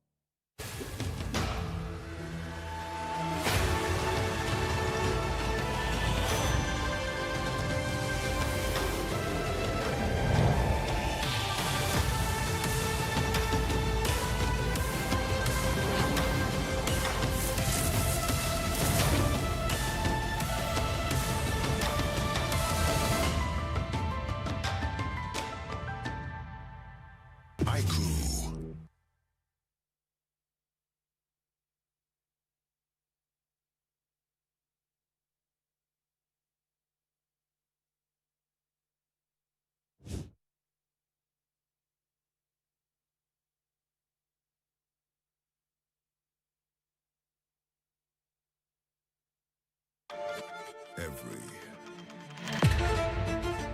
champion starts with one moment. Activate your place in the world of esports. Compete, manage, track, dominate. Everything you need in one platform. Gear up for WEC25. For results, streams, and more, visit ISF.gg. To be in the zone, gamers need true support. One that's in sync with your body at every angle. Takes your weight without pressure. Fully adjustable to cradle your spine and adapts as you shift in your seat. True ergonomic alignment to achieve your perfect gaming form.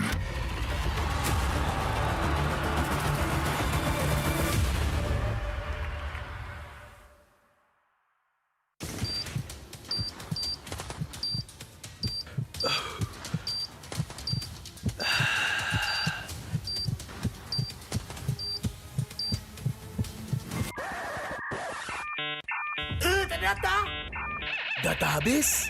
Jangan risau.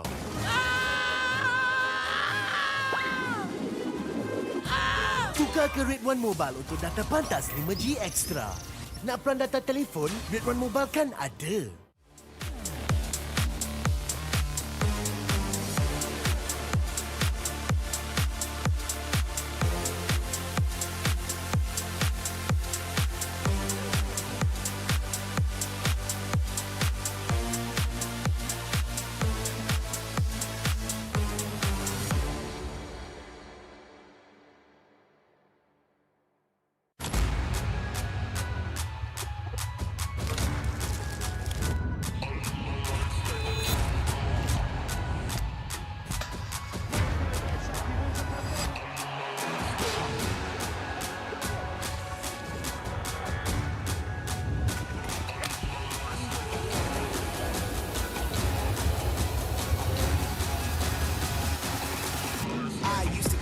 coin in the waterfalls in the wishing well.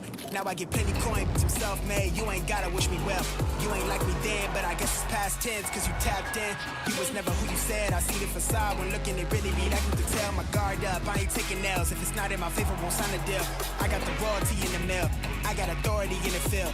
Take a look in my iris. I be precise with the timing. I move on a touch that's the high risk. I never know where my mind went.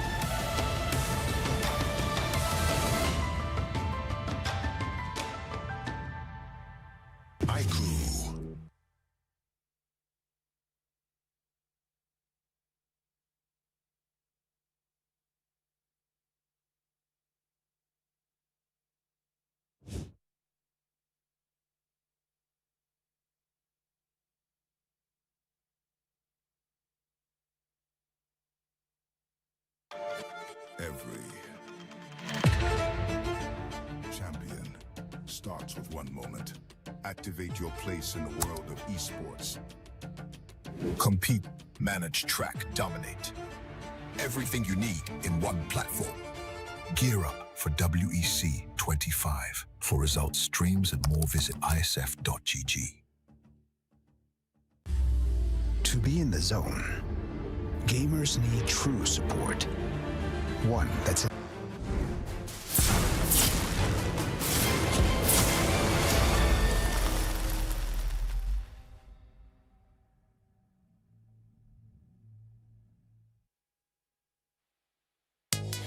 when you actually commemorate whether the birth of a boy or a girl, they will put boy as a blue and pink as a girl. And that is why we are wearing pink, because this is now a continuity for the MLBB Women category. Welcome back to the World Esports Championship 2025. And you're with me with Fasha Bunny as well as Staffa on the caster decks.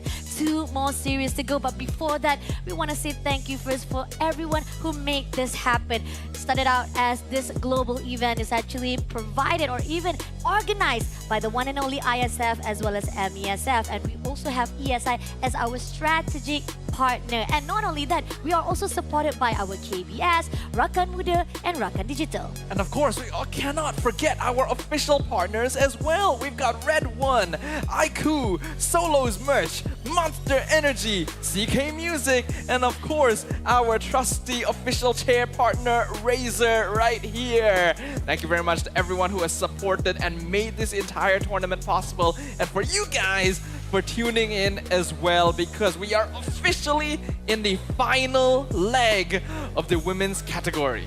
Yes, and the fact that right now we still need one more to fill in the grand final slot. So let's take a look again into the history, the journey of what has happened throughout our MLB. But before that, let's get involved with what are they actually looking for? What are they actually chasing at the end of this rainbow? We got our prize pool breakdown to our champion that will be going home with 17,500. Second place will be going with 10,500, and the third place will be getting 7,500. So for the top 3, they're already qualified. They're already giving themselves or dividing conquer for their prize pool. But the question is, who wants the more prize pool? With us already in the lower bracket finals, every team remaining in the competition is guaranteed to be able to take a share of this entire pool. It's just how much they're gonna be able to claim. This is the timeline, the brackets, the journey that these teams have taken throughout the women's category here at WEC 2025. Team Indonesia, last year's defending champion, has already made their way back into the grand finals, now eagerly awaiting to see who their opponent is going to be. And we're going to find that out right after this. Is it going to be Team Egypt or Team Cambodia who makes it through the lower bracket finals? Let's take a look back on all of our schedules, right? Started out with Team Indonesia meeting off with Team Nepal, and then we saw how the men category ended off with Team Cambodia taking down Team Kazakhstan, and they were the next team or the last team to actually qualify to the semi-finals. Now, continuing on to our 6:30 match, which is right now. This is the series that we're talking about, the lower bracket semi-finals. Neither one of them, they already have their share in the prize pool. The question is, who will actually get the bigger prize and who will actually face on to our reigning champion Indonesia right after this at 8:30 p.m. And this is actually a deja vu. We've talked about this. This three top team has already made their name or make a history for last year's WEC 2024. It's kind of actually the same similar journey actually, where Cambodia was dropped down. Egypt also met up with Indonesia for the upper bracket semi-finals, and then they would drop down again as well, meeting off with Cambodia. Hey, guess what? It's the same case here for 2025. So the question is, are we going to see history repeat itself? It is the exact same three teams in the top three here for the women's bracket of WEC for the second time in a row. If history goes the same way, then it means that Team Cambodia will have another chance to move into the grand finals. But I imagine that Team Egypt didn't make it this far just to have that specific point of the past come up again. Yeah, and the fact that we also have a little bit of clips to share with you guys. We want to know what they think. I mean, the fact that they're meeting again, obviously they have a lot of things to say, and maybe they also say like, hey, last year you might win, but we learned a lot of things. So there's a lot of things that we want to know what's going on with these two teams, because the fact is, meeting off is something crucial, especially the fact that you want to change the history right here. So let's see what are their thoughts when it comes to WEC 2025, where they meet off again right here. Let's take a look.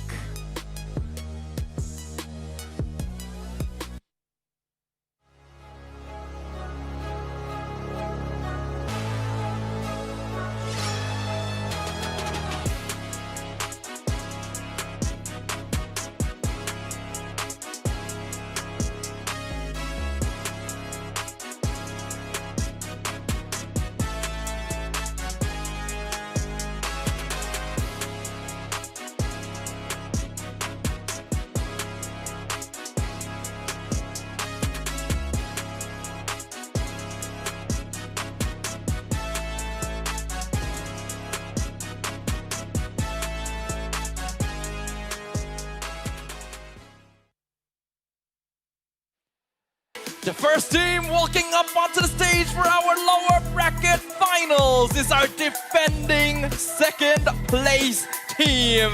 Their vision is fixed upon returning to the same peaks they scaled once before and reaching even higher. Their journey has been perilous, but this is not going to be the end for them. It is Team Cambodia! This team, they keep on meeting with Cambodia again and again throughout every single global event. But maybe here at the World Esports Championship is where everything started out to be the best highlight for this team. Give it up for the one and only Team Egypt!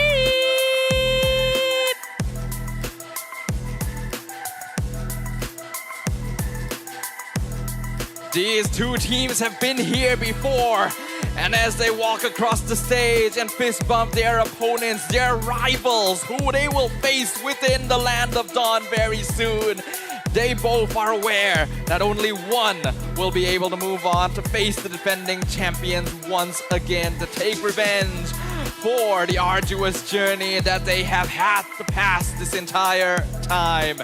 Let's kick things off by talking about our rosters, starting with Team Egypt. We got Velvet, Nana, Nucci, Names, as well as Feven. And the fact that we've talked about how started out with MWI. They actually present us with such a phenomenal show, or even a very unorthodox gameplay that has been proven very well on the starting round. But then when it comes to the metas, when it comes to how honest, direct our own gameplay right now, it doesn't actually have much of the movement. I'm kind of wondering, would they actually do a little bit of surprise here for their last moment to go into the grand finals? But risky it is. They are going to meet with this team, Cambodia, who has been doing phenomenal throughout the group stage. This is a very bombastic lineup consisting of Moshi, Tegami, Alan, Baobei, and Uwe. Every single player here has had the chance to show their stuff, to strut their step. They have their own hero pools, their own comfort styles, and this is a squad that is capable of being very aggressive when it comes down to those first few moments. They are certainly no strangers to surprise picks and no strangers to taking the fight to their opponents against a much more traditional-oriented gameplay of Team Egypt. What will they bring out for us to see?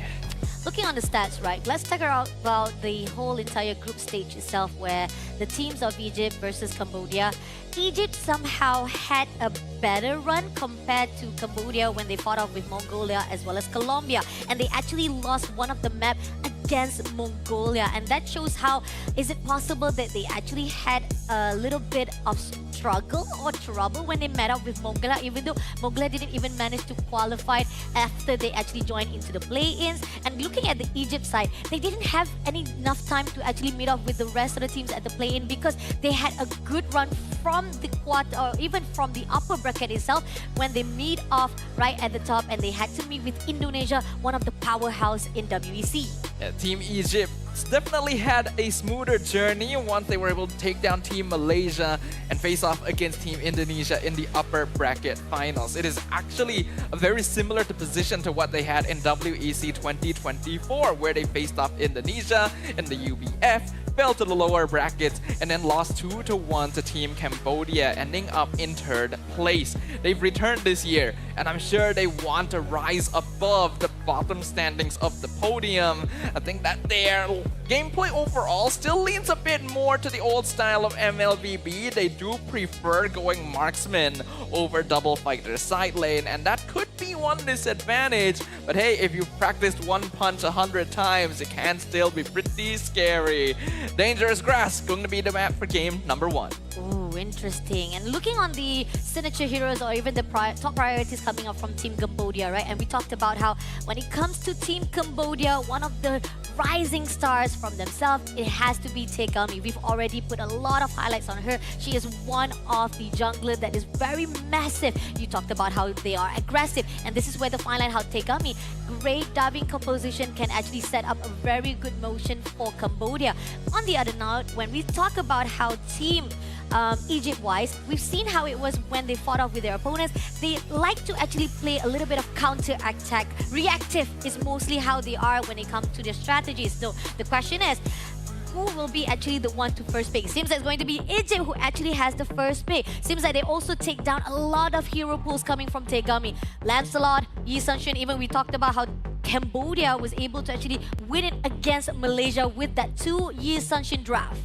When we compare the history of these two teams, Team Egypt likes to play a more standard lineup. They prefer marksmen, they like playing front to back, and that means that they value heroes like Gatot Kacha, got a little bit twisted there. Gatot Kacha and Grok that can hold frontline easily, as well as tank junglers like Baxia, which is why we're seeing those heroes banned out by Team Cambodia.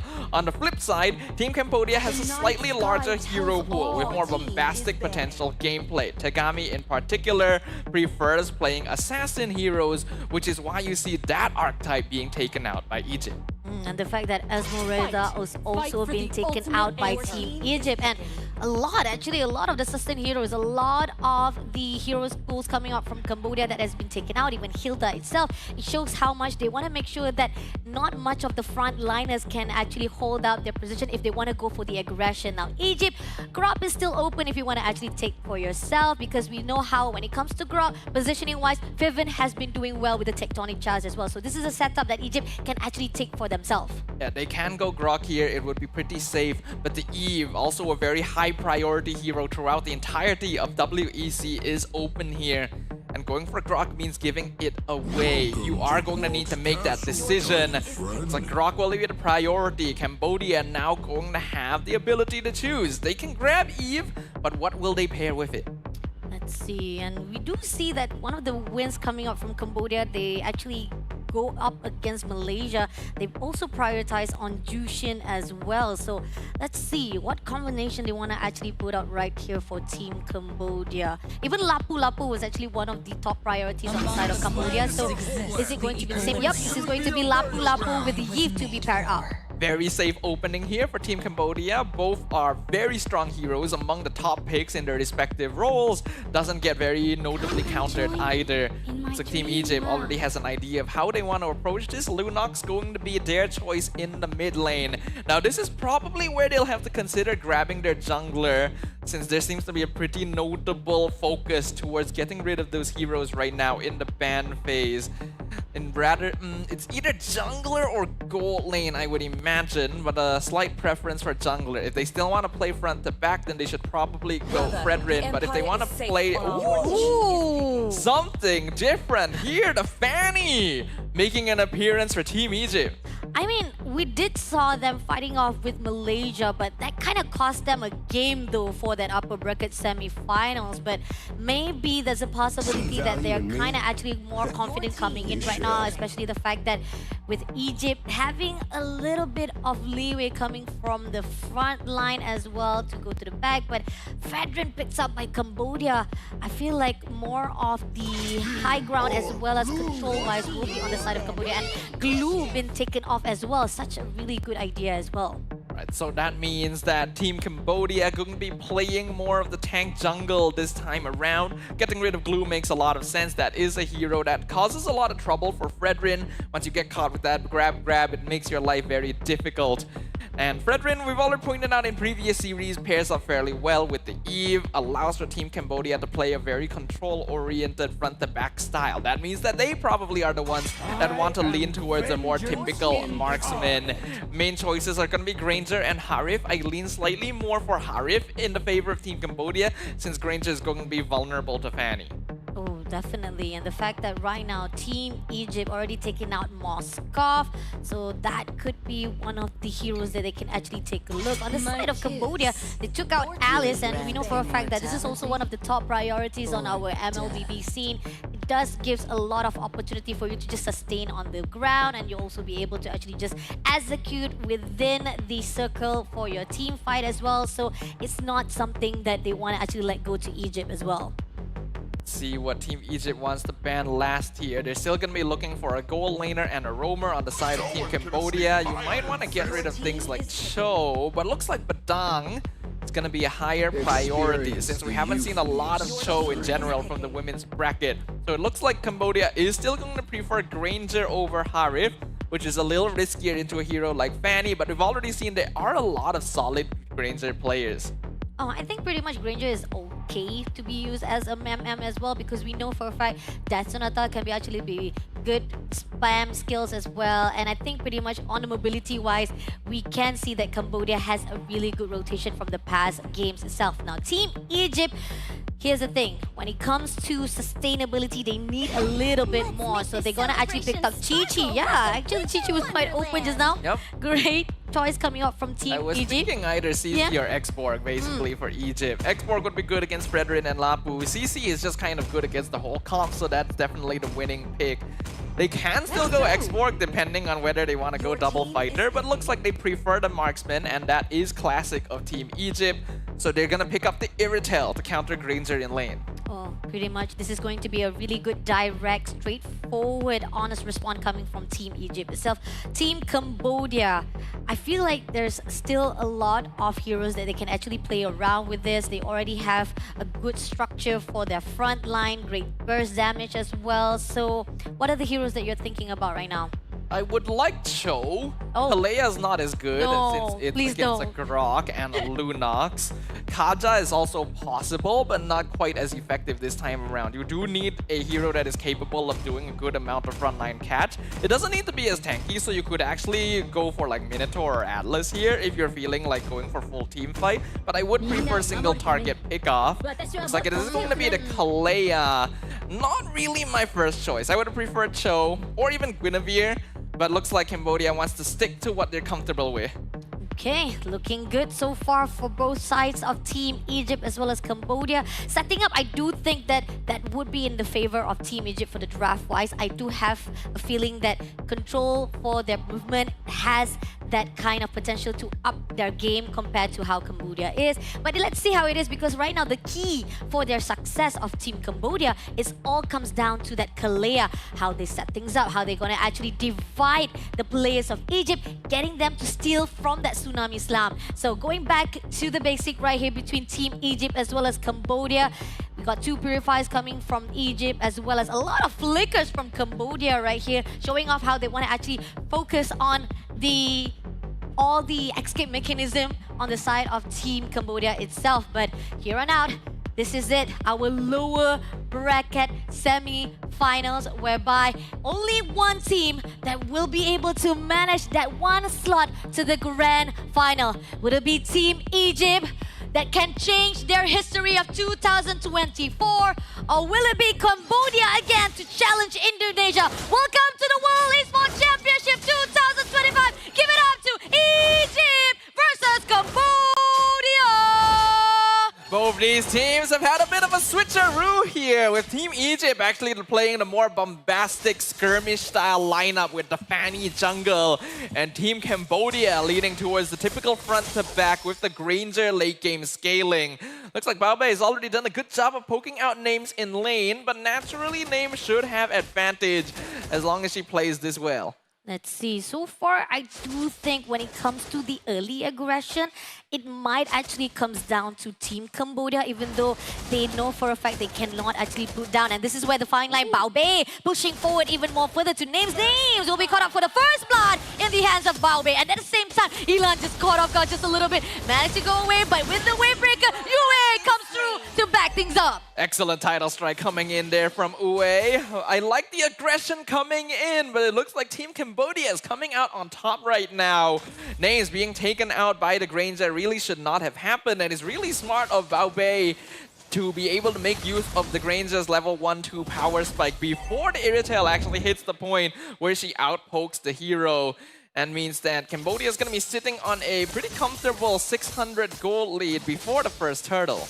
The fact that right now, moving on, Wavebreaker comes through, Nana will be able to move away quickly, and this is why the steel cable can be a little bit slippery to actually catch up against Nana. So not a problem for her as a Fanny, but then again, she got to pace herself as well. And Names again been caught off guard. Baobei just getting another kill for herself. This is going to open a door. Ultra Dapper being put up right there. Nana takes the turtle for herself, but at the same time, at what cost with Velvet comes through, goes in. RWM being picked up, but that's going to be only one, not two kills in the hands of Cambodia. If we're talking about straight up team fighting, then Team Cambodia's lineup just has the straight up advantage. And if you add on the fact that Baobei is dominating the goal lane right now when she's supposed to be in a losing matchup, Team Cambodia have come to play here in the lower bracket. Oh, Tsunami Sam doesn't do anything, unfortunately. Will be able to steal Fervent, immediately shutting down Team Egypt even more. Nana trying to do a little bit of retreat, but Baobei gets away that way. Nice flicker, even saving it until the very last moment to buy as much time as possible. Getting a kill there was actually quite crucial for Nana, because this Granger is a problem right now and Team Egypt needs a little bit of tempo on their side. Going for this Fanny means that they ideally want to have an advantage towards the early mid-game transition. Team Cambodia's aggressive movements is not allowing that to happen. They're making use of their rotation. They're maximizing this Kalea, which is actually used as a bit more of a counterplay to the Fanny rather than the direct catcher. They know that they can rely on Tegami to be the front line. The fact that right now, Names keep on getting down by Baobei shows how much that she needs to at least create some safe space. Gap it a little bit for the side so that it doesn't actually cost the life for Team Egypt. Team Cambodia somehow, again, we talked about early aggression. So far, they are putting a lot of pressure to Egypt so that they don't roam that freely again. Names, that is a little bit too careful for the side of Team Egypt. But Cambodia, they're already moving on to control every movement of Team Egypt. Team Egypt does need to put a little bit more pressure onto the gold lane. Their EXP is perfectly fine. Velvet has been able to handle the Lapu, but hold on. Goes in for the Tsunami Slam. Vivin, unfortunately, will be caught off guard by Wei immediately. Great job coming from Cambodia, stealing one more, but at the same time, Crucial comes through, trying to actually burst out for that buff. Can they make it through? Unfortunately, that's not really a contest that they want to go in. RWM has already been picked up. Still cables come through. Nana make it through for the survivor, but Tegami steals away. With not touched down away, but Names, will she survive? Unfortunately, will not do so. With a swing comes through, Baobei takes down Names. Names really should have turned around the moment that Nucci went down. There's no reason for her to show up since the damage is just not going to be sufficient to actually warrant it in the first place. Cambodia in a really good spot. Cambodia, unfortunately, every corner will be caught off guard. Moshi takes down immediately Velvet, and this is where the fine line that even with Nana just roaming around with the steel cable, it's not enough. All the movement is being controlled by Cambodia. Baobei is locking in right now. She was able to nearly win out that 1v1 against Nana. And Granger is supposed to be food for this Fanny. Cambodia now making sure that the jungler on Team Egypt is not going to be allowed to play the game, stealing away camps, invading, making full use of this brethren in the jungle. And here on out, no matter how much Team Egypt try to defend their area, trying to actually counter-attacks, it's still not gonna be enough. 4K right here in the hands of Team Cambodia, having the upper hand for their goal difference. And this is giving even more opportunity to stack things up for Baobei. Even Nana right now trying to do a little bit of invasion. Names again caught off guard. Will be taken out by Baobei before Nana comes through, but is it gonna be enough? Nana a little bit too slow for the follow-up. Instead, they will cost the life of their own goal lane. And again, coming through right now, Mushi goes in for the Brilliance. Can she survive it out? Nucci had to actually take out that Brilliance just to survive it. And with Pivot, tried to back things up. But no, Nana been caught off guard. Try to survive it out with a steel cable. But no, gonna actually go off with the Tsunami Slam by Wei. Cambodia is looking for blood right now. This team is clearly playing on a different level than all the previous matches we've seen so far. They have their eyes on the prize, their eyes on the grand finals. 11 kill score to 1, catching people off every single part of the map. They have already taken full control. Takes on each other. Elan just gets on like that. Great win, just a small win for the team of Egypt. Just overextension by Elan though, but still, that small win might actually do a little bit of help for Team Egypt. Bit of a caster curse right there. Talking very positively about Team Cambodia, and then that happened. Definitely a mistaken positioning from Elan, not respecting Pivin's ability It's not to your just fault, Staff. throw It's a not your wall. fault. Actually could have flickered. Kind of surprised that she didn't do that, but it's still perfectly fine. Cambodia is in a very comfortable spot regardless, and now the next turtle is coming up.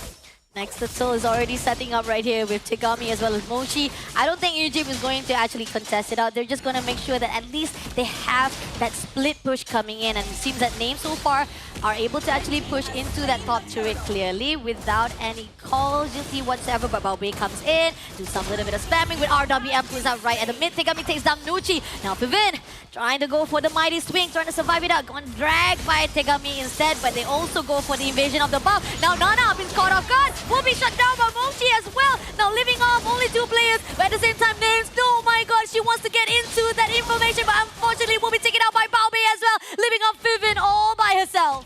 Baobei literally personifying the phrase of taking names this game. Not giving a single point of mercy to their opposition. 5-0-3 on the Granger. Pivin, you really should not be here right now.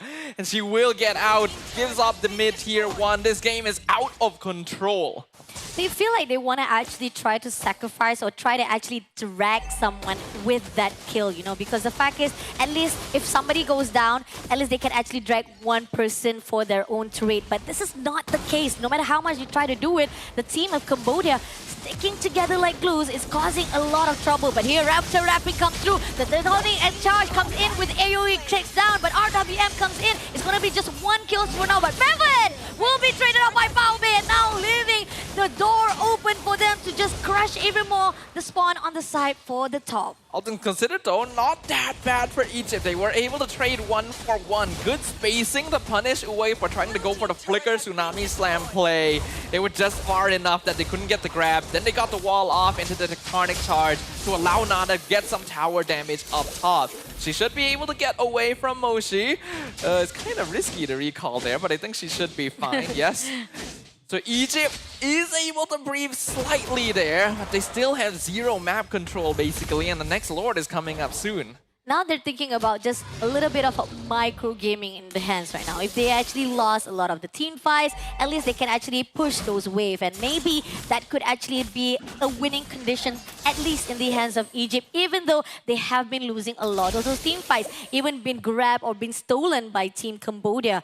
But still, the question is, all the movement, all the motion are still being controlled by Cambodia, especially with the fact that the Lord is already been contested right here. And Team Egypt, they're just far off saying that, you know what, let's just hold off all the positioning, all the waves right now, and it's going to give an opening for Team Cambodia to get this Lord. Yeah, unfortunately for Team Egypt, they are already in a position where they have to play pure defense. Yeah. There is almost zero chance of them finding a pick off on the map, especially with the way Cambodia is rotating. But because they are largely sticking together, there is an opportunity for Nana to continue getting map pressure out by split pushing. And she has been doing that so far. The only issue is with the gold difference, most of the cores on Team Egypt are very far behind in terms of gold.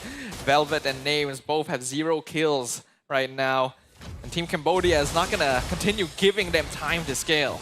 Let's see, so far they are going to push into the mid turret. And again, this is the last layer for them, trying to actually drag on Velvet. But Velvet will be trying to push with a yo-yo, making sure that Team Cambodia doesn't get too close. But here, Nana, just a little bit too danger zone right there. Try to go past through 3 players. But here with the tectonic charge, this take Tegami, but doesn't have enough follow-up for the rest of the players. So now they're going to stick together, making sure that at least the Lord doesn't come in. But here's the thing, the Lord just crashing on into that top and comes in with a wave breaker. RWM also comes through. Now Elon touched and Velvet as well. Now pushing in with the mighty swing. Rivet doesn't get anyone. Names takes down Tegami for the trade, but is it enough? It is already enough to at least defend themselves for a while. But Nana wants to go in even more. A little danger zone there. Right now, they're still trying to siege, but they no longer have their main front line. Vivid gonna go down. Baobei with the godlike streak. The Sky Piercer stacks on this Granger are insane right now. No one, Nana can actually lock on right now. Oh, my goodness. Barely surviving that. Again, time to time again, Team Egypt, they're doing all this massive counter-attacks or even try to actually trade it off. It is too risky. In the end, Cambodia just takes advantage of it. The goal difference is already way too high. Team Egypt needs to pick off this Granger. That's the only way they can find their way back into this game. If the shutdown goal can go to Names or Velvet, that would actually be excellent for Egypt. Even if Nucci takes it, it would be nice. You can see the Lunox has already been forced to go into a Wishing Lantern second item, which is not the most ideal, but it will at least help against the more tanky frontliners on the side of Cambodia. Team Egypt is going to need to delay this game until at least the 18-minute mark if they want a chance to win. We give credit to the defense-wise. We are seeing that Team Egypt still holding strong for their base, even though it is open on the top one. But then again, somehow they need to find a way for them to actually break to the back line. If they can actually spot out and steal one of the players from Cambodia, at least Baobei at the moment right now with the crucial state. But Tegami comes in already. Wavebreaker doesn't get anyone. Great disperse comes in from Team Egypt. All right, that's good. Nana needs to make sure that she doesn't get picked off there. The Lord is spawning in 10 seconds. And even if Egypt is not going to be able to contest it, at least with the Fanny alive, there is a chance to steal. I think they will have to play for that. Even if they have to sacrifice Nana to pick up the Lord, I think that's a risk that Team Egypt has to take. And I don't think they want to actually go for it though. They're still trying to actually just set up their own defense right here, making sure that at least if the Lord comes in, they still have their whole entire teams. It's not one of the fight that you want to actually let go or want to actually sacrifice anybody. So might as well having the full team to survive it out for the defense. But here on out, a therapy been put out by Fiven to make sure that they don't come into the territory. The invasion is about to start closer by closer. Moshi comes to the front line, goes in for the the black, but at the same time, it's just going to be a bit damage comes through. But the weapon again put out for the division, and it's the same thing where Egypt just says that back off Cambodia, hold out just a little bit so that we can breathe. That is well played by Team Egypt. They're playing full defense here. They send Nana up top, actually managed to take a free tier 2 in exchange for it. But they're going to need to survive this next Lord push. It's an 8k goal lead. Blade of Despair completed on Bao Bei, and Cambodia is continuing the siege. The towers go down. There's no inhibitors left, and the Lord is still making its journey. Team Egypt needs to hold this. Team Cambodia, if they can end this now, there will be no chance of a reversal. Base of Bear, Lord coming in. This is the second Lord. If Egypt can actually hold their defense properly, they might actually can hold the game a little bit longer. Put out the Utter Rapid for the division, but at the same time, right here, Nana doesn't want to actually be in spot of guard. RWM already been picked up. Nana goes into the front line, but doesn't actually get anyone for the lock-in. Velvet just throw out all the yo-yo, but doesn't actually get any damage in the rhymes. As it seems, we go for the Crystal with the half-life comes through. All the division of the kills. Bobby takes down Nochi, but at the same time, Crystal will be in the hands of Team Cambodia for the first round. Very skillfully played right there from Team Cambodia. I saw the attempts being made by Team Egypt. They were actually doing things correctly when that Lord pushed in. But the goal difference was already too big. The snowball was too out of control for them, which meant that Team Cambodia was able to break their way straight to the end and claim game number 1. It is a good day indeed for Team Cambodia. And this is not just from the women category, and this is from the men category as well, as we just covered that up, and they were the last semi-finalists for the men. And now coming into this women category for the lower or even the last semi-final to prove themselves to go to the grand final. Again, it seems that they're having a really good time. And Team Egypt, again, they have a really good structure, but there's not much of them to be setting things up or try to counter-attack. And I think pretty much it started out from the early games, because from the early of the first round itself, so much of the pressure was put out to names to a point that they cannot have their own resources. Yeah, there was just straight up a snowball coming in here from Team Cambodia, and you love to see it. They definitely understood what they could do with this composition by playing aggressively with the Fredrin and Eve, going for jungle invades, being set up by Uwe, and just generally disrespecting the positionings from Team Egypt because they're aware they're going to be stronger in the early game. What caught me by surprise though was how dominant Bao Bei was in her lane. This Granger killed the Iritel twice before the first turtle, and then after that started racking up kills for Skypiercer stacks like crazy. The damage being done by the Death Sonatas during the final base push was like a cannon being shot right into the faces of Team Egypt, and there was really nothing they could do about it unless they were somehow able to find this Granger. Bao Bei's positioning was clean. I have no doubts that she is the MVP of this game. Oh, agreed, definitely. And I think pretty much Names kind of a little bit underestimated what Bao Bei could do for her own lane, and that is why most of the time we see that Names easily be taken down by Bao Bei itself. But looking on the damage itself, look at that. From the highest damage we are seeing right now is by none other, the one and only Bao Bei with 68,173. So much of the team fight itself, the damage is also been provided by her. So that proves how much that no matter how much they want to actually fight it off, we have Bao Bei from the backline, doesn't actually been taken out by anyone from the Team Egypt. They will do as much of shredding to all of the front lines of Egypt. I wish that Team Egypt tried to play a little bit more off of their EXP lane here, when it was clear that playing off the gold lane wouldn't really work out for them. Because Velvet was actually doing pretty well into Moshi initially, actually managing to pressure her out of lane, but didn't really rotate to the fights that assist much. By the time that she joined, she was already getting picked off by Elan and Bao Bei because the damage had scaled up too much at that point. Because of that, the key players here, Bao Bei, of course, is going to be our Gold Hunter and GOAT with highest DPM and damage done. Vivin tried their best to tank as much as possible, but was never really able to find the setups necessary because the rest of her team was being forced out of position most of the time. And Tegami just muscling her way into the half of the map of Team Egypt on this Fredrin.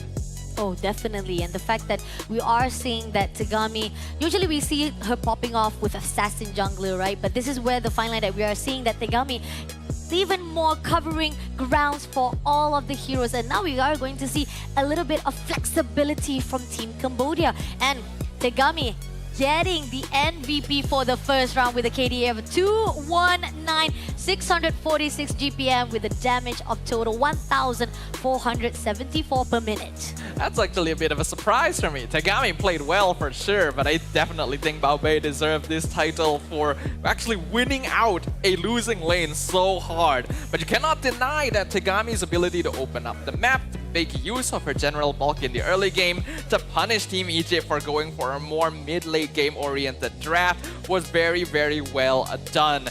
Team Cambodia recognized that they had the advantage early on, and they pushed it as hard as they possibly could to not allow their opponents to play the game.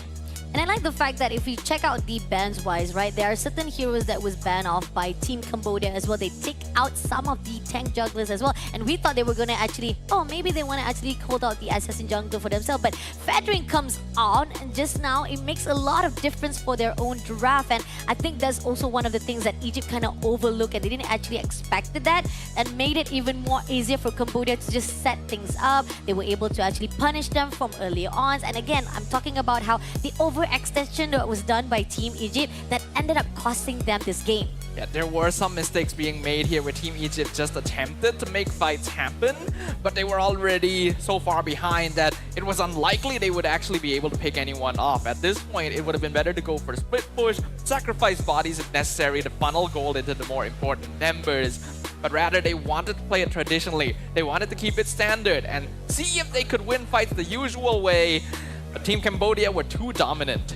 Oh, definitely too dominant indeed. But this is just the first round, and they have one more game to go for them to actually be the last grand final here at the women category. If Cambodia keep it clean sweep right here, it shows so much potential for them to meet off with Indonesia at the end of line. It would be a really good demonstration of the growth from this team, because this is already a slight variation from the history that we know. Yes, Team Cambodia faced off against Team Egypt in the lower bracket finals during WEC 2024. But when that happened, Egypt actually won game number 1. And Team Cambodia came out on top after a reversal. Now that they've taken game 1, it shows that they have learned from their past. They have evolved beyond the mistakes they used to do. They have their eyes set firmly on claiming that top 2 position. And Team Egypt is going to need to figure something out to handle that. Yeah, and the fact that we are knowing that Team Egypt is well known not for the direct, straightforward draft itself, because we've seen so far throughout the years of Egypt playing off, they like to play a little bit fun with the Ube strategies, but somehow so far coming into the women category we haven't seen that at all. So there's a possibility that they're still trying to get a hold, or maybe trying to train themselves to say like, let's just drop off that Ube, let's learn back the basic wise so that you can actually have the same momentum with the rest of the teams that have been practicing that strat, that same gameplay. And this is the question that, do you have enough practice with that kind of strat, because you've always used to that Ube kind of strategy? I mean, Ube was not the only strategy that they played. They were just one of the teams that actually did pull it out from time to time. Yeah. And I feel like it would be good for them to fall back to it, because it is a strategy that tends to be a little simpler to play on paper. You just stick together, you get extra healing, you should be able to push your way through most things. But I also respect that they're trying to play a more typical style, especially with the way that the meta has shifted. Now, I don't really know what their plan is going to be moving forward, because there are a lot of different paths that they can take. Go back to Ube, refine their draft a little bit more, play back to the typical style of scaling with heroes like Granger, play tank jungle. There's a lot of options they can take, but now they only have one chance to do it. It is risky though, but again, if that is something that they are very well known or they're comfortable, again, because sometimes comfort doesn't mean it is too safe, or to say like, oh, you're just going into your own comfort zone and it doesn't actually challenge yourself, and you might actually end up stumble to a risky mode for the other team to just trample you. But sometimes comfort can actually provide you a better, safer option. But is it going to be that case for Team Egypt? Will they want to actually switch things up and go back to their basic or their most comfortable strategy, or will they actually do the same thing, make an honest, straightforward draft-wise and try to actually perfect their execution for now? Because again, there were time and time again, it wasn't much of the draft that was a mistake. It was just more of them doing something that was already expected by Team Cambodia. Yeah, it was them doing something a little bit different that they may not to be as used to. And unfortunately losing out in terms of execution to a lineup that is designed around the typical aggressive style that Cambodia is able to embody. Looking at the state of the stage, both teams appear to be in high spirits. Team Egypt doesn't seem to feel too down about losing out game number 1. And that is good. You gotta make sure that the mentality is still intact. You are this close to surpassing your previous record, this close to tasting the feel of the grand final stage. It's time to put it all on the table. Yeah, and the fact that we do see that the prioritized wise from the Lapu combo with the Yif is also something that needs to be put aware as well for the teams of Egypt, because we talked about how Grok is prioritized, Lapu as well as Eve. It kind of have a lot of impact for the gameplay. So these are the priorities that need to be taken note by Team Egypt as well. You let go or you at least give away for Team Cambodia to take that Eve. You will be able to control a lot of those team fights. I just lost my words as well. Just like you. It's because of you actually I just lost my words. But yeah, the roll of the tongue comes in where RWM, real world manipulation, right on spot that was put out in the middle, where just able to hold out, give a little bit of slowness coming in from Team Cambodia. That's why Team Egypt, they scattered. They actually tried to survive it out, but in the end, those are the things that actually give them an opportunity and open the door for Team Cambodia to just shut them down. Personally, I think by now it is safe to say that Eve is the highest value hero. Yeah, right? In the entire tournament. Actually, it's just so consistently good, offers so much utility and damage scaling to basically any sort of team composition that it might be worth first picking. Especially if you're able to take out heroes like Esmeralda that would typically give Eve an issue, then you have a very safe choice regardless. So maybe that needs to be the shift going forward with the draft.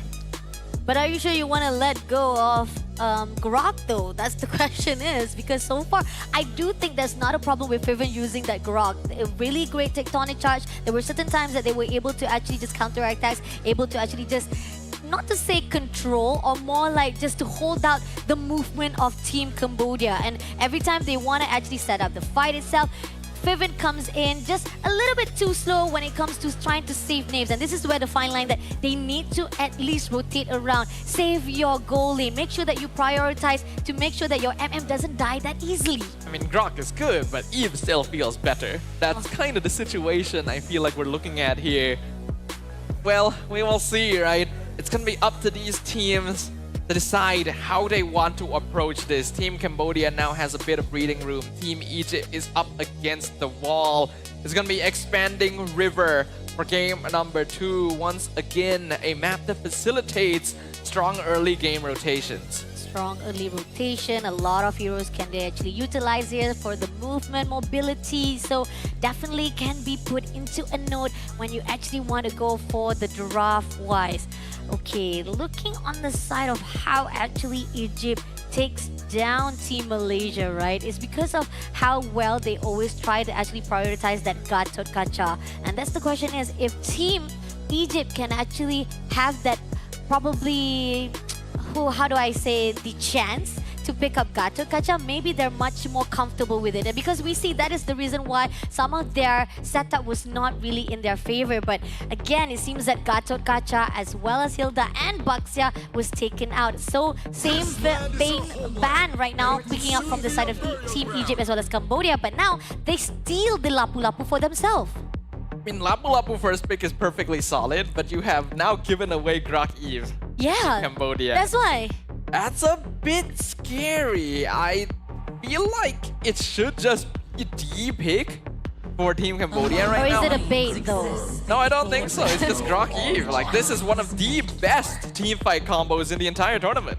I mean, again, I'm not sure if Egypt is like trying to set things up. Maybe they know for a fact they can actually counter it. But even though with that in mind, it's not gonna be easy because we've talked about how this is the hero meta right now, and it's not something that you can just pull out of your head and then you can be able to do so. But Fanny again being prioritized by Team Egypt. I think maybe they want to actually counter again, they want to challenge again, and maybe want to execute properly this time with Lapu Lapu in their side. And having Lapu Lapu does actually empower you a good bit. This is a hero that almost never loses EXP lane and contributes heavily during team fights.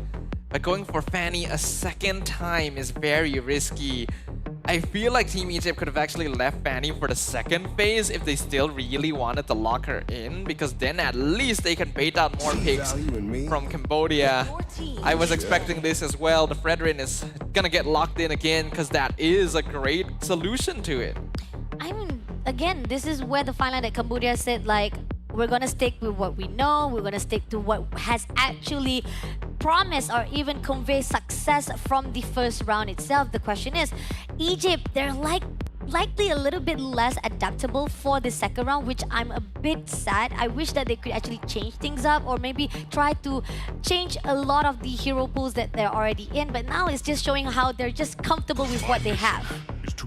Well, hopefully that comfort will bring them through. The Hylos being banned out by Team Cambodia is very smart. Once again, focusing hard on Fivin's hero pool. Already the Gatot is gone, the Hylos is gone. These are some of the better roamers that you have left against the Grok and the Eve. Beyond that, Team Egypt should probably consider getting rid of the Granger. It was a big issue in the last game. Having to rely on the Iritel to counter it is no longer quite as viable after what we've witnessed. Yeah, taking out at least one of the hero pools of Bao Bei, and it kind of actually give a lot of pressure just now. If you actually doesn't actually do a little bit of respect ban, it's not gonna be good. But they take out Chi Chi instead, when the fact is they were the one who actually picked themselves. Okay, taking out the CC is fine to try and give Lapu Lapu as good of a laning experience as possible. But it's also going to be difficult to get rid of all the potential EXP laners. Cambodia probably wants to... Actually, no, they don't need to ban Glue anymore. They already know Lapu is on the opposite side. It's up to what they want to prioritize first. Cambodia can actually first pick Granger once we enter the second phase, but there is actually a logic in letting it go first. I was thinking they might want to prioritize the Kalea for themselves, but it looks like they will just get rid of that. That is immediately telling me their fourth pick is Granger. The fourth pick is Granger, and not only that, they pretty much not, like, a little bit of denying of the single lockdown coming up from Team Egypt. I think that's pretty much what we saw from the first round as well. But Moskov being taken out from the proportion of Team Egypt as well. I think, again, it's not really reading up to what Cambodia has already put out. Why did you take down Moskov when you know for a fact that they're already comfortable with Granger? So yeah, a little bit of question, you know, like why? Why Egypt? Why? Egypt is going to need to look at some solid lockdown now. I think Kaja is actually not bad for them here to deal with Eve and Fredrin. Again, it's not ideal, but it's something. Guinevere is also not bad as a roamer if they're capable of pulling it out. If they want to fall back to Iritel, it still makes sense on paper. But after what happened in Game 1, it's a bit hard to put confidence into that. So maybe going into Harif is a little safer. But it looks like they will go into Iritel and Badang. Interesting, Badang. I mean, yeah, when it comes to Fist Crack and Fist Break, you will be able to set things up, lock some of the players from Cambodia. So I think when it comes to the initiation, Egypt does have what it takes to actually cover things up. The question is, I'm not sure if it's going to be enough though. So far, I do feel like more of their how do I say, sustainability is not as much as desire, because when it comes to Cambodia, they have so much damage that they can actually just shred every single lifeline that is right on the front end of Egypt. Yeah, the lineup from Team Egypt is still going to be a little harder to play in general. Lapu Lapu helps make it a little bit better. But Team Cambodia still have so many possible EXP laners they can pick here. Alice, Uranus, Glue, Arlet. Let's see what it's going to be. It is the Arlet coming in. Great pair up with the Eve as well. This is an incredible team fight composition from Cambodia. If it's played correctly, no one is touching this Granger. No one is touching Granger. No one is actually going to be able to touch either one of the players from Team Cambodia. So far on the draft-wise, I do have to say I'm liking a little bit from Cambodia's side instead of Egypt. I agree with you. It's just straight up a better draft. Team Egypt's lineup can work, but it requires more finesse to execute. They need to make sure they're winning out in lane priority, giving away rotations with the Fanny, and preventing invades from the Fredrin, which is already going to be difficult on paper. Then once the mid game comes around, even if they've managed to scale up, direct death ball, front to back team fighting, which is something that Team Egypt tends to do, is just at their disadvantage. So they have to change it up. Let's see, let's see. Again, this is the last chance for Team Egypt to go into the best of one if they can actually drag out this last semi-final bracket. Can Egypt make the difference? Even though at this side right now, we are seeing that Names is actually prioritizing on sprint, so they are required to actually say like, I want to do a little bit of fast-paced movement, mobility-wise, but is it going to be enough though with Cambodia, who has so much potential to do a lot of setting ups? Welcome to the World Esports Championship 2025. Last chance for Team Egypt. Can they make it or will they break it? Give it up to Cambodia versus Egypt. Both of these teams have had the opportunity to face off against the defending champion waiting for them in the grand finals. And now both of them are going head to head for a chance to do it again. Cambodia is this close. Team Egypt are the only ones that can stop them in their dominating path. Ooh, Fuse Break books up right there. Early Rapid be picked up as well. So far, Team Cambodia, they also respond very goodly to the side of Team Egypt. They want to pressure each other at the same time. But for me, at least for the early game-wise, yes, Team Egypt has some of the damage-wise, but they need to slow things down because previously, they kind of underestimate how a good setup comes in from Team Cambodia. At least this time around, it looks like Team Cambodia isn't going for a very early jungle invade. So Nana has been able to farm pretty well by sticking to the default path. They are definitely respecting Fivin on the Badang, this time able to do a little bit more in the first couple of levels. But that first turtle is going to be coming up soon, and we can see that Cambodia and Egypt both going to be pathing up there to prepare for it. And the fact that Moshi is trying to do a lot of damage, but Names again been caught off guard by Baobei, doing a lot of damage, but still, she can still help herself very wisely. But Nana try to go for the invasion. The Rabbit been put up, Fist Cry also open at the moment right now, goes in for the final slash, but Nana gets away easily, but RWM has already been picked up. Moshi still wants to go in all out, but does manage to pull through, but Nuchi is going to be the victim for the first blood of Moshi. Moshi doing a great job right now. Baobei even picking up Names again in the gold lane. And Nana has been poked out too much. She's gonna try and rush back to the turtle. It's dropping low. Oh, she's dropping low indeed. Utter Rapid be put out by Wei again. Nana gets away, but here on out, this is going to be a turtle. Moshi again, final slash, comes through and say, no, back off. This is our turtle for the win. That's just straight up textbook coming in from Team Cambodia. They knew they wouldn't be able to clear the turtle fast enough before Nana came back. So they actually forced the reset and then poked out the Fanny again before continuing to secure it. And now Wei trying to be annoying as well. Won't be able to steal the buff, but anytime you slow down this Fanny, the more advantageous it becomes for Cambodia. So far, Cambodia, great invasion. Mighty Swing comes through! Wei takes down Nana, completely unaware of that. Oh, and that's just not a good feeling. You thought you had avoided the Grok, but then when your team leaves, you get taken out.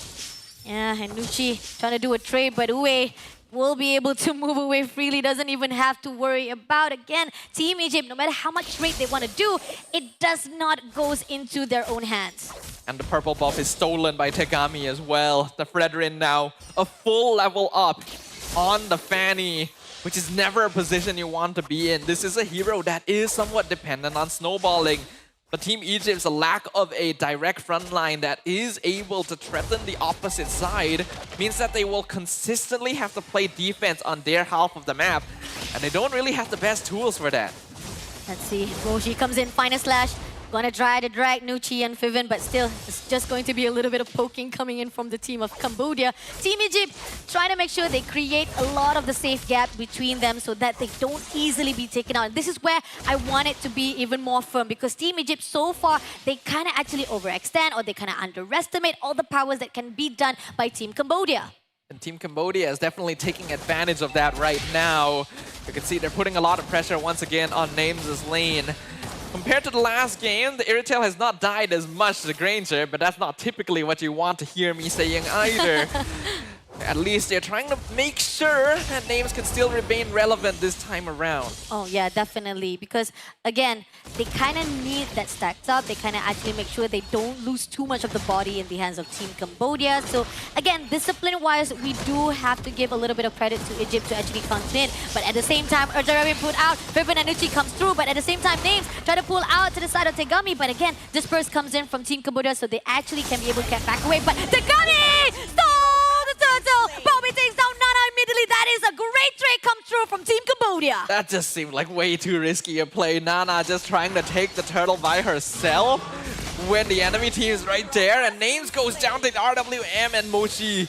Once again, Cambodia in the driver's seat. Tegami even stealing another jungle buff.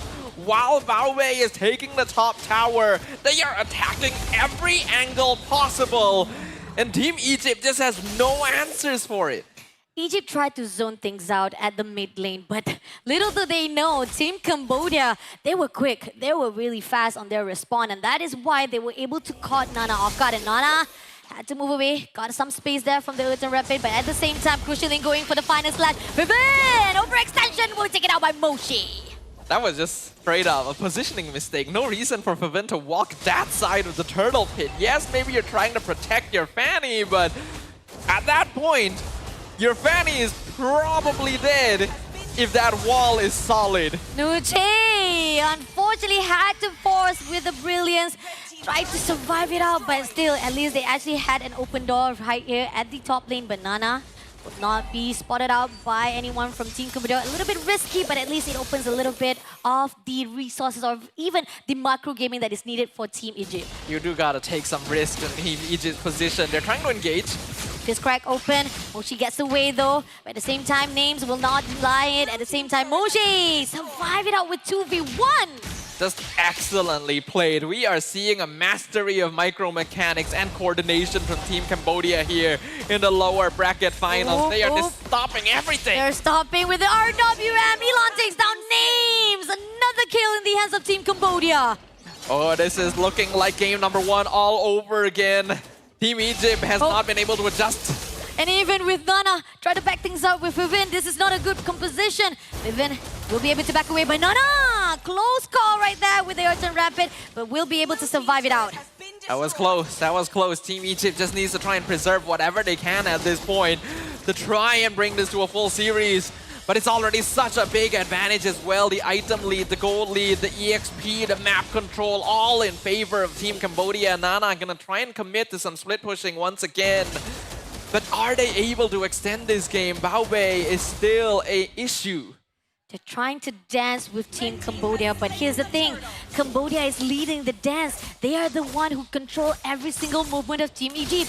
Yes, they have Nana, try to do a little bit of split push, but they will deny it immediately, no matter how much. And here again, Urgent Rapid, Uwe just denies every movement of Nana, and that steel cable is getting closer and closer, going to actually deplete, but managed to survive it out. But Moshi on the other note, extension comes through, goes in for the vengeance, but will be shut down by Nuchi for the trade of extension. And Tegami overlooking. They're not going to actually sacrifice anybody for the trade though. Little bit too over-aggressive there from Team Cambodia.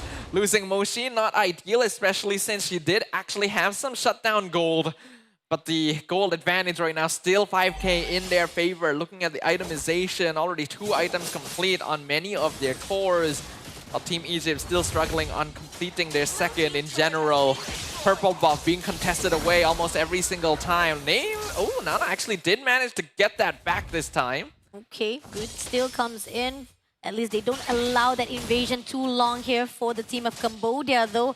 But again, when it comes to all the turrets conquer, domination definitely feels like heavier on the side of Team Cambodia. So they gotta find a way, at least some of the way for them to actually push out some of the minions wave so that Team Cambodia, but RWM comes through, Bobby takes down Nucci immediately. Velvet, Names, backs off, but Eartha Rapid comes in, but at the same time, at the crucial state, Velvet try to push in all the way with the bravest fighter, doesn't get any kill, and in the end, Egypt just actually lost one player without any of the retreat. But as long as they can keep Cambodia here, Nana should be able to trade for top tier 2 at least. Cambodia is aware of this. They're willing to trade the tower for more kills. Eartha Rapid pushed out, Baobei takes down Names. Survive it out only for one player to be shut down. But here's the thing, they try to zone out things, making sure that at least that split push will be successful. But here, the mid turret might actually will be cost in the hands of Team Cambodia. Eartha Rapid been put out again. Not a really good composure, but Velvet will be able to survive it out. It's a good decision here from Team Cambodia to stay even with the split push happening up top.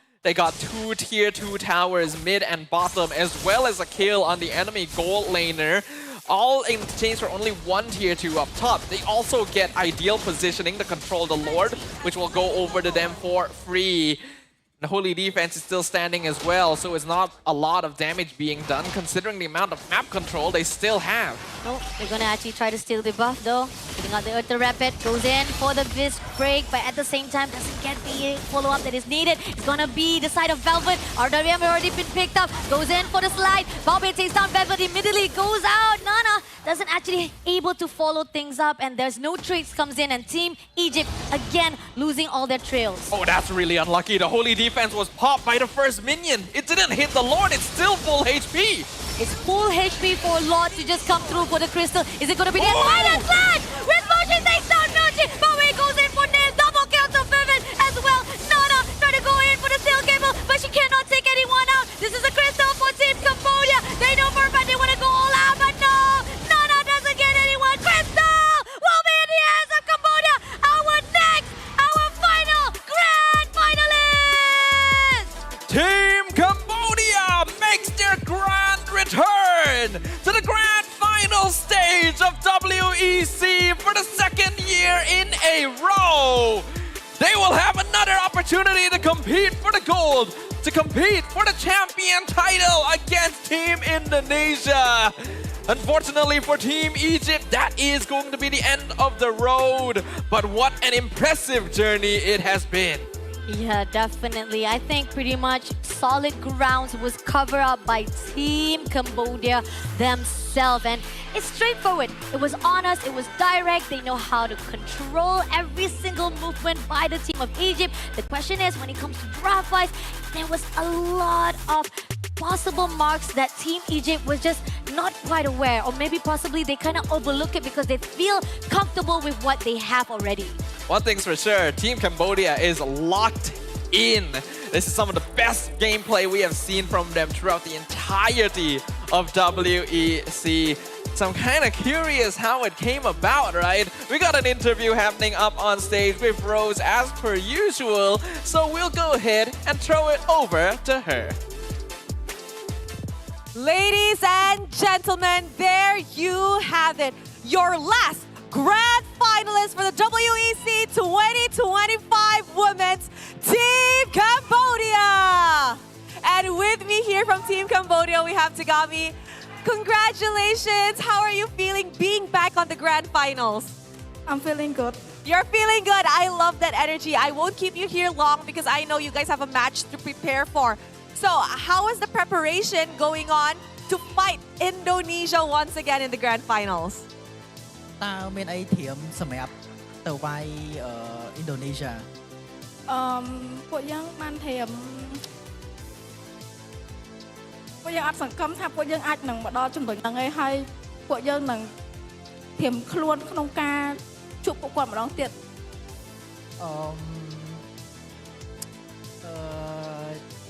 In terms of preparing for Indonesia, we have made some preparations, but we will see what happens and try our best. Do you have any expectations for the match later on? Maybe take this series to a best of 5. Wow! Will we be able to see a best of 5? We will definitely witness that later on in the grand finals. You know what, Tagami? I'm going to let you go and rest and prepare for the match later on. Thank you very much. And with that, let us throw it back to the casters to analyze what happened in this amazing semi-final series. Casters, showing it back to you guys.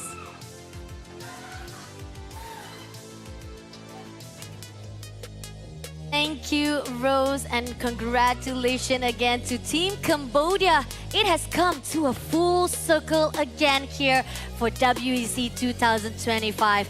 Indonesia meeting Cambodia. That's deja vu indeed. A rematch in the grand finals, and I think that many of us may have seen this one coming. But Team Egypt definitely put up a valiant effort, and we cannot downplay the journey that they have taken to make it this far. Hopefully, we'll get to see them come back stronger next time around. But let's focus on what allowed Team Cambodia to secure this clean sweep here, because they look to be at another level of performance right now. Yeah, and exactly the fact that we even heard about them talking how they're confident to face off with Team Indonesia. But looking on the stats, even from the first round and coming into the second round with 11-minute play time, perfect 11-0-0 right there, with 13 kills overthrown to the side of Team Cambodia itself. I know there's a little bit of wrong names coming in from the graphic. Mind you guys, don't worry, we understand it, don't worry. But on this side of Team Cambodia, right? The fact that they are doing so well for this first round. Not even any movement coming in from Team Egypt was able to actually go out of the way. Yeah, we did have to honor or even have to recognize the effort that was done by Nana, right? The fact that she was trying her best to do that split push, but it wasn't enough because no matter how you try to go in for the split push, Team Cambodia, they were just untouchable. I really do wonder what the thought process was here coming in from the side of Team Egypt, because we were really hoping we would see some kind of adjustment after what happened in game number 1. Yeah. And I do like the idea of taking away the Lapu Lapu, because this is still one of the best heroes in the meta, but you give away Grok and Eve in exchange for it. That can work if you have some kind of plan. But it didn't really feel that way. They just went back to the Fanny Lunox again, which we know is going to be weak to the Fredrin, which also works well with the Eve and the Grok. It's almost as if Team Egypt didn't really think this through, unfortunately. But I also do understand that after the whole journey they've taken, things can be a lot trickier than you'd expect. Team Cambodia, though, can be dominating the key player screen. Sheesh, all 4 key players in the hands of Cambodia. Give it up to them. Baobei as the goal hunter, 836 GPM. The GOAT, Elon, as 41,000 damage was dealt. Huawei with that tectonic charge, talking about a really good setup with a 68,000 damage taken. And Elon as well as the best support with 8 total assists. Eve continues to be one of the best performing heroes in the entire tournament. And that is literally what we were talking about before the draft started. Yeah. Is it worth just contesting this away? Even if you don't, giving it up along with the Grok sounds like a big recipe for disaster. And then Baobei as well, continuously proving to us that Granger is capable of matching up in this 1v1 against a hero that should be its counter. This time though, Elon gonna be coming out as our match MVP. Sheesh, 108 KDA with 668 GPM. Damage per minute is 3,777. Again, lucky number right there. Yeah, lucky number indeed, and a lucky pick for the side of Team Cambodia. Being able to provide that consistency, that crowd control, being used aggressively with that RWM to catch people while they're trying to escape so that they can be locked down for the Fredrin taunt, and then the artillery fire from the Granger.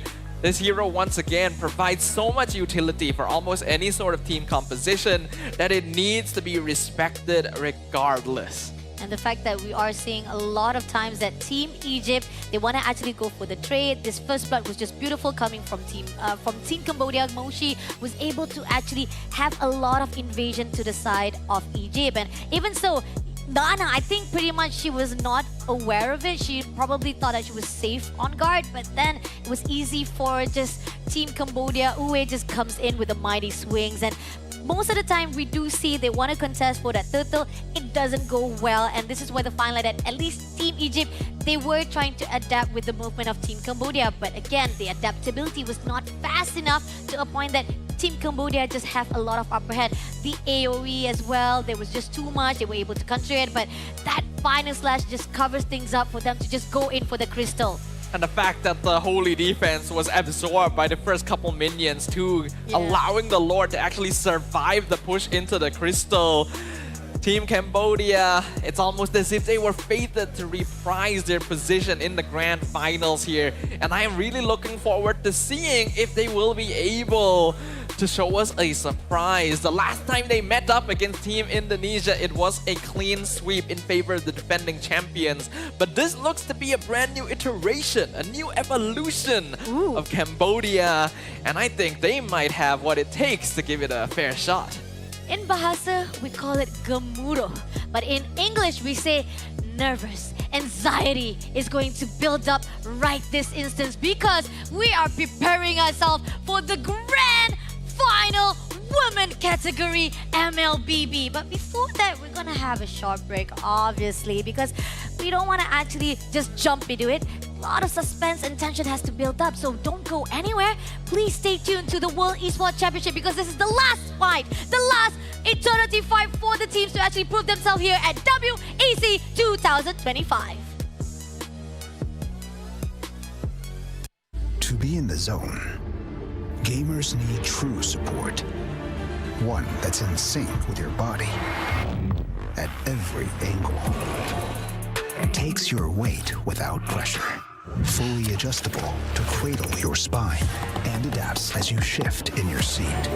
True ergonomic alignment to achieve your perfect gaming form.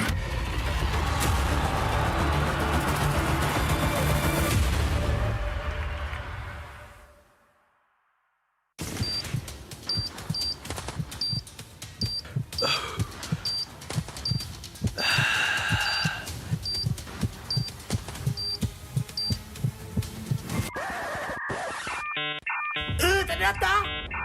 Data habis? Jangan risau.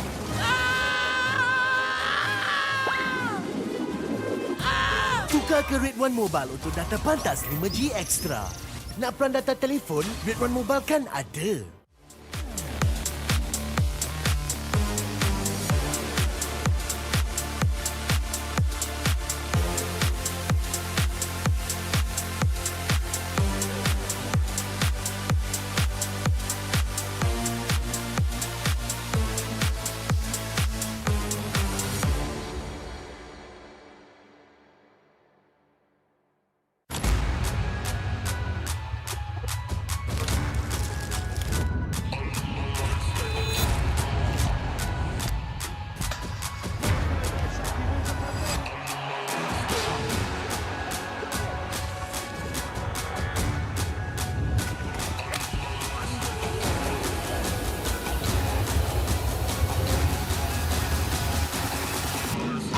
Toss a coin in the waterfalls, in the wishing well. Now I get plenty coin, I'm self-made, you ain't gotta wish me well. You ain't like me then, but I guess it's past tense, cause you tapped in. You was never who you said, I see the facade when looking it really be like you could tell. My guard up, I ain't taking nails, if it's not in my favor, won't sign the deal. I got the royalty in the mill, I got authority in the field. Take a look in my iris, I be precise with the timing. I move on a touch that's the high risk, I never know where my mind went.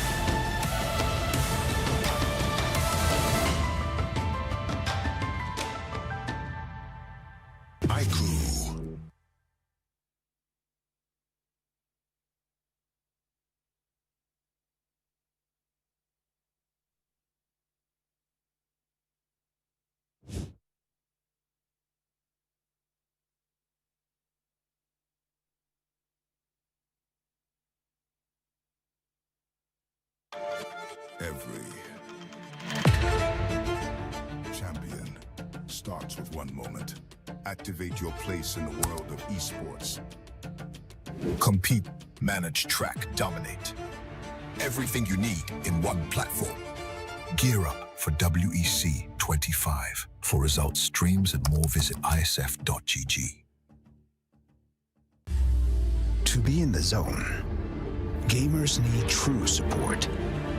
One that's in sync with your body at every angle. Takes your weight without pressure. Fully adjustable to cradle your spine and adapts as you shift in your seat. True ergonomic alignment to achieve your perfect gaming form.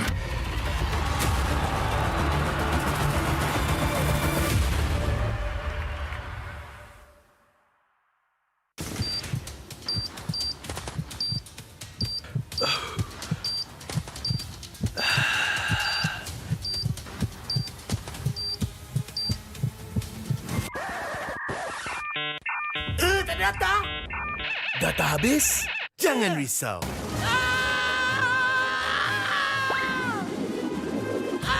Tukar ke Red One Mobile untuk data pantas 5G Extra. Nak peran data telefon? Red One Mobile kan ada.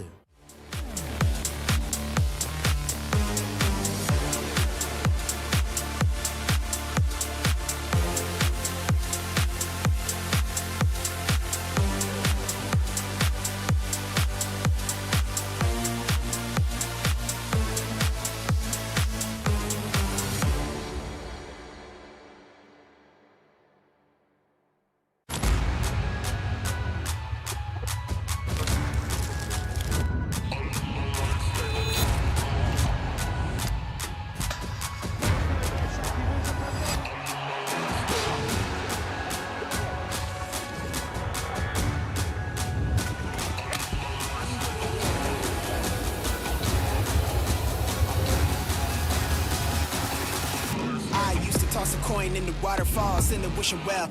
Now I get plenty coin, but I'm self-made. You ain't gotta wish me well. You ain't like me then, but I guess it's past tense, cause you tapped in. You was never who you said. I see the facade when looking, it really be like you could tell. My guard up, I ain't taking nails. If it's not in my favor, won't sign a deal. I got the royalty in the mill.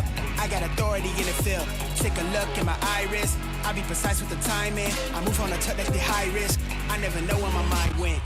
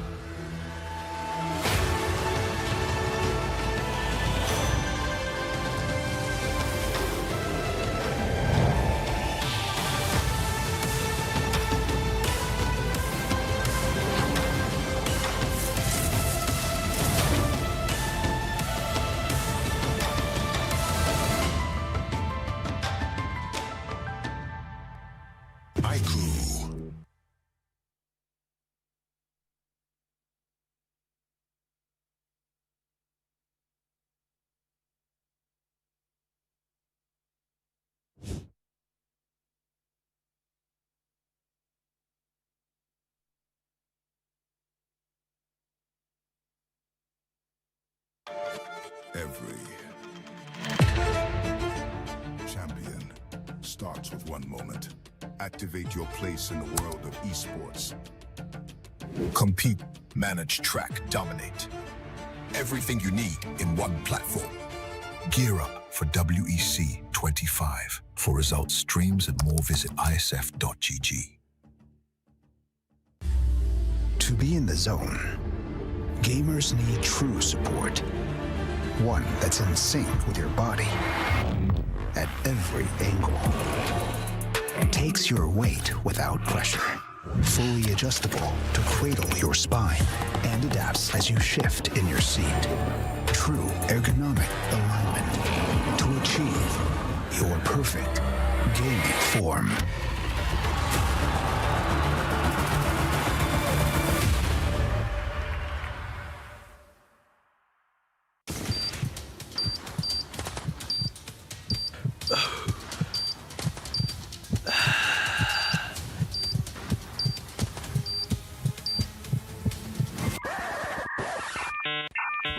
Data? Data habis? Jangan risau.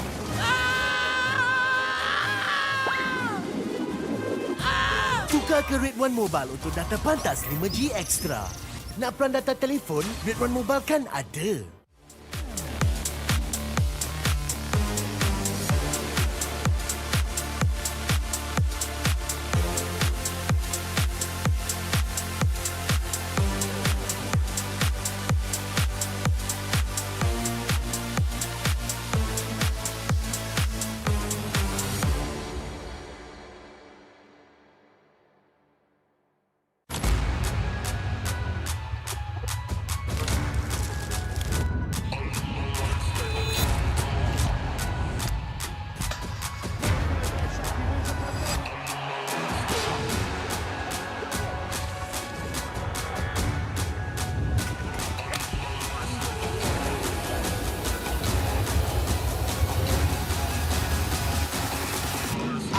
Toss a coin in the waterfalls, in the wishing well. Now I get plenty coin, but I'm self-made. You ain't gotta wish me well. You ain't like me then, but I guess it's past tense, cause you tapped in. You was never who you said. I see the facade when looking, it really be like you could tell. My guard up, I ain't taking nails. If it's not in my favor, won't sign a deal. I got the royalty in the mill. I got authority in the field. Take a look in my iris. I be precise with the timing. I move on a touch that's the high risk. I never know where my mind went.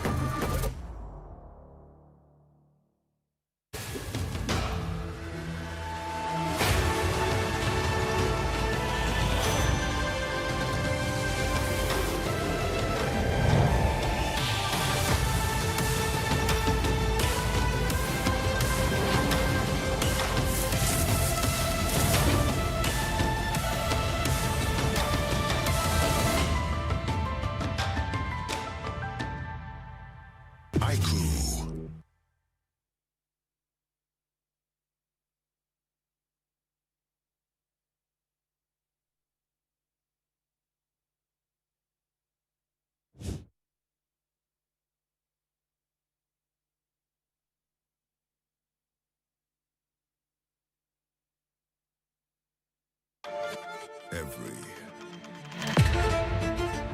champion starts with one moment. Activate your place in the world of esports.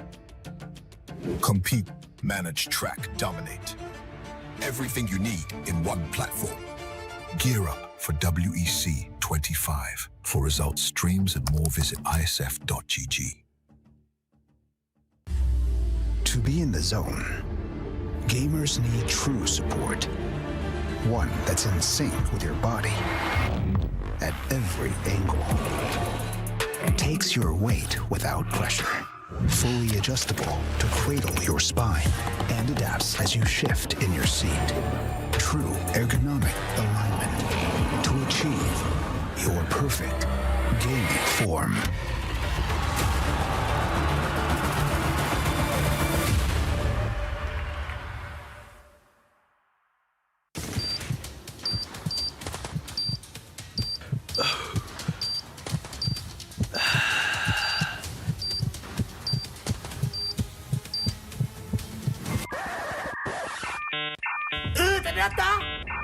Data habis?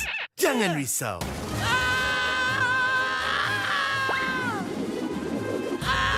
Tukar ke Red One Mobile untuk data pantas 5G Extra.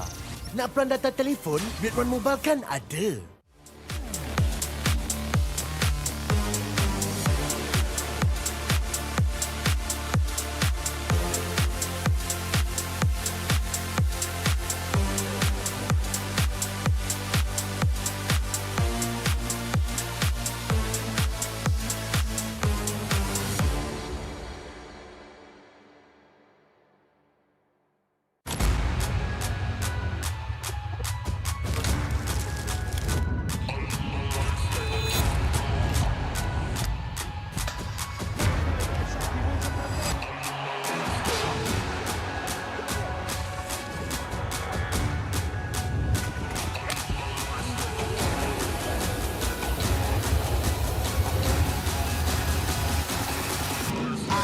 Toss a coin in the waterfalls, in the wishing well. Now I get plenty coin, but I'm self-made. You ain't gotta wish me well. You ain't like me then, but I guess it's past tense, cause you tapped in. You was never who you said. I see the facade when looking, it really be like you could tell. My guard up, I ain't taking nails. If it's not in my favor, won't sign a deal. I got the royalty in the mail. I got authority in the field. Take a look in my iris. I be precise with the timing. I move on a touch that's the high risk. I never know where my mind went.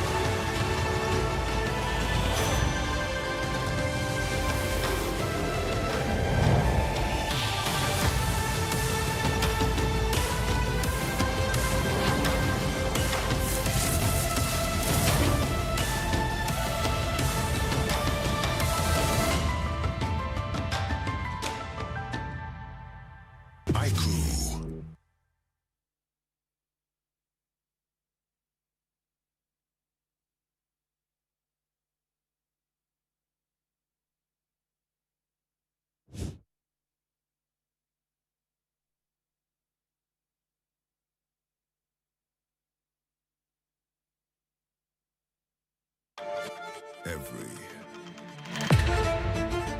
champion starts with one moment. Activate your place in the world of esports. Compete, manage, track, dominate. Everything you need in one platform. Gear up for WEC25. For results, streams, and more, visit IESF.gg. To be in the zone, gamers need true support. One that's in sync with your body at every angle. Takes your weight without pressure. Fully adjustable to cradle your spine and adapts as you shift in your seat. True ergonomic alignment to achieve your perfect gaming form.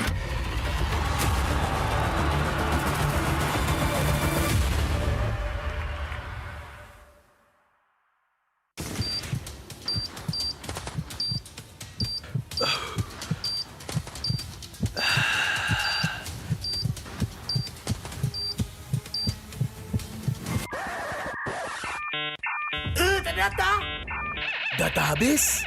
Jangan risau.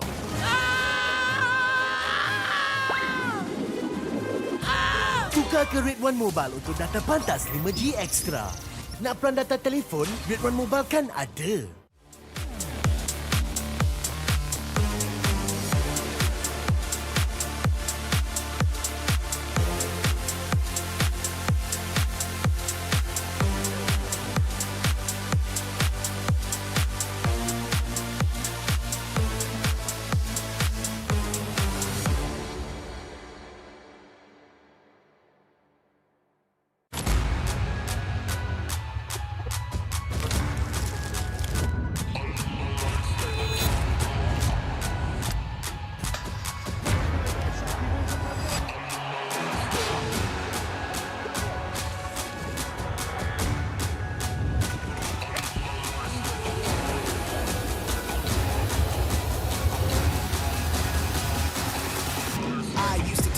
coin in the waterfalls in the wishing well. Now I get plenty coin, but I'm self-made. You ain't gotta wish me well.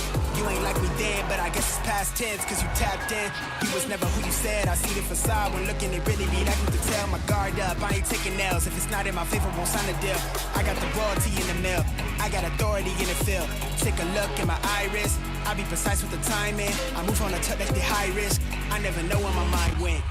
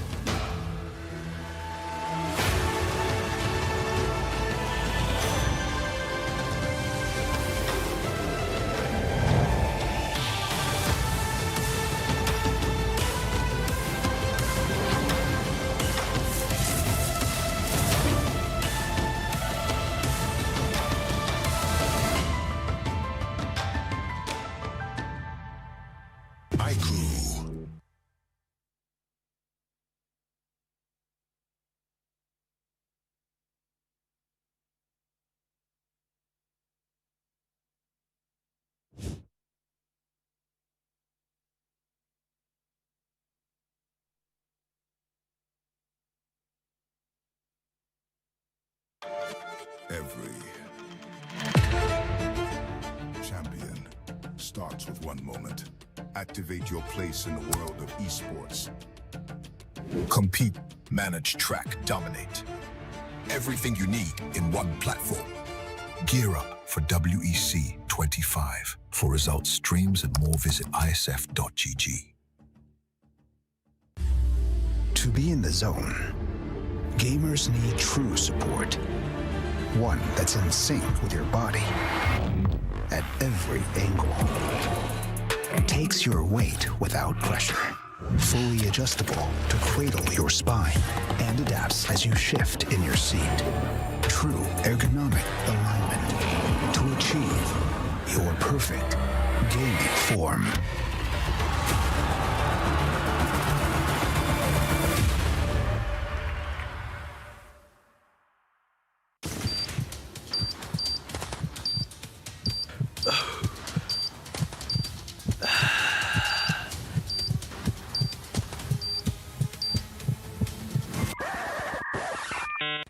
Ternyata data habis? Jangan risau.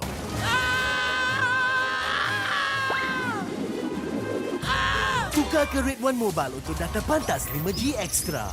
Nak peran data telefon, Red One Mobile kan ada.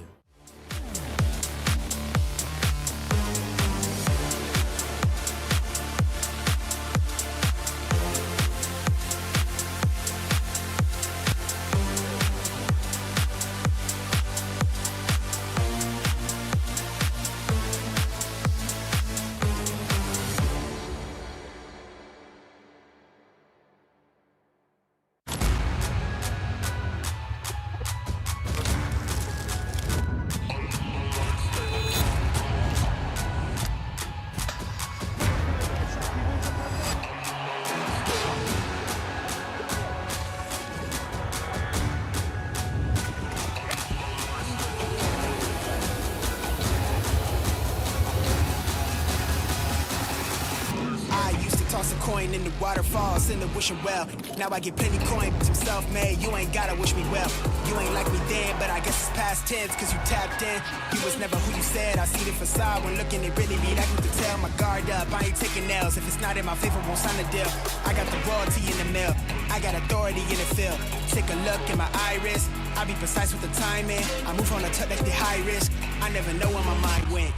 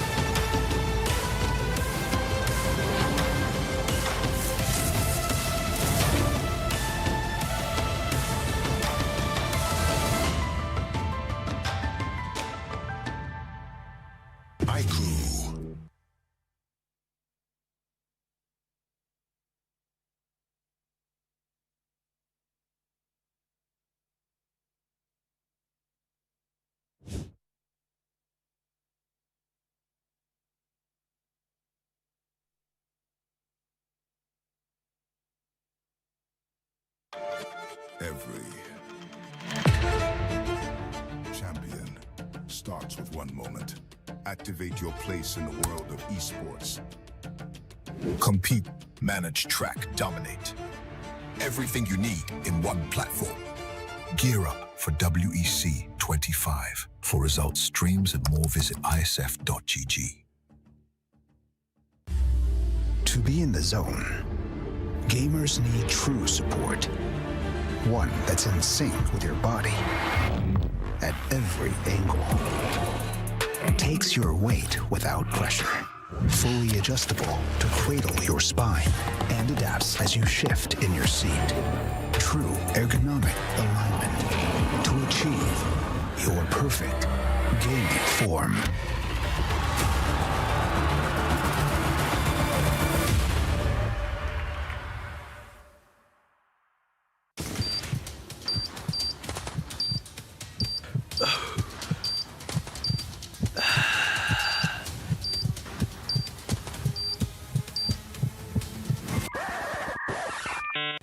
Ternyata data habis? Jangan risau.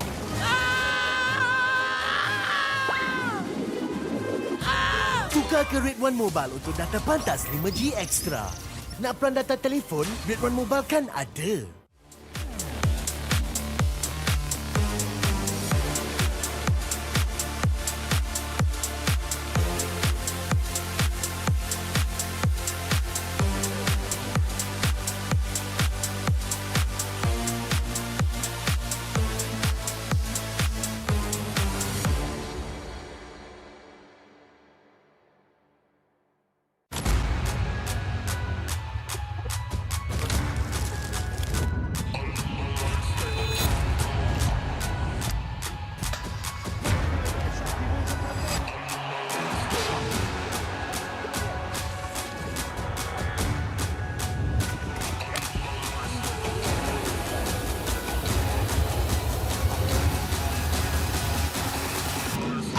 Toss a coin in the waterfalls, in the wishing well. Now I get plenty coin, some self-made. You ain't gotta wish me well. You ain't like me then, but I guess it's past tense, cause you tapped in. You was never who you said. I see the facade when looking, it really be like you could tell. My guard up, I ain't taking nails. If it's not in my favor, won't sign a deal. I got the royalty in the mill. I got authority in the field. Take a look in my iris. I be precise with the timing. I move on a tuck that's the high risk. I never know where my mind went.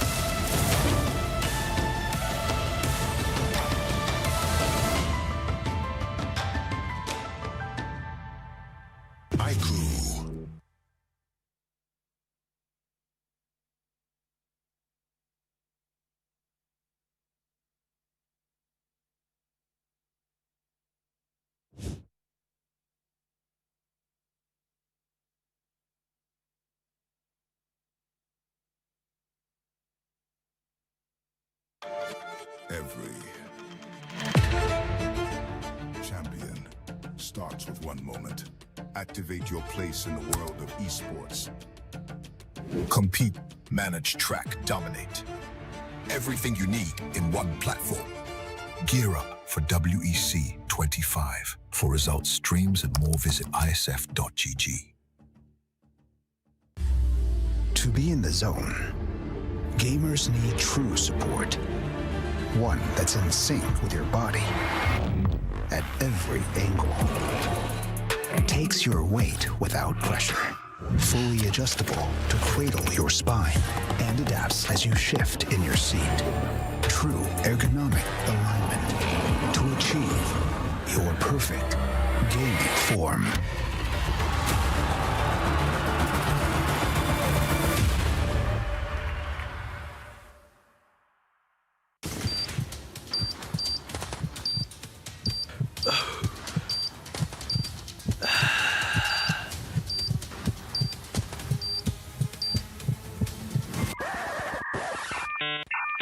Ternyata data habis? Jangan risau.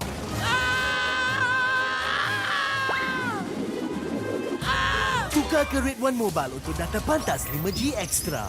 Nak pelan data telefon, Red One Mobile kan ada.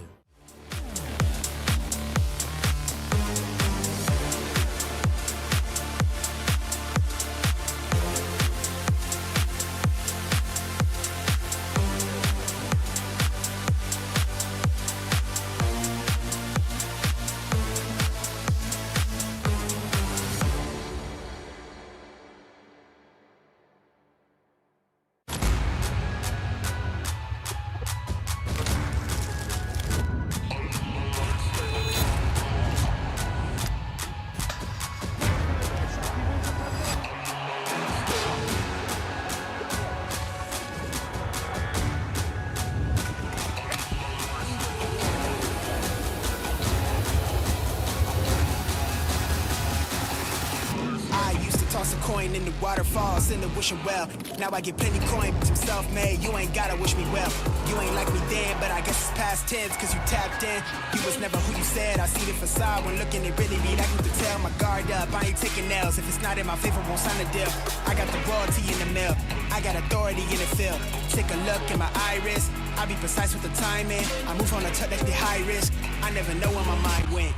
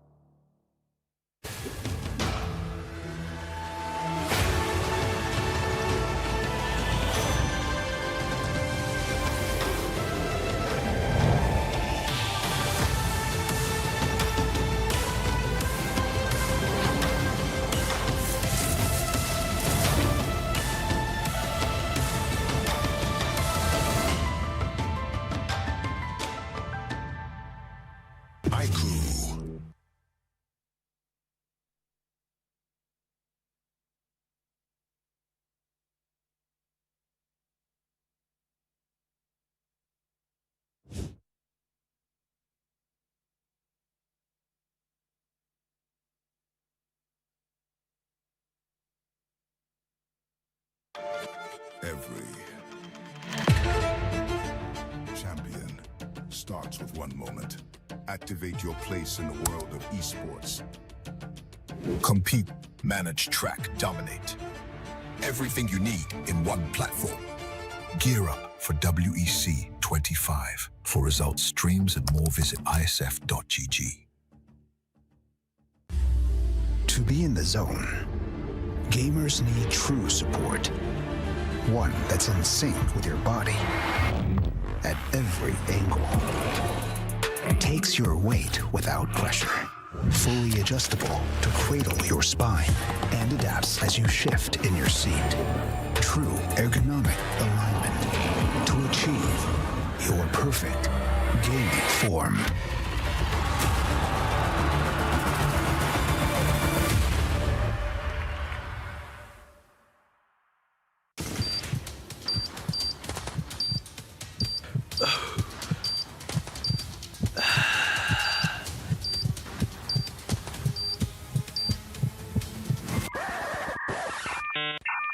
Ternyata data habis?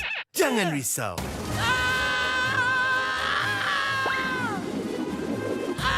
Tukar ke Red One Mobile untuk data pantas 5G Extra. Nak pelan data telefon, Red One Mobile kan ada.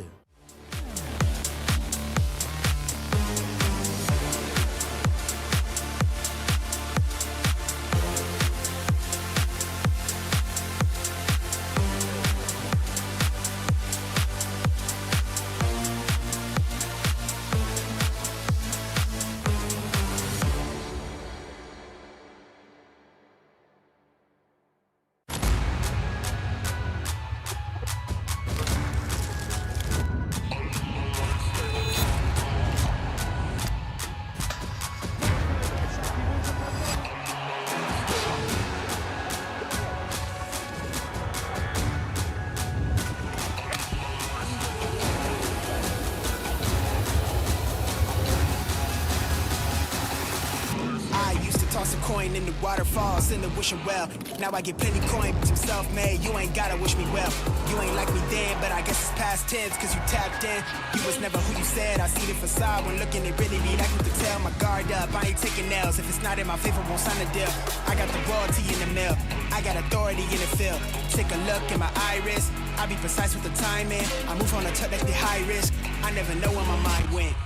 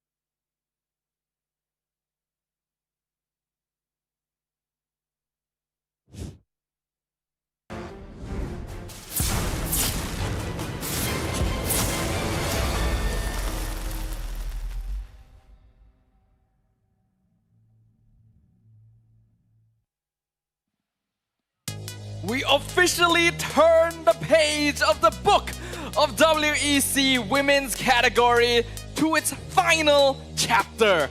A single match, a single clash is what separates these two teams and a chance for glory, representing their respective regions at the World Esports Championship 2025. Ladies and gentlemen, it is time for the grand finals! My name's Safa alongside Fasha, and we're very excited to bring you this memorable event, which of course is proudly organized by the IESF and MESF, with ESI as our strategic partner, and generously supported by KBS, Rakan Muda, and Rakan Digital. And not to forget our official partners, Red One, EQ, Solos merch, as well as to give boost for your Monster Energy. It has to be the Monster Energy drink. And if you want to have a great sound system, or even you want to hear clearly when you are playing games, go for CK Music. And our official chair partner, it has to be Razer. Indeed, all of these are what has made this entire tournament possible. Make sure to show them some love. And we are back for the final time on day 4 of the World Esports Championship. The grand finals of the women's category for 2025 is officially upon us, and we know of the two teams who will be competing. Yes, they have been going on and on. The circle has already come into a complete section where the fact is, we are back to 2024. Who would have thought this is a deja vu to repeat itself? But the question is, can Cambodia break that history? This is what is meant for WEC 2025. But here's the thing, there's a pot of gold that is waiting at the end of that rainbow, and what they are looking for is whether they can get that $17,500, and it is US dollars we're talking about. But if they didn't manage to get the championship, they'd still be able to actually go home with 10,500. The third place already been given to the team of Egypt. Shukran for being able to actually survive here for the WEC, and you made it to the top 3. But however, you fumble into the hands of Cambodia, who wants to prove themselves they can face off with Indonesia. Now that we are this deep, this far into the competition, the prize pool is no longer a question. It is about pride. It is about making it all the way to that finish line, to stand in the top spot of the podium, to have the confetti rain down upon you as you lift that trophy. Team Indonesia shall take on Team Cambodia in a best-of-5 series to determine who shall be the World Esports Championship 2025 Women's MLBB category champion. And this is a position we have seen before. In fact, these are the exact same two teams that made it to the final stage last year. And the fact that from the MWI, this is 6 months before we coming into the World Esports Championship. See, the team of Cambodia hasn't actually had a great run for themselves. So this is something within that 6 months, were they able to actually change themselves or improve themselves from that defeat that they couldn't even qualify to the playoff of MWI. Again, it was a world stage. It is a global event that already shows that you have the potential. You were able to qualify from your Cambodia qualifier. The problem is, experience-wise, you are fighting with a lot of powerhouse Philippines, Indonesia, Malaysia, and that's the struggle coming in when it comes to MWI. But here on WEC, all eyes is always, we've talked about it, all eyes is on Indonesia team. They have been keeping the clean record. Not even one map can be dropped by this team. This entire time we've been introducing Team Indonesia as the defending champions of WEC. But that is not even sufficient to do their journey justice. This is a team that has dominated women's MLBB regardless of title, regardless of tournament, regardless of home ground. No matter the challenge, they have overcome it, and they have stood tall as the final bosses of women's MLBB for years upon end. A role that they do not intend on dropping here and now. Definitely, and Team Indonesia, they want more. Definitely, they are very confident they can actually protect that title, adding even more of the championship under their belts. But Cambodia-wise, we cannot look a blind eyes to them because they have been phenomenal as well here for the WEC. Straightening all the records, doing well even though they had to be dropped down from that upper bracket, but they made it through again and again. When it comes to long journey, it is Cambodia who has been pulling through. And we have to remember that the team that sent them down to the lower bracket in the first place was Team Indonesia during the upper bracket semi-finals. Now, during their last meeting, Team Indonesia took a 2-0 clean sweep. So imagine a lot of people are coming into this thinking it's probably going to just be a repeat once again. But earlier, during their match against Team Egypt, I feel like we saw a new glimpse of Team Cambodia, a fire that has ignited within their soul, that wants to chase that goal, chase that title, and take down the team that they could not last year around. Especially since it's going to be different this time. Last year's Grand Finals was a best of 3. But this time, it is going to be a best of 5. A lot at stakes right now for both of these teams. Cambodia, yes, they struggle because of the upper bracket. They would drop down. A lot of massive questions when it comes to the second round draft-wise because they would push because of the mind games that was done by Indonesia team. Ended up they actually had to pick Tamus for the last pick, which questioned to the point that there was a lot of things that was not be able to sustain in the gameplay. But now, coming up like literally fresh from the win against Egypt, it shows how much improvement that was done by Team Cambodia. It seems that they are much more all-rounded. They know how to actually cover their baseline. The question is, does Indonesia spot out some of the weakness from that game itself? Because so far, I feel like there was a lot of clean fight that was done by Team Cambodia. Team Cambodia was very directed when they took down Team Egypt. Their drafting was good. They knew exactly what they were attempting to achieve.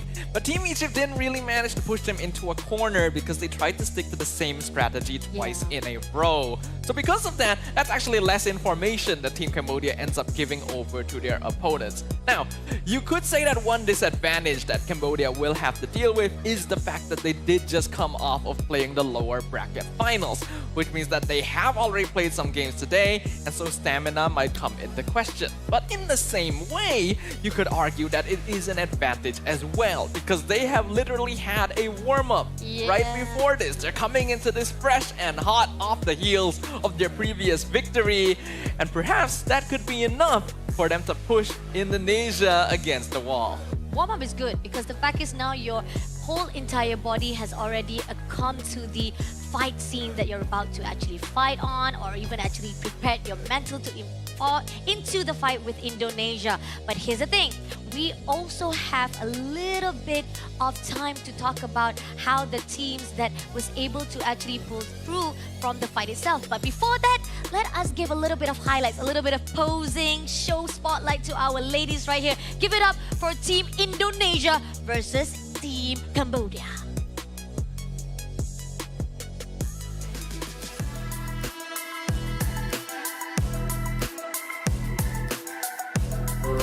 This is more than a victory. This is a legacy.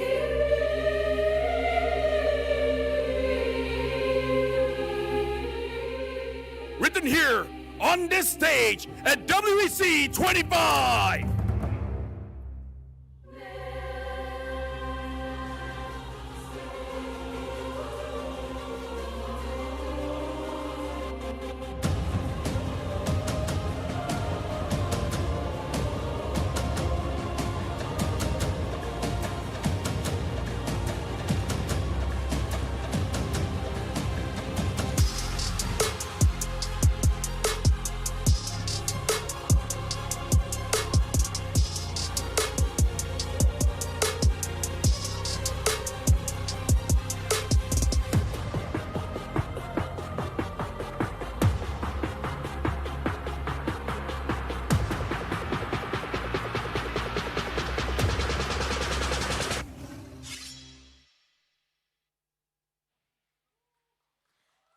Tick tock, tick tock. This is it. Team that is rising from the lower bracket, trying to prove themselves that they can face off again with the devil that dropped them from last year, 2024. Can they make a difference here for a new history? Give it up for Team Cambodia!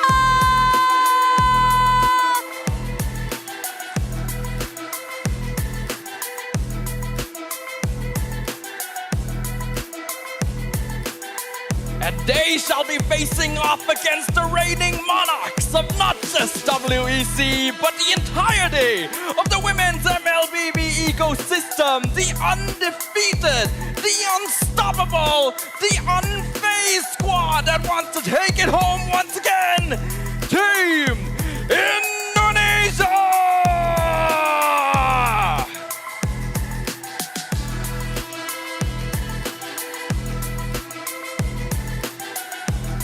One is looking for a way to completely shatter the dreams that is actually trying to steal that throne.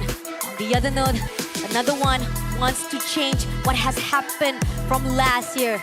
Can the other be able to actually make it through and be the newest champion of WEC Women category? Years worth of history has passed since the last time these two squads have faced off on the same stage. So let's talk about them. Starting off, we've got Team Indonesia on the screen. It is Fumi Echo, Vival, Sunny, Shell, and Vivian. They have been phenomenal. Not even one map has been dropped. Clean record, clean sweep. Not even a sweat was tear up by this team, and it shows how much potential they are here in the WEC or even in the MLBB scene for the women. Like Stafar has been talking about, they are the final boss that has to be faced up against the one and only Team Cambodia. Can they make it? They have been proving them well after the lower bracket. We got Moshi, Tegami, Ilan, Baube, as well as Uwe. In their last meeting in the upper bracket semis, Team Cambodia unfortunately faltered to the draft manipulation posed against them by Indonesia. But today, they arrive at the WEC stage with a brand new, renewed spirit and energy. They were able to take down Team Egypt in the lower bracket finals earlier without breaking a sweat. And that means that their energy has been preserved and their strategies prepared for a chance to take down the defending champs. When it comes to the team of Indonesia, there's so much heroes that needs to be taken note by the team of Cambodia. We talked about how there's so much of the hero pool was actually been left out during the upper bracket. You let go of the Lancelot, you let go of the Hayabusa. Vival can move freely. That freedom of her just running around, damaging every single one of the players of Cambodia, that shows how much of potential that they need to be prioritized. But then again, here's the thing. We got a mother of 10. I've been talking about it. I think we've already talked about Vivian so many times, but the game changer that has been proven very well is the Fumieko with that X-Ball. Last Insanity comes in, bursts down every single player who are setting up for the team fight, and then it gives a lot of that last hit for all of the players of Team Indonesia. One thing is clear, we've already gotten to witness the hero pools of both these teams so far. We know that they're flexible, we know that they have solutions for a wide variety of situations. And now that it is going to be a best of 5 series, there is going to be a unique advantage of this format where you have a little bit more leeway than usual. It is time to bring out secret strategies that you may have been hiding, time to test certain limits that you may have not been willing to risk on your journey to this peak. Now that you have a chance to face off against the best of the best, it is time to bring it all to bear. We saw how Tegami very goodly monitoring as well as doing a great haul with that Frederick.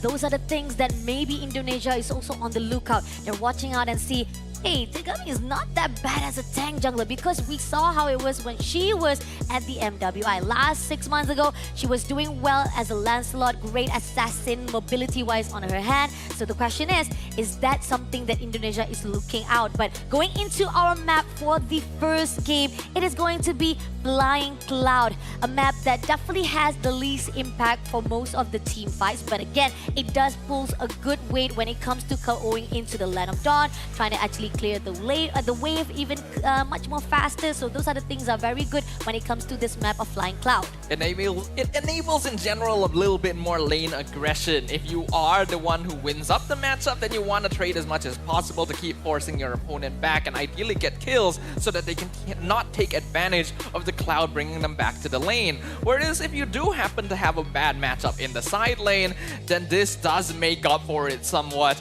And it allows you to play a little bit on the safer side without risking losing too many minions. The draft officially will now commence for game number 1. Team Indonesia will have first pick.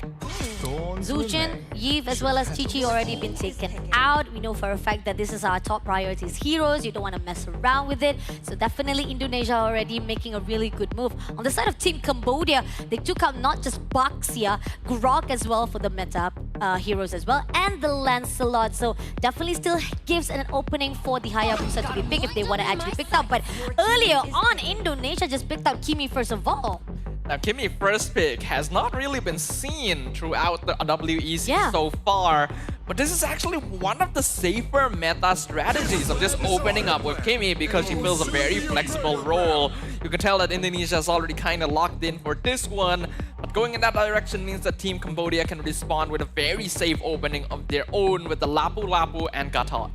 Yeah, Gatot as well as Lapu Lapu is definitely one of the great picks coming up from Team Cambodia. It's kind of actually a waste if they didn't actually pick it up early on. But here's the thing, Team Indonesia, are they looking forward to actually get the assassins right now, or they're actually looking forward to get even YSS is quite open right now? It's definitely one of the top picks can be picked up by Team Indonesia. What are the strats they are looking for right now for this first game? Well, like what you pointed out, Hayabusa or Isan Shin will most likely be one of the picks of Indonesia.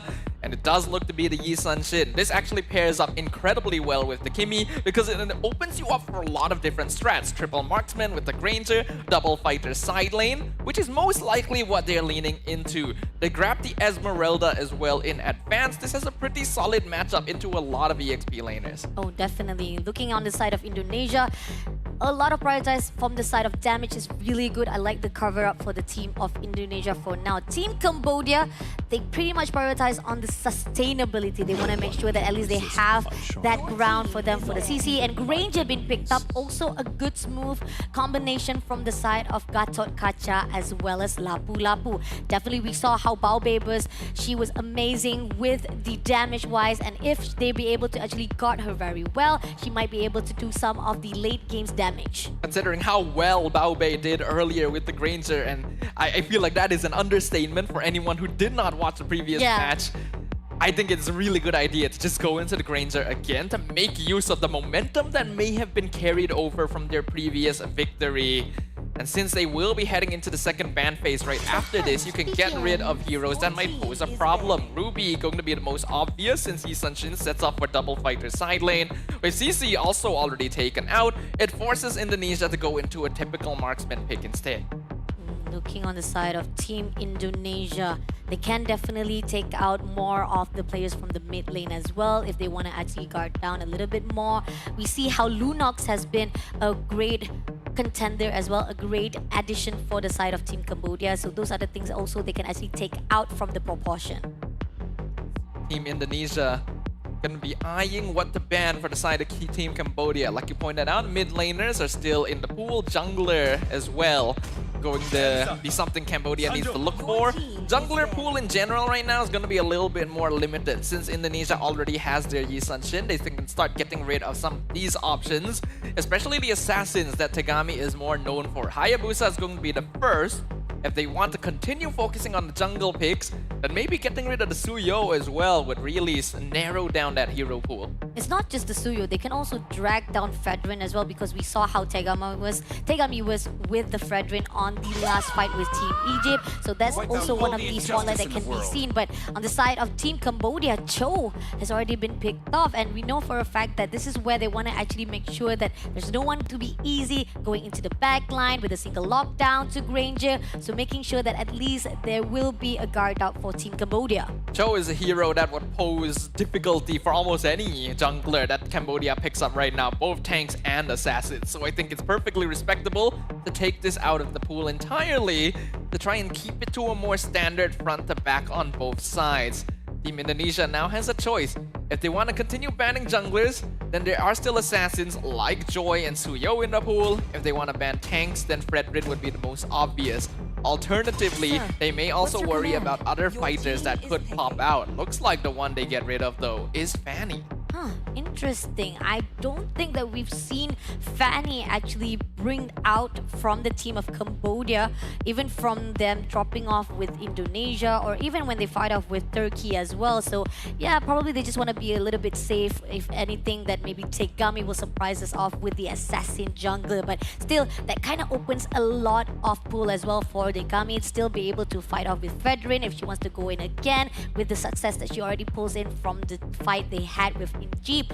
But again, that is going to be the prioritize, or they're just gonna hold up a little bit for that assassin, or they want to actually go for the mid lane instead. This should be the jungle pickup, yep. The Fredrin going to get locked in. I think it's very smart of Team Cambodia to leave their mid laner for last, because they don't have a lot of jungle options left anyway, so they may as well lock in the Fredrin since it doesn't get countered by all that much anymore compared to a mid laner where if they showed like Farsa for example, you could still go into a Yuzong on the side of Indonesia and really mess with that gameplay. So Cambodia is going to keep that on the down low. Indonesia still have the option to go for double fighter side lane, but the typical gold lane fighters are already taken out besides Xborg. I get the feeling they'll be looking at that, and then they'll still be looking for a roamer as well. Let's see if that's going to be the case though. We did see Yuzong has already been picked out earlier on by Indonesia from the past days, but it's going to be Kalea to be paired up with Sun. Sun been picked up by Indonesia. Team Indonesia up to a little bit of monkey business right now. Sun making his debut in the WEC stage on Game 1 of the Grand Finals is very interesting. Now, during the recent MPL-MY, this is actually a gold lane pickup that was shown and oftentimes banned because it does provide good split pushing pressure, and he surprisingly does a good amount of damage to tankier front lines as well. It's actually not a bad time for this hero to show up. interesting. Okay, let's see if Indonesia will also portray a little bit of surprise element here for our women category. But for Team Cambodia, not much of mid lane they can actually pick up here. But again, there's still Lunox to be opened up. But no, they picked up Zetian instead. And I think this is also one of the debut here.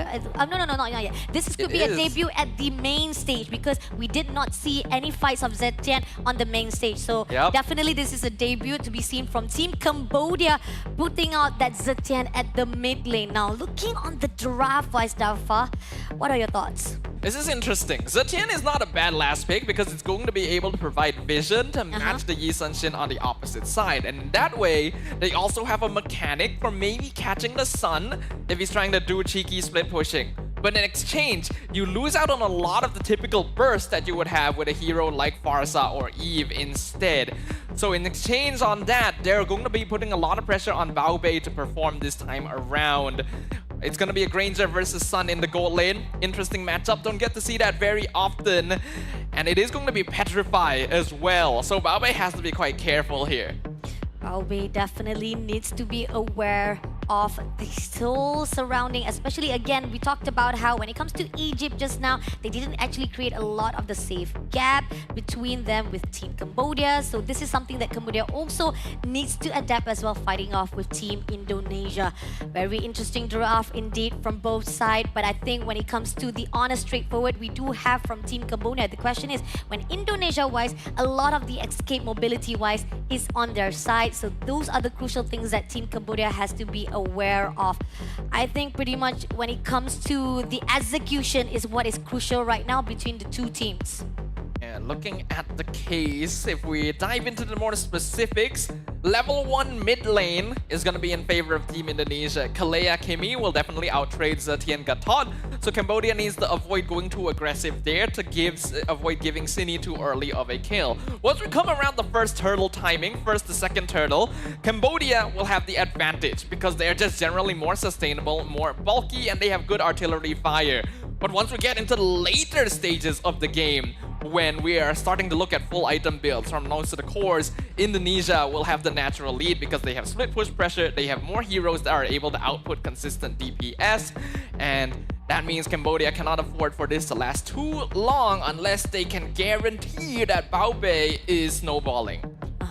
Let's see if Team Cambodia can control the movement like they did before compared to how Indonesia is. They're gonna go all out aggression earlier on, and this is what they want to do, to put on so much tension to a point that Cambodia cannot skip any beat.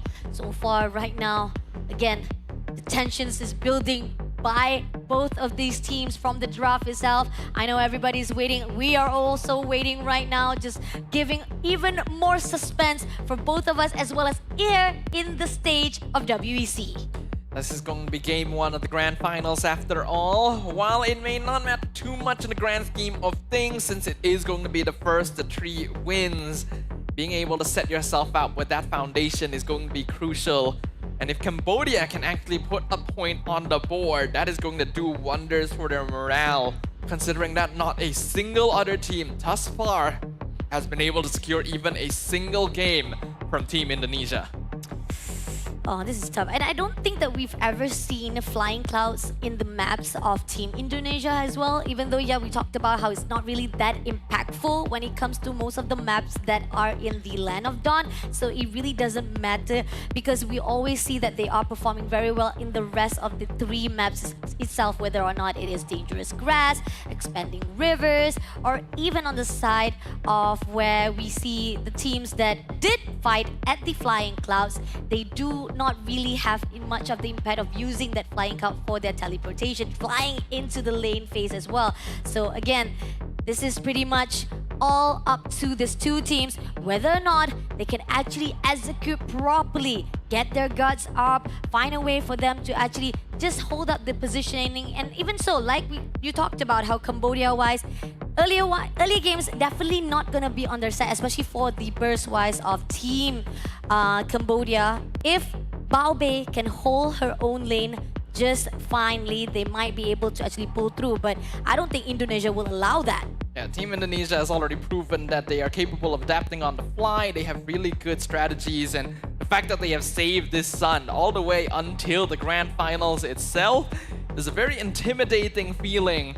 Cambodia have also revealed this Tien, which can help deal with split pushes and match up to the Sun Shin, so it looks like they are prepared somewhat for these fringe cases. Now, just to give a little bit of information for the peeps who are watching at home, we are fixing a small technical issue right now on the stage, so hopefully you guys will be patient with us for a little bit. Our marshals are hard at work making sure that everything is a-okay to ensure that everything is going to be fine for this grand finals. I mean, come on, this is the serious deal, man. This is the grand finals, the redemption, revenge after revenge between these two teams. Who will make a new history, or who will keep their championship title under their belt? Give it up to the World Esports Championship 2025 Grand Final Women, Indonesia versus Cambodia! A return to history from 2024, where both these teams have met up once before. Who will be able to take game number 1 this time around? And thank you very much to our marshals for their hard work, making sure that we are able to jump into the land of dawn here. So, as we've already pointed out, mid lane is going to be important here because Team Indonesia has the natural advantage with the Kimi Kalea. Cambodia needs to play safe around this, but also ensure that they're not going to be able to easily rotate and affect the other side lanes. Let's see. So far right now, they are doing some of the rotation to invade all of the rotation that was done. And even I feel like there is some sort of the rotation-wise coming from Team Indonesia to move around and setting things up for the turtle pit. So this is where the fine line that I feel like Team Indonesia, they're just trying to play it a little bit faster compared to Cambodia. The Sun versus Granger matchup is going to be an interesting one. Sun is a fighter and he will naturally have a little bit more bulk and damage early on in comparison, which means that if Shell wants to go for a dive, Bao Bei will need to be careful. But Granger is also one of the Hold On. Hold On comes in, ooh, able to actually pull through with the pulse. But at the same time, Team Cambodia, a little bit ambitious right there. Now back to what I was saying, Granger is one of the few marksman heroes that actually clears Sun clones very quickly. So if Bao Bei plays this safe and keeps getting those, then that's actually a lot of extra farm going to the goal lane of Cambodia. Yeah, definitely gonna force out with his right fashion. Pulse comes through, able to take down the turtle first of all from Cambodia. But at the same time, Trace comes in. Moshi takes down Vival for the first blood. But at the same time, double kill in the hands of Moshi with Fumieko shut down. Strong opening there from Team Cambodia, and that's exactly what I was talking about before as well. Around the timing of the first to second turtle, Team Cambodia has the advantage because of the way their composition works, especially Tegami on this Fredrin, who was able to just stand in front and absorb all the damage to secure the retribution timing and then punish Vival for trying to go for that front line instead. The Team Cambodia already drawing first blood and even picking up a second for a comfortable 1k goal lead against Team Indonesia. Seems like Moshi trying so hard to make sure that he can be able to actually push a little bit of Fumieko. But here's the thing, Fumieko also doesn't have to worry that much, still have a lot of sustained ability in the hands. So this is just still a very, very poor fight between those two. The question is, right now, with 50 seconds on the clock for the second turtle, Team Indonesia, can they actually revamp themselves from the mistake they made? Here coming along, Tegami pushing on to Cine. Like they're not going to try and force that out. Fumieko also actually having a bit of a difficult time against Moshi.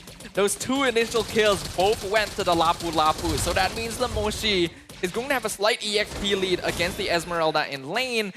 And that does make quite a big difference here. It allows her to trade a lot more easily.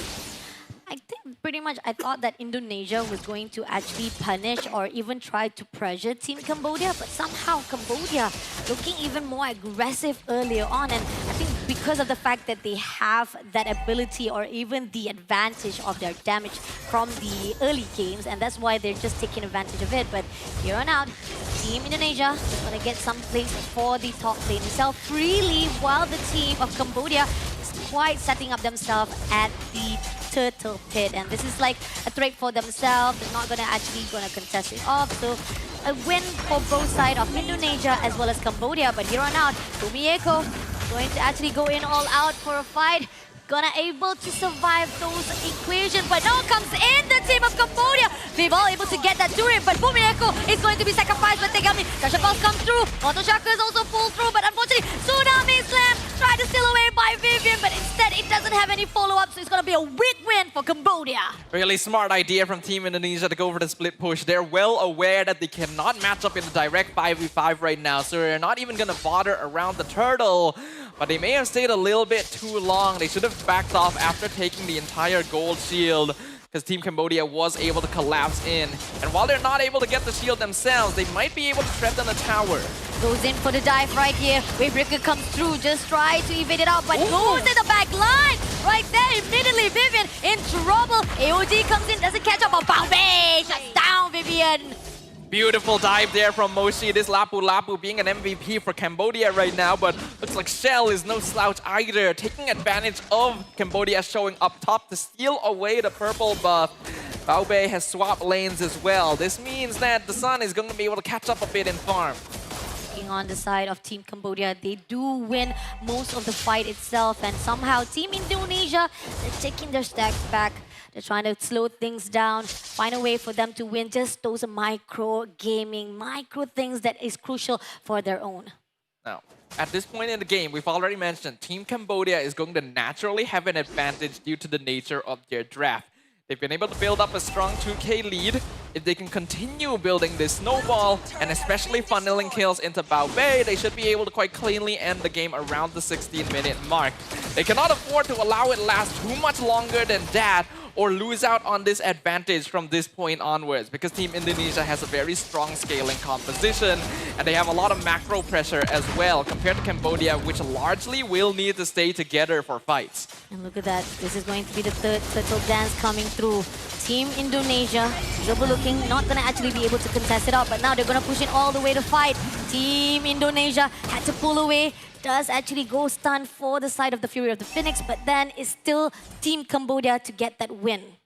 Team Indonesia playing it slowly now. They're aware they can't directly fight, so it looks like Cambodia is still gonna try and force them back.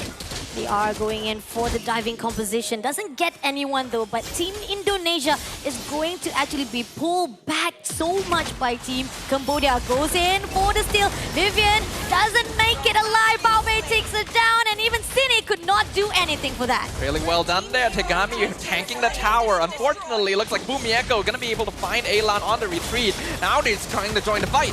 Bumieko, straight pushing on, able to take down her for the trace, but as well, Vival, that's not going to be a good move. Mounted Shocker just to give a little bit of skirmish, but still going to be another win for Team Cambodia. I'm really liking the positioning I'm seeing right now from Team Cambodia. Ue literally walking in front to use her body to block the damage onto her low health jungler, keeping Tegami alive and around, continue creating pressure. Team Cambodia have been doing it right so far. But the gold lead is still fairly narrow because Team Indonesia has shifted into farming mode. They are willing to sacrifice bodies in exchange for map space because they know that Team Cambodia has to stay largely together. 8 minutes in, First Lord is going to be coming up in a little while. The fight around this objective is going to be a crucial one for determining how the next couple minutes go. Let's see, so far, Ue trying to actually catch Cine. They keep on pushing Indonesia's position, and this is where it's so aggressive to the side of Team Indonesia that Cambodia is controlling every movement so far. Even the clearing wave for the midwise, yes, they did lose the level of #1, but yet Team Cambodia is doing well. Some of the invasive shots coming in from Shell will not be spotted out by Moshi whatsoever, but they are going in for 1v1. I'm not sure if that's going to be a good move. That's just going to be a little bit of poking from Indonesia. A little bit of poking indeed. Shell is actually going to start becoming quite annoying as time goes on because she has been allowed to free farm several different parts of the map at this point. There is no level difference between her and Baobei, who is currently 3-0 on this Ranger. The Team Cambodia, once they start taking this First Lord, is going to need to up the pressure. Whereas Team Indonesia wants to generally slow down the state of the game and keep scattering their opponents. They want to make them doubt their decision-making. Let's see, Lord Dance is coming in, just a little bit of teasing from side of Cambodia. Vivian and Cine trying to find a way for them to set things up, even though we know Fumieko is going to join in just in time. Just half lifeline at Viva. Right and behind side, Wavebreaker comes through. They will be able to steal. Baobei takes down Vivian first of all with Trash and Pulse as well. Fumieko try to survive it out. Will not be able to do so with double kill in the hands of Baobei. This Lord will be in the hands of Team Cambodia. Gets it in the hands of Tagami. Cine doing all the best. The attack will still motion by Vivol, but it's not going to be enough as this is already a win in the hands of Cambodia. Definitely still a win so far, but Uwe has to be careful. Oh, picks off Cine with the chase. So now he's probably going to end up dying to the sun here. Shell going to be picking up her first kill of the game, and that gives her the Great Dragon Spear as well. I like the way Cambodia is positioning. They are specifically just grouping all together because they know that the sun can come from a flank. Shell actually did a very good job of identifying Baobei in the midst of everything, but was just a little bit short of getting the kill on the Granger. And because of that, Cambodia still does come out on top from that trade.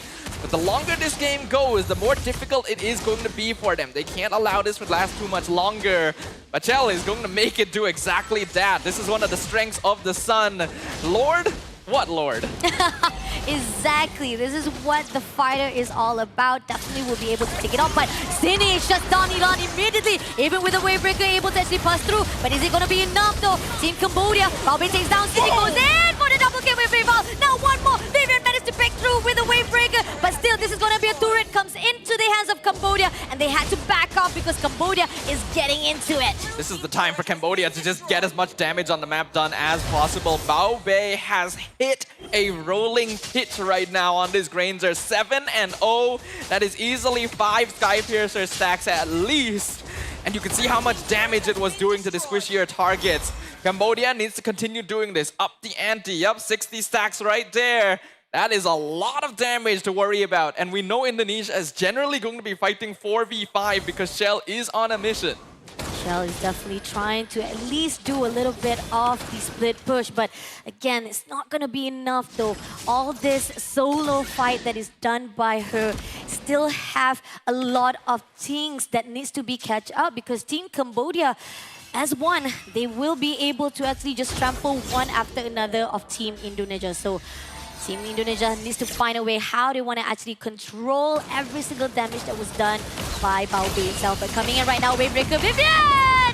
Just a little bit slow, but she will be able to survive it out, only to be taken out by Baobei. Yue comes in with Cine to be shut down. Oh no, Baobei! Been caught out by Fumieko instead! And now Cambodia trying to do a little bit of damage, but Elon with Shell shutting her down immediately. This is a comeback comes through from Indonesia team. They're gonna have to make up for their losses right there. They're gonna try and chase down Shell, but one of the annoying things about Sun is it's so difficult to catch. Shell escaping from 3 members all by her lonesome, and while this is happening, Indonesia is already spreading their influence to the other parts of the map. The moment that Baobei went down once, Team Cambodia's entire lineup falls apart. Oh, Team Indonesia finally get their feet on the ground, able to actually break that back line, and this is what is needed for them to return all of the fight that was done by Team Cambodia. Now, looking on the lot that is coming through already, this is where how they want to actually set things up first. Somehow, Team Cambodia doesn't spot out Shell in the midst of the grass though, so this could be a very, very scary situation if they don't realize it.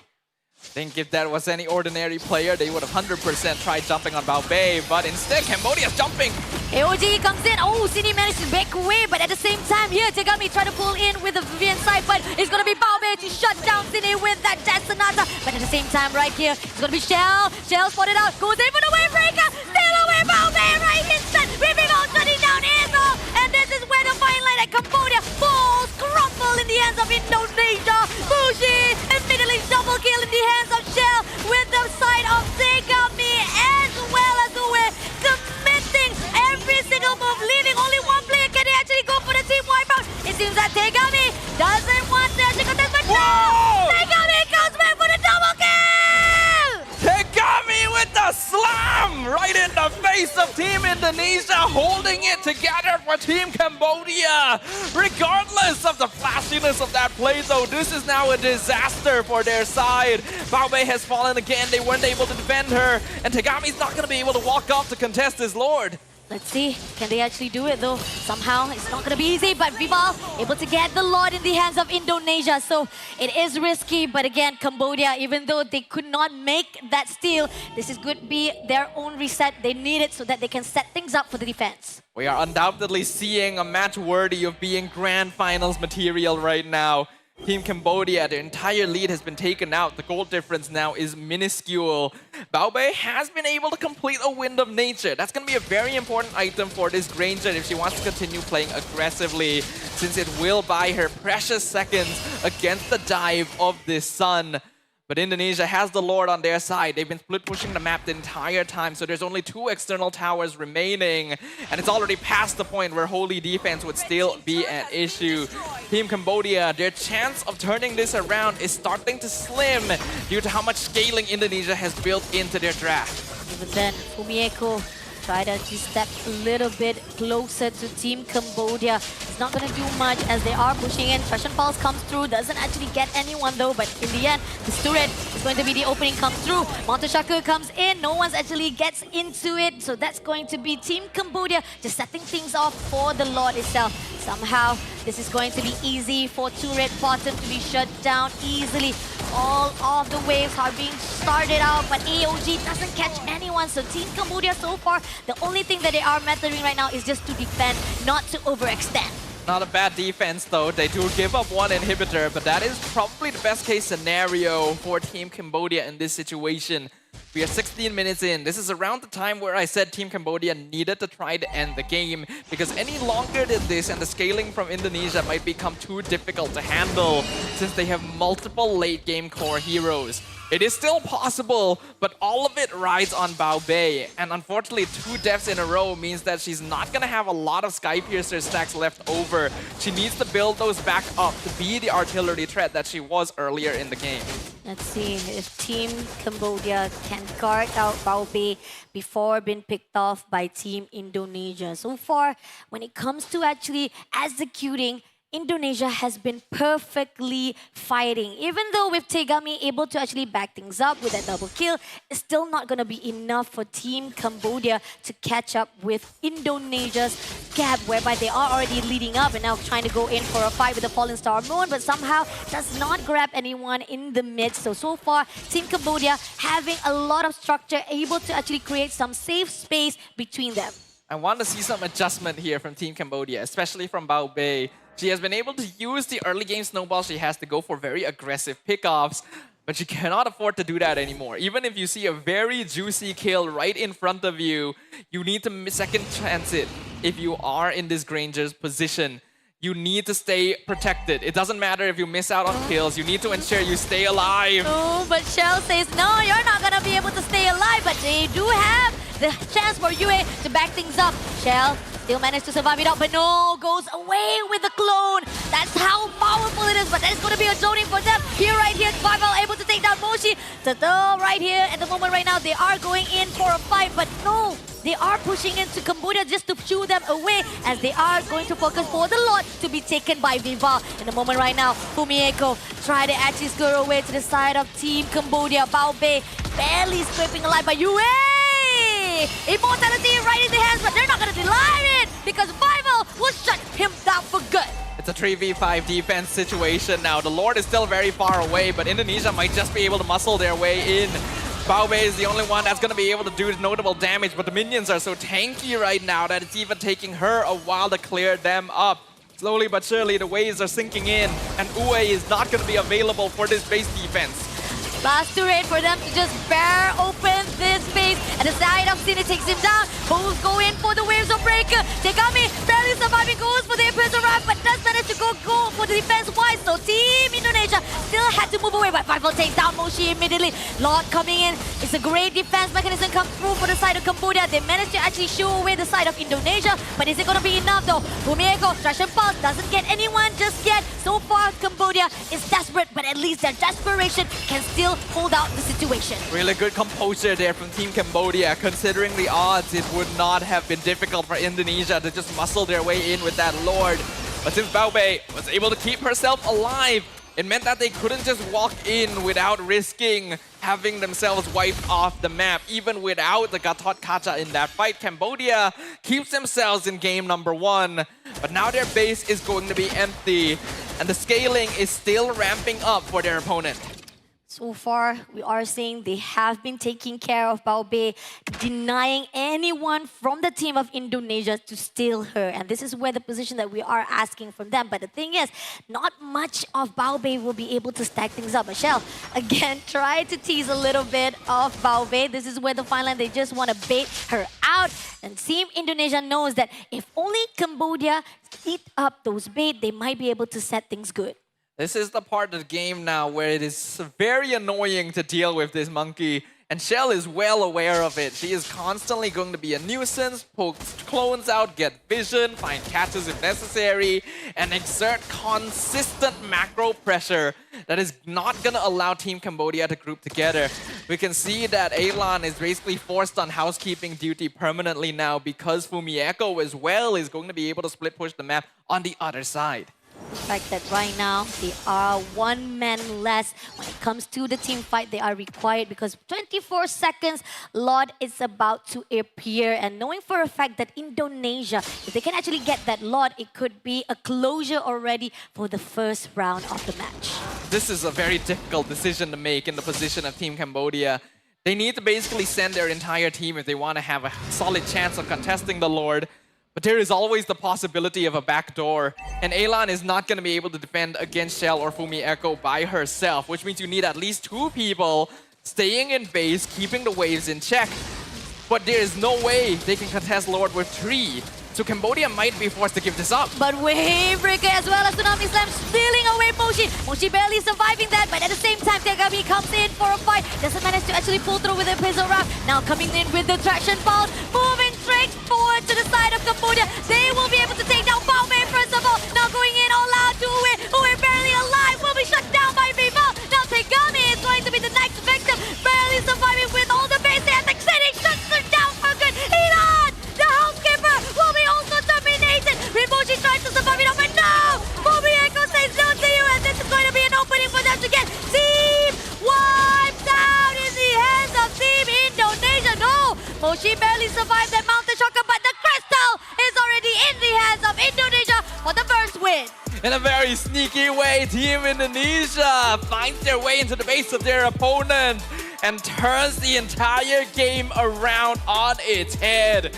Team Cambodia were controlling the entirety of the early to mid game, but the entire concept of this draft is to deny that in the first place. That late game, that sun constantly being a nuisance, and the speed at which that crystal melted, this is gonna need to be respected going forward. Can I see myself? It's a little bit dark in here. I can't see myself because I was just blinded by the success of Indonesia for the first round. Thank you so much for the FM. Really appreciate Marshall. Yeah, just a little bit late, but it's okay. We will have the light here for ourselves. But congratulations again for Team Indonesia for a beautiful win of the first round. We thought that Cambodia had it in the bag. They are really good for the draft. They really managed to actually pressurize Team Indonesia from the start. But somehow, in the midst of it all, once they actually give up or even allow Bao Bei to be shut down, this is where the fine line that Team Cambodia suddenly falter a little bit. It's very interesting to see what Team Indonesia has done here because they have picked a lineup that doesn't really classically work in team fight situations. They've actually put themselves in a direct disadvantage when it comes down to contesting objectives. And that's why I said, and it was proven, that Team Cambodia would have the direct advantage when it came to the first, second turtle timings. But I also said that they could not afford to lose their lead. They could not afford to let the game last too long because the scaling kicks in, the sun becomes way too annoying to handle, and that, unfortunately for the side of Team Cambodia, became true. I think pretty much it was close enough for them to actually just get that team wipe out early on. But because of how Moshi was, we do have to give a credit for her, right? Because how Moshi was able to survive all of the fights, all of the attacks that was done by Team Indonesia shows how much that they want to actually control. But here's the thing, no matter how much you want to control the movement of the side of Team Indonesia, they did manage to actually just steal away that crystal because there was not much of a defense. So going back into 21 minute 53 second, this is just the first round and we are seeing a really good fight by both of these two girls team with 16, 17 kills. Not much, there's not really a big gap between them because started out really good for Team Cambodia. It's just sometimes when it comes to the execution as well as the moment where they actually hesitant and give so much time for Team Indonesia, this is where Indonesia just comes back alive. Indonesia was well aware that this lineup might have difficulty in the mid-game and were willing to throw bodies at their opponents, sacrificing people as resources if necessary to get space on the map and to pressure with the use of this Esmeralda and Sun. With how long this game went, most of the players in this game were already full build, with many of them even selling out their shoes in order to remain relevant. But there are risks to both sides. For the side of Indonesia, if the game ends too early, then you never really get to execute on the strategy.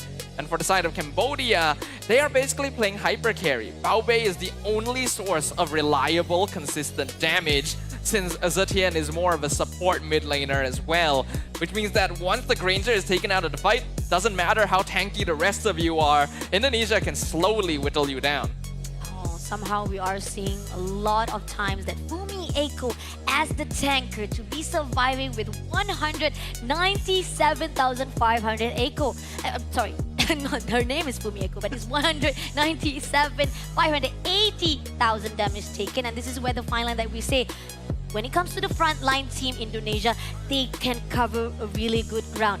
Just making sure that nobody steps behind them, making sure that nobody touches their goal laner or even Sini, who actually gives a lot of damage from backline. It shows how much potential they can actually cover things up. Now going into the key play, it has to be Shell as the goal hunter. Again, beautiful lucky number from the side of GPM 777. The GOAT as with 100,471 will be in the hands of Sini. Fumieko as the tanker, again as the powerful domination of making sure that they will be able to secure all the safety net for the team of Indonesia. But Tegami, nonetheless, she was doing well. She was amazing with that Fredrin as with 11 total assists. We've seen a lot of different teams actually attempt this sort of skirmish-style draft throughout WEC. But I think this is the most successful execution of it. Being willing to take risks, to trade resources, which may very well be your lives themselves, to create map pressure, and thereby distracting both sides so that you're able to attack from different angles. Under normal circumstances, you would never be able to break through the front line to get to this Granger. But because you have so much map pressure, you can come from anywhere. Yeah, definitely. Started out really good for Team Cambodia.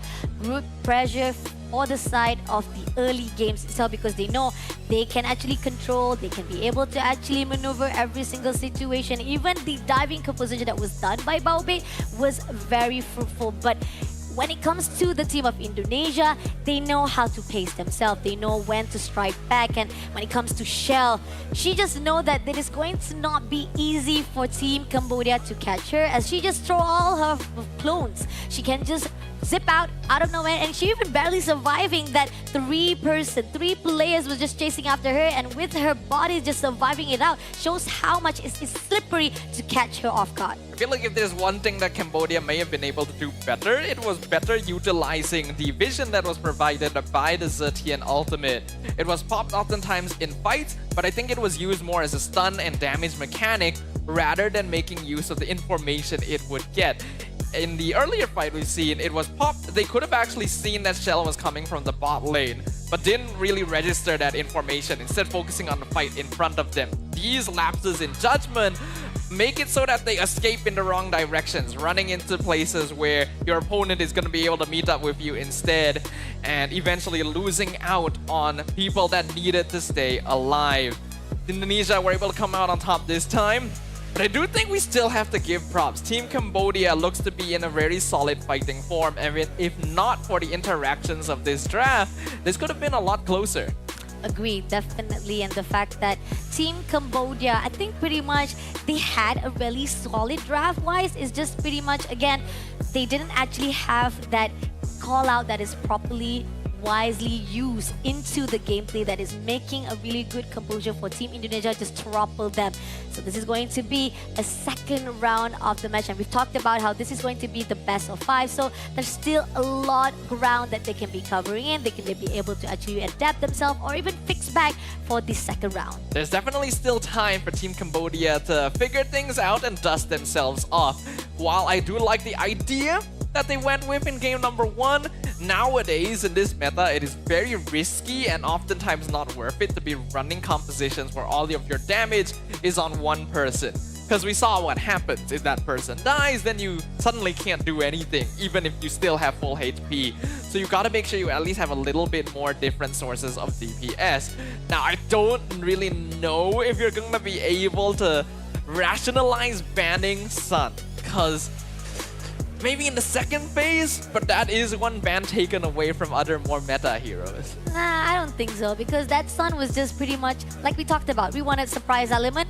Indonesia is serving it on a dish and we are just eating up very deliciously. So when the question is now coming along to the side of how much that we have already seen banned out, Eve was already taken out very quickly, even Grok as well as Baxia. So the question is now coming into the Team Cambodia, what else they have under their sleeve? That's the question is, can they actually also pull out a little bit of surprise element? Because somehow they kind of actually lean to that Fredrin too much to a point that I think Indonesia has already spotted out the weakness. I don't think it's actually too big of an issue to keep leaning on the Fredrin, because so far Tegami has been doing a good job of it, and it allows them to build up early game control. You gotta make sure the rest of your draft is able to adapt to it properly. Front to back is great, Granger works well with Fredrin, but you might have needed something else. I understand the Zetian at the end, because the utility the hero provides is actually quite solid for this game, but you needed a little bit more damage to be coming from somewhere. I mean, we talked about how Loot House was actually quite open for them to pick up. I'm not sure why they actually picked up Zetian. I know that when it comes to the skill set, yeah, you can actually open up the map itself with the Fury of the Phoenix, and I think that's kind of like a counter for the side of the Mountain Shocker that is in the hands of Yi Sun-shin that was taken out by Team Indonesia. But again, how much of you actually open up the map with that Fury of the Phoenix? That's supposed to be the one thing that the ulti give you. They provide you a lot of the opening of the map itself. You can actually know location of your enemies, and it can actually set you up for any fights that you are intended to. It is a very difficult thing to execute on though, because they were oftentimes using it for team fighting, and that's fine, but it has greater value than that if they were able to keep track of where the enemies were that weren't part of the team fight.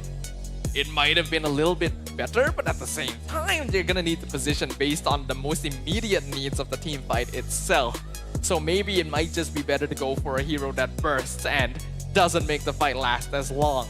Right? This is one of those situations where there's no objectively correct change that could have been made, and we can tell that these two teams are actually fighting at pretty similar levels, but Team Indonesia knew what they were doing with this one. Definitely, and the fact that right now we're moving into the second round of our grand final. Team Indonesia, again, haven't been dropped just yet by anyone.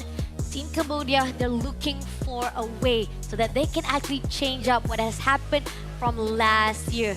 Redemptions-wise, so far we are seeing such vast improvement from Team Cambodia because they didn't actually have a really good shot from last year. They also had a really rough spot as well from last July as well. So this is a really good redemption, a great pedestal to be put on by Team Cambodia. But here's the thing, when it comes to Grand Final, this is your last final boss, and if you do not step up immediately, it might be a very struggle situation for you. I do think that they've already stepped up in a pretty notable way though, and we don't even need to look at a few months ago to tell that. We can compare it to their previous meeting with Team Indonesia in the upper bracket semis, where during that time, they were basically one-sidedly stomped by Team Indonesia because they oftentimes fell for simple tricks in draft manipulation. I don't think that happened this time around. Team Indonesia actually had to pull out something a bit more surprising rather than going for the standard. And I think that is proof already that Team Cambodia is looking better than before, but the gap between them still seems to be fairly wide. Somehow I feel like because of the fact that there's a lot of heroes that's already been taken out from the portion, it kind of actually limits what Team Cambodia can do. Even though, yeah, we do agree that they have been showing a lot of the improvement, but again, the adaptability that has been seen by Team Indonesia is just on another level. They are the powerhouse and they have been showing us that they can flex whatever heroes. To them, it's just another day at the rank side. It is just another day for Team Indonesia here. Even when the competition started, I think a lot of us were already aware that they stood heads and shoulders above many of the other regions. Team Cambodia has been able to do a good job of catching up so far, but it looks like they're still going to have to dig deeper still if they want to truly put up a challenge. Their mid game was solid, but was that truly not within the calculations of their opponents? Let's see. So far right now, we are waiting for the second round to get started. Hopefully they are very ready to be prepared themselves because again, we've talked about how Team Cambodia is just freshly able to win against Team Egypt, and yes, we do agree that there are some of the potential of the warm-up can actually boost up Team Cambodia, but at the same time there is also a con stuff whereby sometimes when you actually had so much of your energy been focused in one game or even one series, when you move into the second series, your mind starts to go a little bit blank, or maybe it kind of actually give a little bit of the tension for your own mental state as well as stamina. Do you That agree is on true. Yeah, This right? is definitely around the point where Team Cambodia's mentality is going to truly be tested, because not only are they coming off of a lower bracket final, the strategy that worked well for them before, that they were actually leading and controlling the game with, was just very swiftly defeated by Team Indonesia. Do they have the mentality needed to reset after that one? Can they pick themselves up considering the previous fatigue and considering that they weren't able to convert their initial success in game one to a victory? Yeah, definitely. And hopefully they are doing well. Looking at the side of the stage right now, we do see like Cambodia still having a really good, strong feeling as well as happiness. Sided out right there, smiling at their faces. So definitely they are in a really good state. So I'm liking that. Hopefully that will be able to boost up their morals as well as making sure that they are not even drowned with all the motion of feeling left, or not to say like left out, or more to say like they kind of feel demoral because of the first loss. It's just a first loss. Relax, like we talked about. This is best of 5. You can still be able to just keep up the pace or probably just step up right after this and learn from those mistakes. But coming along for our second map of our grand final, it's going to be Flying Clouds again. Interesting. Up until now, Team Indonesia has had a very high concentration of expanding river. And this time around, looks like the clouds are the ones coming in to say hi. Now, again, this is a map that doesn't have all that much impact. I don't really think we got to see much of it in game one either. I mean, did we see? Okay, maybe when it comes to the base was actually bare open, we did see the moment when Elan was doing the housekeeping. Yeah, the rest of the players were just able to respond. They come back and help her out, try to actually ease out the burden of her trying to clear out the minions, all the waves that was pushing to their baseline. But that's pretty much it. That's pretty much it. Come on, give me more maps. I don't want flying clouds. I am flying, but I'm not flying to the sky right now. So let's take a look on the draft fight right here between the two teams of Indonesia versus Cambodia. On the side of the banning, still the same. They are actually picking off Jushin, Yves, as well as Chi-Chi. On the side of Cambodia, they are taking off not just Baxia and Grog, as well as Lancelot. So pretty much just the same old default that we saw previously. I thought Kachak going to be locked in this time since Grok was banned out instead. So these are the two roamers that have high success rates overall. Team Cambodia still keeping it pretty standard. Lapu Lapu first with the Kimmy to keep their draft as open as possible. Unfortunately, compared to before, I feel like it might be a bit risky to do it this time around, since Gatot has already shown himself. At the very least, they won't have an Eve to worry about. Let's see. Okay, definitely Cambodia is just playing off with comfortness right now because we've seen how it was when it comes to toning things down, trying to actually guard out the situation with the Thrussian Pulse, and then you also have the Bravest Fighter.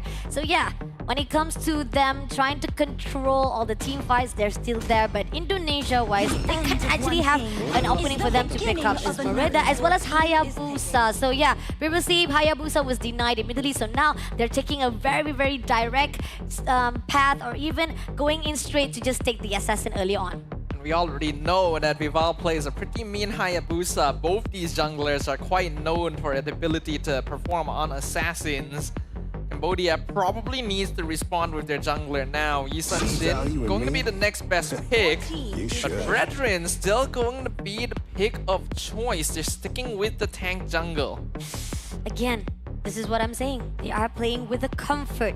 Not much of a change, not much of an adaptability, but the question is it because they are confident they can actually redeem themselves for the mistake they've done? Maybe because they saw how they were able to control from the early games, but now they are going to actually tone down a little bit for the mid lane. They take out Lunox. If they are also thinking about picking off as well the mid laners that they want to actually guard out, but I don't think there's pretty much any mid laners they want to actually take down, and maybe even Farsa if they want to actually just shut down, but I think that's not going to be the focus right now though. Yeah, I don't think Farsa is worth banning. It's very easy to cancel, especially since Lunox, you already have maybe Lapu Lunox. Lapu. Lunox was just banned. Oh wait, Lunox, yeah. That's literally what we were talking about. Never mind. But this is all because of flying clouds. Understandable. Maybe it's time to remove flying clouds from the game, right? Yes, please. All right, Mutun, you heard her. You heard Pasha, Mutun. Please, sending that Garena. message to you. All right, we got Hilda up on the ban list now for the side of Indonesia, which is understandable since they are going to be playing a Hayabusa currently, so they don't want to have their side of the map invaded. Farsa, not really worth banning, as we've already pointed out. There aren't a lot of other meta mid laners left, so if you want to start digging into the non-meta pockets, I feel like it would be too big to worry about. Looks like they will just stick with the Cho that they banned last game as well. Oh, yeah, definitely. I think pretty much we talked about how Cho is not really a great hero to be passed around or even to be give up. So definitely those are the meta heroes that you don't want to actually face off. So great composure coming from Cambodia to take that off. Now, Team Indonesia. Seeing how we talked about how Team Cambodia wise, they've already set them up with the same draft that we saw from the first round. Are they going to actually take down even more of the heroes that are comfortable in the hands of Cambodia? Even Alot, we saw it was really done greatly in the hands of Team Cambodia. They were able to shut down some of the players in Egypt, so that could be a question. But Kalea instead been taken out. I think that's perfectly fine. Kalea Kimi is actually a really annoying mid lane duo to deal with, and with a lot of the meta marksmen already taken out, you don't want to give that duo over to the side of Cambodia. Cambodia has a few options here. They will definitely need to rely back on a typical marksman, so I wouldn't be surprised if they go with the Granger here again, just to keep their last pick open, and yeah, that is what they'll do. Alright, Team Indonesia, are they want to go for that MM as well? It seems that they are going to pick up Harith as well as Selena. And we've talked about how Selena, when it comes to execution, it takes a lot of skills. You have to land that abyssal arrow very perfectly, and Sini somehow was able to actually portray that when they fought off with the team of Egypt. Any team who picks Selena in this situation is worth fearing. This is the type of hero that you only pull out when you're 100% confident that it's going to work, and it just has such an oppressive presence overall. Team Indonesia is also sticking with a pretty classic lineup. They've got Harith in the gold lane, so that naturally has an advantage against the Granger. The only thing they might need to worry about is a lack of burst damage outside of the Abyssal Arrow, because a lot of their DPS is a little bit more over time. So Fredrin will be able to survive a lot longer this time around. Team Cambodia can utilize that with the Minotaur last pick. I did saw that Minotaur was used when they fought off with Team Turkey. It didn't actually kind of promise or even actually secure a win against Turkey though, but maybe Team Cambodia maybe can actually change things up here when they fought off with Team Indonesia right now. Somehow, I still feel like we are going to lean off to the side of Indonesia because we already saw when it comes to the draft-wise, especially with that Selena, we do feel like I kind of actually just feel confident because they can definitely land all those elbows of arrow. They're really good setup for themselves. So those things are not definitely be questioned about. The question for the side of Cambodia, however, can they actually be able to avoid it? Yeah, they're gonna need to avoid it. I imagine we'll see a couple of purifies potentially here, especially on the Granger and the Kimmy. But they also gotta be very careful about backline diving here. Looks like it is Purify on the Kimmy, Flicker on the Granger, since Flicker is one of the battle spells that allows you to disjoint Ogi Shadow Kill. Cambodia is playing a very